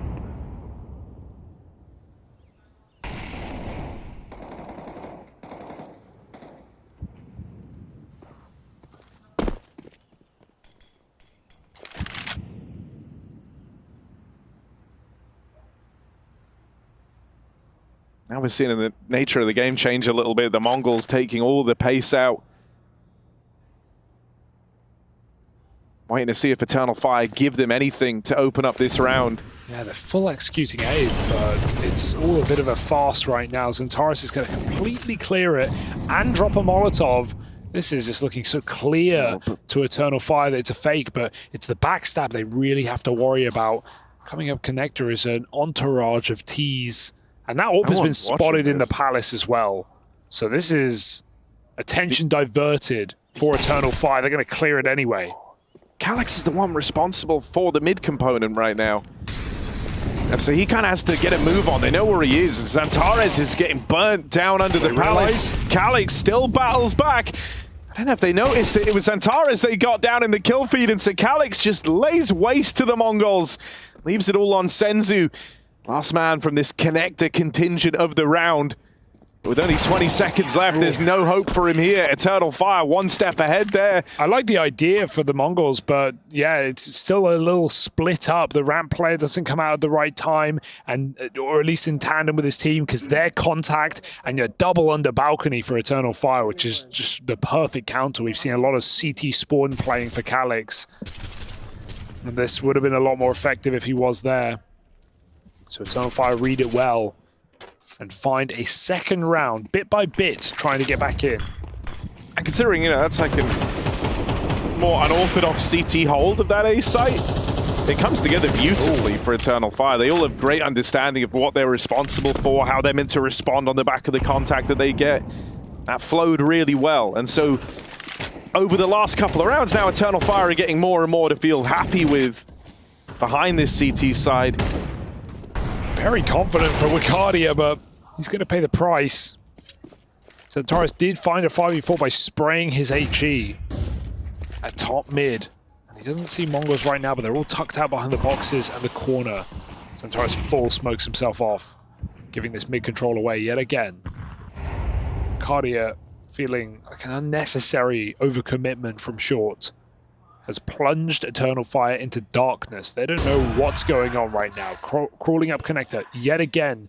Woxic, too many angles, has to relegate himself to the stairs, and this flank from Calix isn't even happening. He's just sat in Palace. Woxic misses that timing on the turn, and Calix has to come back to stop this plant. They know he's here somewhere. Where's he gotten off to?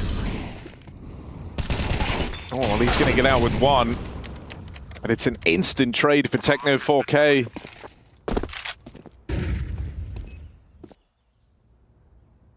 No kills is going to get offered up to this orb that finds its way to Match's hands, and so you might just be looking at the save here. Not really a defeat you want to admit to if you're Eternal Fire, as you started to streak some rounds together just then. You're not given much of a choice. You're so out of position here, and now Techno is even trying to hunt down these two saving players. That will have implications in the follow-up round if he's able to deal with them both. But he would need both kills. Torres will not let that happen. So the save now at least allows Eternal Fire to have the AWP in the next round and full guns. They're now in that exact same position that the Mongols were in back on Anubis, where they're shooting for 4 rounds at the end of this first half. A lot less of an explosive T-side now for Mongols. They're doing some slow mid-takes, some con splits, just walking up through smokes. It's looking very nice regardless. The numbers are there. The Mongols are back. Eternal Fire getting dust kicked up in their face, going to try and change the pace, run up top mid. Zantares going for it right now. 910's going to stop him in his tracks. There's still a trade this time. Wicardia starts on the A side, leaving Maj on the solo B AWP. He's going to play a locked in, easy kill for him. 4v3 now. Wicardia tucks tail and reinforces B yet again. So we're back to a more standard setup here for Eternal Fire as the Mongols have to mid-round. This is a nice push, though. Given they just saw an AWP in B, they will not be expecting this move. Kamikadia Park, pull the brakes. Mongols are going to try and split the B site.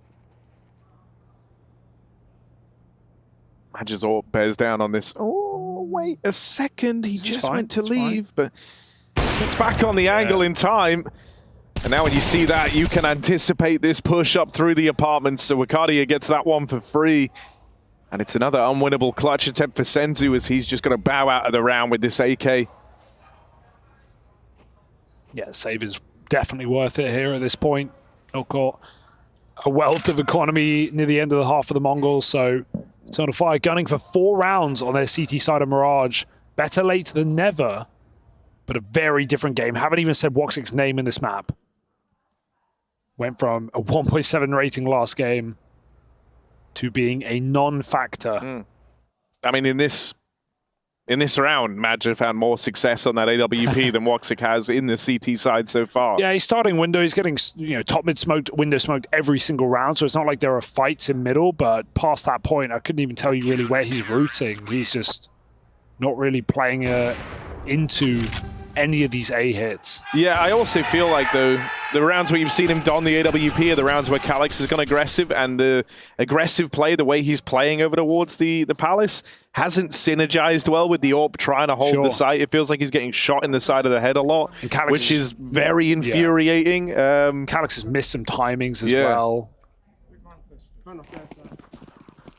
But now the money's broken for the Mongols, and so for Eternal Fire, they might get that 4 they were looking for. That's one of the better chances Woxic has had at the start of a round, and that miss, don't have that miss be the one that comes back to haunt them as the Mongols explode out through the catwalk. Madja withstands the B hit for now, and Woxic joins him on this AWP. When we saw Madja bring the AWP over, he found success. Will Woxic do the same? That's not a bad way to start, but lost inside of this smoke. Mazinho with a MAC-10 and 2 low HP players laid out right in front of him. Just waiting it. He could still make this weird yet. Madja and Woxic are both a shot from death. And so will Mazinho be able to deliver that? Saw him. Knows about the first, but he's waiting for info on the second. The longer he stays here, the less they expect it. Right now, Eternal Fire think they've cleared out B. Bliss is faking, and he's They've got no clue. Oh, he saw him. Maybe on the map. He flicked back. Turn? No! Woxic gets sideswiped, and now Madja just holds on at 8 HP. So Eternal Fire, they locate Mazinho, and then they find their 4th.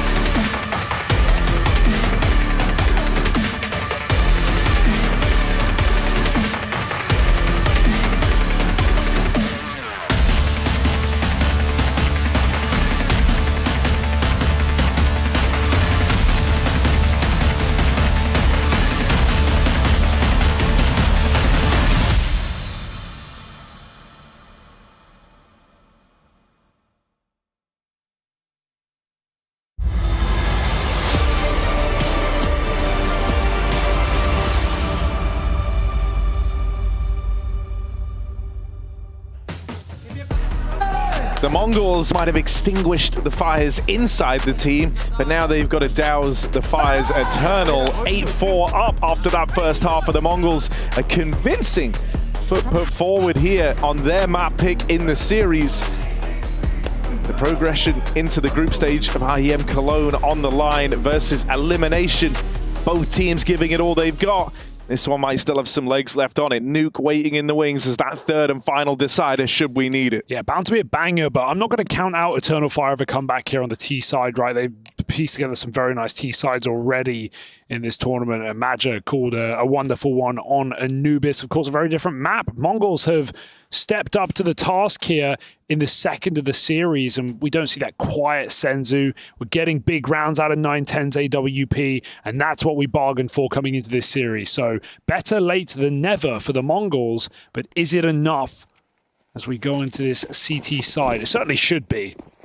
Full execute for Eternal Fire being laid up on the A side. Mazzino playing CT, always risky without a kit. It's a retake setup here. Heavy in middle, they'll find nothing, and really the flank timing shouldn't allow for much. Senzu is going to send it and try and get through T-spawn, but they need to thin the herd or stall the plant. Smokes come out for Eternal Fire. Bomb is late. Super late. It's on the nade player. One of those smokes misses too, but Calix does what he can to make up for it. He's gone and taken the control over stairs away. Ooh. And battling back against 9-10 is a big deal, but there's the flank for Senzu, that plant, that late plant that you mentioned. Comes back to haunt them here. Eternal Fire, they were hoping they were going to be 4-on-3 with bomb planted and everyone watching it from the connector side, that path that Calix had carved on out earlier. Instead, they've got to retake A. They've got to recommit to these fights and get that bomb planted. They've got a low HP Techno 4K trapped in the spawn, and in at ramp, Senzu also takes one of the dome. All three players have been dinked for the Mongols. Wakadia, 3 bullets could win him the round. There's the first. Does he have any more left in the tank? Jiggle from the spawn. He knows where Techno is. He's trying to locate Blitz. Feeling like he's pieced this one together, but now Wakadia is low as well. Finished off by that push over the stairs. Yeah, I guess Maja's the captain. He wants to do everything. He wants to support his team in the best way possible, but that's a complete mess to be throwing the full execute on A and the flashes and have the bomb. You need your team after they take the space to plant. Maybe they're expecting more resistance, but because Mongols are playing heavy mid, playing CT safe, Eternal Fire never even get the bomb down. That smoke's already fading. Even if they have the space, Senzu's flank is so important. Disastrous round to lose there for Eternal Fire. That should be theirs. The bomb is anywhere else. This is where Mongols can start to run away with the game now. A full eco to take double digits, and there should be little resistance, if any. 1 kill up mid. Make it 2. It's a P250, Harry. Second. I am counting my chickens. I've got one of them. That second shot was beautiful. Yeah. And he's been hurt. Yeah, Mazzino should have this locked in, no problem. And even if he doesn't, Senzu's there. All right. It's going to be a little bit more tricky now for the Turkish side.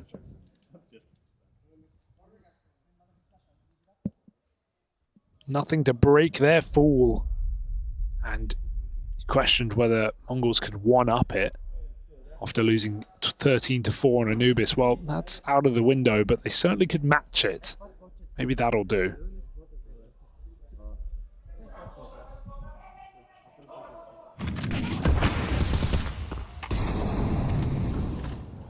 Trying to feign they're taking the mid control early. Zantares goes there and lobs out some util, but Senzu's playing with confidence. He's just swung out from short and confirmed there's no one in mid for Eternal Fire. So that re-smoke down at the top of Con shouldn't do much to further the goal of faking this mid-hit for Eternal Fire, meaning the Mongols haven't overreacted. They've still got bodies over here towards A. They lose out on Blitz, but 9-10 is still in the picture here. In an awkward spot, he'll get boxed in. Maja gets rid of him, and this Techno MP9 never gets the ball rolling. It's just Senzu left. And so even though the Mongols pieced together what was happening there, Wasn't fast enough to adjust to it. It wasn't fast enough to get ahead of it. Eternal Fire, the pace does them well.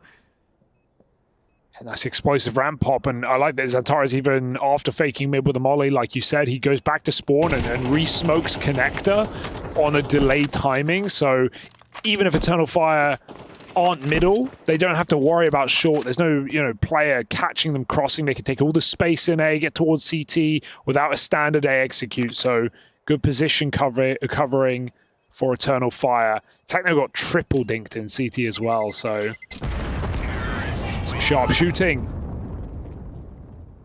One more on the board.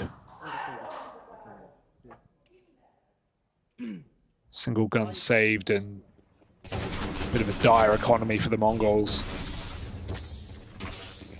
Yeah, I think the thing that's always going to be, inescapably worrying right now for the Eternal Fire squad is your game is being held together by Maja, Wakadia, and Calix. Two of those not really front runners for the names that you would put in that position, right? Yeah. And when you look at the cams, when you look at how Eternal Fire are looking, Woxic feels like he's been a bit on autopilot here in this second map from the hot start that he had to the series. And Xantares has been visibly frustrated, bordering on enraged at how some of these rounds have gone. And I don't think that's what you want from two of your 3 stars if you're going to need to embark upon this T-side comeback. They have really been non-factors. Don't get me wrong, Wakadia and Calix and Maja alongside them are like helping you tread water right now. But if you want to overtake in this marathon swim, yeah, you're gonna need Xantares or Woxic, and ideally both. And then I heard once you finish swimming, there's a 3-mile run and a bike ride waiting for you. So time to summon all the energy you have left and make a dash for that group stage here at Cologne. As Eternal Fire try and do it in 2. Mongols attempt to long this series out. We're back in round number 16.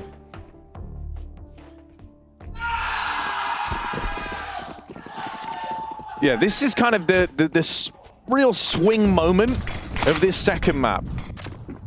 It's a low buy for the Mongols, and they put everything into this round. If they lose this, they're broke, and so the gap starts to close very, very quickly. Xantares, at this critical juncture, is either the man to get 2 kills on the opener, or just that one and done.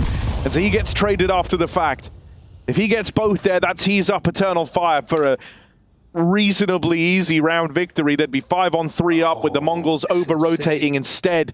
It's even odds, and so the Mongols start probing. They start checking elsewhere.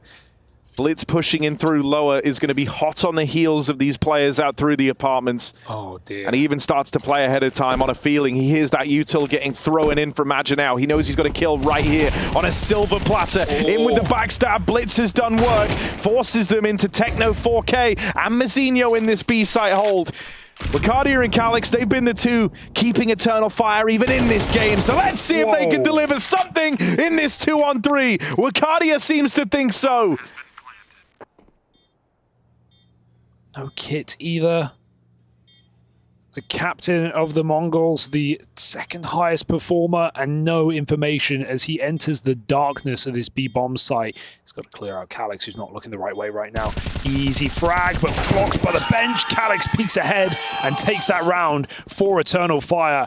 You would have had your money on Mongols with that big flank underpass for Blitz, catching the util from Maja, doing even more damage. But some clean entry work from Wakadia, checking the site and going one step further into market. Takes matters into his own hands. Blimey. That's going to break the money. Xantares and Woxic might be like the de facto stars of the team, but they owe so much to the other 3 in this game for keeping them in it. They're here for the ride. This is wild scenes. Yeah, the Mongols had every advantage in that round. Yeah. 4-on-4, sure. That's in terms of just the numbers game, that favors the T side. But Blitz had the info as the B player ahead of time. He had extra damage on the backstab. That 4-on-3 as they take the site. All the stars had aligned for the Mongols. Oof. And it's the individuals of Eternal Fire, the individuals of Wakadia and Calix that turn the tides. Some eco kills can bolster the confidence, so let's see if Woxic can get activated now. He's got his 5th kill there on a Deagle. It's going to be hyper important once we hit rifle rounds. Mongols will have theirs soon.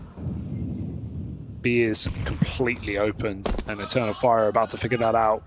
Yeah, they heard that one. Jump shot for Xantares. Flying high.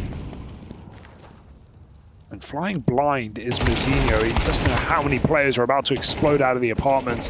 Done a lot of damage, but no kill for it. So Eternal Fire should be walking this over the line and into the face for Mazinho. He's done damage. Woxic saves the day. A moment of desperation there for Mazinho. Almost comes up with gold.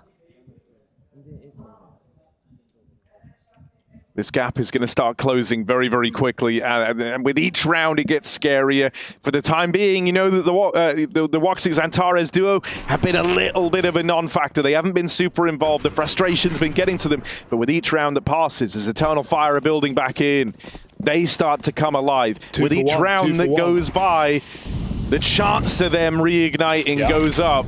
There's no kit here. It's a bit awkward. Techno had the money. And every round they win hits for 2. So really, there's 2 rifle rounds in this between Eternal Fire and a tie game.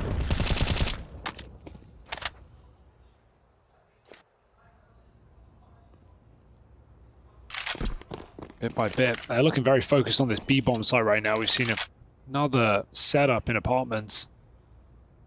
Orp is desperately looking for a mid pick, and the Mongols are playing right by not giving him the satisfaction. 9-10 tasked with holding A. Eternal Fire, late middle, minute on the clock. Good block on short, knowing that these B splits have been a problem already.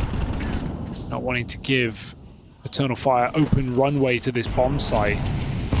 Good grenade, but Mazinho comes up with a kill instead as Xantares continues his frustrations on this second half. Jump spot gets information. May have even seen the bomb there as well. Eternal Fire don't feel like they can commit to this. They get re-blocked at 30 seconds. There's still another smoke on the A site. There may be no kit, but I don't know if this round will get that far as Eternal Fire try and make that quick short split and get into the triple B stack. Yeah, they're trying to lend a bit of room to Woxic right now to make a play, but he's just hopped off the catwalk. He's trying to sell the A fake right now. Techno gets deleted by Wakadia as he barrels out through the apartments. They've got to get past Senzu and they can't manage it. Maja, it's his time. Dropping in 10 seconds. Buzzer beater of a round and Blitz puts a stop to it. No dastardly stuff around the clock this time for Eternal Fire. I don't know why Woxic would try and go back and fake, because he's just completely, even if he gets a kill, there's no time for the Mongols to even leave their positions, really. He's so reliant on his team succeeding, and he can be a part of that. If he comes up short right there, he can assist on that B hit. Eternal Fire find a fantastic entry, but Senzu does deliver. And that's enough for Mongols. 2 kills, providing room for his team to rotate in.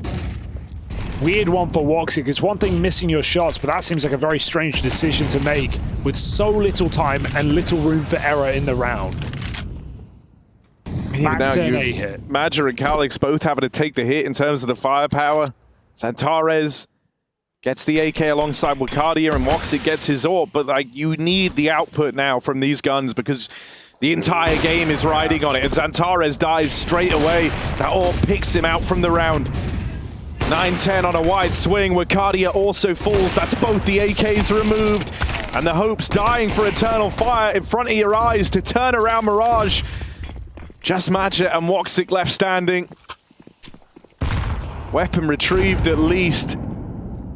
But this A site looks terrifying. The Mongols have had time to bring everyone around, and now they're even starting to hold these contingency plans and watching onto that rotate from top middle. And so once again, in one of these moments, Woxic splits away from the pack, leaves Maja to go it alone. He's going to try and look for something elsewhere on the map, and he seemed aware of that, but edging around the corner into Senzu further off the angle, that's an easy shot for him to hit. And now Maja is all alone. Dear. That AWP gets a line, and 9-10 brings the Mongols onto map point, now just 5 kills away from making up for that slow start and taking us onto Nuke. He's been the savior in this map, no doubt. 9-10 put on a fantastic first half as well with some, he was 10-1 at the start of the game, was getting some crucial entry kills on an AWP as well, cracking open bomb sites, and now putting together a multi-kill to stop that A explosion for Eternal Fire. This might be all said and done on Mirage. One more round, 5 to find it, and some great shots to connect on this A hit. Lovely work for the Mongols to be able to reset so efficiently, despite getting absolutely embarrassed on that opener. Nuke seeing like a necessity in this qualifying, progressing series for stage 2. And this is why, seeing all this frustration on someone like Xantares and seeing him struggle is a hard, a very bitter pill to swallow if you're Eternal Fire. This guy gets the good spots. He gets all the attention into trying to set him up, so you need him to output from that. Even in this round, the potential last round of the map, he's been given that gun, and it's gone in middle, while Wakadi is having to try and do it with the Deagle. Woxic has grandfathered the AK from the body of Xantares and looks for a little bit more, but sniped out from Techno. 2 on 3. The Mongols a man down. Calix donning that AWP, gets rid of Techno over on the shore side at Senzu. Gifted 1 kill, sure, but he's very far removed from the round. Unless they face him in CT and give him a reason to go for this, Wait, he shouldn't. Major is in the open, but flicks back in the last second.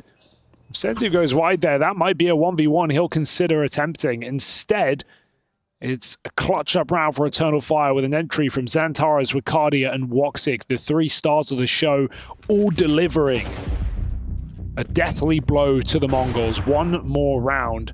And a round 1 with very little. That was a single hero AK-47. So Eternal Fire make much out of very little. Yeah, I think critically as well, it's a round where Xantares and Woxic can both be proud for what they contributed, right? That AK kind of tandem play out through middle. They both get a kill with it. They both make it work. And then Wicardia keeps up what he's been doing throughout this entire map. Doing more with less. He's going to have to keep that up. Khalil in here. Woxic's got his AWP. Spawns. Not too bad for A, but Eternal Fire have been taking mid over and over.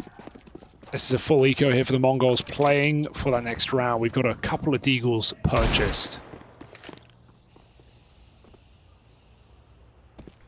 Oh, that's spicy. Oh, and a missed window smoke as well. That's really not ideal. They don't have a lot of util in this round anyway, so the idea that you've lobbed one in and you've missed it. They're very split as well, which let these Deagles take 1v1s, so if 9-10 can position well, he could shave a couple off the top, Harry.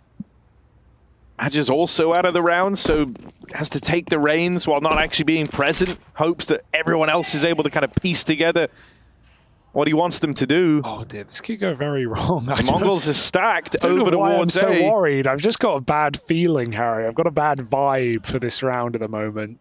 2 Deagles on A. And Eternal Fire are walking into the stack. Ooh. They either overcome this challenge and then have to face far greater ones, or they fall down in the worst way up against this eco round from the Mongols. Calix and Woxic are doing whatever they can, but it's got to be Woxic and Xantares now to deliver in this 2-on-2. Mezzinho with a crazy flick down, and Woxic gets finished off. The pistols do it for the Mongols. They'll get their revenge. They'll answer back on Mirage, and they'll send this onto Nuke.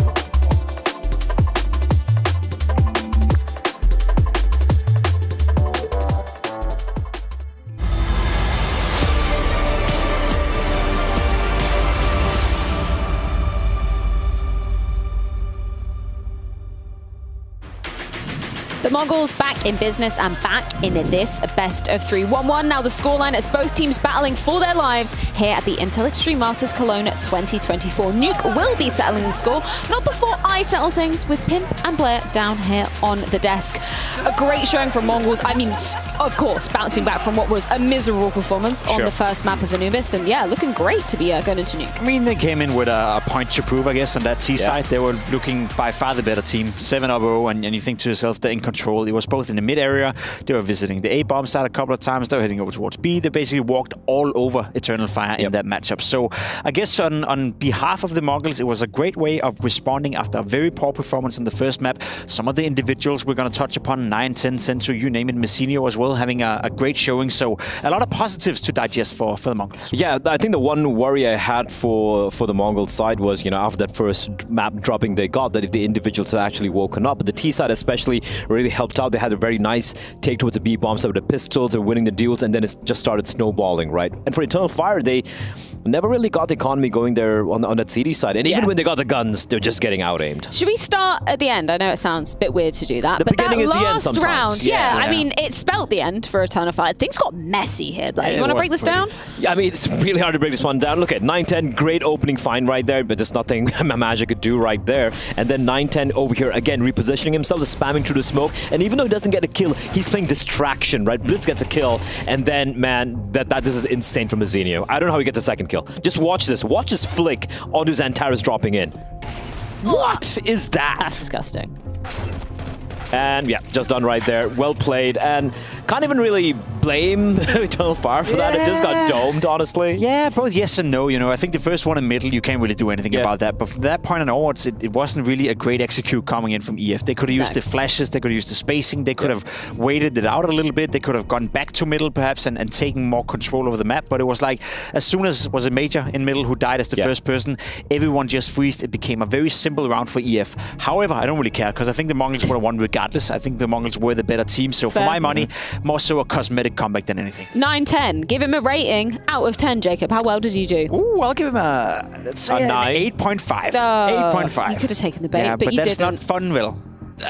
All right, listen. 9-10. I think he had his moments over on Anubis, which I was extremely critical of, especially on his CT side. But on the T side, he was finding so much impact. And this is the thing with a lot of these Mongolian players, right? All the players on his team. On the T side, especially when they had the freedom to make plays and have a little bit of room to work with, they're so much more lethal. It's under the CT sides when they play, shall we say, puggish, holding angles you shouldn't be really going for, taking fights you don't really have to go for. That's when they got punished, and that's what we saw on Anubis. But it's really good to see on the flip side, Senzu as well, having some really great moments with that rifle of his in the first half. But yeah, good to see 9-10 stepping up to the plate and making things easy here on Mirage. Anything that was lacking for you from Eternal Fire? Because, coming off of Anubis, where they were just so hot out of the gate, it was a slow start from them, right? Yeah, it was the CT side. I think the T side was what we got to see was looking all right. They probably could have put a couple of more rounds up the board, but it was the CT side that was a bit lackluster. Again, it felt like they were playing too passive. It felt like, again, the Mongols were able to walk all over them. They gave them way too much space in middle. They gave them way too much space towards the B-bomb side to even execute as well. And it sometimes does feel like when you're winning the first map and you're coming into the second, you allow yourself to be a little bit more safeguarding the way you're playing. You're not willing to take the big risk. You're not willing to go the extra mile in order to risk anything because you have a potential third map laying down the route. And I feel like that was the issue right here for EF. In the beginning, they did come back. They got 4 rounds on the CT side. It was just a slow start, being down 7-0 on Mirage. It's hard to come back from. It is. And also I feel like for Mongols, they did a very good job just, playing the defaults right. And not all the runs were very fast on the T side, right? Some very good defaulting coming in. But for what a lot of teams would have done would have been waited out a little bit. What these T guys are doing, what Mongolians are doing. They're playing it a little slow, maybe a little late, go for a double man push towards down ram, maybe a double push towards apps.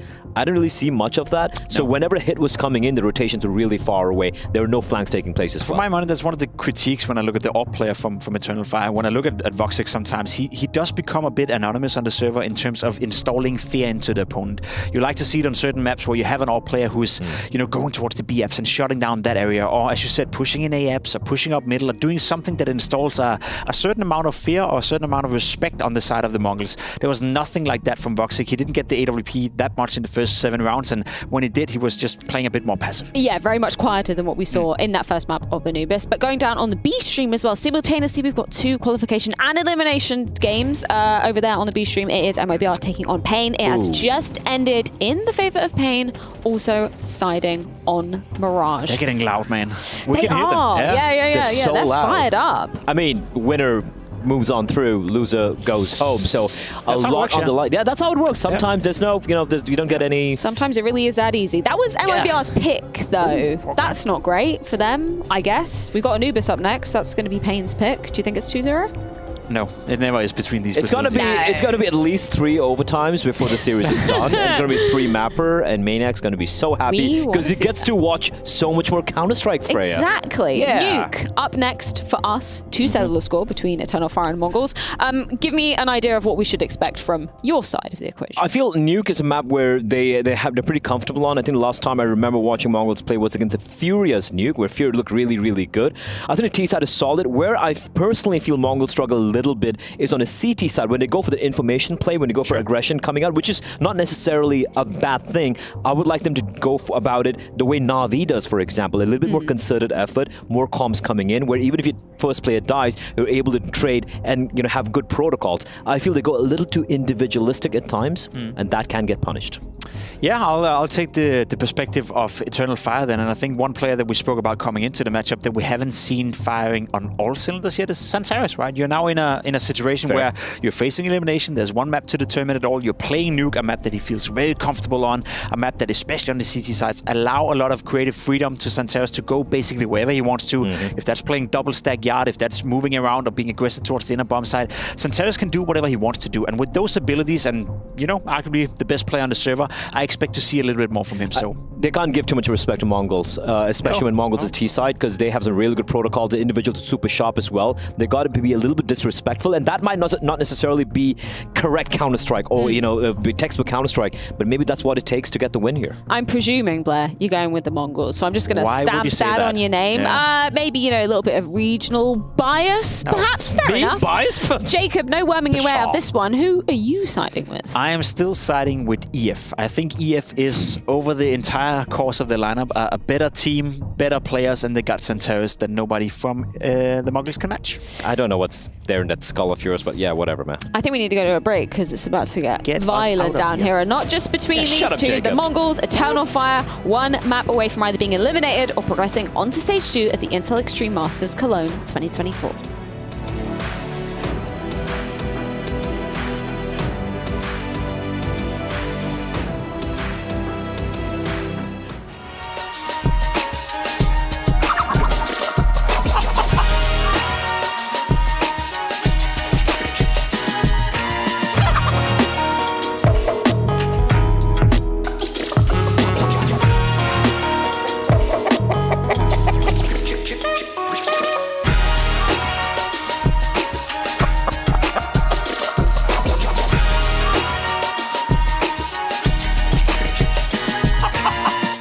Smokes. You see double smokes in the same place there. Simple just jumping casually into the side. Wait, what was that? Never miss a play again. Simple. That's not allowed. This is not FPL. This is a major. Finally. With Faceit Watch, you're in control. Switch between player POVs live and see the game through the eyes of any pro. Never miss a moment with replays. Relive each highlight on demand from all angles. Watch it, control it, face it. Welcome to Rage Against the Machine at IEM Cologne. We'll judge classical tilt moments from our players, and you can judge them from 0 to 10. Let's get started. Again, a really nice try. Yeah, I mean, it wasn't planted for him, right? It was a difficult... Bro, the mouse! Chucks the mouse? The mouse, man. Well, don't hurt the mouse. It's not the mouse's fault, This is pretty stupid. Imagine you didn't have a backup mouse when you did that. You should always have 2 mice, guys. Yeah, always have 2 mice, just in case. I mean, it clicks back in pretty easily. No, yeah, it does, yeah. That's so funny, actually. Also, I think Waro is also still playing. He just sees him out. He's in the clutch, yeah. Excellent. Yeah. 6, I will give him. Yeah. 6? Yeah. You don't care should give about him mouse? info. He's not even saying anything. 6 And it's not a mouse's mistake. It's his It's his mistake. It's the use of the mouse. It's like a 10 because of like the amount of mouse spins he got off in that one. 10. It's also that he was willing to damage his gear. Well, True. I respect that. Yes. 9. The airtime is I think airtime, that goes into the double digits. Yeah. I'm also imagining the worst case possible, you know, that it Like, breaks. it hits someone in the head and it breaks. Yeah, and it breaks, and then you're sitting there Okay, fair full enough. take time and. Oh, this one's me. I remember this one. I mean, I love John when he slams it. He puts a lot of juice in it. Flat hand. One slap. Good punch. It's a bit weak. I remember I was still alive, so I'm trying to like aim, still my fucking dust is shaking. He's getting annoyed. It's not like he's doing like that. Is let's go, it's fine. He moved on. He's like staying so he want to punch like More. Yeah, I think he's doing it way too often. So Ah, that's also called out. You know what? I'm gonna give that one, bro. No way. 10. I'm trying to still play. Your mouse is flying in the air. You're like, dude. Let's hope he keeps his hand safe, doesn't break it one time. Probably just has the one hand insured. What about your wrist? Your hands? Nah, it doesn't hurt if you do it right. Says Your experience on the the serial hand rager. slamming. Okay. Marco, chill, bro. Oh, that's a lot of punches. Actually, 4, 5, 6. Oh, 6 slams. Jeez. that wrist is getting hammered. I think it's about an 8. It's got some force in that. Like, Yeah, Okay, maybe a -7. I'll do an 8 as well. He put some force in that like that. 6 or 6 6 punches. fair, Yeah. You know what? I'll go Yeah, as well. perfect. Why not? I think it is better that it's after the game because he's just angry that they lost. You can go to the doctor, get it checked out. After the game, everything is so sad, and I don't know. It's so easy to go all in on everything. I also remember I have done it before, so I don't want to rate too high. Like after the game? Yeah, like not like right after the game, but like outside somewhere. Oh, Justin, are you in this one? I don't think so. Or this Nico? Oh, the head, chair. Oh, I love Nico Regis. It's like he's flapping his wings with the chair, dude. I don't think it's the worst. I don't know, but it is a full tilt to watch. Like if I were Munch, I would be like, what the He's fuck not is even it? looking at him. Yeah, He's like not even looking. Yeah, Like- it is like The fine. good thing is he's sitting in the corner, so not many people can see it. Actually. Yeah. I love Nico Regis. It's like my favorite thing. People need to make like a compilation of it. It would Just never end, somewhere. I I know. think. I love these ones. And only like the chair a little bit. Self-frustration. Yeah. It's not the desk. Yeah. I would say 3. It's not the. It's okay. I'm giving it a 5. I'll give it a 9. I don't know. I'll give it a 9 because I don't know. I just love him. This is so funny. I don't like to see my boy Never Nico asked him. in You never pain asked either. him? Like, dude, like, why are you freaking out here? He's so good. I don't know why he's rating like this. Because he wants to be better. Yeah, I guess. Yeah. I guess.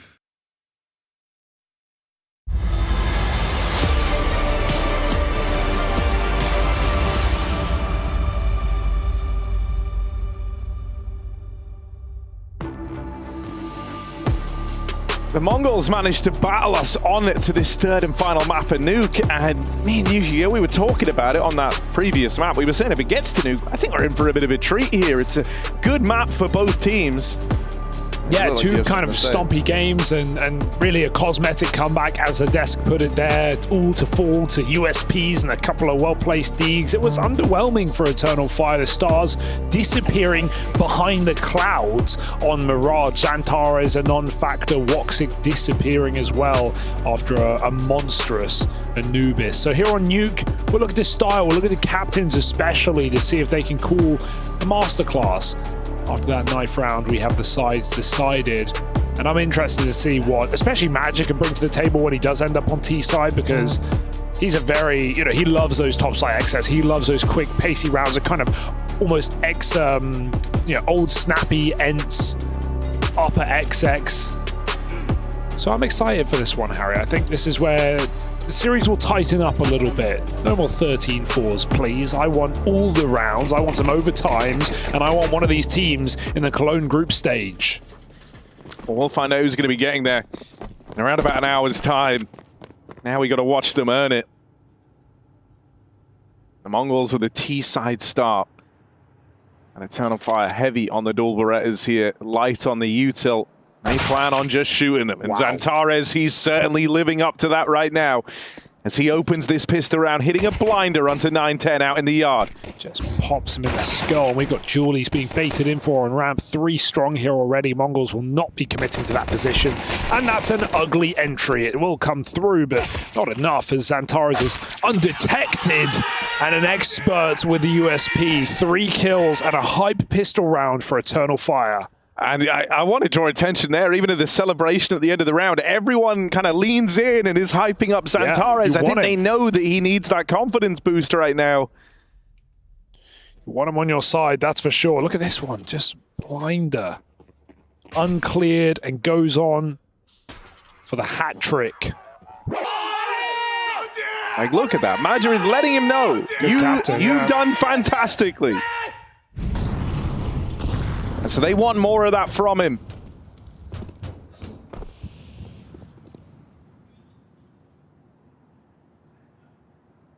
Cross out in the yard, but in doing so, they're going to find themselves squaring off against this Woxic Xantares crossfire. And Woxic, armed with the Org, sat back at the stairs. There should be no way into this for the Mongols. Xantares back on our screens in a big way. Yeah. It's back-to-back triple kills to find the first 2 rounds for Eternal Fire. Terrifying sign for the Mongols, right? If Xantares is coming through swinging in just the first couple of rounds, he's going to be surely a factor in this game to worry about. That was not a concern on Mirage. And on CT side, Nuke no less, where he's going to have full dominion of this outside control. Fighting you indoor, swinging you when you're silo. Very oppressive player when he's feeling it.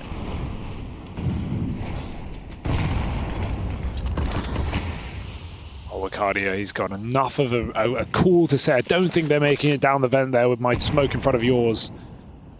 So Xantares fighting freely outside, headshot immediately, back to reality. This is not exactly a good buy for Eternal Fire. They've got 3 MP9s with this Org. And the latter of which pre-dropping lower. I actually like the gamble here. It's the wrong call, but Eternal Fire are risking it. They know they have to make something crazy happen if they're going to win with this kind of buy, so they're going to play aggressive enough that they can come back up and still get a quick flank timing on this A main position. I'd like to see them commit here, especially as they hear the util come in, but it feels like Mongols are going to have an undefended A site. Yeah, they hear the footsteps. They know exactly what's happening now. They made the decision to drop on down, and they clear out the lower side of the map. And they hear the util, the footsteps. They know they've lost upper, but still, you've kind of missed the window on this being a great timing for the flank. The Mongols actually up and leave door, really smart, and they all play with inside of the site, trying to eliminate the chance that these SMGs are just able to pick them off one by one. Yeah, Blitz could have gone for fights there, but he just decides, I'd rather make money and let them save their SMGs. I'm getting out of here. Sees the molly go, knows he has a window to escape. So actually, well handled by the Mongols to not overdo it. They still want to escape the bomb. That's the hardest part. Ricardo knows it, playing for exits, gets one more, just trying to chip away. Imagine, Xantares being told, don't worry, look, the round passed us by, but we don't want you to stop going for these sort of plays. We want you to keep trying to be involved early. You want him riding a high. So they at least get out with their guns in check. The Mongols get on the board.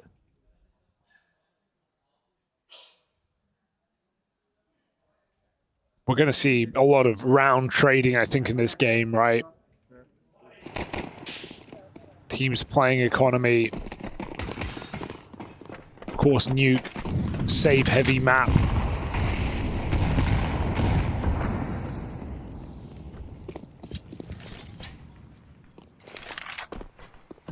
When it's allowed. I think both the first maps had a lot of kind of aggressiveness and agency behind the moves we were seeing. This is far more respectful. Like, both teams have kind of earned each other's respect over the course of this series. Xantares looks like he wants to make a play here. Swings on out from Secret. If he could get away with a double, that's huge! What about all three? Xantares! That's why they say to him, keep making these plays. Keep testing the limits. A huge round from Xantares after a quiet second, one where he was enraged. Him and Woxic both finding success to kickstart this final map in the series, the one that could send you into the group stage. And that is exactly what you want to see if you're Eternal Fire. And now Xantares is getting loud. Yeah. I'm terrified of our Mongols right now. Doing some very slow outside walks into Xantares, who is 9-1 on this CT side. He's had 3 triple kills. In the last hour, the only time you heard Xantares was when he was angry at himself, he was swearing at himself, he was slamming the desk. That was all you were hearing from the guy.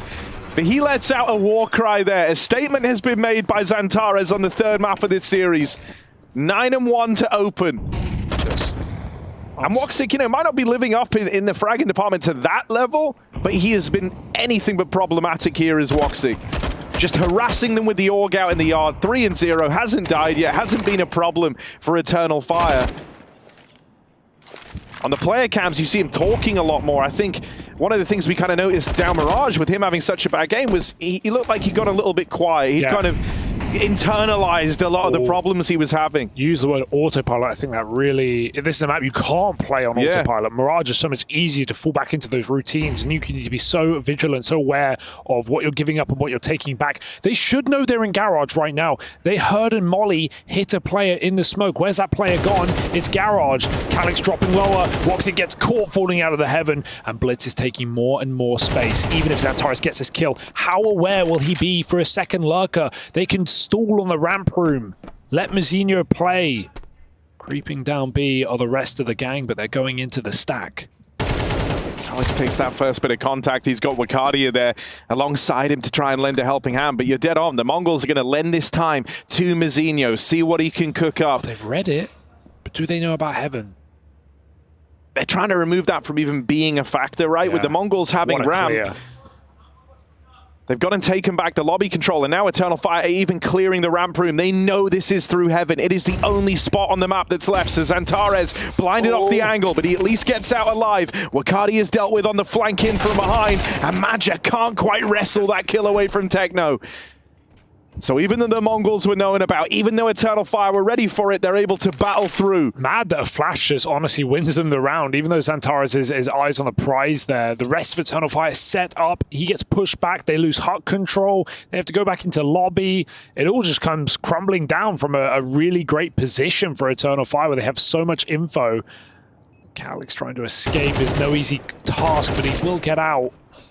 And Mongols, great mid-rounding, doing the double lurk in Garage. Last thing Eternal Fire expect. They feel like they've cleared the lurker, especially when it's Blitz who they see in Garage, the captain, the mastermind. But there's more where that came from. The Mongols use trickery and pull the wool over Eternal Fire's eyes to find a second. There's Molly here. I really thought was going to be the realization that there were players in Garage, but Woxic was not aware in the slightest. Really curious, because Senzu ended up with that AUG because they killed Woxic, and like that's the only reason he's got one. Then again, you ever really see him play with it, but now he's donning it into this round, so like what's his idea going to be behind using the AUG? Takes it up on top of Silo.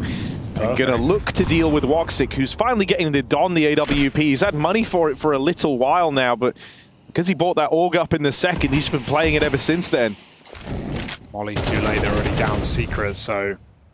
Of course, Eternal Fire are aware of this possibility, should not be dropping Vent. Oh my god, they've dropped Vent.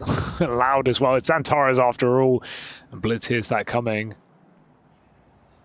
Mongols slow it down, they get 4 into Secret. Xantares caught. Gotta be careful, they start running him down, they know they have some room, and he re-swings. Bit stubborn on the fight there, didn't feel like he could have escaped though. With that position being given away, Calyx just about getting set up in the lower bomb site. They've walked past Techno in the door. Oh, Techno could end this whole round before it even has a chance to begin, but Woxic now rotating in towards lower. That AWP fires off for a kill on a 9-10. The Mongols, they don't want to jump the gun on this, not with Techno clearing out this top site. The fact that they've bypassed each other means that that bomb can rotate up through the vents. Now, will Maja beat them to the punch, getting around towards the door?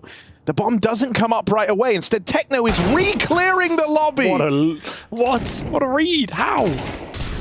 Wakadi is still here, still able to fight for control over the top site, and he drops in and deals with the round. This game is insane because you don't know who's going to win at any point. Like, you feel like one team has all the info, has all the position, and then they just get shot in the side of the head. The rotates we're seeing right now are out of this world, and no surprise, Mara calls for a pause. This is getting out of control. That was madness. What a read from Techno. He felt like, no, if A is clear, if I've walked out up, but they've got to have lobby, but I have lobby. So wait, where are they? This is like it together perfectly. It's still not enough. Some weird paradox of a game. Both, both teams are 2 seconds ahead of each other. Yeah. But how does that happen? They're always both 2 seconds ahead of each other. It's insane what we're getting right now. Someone's behind. I Two couldn't tell you clairvoyant captains facing off. Yeah, it's a game where you can't really read what's going on. This is a bit awkward for Xantares. Feeling like he really wants to get involved, but 4 players in secret, and all of them holding. They're not hurrying to make that play. They force him to swing them. Doesn't matter. His team carry him through. 10-2 on Xantares still. We actually have Mongols going for a force buy here with almost no utility. Smokes go outside. Xantares is on his just straight beast arc right now. He has run all the way through lobby to open up this round, and he did that from spawn. That was his opener. Just run through the door and clear lobby. Even though they find Woxic out in the yard, no good deed goes unpunished here. Now they know their secret, so Madja can drop and actually play a little bit safer this time. He's got a Molotov. He can go back stairwell. I would love to see him get out of the vent. Yeah. I guess that means, then he's dedicated down low, but this is just an objectively better angle. Yeah, and he can duck away, throw his molly if he wants. He can play the B-bomb site. It means he's taking players with him here rather than just allowing a bomb plant. This is a perfect round to try and deny that. Does some damage and doesn't overdo it. It's a perfect play for Madja, blocking the double door as well. He should have a kill guaranteed here if they commit down lower. He could be anywhere. Xantares is so keen to play. Comes creeping down the vent. Vizino, oh no, he thinks about that one too many times and he will get punished. Madja re-aggressing and Eternal Fire playing an oppressive style of Counter-Strike on CT Nuke. Yeah, I think if it was many other players making the moves that Xantares is doing right now, you would say, don't ever play like this. Yeah. But he is just essentially trying to force confidence through, and it's working, man. This is just almost unnecessary because his team are double secret. Even in the round where he drops vent, I think if you ever showed him that, he would say, "Oh yeah, you shouldn't do that. That's not a good play." Yeah, that's a bad play. Yeah, he's trying to force the fights, trying to force the confidence back into his game, and it's working. He's 11-2 for crying out loud. The best part about Nuke is that you almost, because of, if you're not just dealing with rushes constantly, and Mongols haven't set that precedent, you almost always just have a player who can float and play rotation and start double ramp or drop down secret or vent or swing outside with your team. You kind of just have excess parts, and Xantares is surplus to requirement right now. He's just going wherever he wants, doing what he wants. His team are playing around him, giving him the room, and he can just be threatening all over the map at the moment. So that's a big problem for the Mongols, who are just going to flood main. I mean, it's what you want from a big game player, isn't it? Yeah. Xantares. In the right place. There's the backstab. He wasn't even needed. Woxic and Wakadia made quick work of it. And so that trifecta that started this series so strong back on Anubis, Woxic, Wakadia, and Xantares are all looking good to open this up, with Xantares really hitting a peak down the tail end of this series. They surely won't do this because they want to play like a standard round and actually get the chance, because they're getting in all these nice positions. They're getting players down lower and they're getting outside control, and the wall isn't getting broken. So there are lots of options for Mongols, but I almost wonder what would happen if they just went for a top rush, right? Like, it's the kind of round you want to limit test on a half buy, but if they went for a top rush, I think they would probably break in. Eternal Fire have not dealt with any pace in this game right now. They've been bringing the action, in fact. So let's see what Mongols want to cook up after this tactical timeout. For crying out loud, Calix is 5-0 on ramp. Like, Mongols are not throwing everything at Eternal Fire. They're kind of just going through the motions of outside smokes and seeing what they can do with them.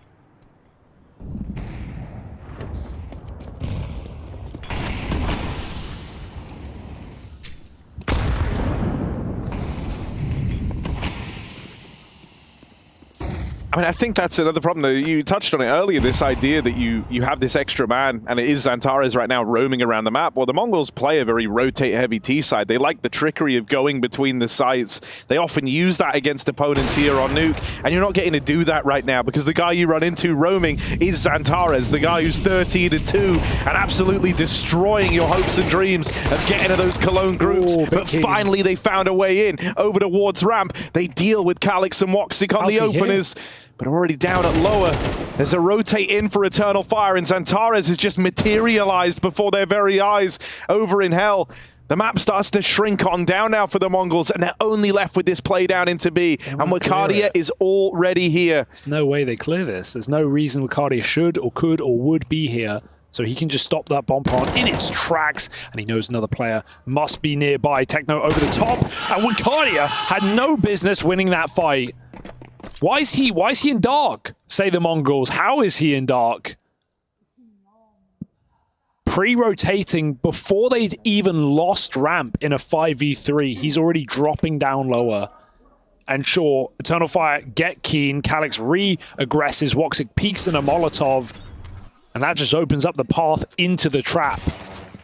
No, I mean, the kind of recovery and reinvention of the player across the series very rarely occurs in a manner as obvious as this, is what you're seeing from the likes of Xantares. And now the team in around him, who were playing well anyway, with the exception of Woxic, are now starting to spring to life. In suit with that, Wakadia fast vent drop, but he's not ready for Techno, who's already down here. That's what I meant, though. Like, Mongols haven't tried anything fast, so Eternal Fire aren't respecting that they can. And so Calix is caught, you know, rotating out of ramp with a knife out or nades out. You know, Mongols finally limit test, which you don't want to do with AKs. It's far more effective with Tech 9s, and they get away with it. I wonder if Match is calling, I'm going to try sneak this defuse, but Mongols can afford to die on the hill of the bomb, and it's a Stralis plant as well, so I don't think this one's realistic. They're going for the last second 3v5. They've been spotted as well. No element of surprise here for Eternal Fire. There's one kill, there's two kills. Madge is exploding out of nowhere, but the clock is still ticking to the favor of the Mongols. 1v2 as Xantares, as good as he's been. A team kill will do, whatever gets you over the line. Ooh, that's Eternal Fire trying to, like, throw the reminder of the Mongols' way. You're 5-on-3, but we're playing with a lot of confidence. We're still going to come for this round, and they get it damn close. Damn worth trying, considering they have the money to risk that. But yeah, Mongols would be an embarrassing loss to drop the ball there with the positions they have, despite the weaponry. But I think they changed the pace up finally. It felt was like a necessary reminder. I think you were dead on in that it's good to just remind Eternal Fire we can go quickly, because now you're going to be getting more util burnt early. Maybe you're less likely to have someone like Xantares go for that drop down towards the lower site, because it takes a lot of time out of the round, right? Yeah. Techno also got the vent dive, so as Ricardo drops, he doesn't realize someone's lower. And they've been throwing, to be fair, that's been a setup over rounds. They've been throwing that vent smoke a lot. They've never used it. So finally making do with their setup. Woxic back in the garage with the AWP. He might get the fight he's looking for right now. On top of the silo sits 910, who had a great last map. I don't think we've even seen him on the AWP in this game yet, so time to see if Mongols are giving him the room to work it. He didn't find anything on the silo spot. Xantares is traditionally back in secret, and that allows Woxic to play very safe towards CT spawn, breaking the smokes, trying to get info, trying to set up Xantares. Let's see what he can do. Full nades, he wants to fight. How does he just get away? He can't keep getting away with it. Oh my god, you don't want to face him. He's like a villain from a horror film right now. Xantares just appearing in your nightmares. Playing it smart as well, not just overdoing it for fights. They break it though. Oh, it's so terrifying. He keeps giving them a couple of inches, but he wants to try and take it all away in the long run. He just doesn't want to offer up this kill, right? Because he knows if he goes down, that's the B site open for business. The longer he stays alive, the slower this T side can take B. The more time Eternal Fire have to pad out this lower site. And so now Calix is here to lend this helping hand. Smoke out through the door. Xantares spray destined to connect with the game he's having, and he hops down into the site. He wants to fight them every step of the way. Xantares has reinvented himself for this third map. And he has become the thing that the Mongols fear. He has become the man they fear. No time for 9-10, no chance. Eternal Fire lock in. A dominant lead on this CT side, and they even knock that AWP out to close. What can he do, man? There's literally nothing that 9-10 can do. I mean, he could have gotten away with a stick in fairness, but he hears the shots above him. He just tries to get that kill before he plants. They're everywhere. They're all around him. And Xantares is just playing with unwavered confidence. And actually, after being punished on that one vent dive, this time he uses every bit of util to perfection. A masterclass on that lower rotation. 8-3, Mongols pop rush. Oh no, it looked like they were going to go. You never, this is so, I can't illustrate enough how bowler this is from Xantares. Yeah. You don't see this, like, not to this level. Usually when a star player is like trying to force the confidence, things actually get worse as opposed to get better. But it's worked out so well for him. It's like coming into this third map, he decided, I'm going to drop all the frustration. I'm going to stop paying them respects. I'm Xantares, for crying out loud. Yeah, and it's absolutely sucked the confidence out of Mongols in this game. They just look like a shell of themselves, you know, Don't feel like you can get away with anything if you run into this guy. He's going to take multiple kills with him in every position. Here's that upper bust. Fantastic tap from the tech, taking 2 in the head, and Mazzino running amok. Woxic, he's got the AWP here. We've not had to say his name too much, but maybe in the last round of the half, they can pull off a little clutch round. Not allowed. Mongols slipping one in right at the end of their T side. Is 4 enough to break back, or will it be Eternal Fire eliminating the Mongols here in the play-in?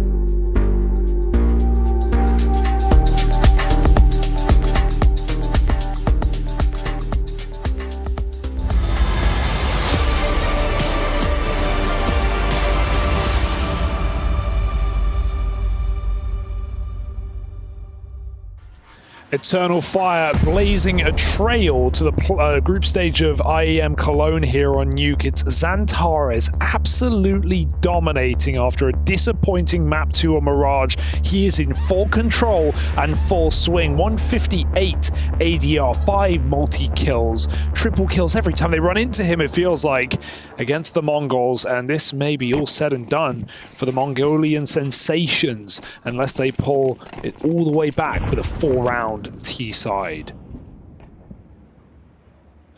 Yeah, it's certainly a tall order here for the Mongols. No one's doubting it. But a pistol round would be a huge step in the right direction. So this one is weighted heavily. Just felt like whatever Mongols called it didn't really matter.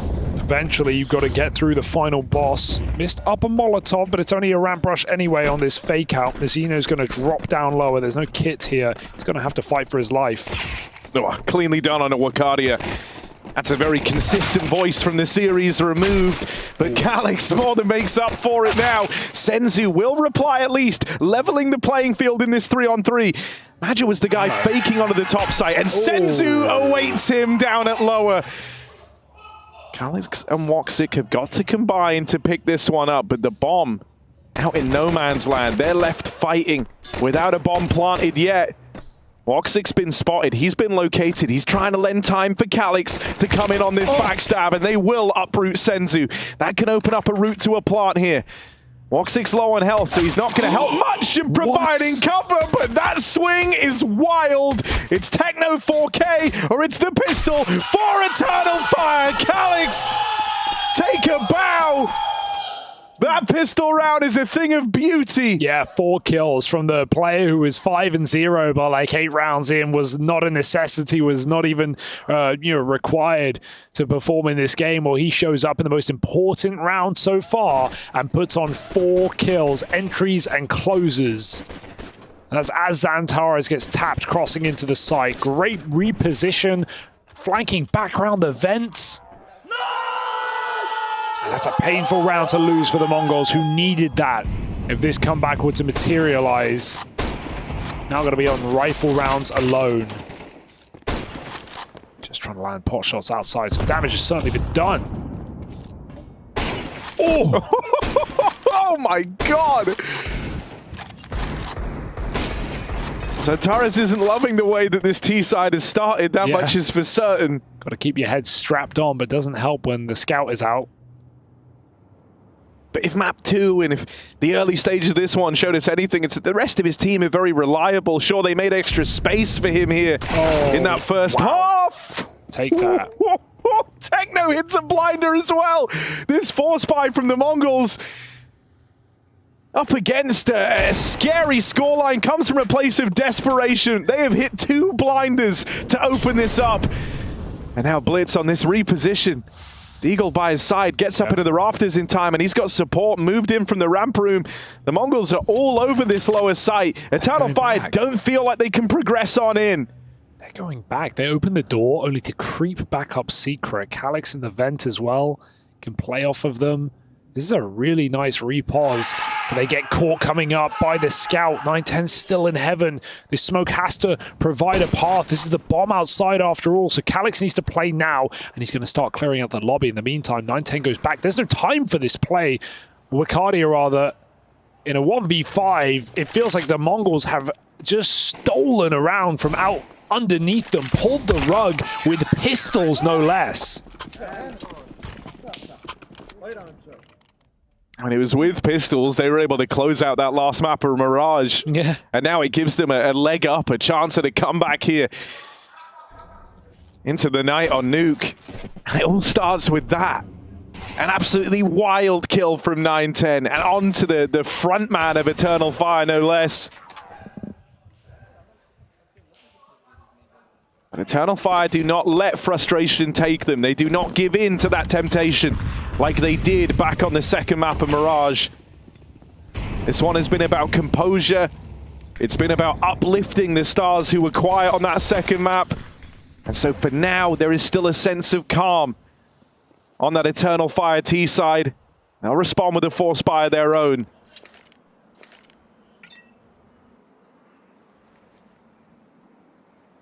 Double molly here.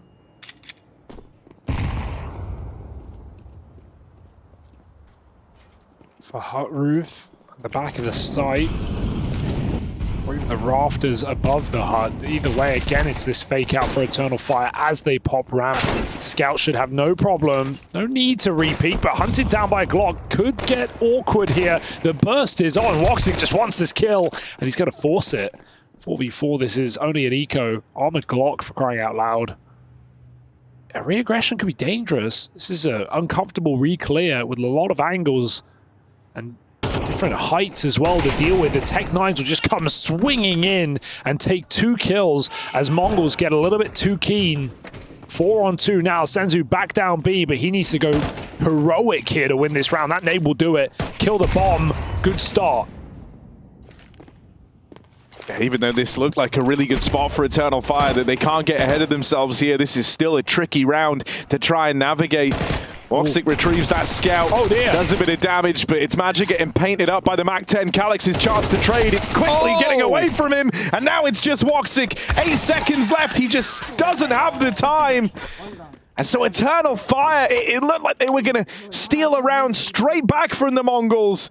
But they're able to group up. They're able to regain their composure on the drop down lower, put a stop to that bomb plant, and then they keep harassing. They never let up. They never let Eternal Fire get comfortable. What a robbery, and a 2v4 as well. This one was ridiculous. Calix giving away his position by chasing the reload, but just doing it a little bit too late from a little bit too far.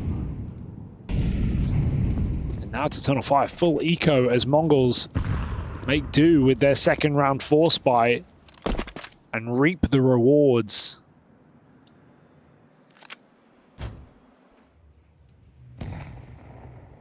No winning this, surely, for T-side.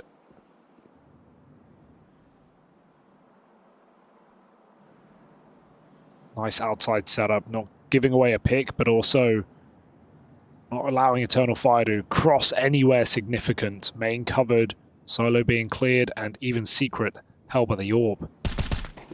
So they know Eternal Fire are taking their sweet time. They don't want to give them anything. Good grenade. Woxic almost cratering. That's what 200 cents gets you. You try to turn and run from the nade. Don't even know where you are anymore.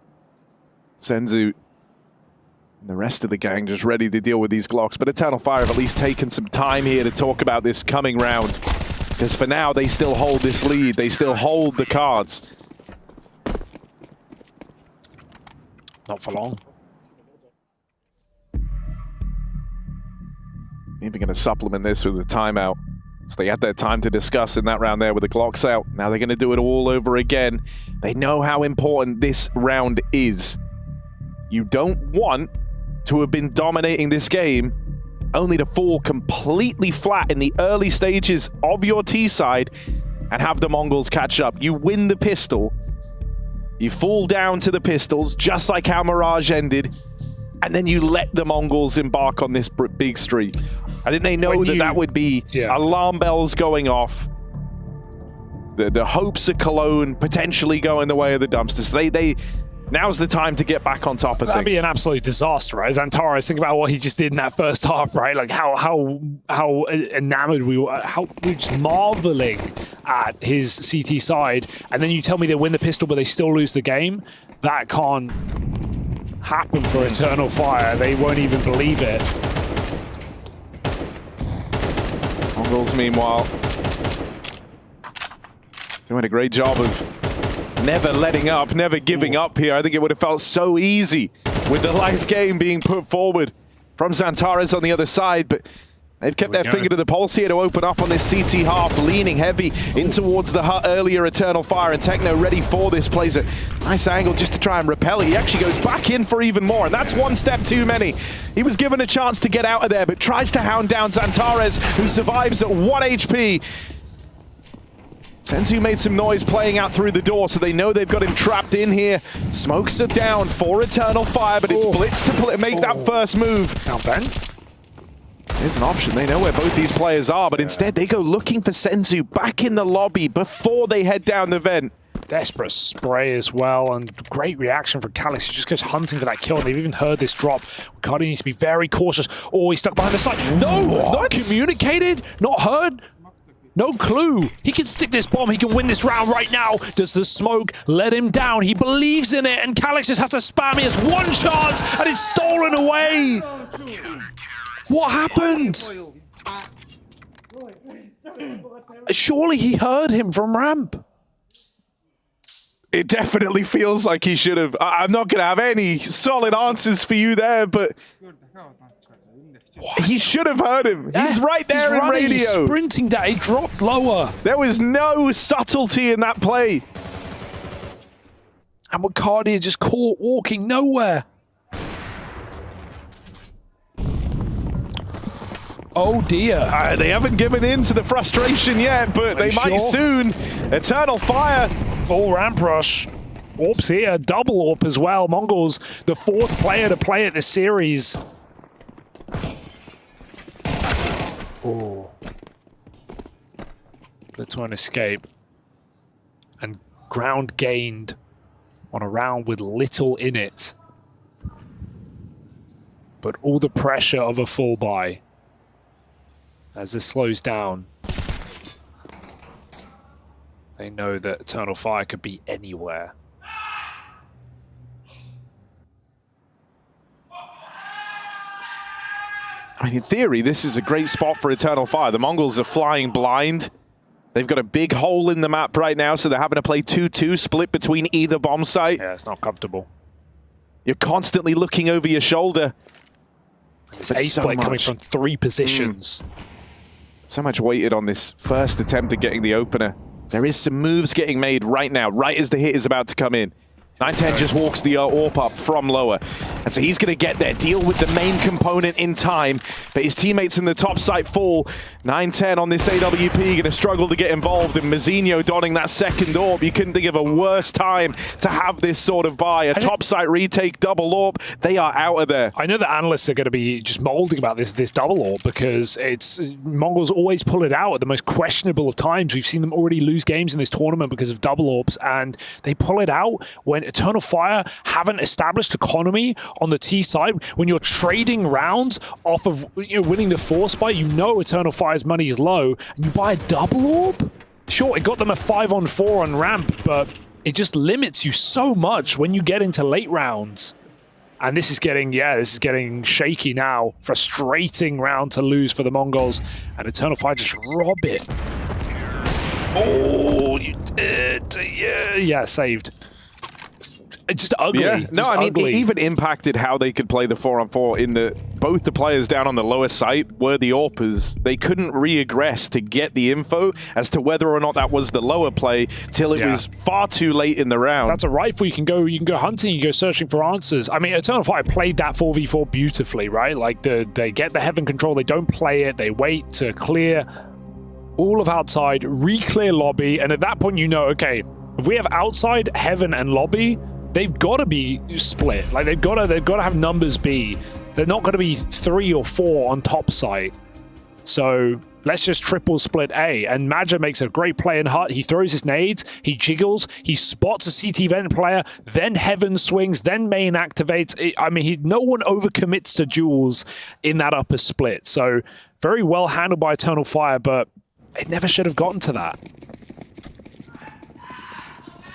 Still, it's 1 round right now. That's Eternal Fire stemming the bleeding. They have not completely dealt with the wound. Aggressive. It's this round that could really seal their fate here. Is this top silo nades?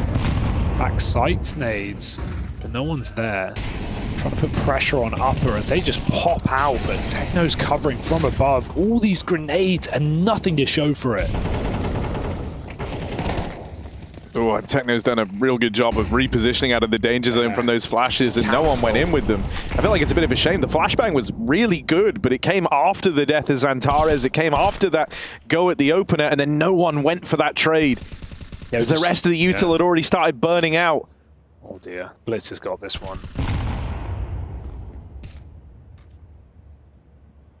The Mongols able to stop the A play in spite of all the util that gets lobbed into them, in spite of Xantares being that first man in. They successfully eliminate a big play from the toolkit of Eternal Fire here.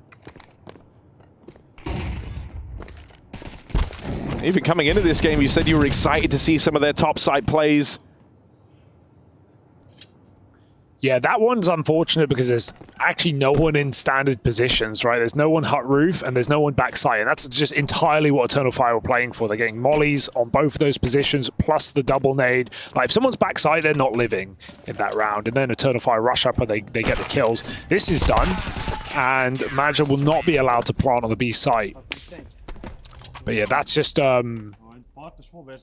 unfortunate round for Eternal Fire. And well done by Techno, who doesn't overcommit. And they don't feel like that's a good enough fight for them to send 3 players out hut. They don't even know where the second A player is. They just know he's not in the positions they want him to be. So, yeah, it gets a bit cooked, but I think it's a good call to cancel that once Eternal Fire realize what's going on. Okay, Mongols have amassed quite a healthy CT side so far. This was 8-4 down, and they lost pistol. Well and truly fighting for this final spot. Double AWP is back, Harry, with a vengeance. It might be just Mizuno feeling like he's not, not hitting his shots, not feeling it right now. So he just wants to change it up. Yeah, plus, I mean, in these sorts of rounds, you don't have much of an issue with that coming out. Senzu, gnarly flick back around. Okay. And there's that Mazinho AWP having rotated away from ramp. They are pages ahead of Eternal Fire in this round. They fully reinforced the top site. They actually had 0 ramp in that round, right? They're playing a heavy A and outside setup, so even though Eternal Fire get him through the smokes on a main split, Mongols have the ramp player in heaven with the AWP almost instantly. And another AWP down secret to stop a B play, so just gambling that Eternal Fire would not go ramp in that round. Really nice setup. Don't know how Senzu does as well as he did, and not even an exit, not even a kill for Eternal Fire. 10-10, and there's no bomb plant either, so Eternal Fire have to make a nerve-wracking decision. And let me remind you, at 10-10 now, did you forget that first half? That Xantares masterclass? What was it, 18-5? He's now 3-7 in this second half. Some say the least accomplished player relative to level of skill. Hard to argue. A near empty trophy cabinet, but one of the best aimers in the game. And it's just back to these over and over again. So stubborn to break through the top site when it's never once panned out. Lost the Senzu, he's loving this. Give the guy a couple more chances. Get him switched online, and now he's even willing to go blow for blow with Xantares. Again, slaughtered on top site. And so I think so far, Manager, I think it's called a good series for the most part. He's certainly opened well on Anubis. Mirage, he was missing some very important pieces of the puzzle, but he had them here on Nuke. He took a lot of effort to get them switched online, but now the T side has been so transparent. The Mongols are playing with a lot of bodies in the top side. They're getting the util in early. They're stifling the attempt at the fast upper hit. You're out of pauses now if you're Eternal Fire. You've got to grind your way back in with no outside perspective past this point, so you better hope that this at least gives you a solution, or else the Mongols, they're looking to have launched this comeback in the second half. Just 4 rounds found on their T side. Just fantastic crossfires on A. Playing unorthodox positions, close vent. And the thing now, do you go away from A after taking the tack pause? Because I feel like to blitz, that would be obvious. You've got to try something outside. We've not really seen outside control for Eternal Fire. They're going to go to a standard secret cross, a classic. I think it was obvious to blitz. They only played one guy in the top site right at the start of the round, and now they have Senzu fast dropping the vents. So the tag pause made this an obvious change of strategy for Eternal Fire. Let's see if the Mongols are going to be able to get ahead of that, because they've already got Senzu in a great position. Blitz hears the footsteps. He's now confirmed his suspicions. And so Senzu in the position that could destroy Eternal Fire. Xantares going to be the first to face him. You know, it's better than to stick around, and so he's going to go through the motions, wait for that rotate of the AWP on Mazinho. Here's the ramp player already down lower. He's going to get Molly back, but Mongols are buying time with a flash. Mazinho does tick into it. Senzu just trying to pick ahead off of the top here. That's a great grenade. They're going to have to move forward with it. Good damage. Just a sprinkling on this Eternal Fire T side. 4 players lower. Maj are playing a late ramp lug that's being considered. There's a hole in the door, and Xantares loses his legs and life. Senzu in the middle of the site is putting up a show. Eternal Fire are constricted to a single doorway, and death lies on the other side. In a 4-on-5, up the vent is desperation. Trying to rejoin Madja as he makes his way out through the heart. There's an opener found for Woxic Shaw, but Techno 4K will not let them in. The Mongols match series and progression into the group stage point locked in. I mean, that's even a hard fight for Techno. How the hell does he get away with 2 kills? Mac 10 running at him after nade damage. He finds 2 crispy headshots. That's, you know, you wouldn't have been shocked if he fell with nothing there. He gets a double kill, and the rotate comes up heaven in time. Mongols have forced the hand of Eternal Fire. And that frustration is well and truly back. Eternal Fire can feel their chance of making it to the group stage slipping away from them. Xantares off the leash again. They open this series with the goal of getting Xantares switched online. They live by him, they die by him. If he doesn't up the performance here down the stretch of these last few rounds, it is a done deal, but a double opener here to try and grind out an overtime is certainly a convincing case made. And the star of Eternal Fire. They've got money. They should absolutely fight for this round, the Mongols. There is nothing to save for. You just hope they don't overcook this. It should be very difficult to lose this round, but Eternal Fire calling a slow down, grouping. Techno going to hunt this roof kill, knowing Maj is throwing an exec. Oh, the timing is awkward. It's info for Eternal Fire, but a block comes in. Smart Techno back in the lobby, so you know he's going to get involved in this topside play, but yeah, Xantares has been dispatched to deal with him. He does miss that timing on that slip through the smoke, but Woxic will not. They're waiting on the other side of it. I mean, the only argument to save is to not give them an AWP. So that might be one reason. Otherwise, you just try and sneak in a defuse. I don't think Eternal Fire will give that one up. Xantares finally put down after a fantastic double entry outside. Heard 910 spam his AWP and push through the smoke on that timing. Really nice, just individual move from Xantares. They're going to try hunt this AWP. But they won't. Oh, they will take it. All right. So across this series, 2 sort of star players have had to recover and reinvent themselves in time for the end. Xantares coming off the back of a pretty disastrous Mirage performance, who exploded into this third map. But on the flip side, it's Senzu, who to open this series got nothing done on Anubis. He was getting bullied down in the connector. And so who will be the undoing? Who will be the one that gets their revenge? Senzu and Xantares both topping the charts. Both have a lot to say on how this pans out, but it's going to be Calix to secure the opener for Eternal Fire. They're playing for overtime. They're playing for more rounds. But look who moves in to try and undo it all. Senzu with a very aggressive line in through the hut, and in the same way that Xantares was taking liberties on the entire CT side, Senzu now looks to do the same.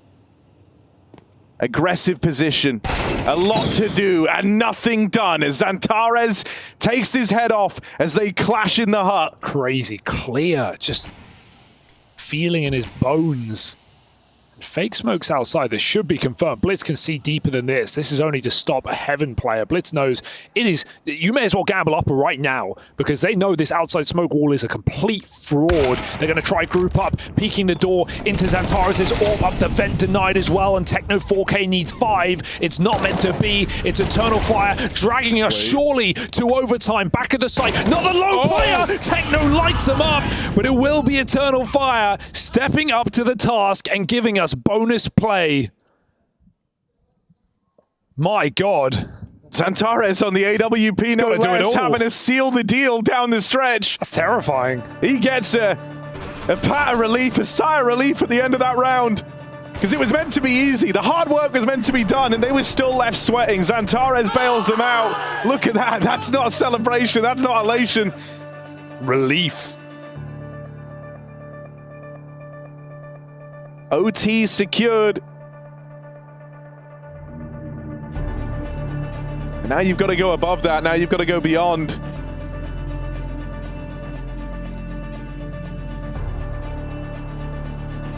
Early on in that round, they dealt with the big threat. They dealt with Senzu and that 9-10 AWP on a hard push. But the Mongols will not go gifting openers like that. And as you hit overtime, the nature of the game changes somewhat. That pressure of a game rapidly slipping away from you or struggling to close out goes away.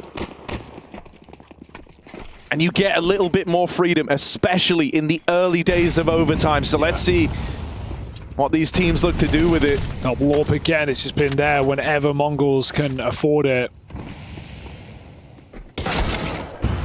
Just walks out hard. There's not even a flash. Techno has just been an absolute beast on this A site. Multi-kill after multi-kill on his own with the A4. Senzu caught by Xantares' quick flick. He's almost up to 30 kills right now, and he's going to need them if they're to win this round. Into the top side they go. Mizzino trying to force him off the bomb. He will not do so.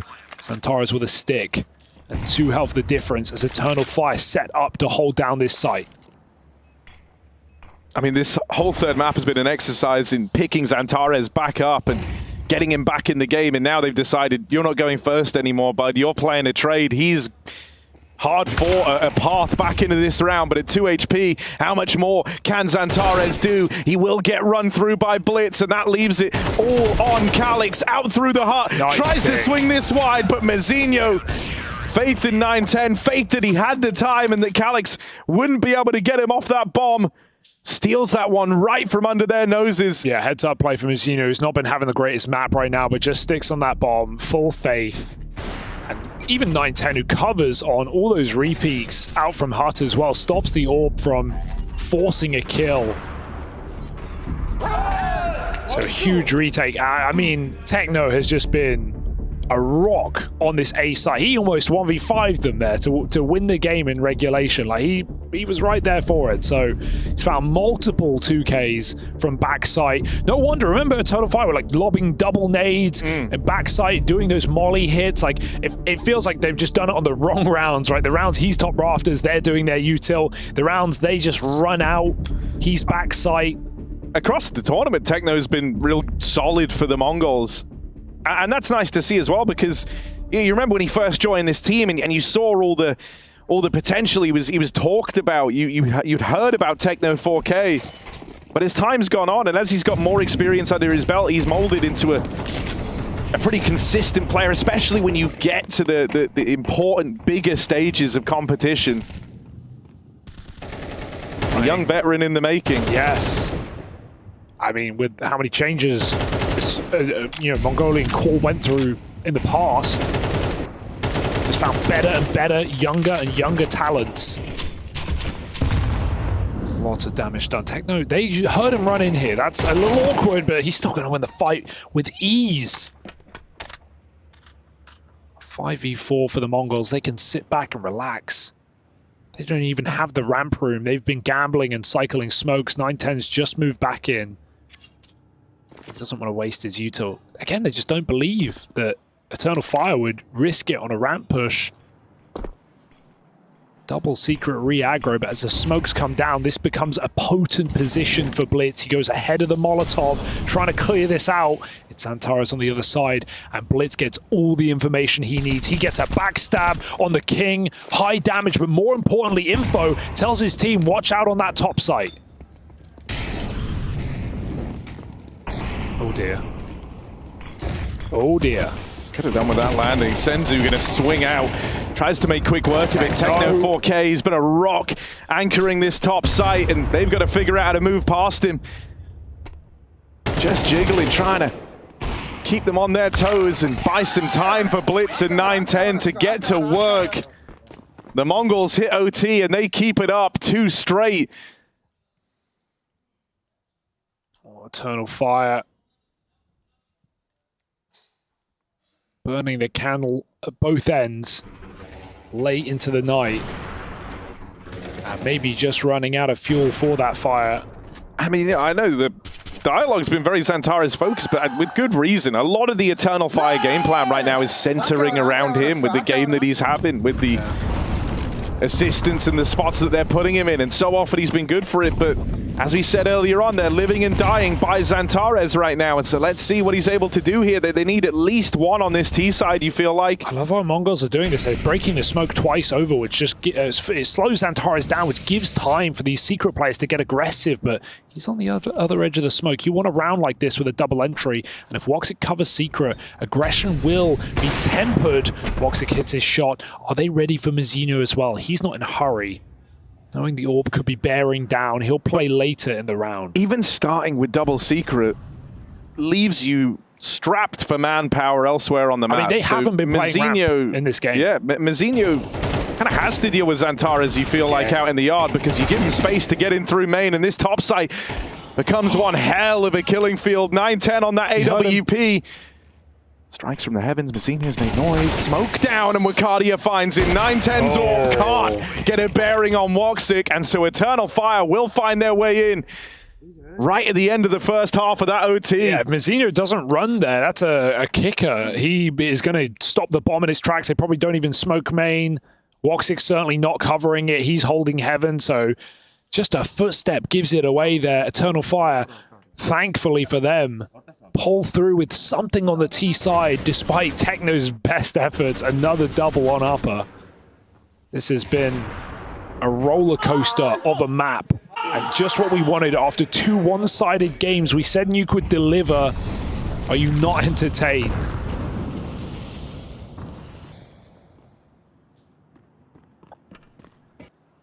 Both teams have struggled on their T sides. So that will be the side which really decides your fate across this one. How are you able to do? Are you able to uplift from what we saw in that first half? Ooh. Not the best of starts for the Mongols as they lose top fragger Techno 4K early on. They managed to get the rest of the gang across down towards Secret. Unscathed as well as they do it in spite of that util, but look at who's already down here now.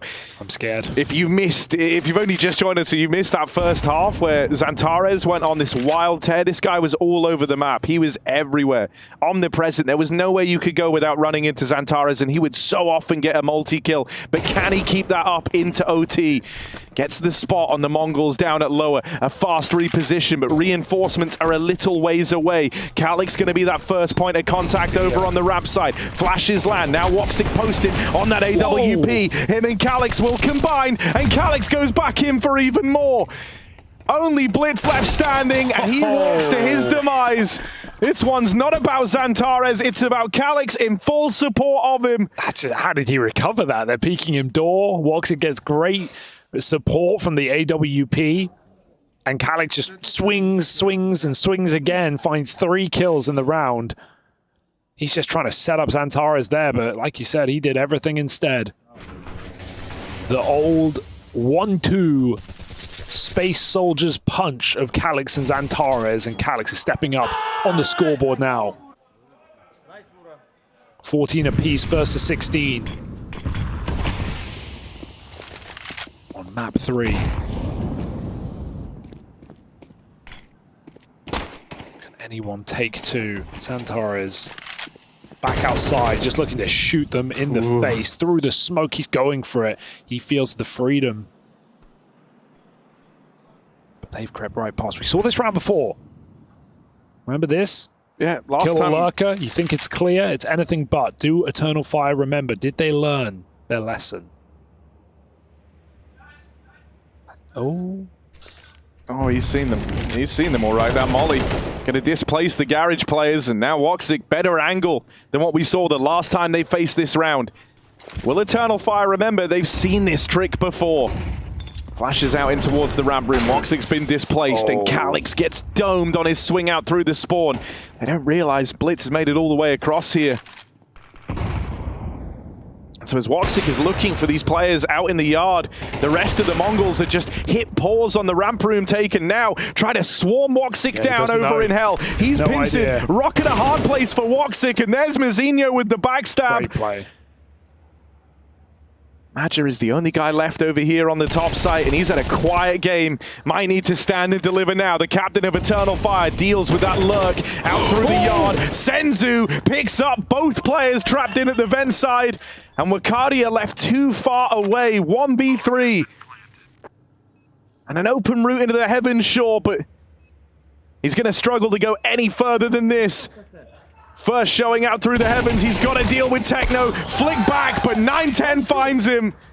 And so the Mongols move to pole position. Oh, I love that play for the Mongols. Everyone communicating fantastically there, not over chasing Woxic on the ramp side. They run at him, then they stop. They know it's going to force him back outside, and that's when Mazinho can spring the trap.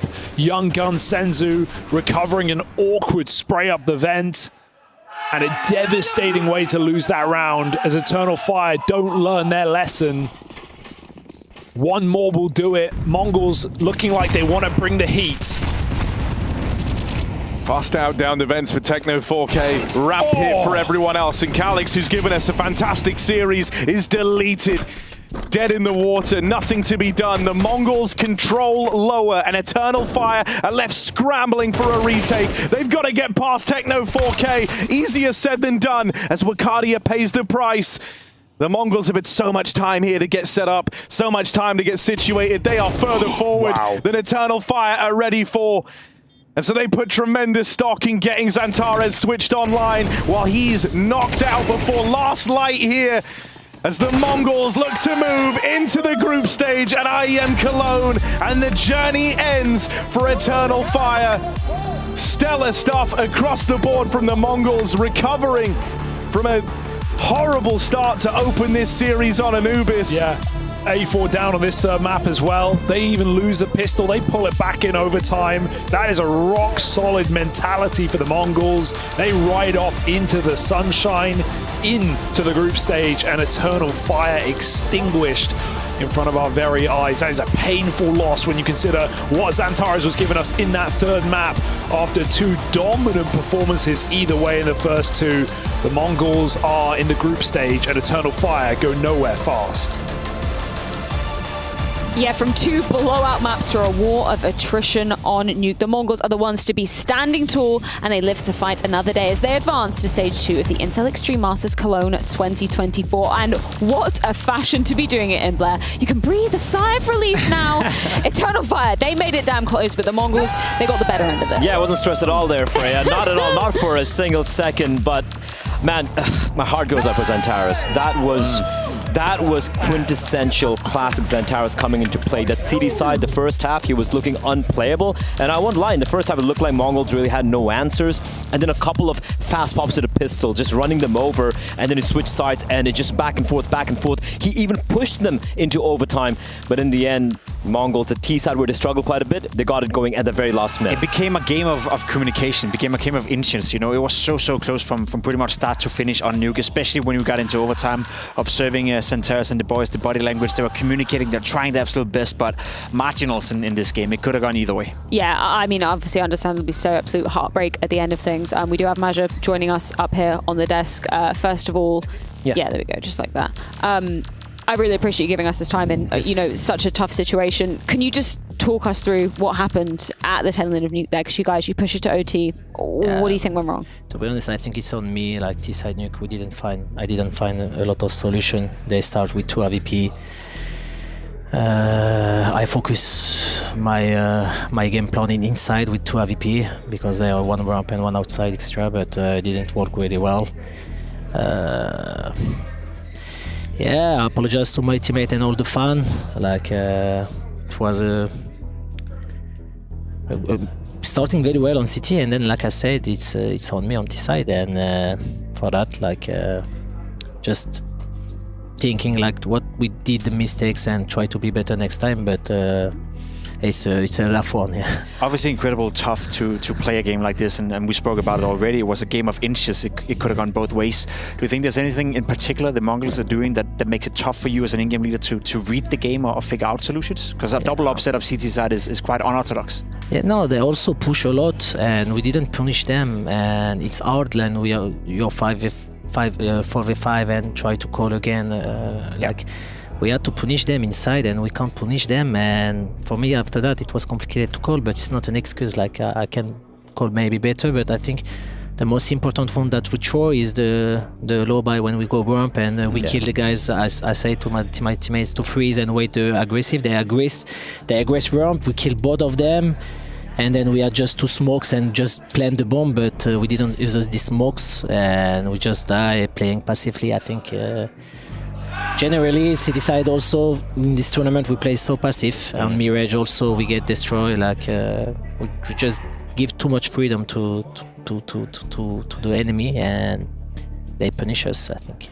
I mean, obviously, again, right, disappointing this time here in Cologne. But I want to talk about this season, like the entire year for you guys. You had such a great start to the year, talking about Kato, the major and everything, and then there was a bit of a dip in form. And now, obviously, a bit of struggles here and there we saw over in Sky Esports and all of that, Yalla as well. What's really happening, just overall, if you can just touch upon that? Yeah, we did a great run at major. Individually, we were all on the top of the form, me included in the major. But now, I think after the break and the 25 days of holidays, we just came back like we are not in good shape individually and as a team also. And yeah, it's just sad that we lose, but it's the game. Yeah, and sometimes you win, sometimes you lose, and it's important to, like I said, keep the head up. And this one is on me. Like I said to my boys, I apologize to them and apologize to all the fans of the world, because like we did a great job here, but didn't pay off. Maja, I really appreciate you giving us some time, particularly in such a tough situation like this. There's your camera there. I want you to address, fans at home that have been cheering on for you. Obviously, we've got plenty more events this season. Anything you'd like to say to them? Yeah, this one is complicated. I would say in Turkish, then I can translate. Of course, yeah. Yani beyler, yani bu bana yazar yani maalesef. Yani T-Side'da biraz sıkıntıydı. İyi başladık aslında da Mirage'de de kötü oldu. Neyse yani elimizden gelen yaptık da yetmedi. Hayat böyle. Özür dilerim. Allah'a emanet olun yani. I said in English to, like what I said in interview, well, I just apologize to them, to all the fans Turkish, because they're very, very hyped. We see the support you guys we are getting. not in a good shape actually, but we're gonna come back and we're gonna be stronger, I promise. And let's see. Still a long season ahead for you guys, right? Yes, we have ESL Pro League and we have the major in China, so we'll see. And I really appreciate you again, Freya said, for you coming up here and giving these words, especially after such a rough loss. Yeah, very eloquent, man. Thank you so much. We'll let you go. Thank you, man. Yeah, I mean, obviously just such a tough situation, particularly considering how Eternal Fire started off this series too. Then it gets so close, you pushed overtime. It's right there in front of you. And that's the thing, right? We're talking 1 or 2 rounds and then the story would be completely different. They head into stage 2 and there's still a team, trust me, that other teams are looking at right now thinking, we don't really necessarily want to play Eternal You don't want to play Fire. them. No, I know they're in a dip of a form right now, but they're not playing the best brand of Counter-Strike. But with Santeros firing on all cylinders, with the way they're playing, with the fire they play with the support from home as well, it's not a fun team to play. So I think, as rough as it may sound, I think there's a lot of teams right now quite happy that it's the Mongols progressing right here and not Eternal Fire. And honestly, I have to agree with Major as well. I feel like there were these small little rounds around it touched upon where Mongol just had a pistol by the fast upper play, which they managed to net, I think, 3 or 4 rounds on the T side right there. That particular round, which you pointed out, where they're pushing ramp on the retake, they're almost winning it. It came down to inches, right? And they had this one in the back. You could see the Mongols were pressured. They were calling for attack timeouts and everything. So yeah, commiserations. I don't think they necessarily played bad. I think Xantares has a phenomenal game. Wikidia was popping off as well, Woxic too. But at the end of the day, as we keep on saying time and time again, one has to move on through, one goes home. This time, it's Eternal Fire. And let's move onwards and upwards. Let's talk about our United States Air Force aim higher. Just as you preface, Blair, coming into this, you can basically choose anybody from the side of Mongols. You're not necessarily looking at there being one star player to be popping off all the time. This time, it was 9-10 rather, being very consistent over the series. Yeah, I think, and this can probably go hand in hand with how we've seen the Mongols ascend this year, right? Like the beginning, like last year, we were like, they're an upset team. You have Techno 4K, you have this Blitz guy, really good at it. Senzu gets picked up, new Rifler star player, great job. Then you look at 9-10 Mazzini and you're like, I don't know about these two guys, right? They're too inconsistent as an opper. And then this year, he just turns himself completely around.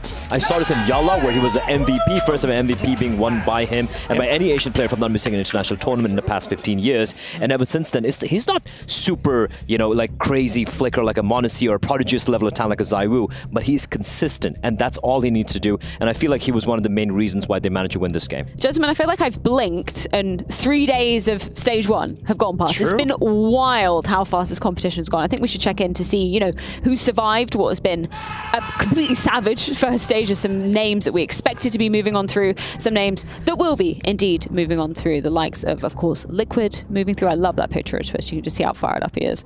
Falcons as well, earning a spot today. Complexity, I think that's nice that we get to see, some inform plays coming out of them, particularly coming off EWC, which was not the best showing for them. So I'm hoping for more from Complexity moving forward. Anybody else you want to point out, Blair? For me, I think Saw surprised a lot of us, right? And especially the fashion in which they dispatch the Mongols in day one, managing to carry on through right there.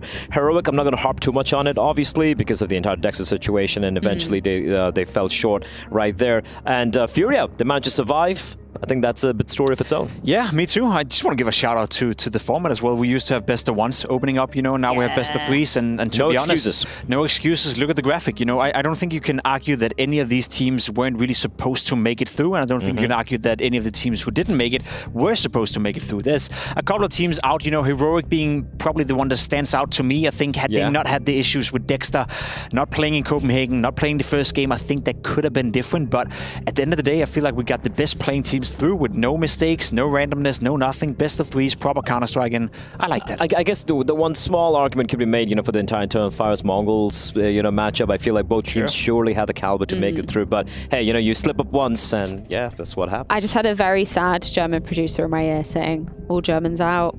Yeah, it sucks. Yeah, it does suck. But they used to, I guess. It's happening every year, every time. This early in the tournament, I had more hopes of big this year. But if anything, I guess not. Okay, I'm going to say something slightly controversial, and here we go. The Germans in here will hate me for it, but it's probably the best thing that could have happened for the environment inside the arena. I love Cologne for the fact that the German Counter-Strike players have been bang average for a long time. So whenever we get inside the arena, they all cheer for the good Counter-Strike. I'm honest. It's one of the few events where there's no home crowd because there's no home players to cheer for. So we get everyone cheering for the good Counter-Strike. Personally, I like that. I have no stocks in German Counter-Strike at all. So I'm sorry out there. It's just the way it is. But that was, to me, what makes Cologne unique. You really are a glass half full kind of guy, aren't you, Jake? I'm really never going to be hired for this event again, probably. We might need security for, when Pim's walking around the arena with the roaring bears. Tell me I'm wrong. Tell me I'm wrong. I don't think Ollie's going to help him out either. He's German too. That's true. Yeah, you've made some enemies. Yeah, you can. I'm just going to sit on the fence really nicely here because there's still one UK player. Well, not still. He's actually waiting in stage 2, isn't he? So, yeah. There we go. Should we talk about?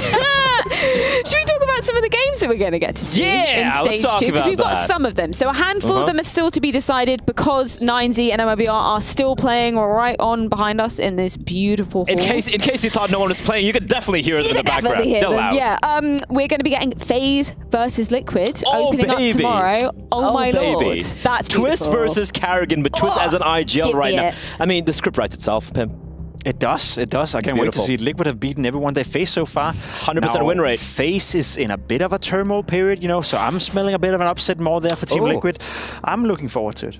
Virtus Pro Complexity, that's going to be going on at the same time. That's I feel, how interesting is that? I feel for me that's more of a litmus test for both the two teams. What do you feel, Freya? What do you feel? I don't feel like it's going to be, you know, the As sexiest exciting. Counter-Strike that we've ever seen. But maybe Electronic's been, you know, feeding a little bit more of his own playstyle into VP. Maybe. I feel like it's going to be a litmus test for both these two teams, because for complexity, it was a bit of a labored effort. They got a job done. Now they go up against a team like VP who are notorious. You know, when you're a team like a top 10 team going with a VP, you do kind of struggle a little bit. And that being said, for VP, they have been struggling on their own as well. So yeah, a litmus test for both the two teams. Let's put it that way. Should we look at Group A as well? Obviously, you know, the opponents for Mouse and Vitality yet to be decided. That's going to be decided after the game on the B stream has concluded. We've got Astralis versus 9Z, definitely cemented. Ooh, interesting. Yeah. We've got G2 taking on Saw, also definitely taking place. Spirit, Na'Vi without opponents for now. Okay, 9C have the upset potential, right? Yes. I really think it's a cool team to watch. I feel like every time I watch them play, especially in a LAN environment, I learn something new about the players, learn something new about their approach to the game. Astralis, again, a big question mark. You know, they have the ability, they have the players, they have the material, like they've had a lot of years to do well, but can I be certain that they're going to beat 9C? Not really. I'm not fully convinced either. I think Astralis as a team, they had an incredible ascent initially, but they have plateaued a little bit. Now, obviously, I don't expect a team of this caliber, the players they possess, to plateau forever. The question is, you know, how quickly can they ascend further? And I think 9G is going to be a real challenge. They don't give too much of respect. They play very fun CS, and so far, for what I've seen, they're the real deal for me. Just got confirmation that the winner of the B stream is going to face Na'Vi in their first game. So good. Congratulations for winning your second best of 3 of the day. Face who?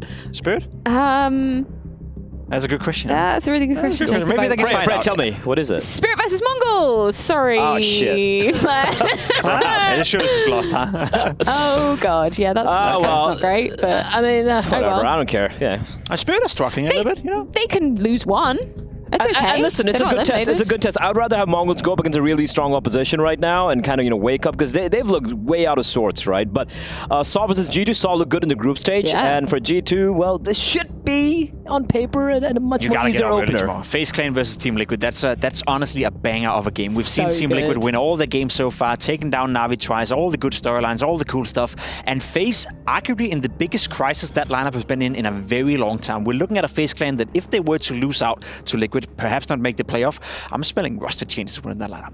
For Na'Vi, I think this isn't just an interesting one to talk about, you know, them being currently world ranked number TBD one. haven't really played that well so far. It's so true. No data on TBD. No, exactly. But I mean, in terms of them coming in as, you know, the number one ranked team, I don't think it's necessarily super safe for them, right? I had the thought experiment, and that goes out to everyone watching out there as well. We had a couple of tournaments where the teams seed themselves.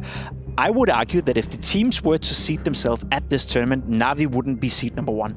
I think Na'Vi right now, as per the rankings, as per the public perception, as obviously what they've achieved as a team, deservedly are the best team in the world. But I don't think the teams in here agrees with the strength of Na'Vi being the worst team to play. And to me, that's interesting. I love how Pimp is just going to keep doubling down and Na'Vi not being a top 5 team, and I love it. They are. They are. Trust me, they are. Yeah. But they're not the number one. Well, they are, but I don't think the teams agree. They're not number one, but they are. Back to you, Frankie, and you on know the what desk. that music means? We need to shut this guy up, and we need to head to bed, because in just over 12 hours time, we're going to be beginning stage 2 of the Incel Extreme Masters Cologne 2024. So many banger games going to be going down, and we'll see you there. Bye.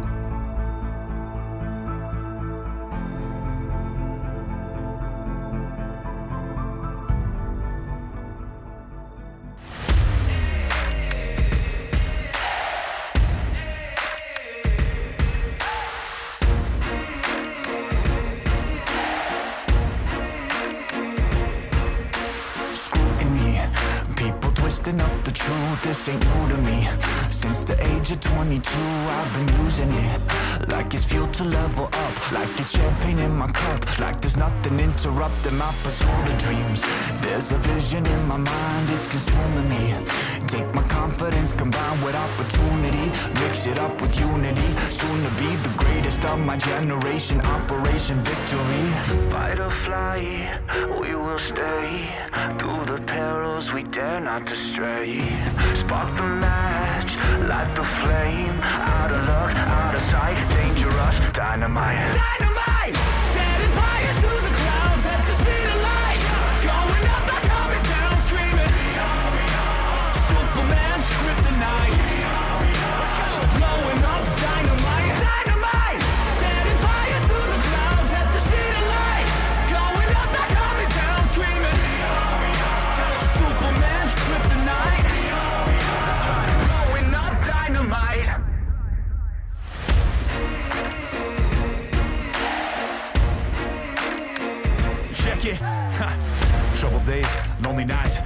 years, a lot of fights, big dreams met with bigger lies. It ain't what it seems from the outside. On my downfall they pray, will I surrender or will I betray? Given the trauma that lives in my brain, or use it to fuel up the fire in my veins. I never complain, I boss up and do it. If there's a battle, I fight my way through it. If the wind blows, I thank God that he blew it. Cause what is a blessing depends how you view it. The fruits of my labor are in abundance, indispensable, I'm not redundant, incomprehensible the way I've done it. When the struggle pushes me, I'll shove it, I'll rise above it.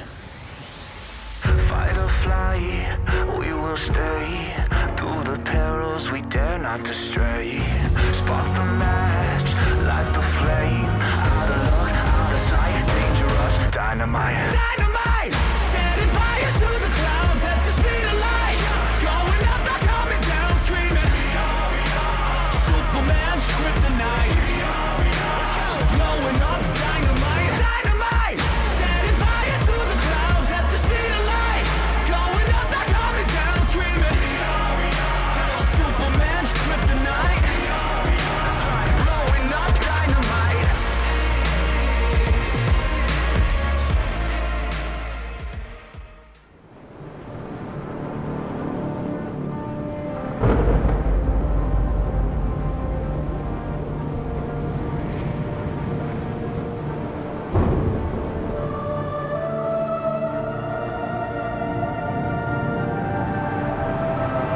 Rafa really making history.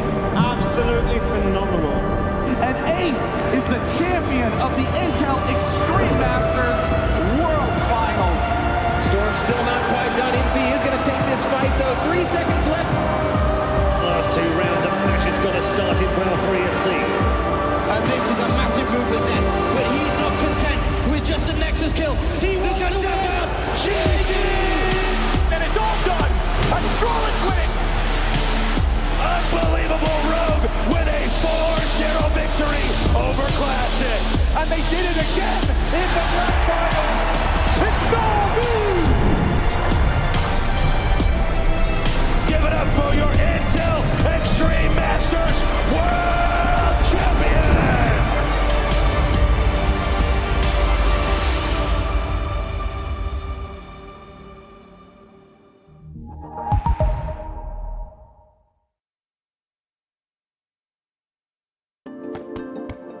Hi, it's Bob with Faceit. Did you know you can customize your live stream experience on Faceit Watch? Yep, that's right. With the POV selector, you can choose up to 4 different perspectives, from the broadcast feed to your favorite player's view. So if you miss a kill, it's on you, no more T-Tours and chat. But wait, there's more. We've got a you watch, you win situation in here. Watch IEM Cologne while having the chance to get skins and Faceit points. Woo, look at this one. Change the channel and control how you watch.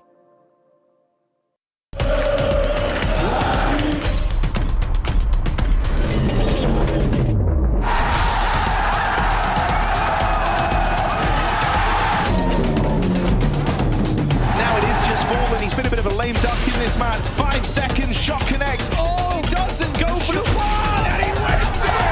Lovely from Fallen.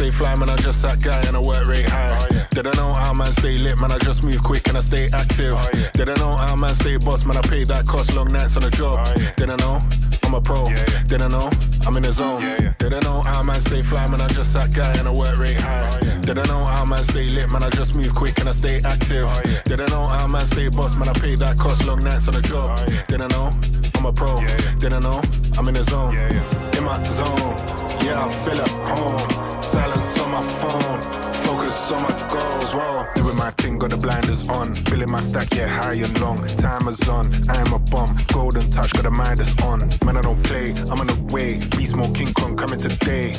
Obstacles, try delay. Crush that, we don't just do okay. Hey, on a wave, from the cave to main stage. I'm about to engage. raise the price of my wage. Didn't know how man stay fly, man, I just that guy and I work rate high. Didn't know how man stay lit, man, I just move quick and I stay active. Didn't know how man stay boss, man, I pay that cost, long nights on the job. Didn't know, I'm a pro. Didn't know, I'm in the zone. Didn't know how man stay fly, man, I just that guy and I work rate high. Didn't know how man stay lit, man, I just move quick and I stay active. Didn't know how man stay boss, man, I pay that cost, long nights on the job. Didn't know,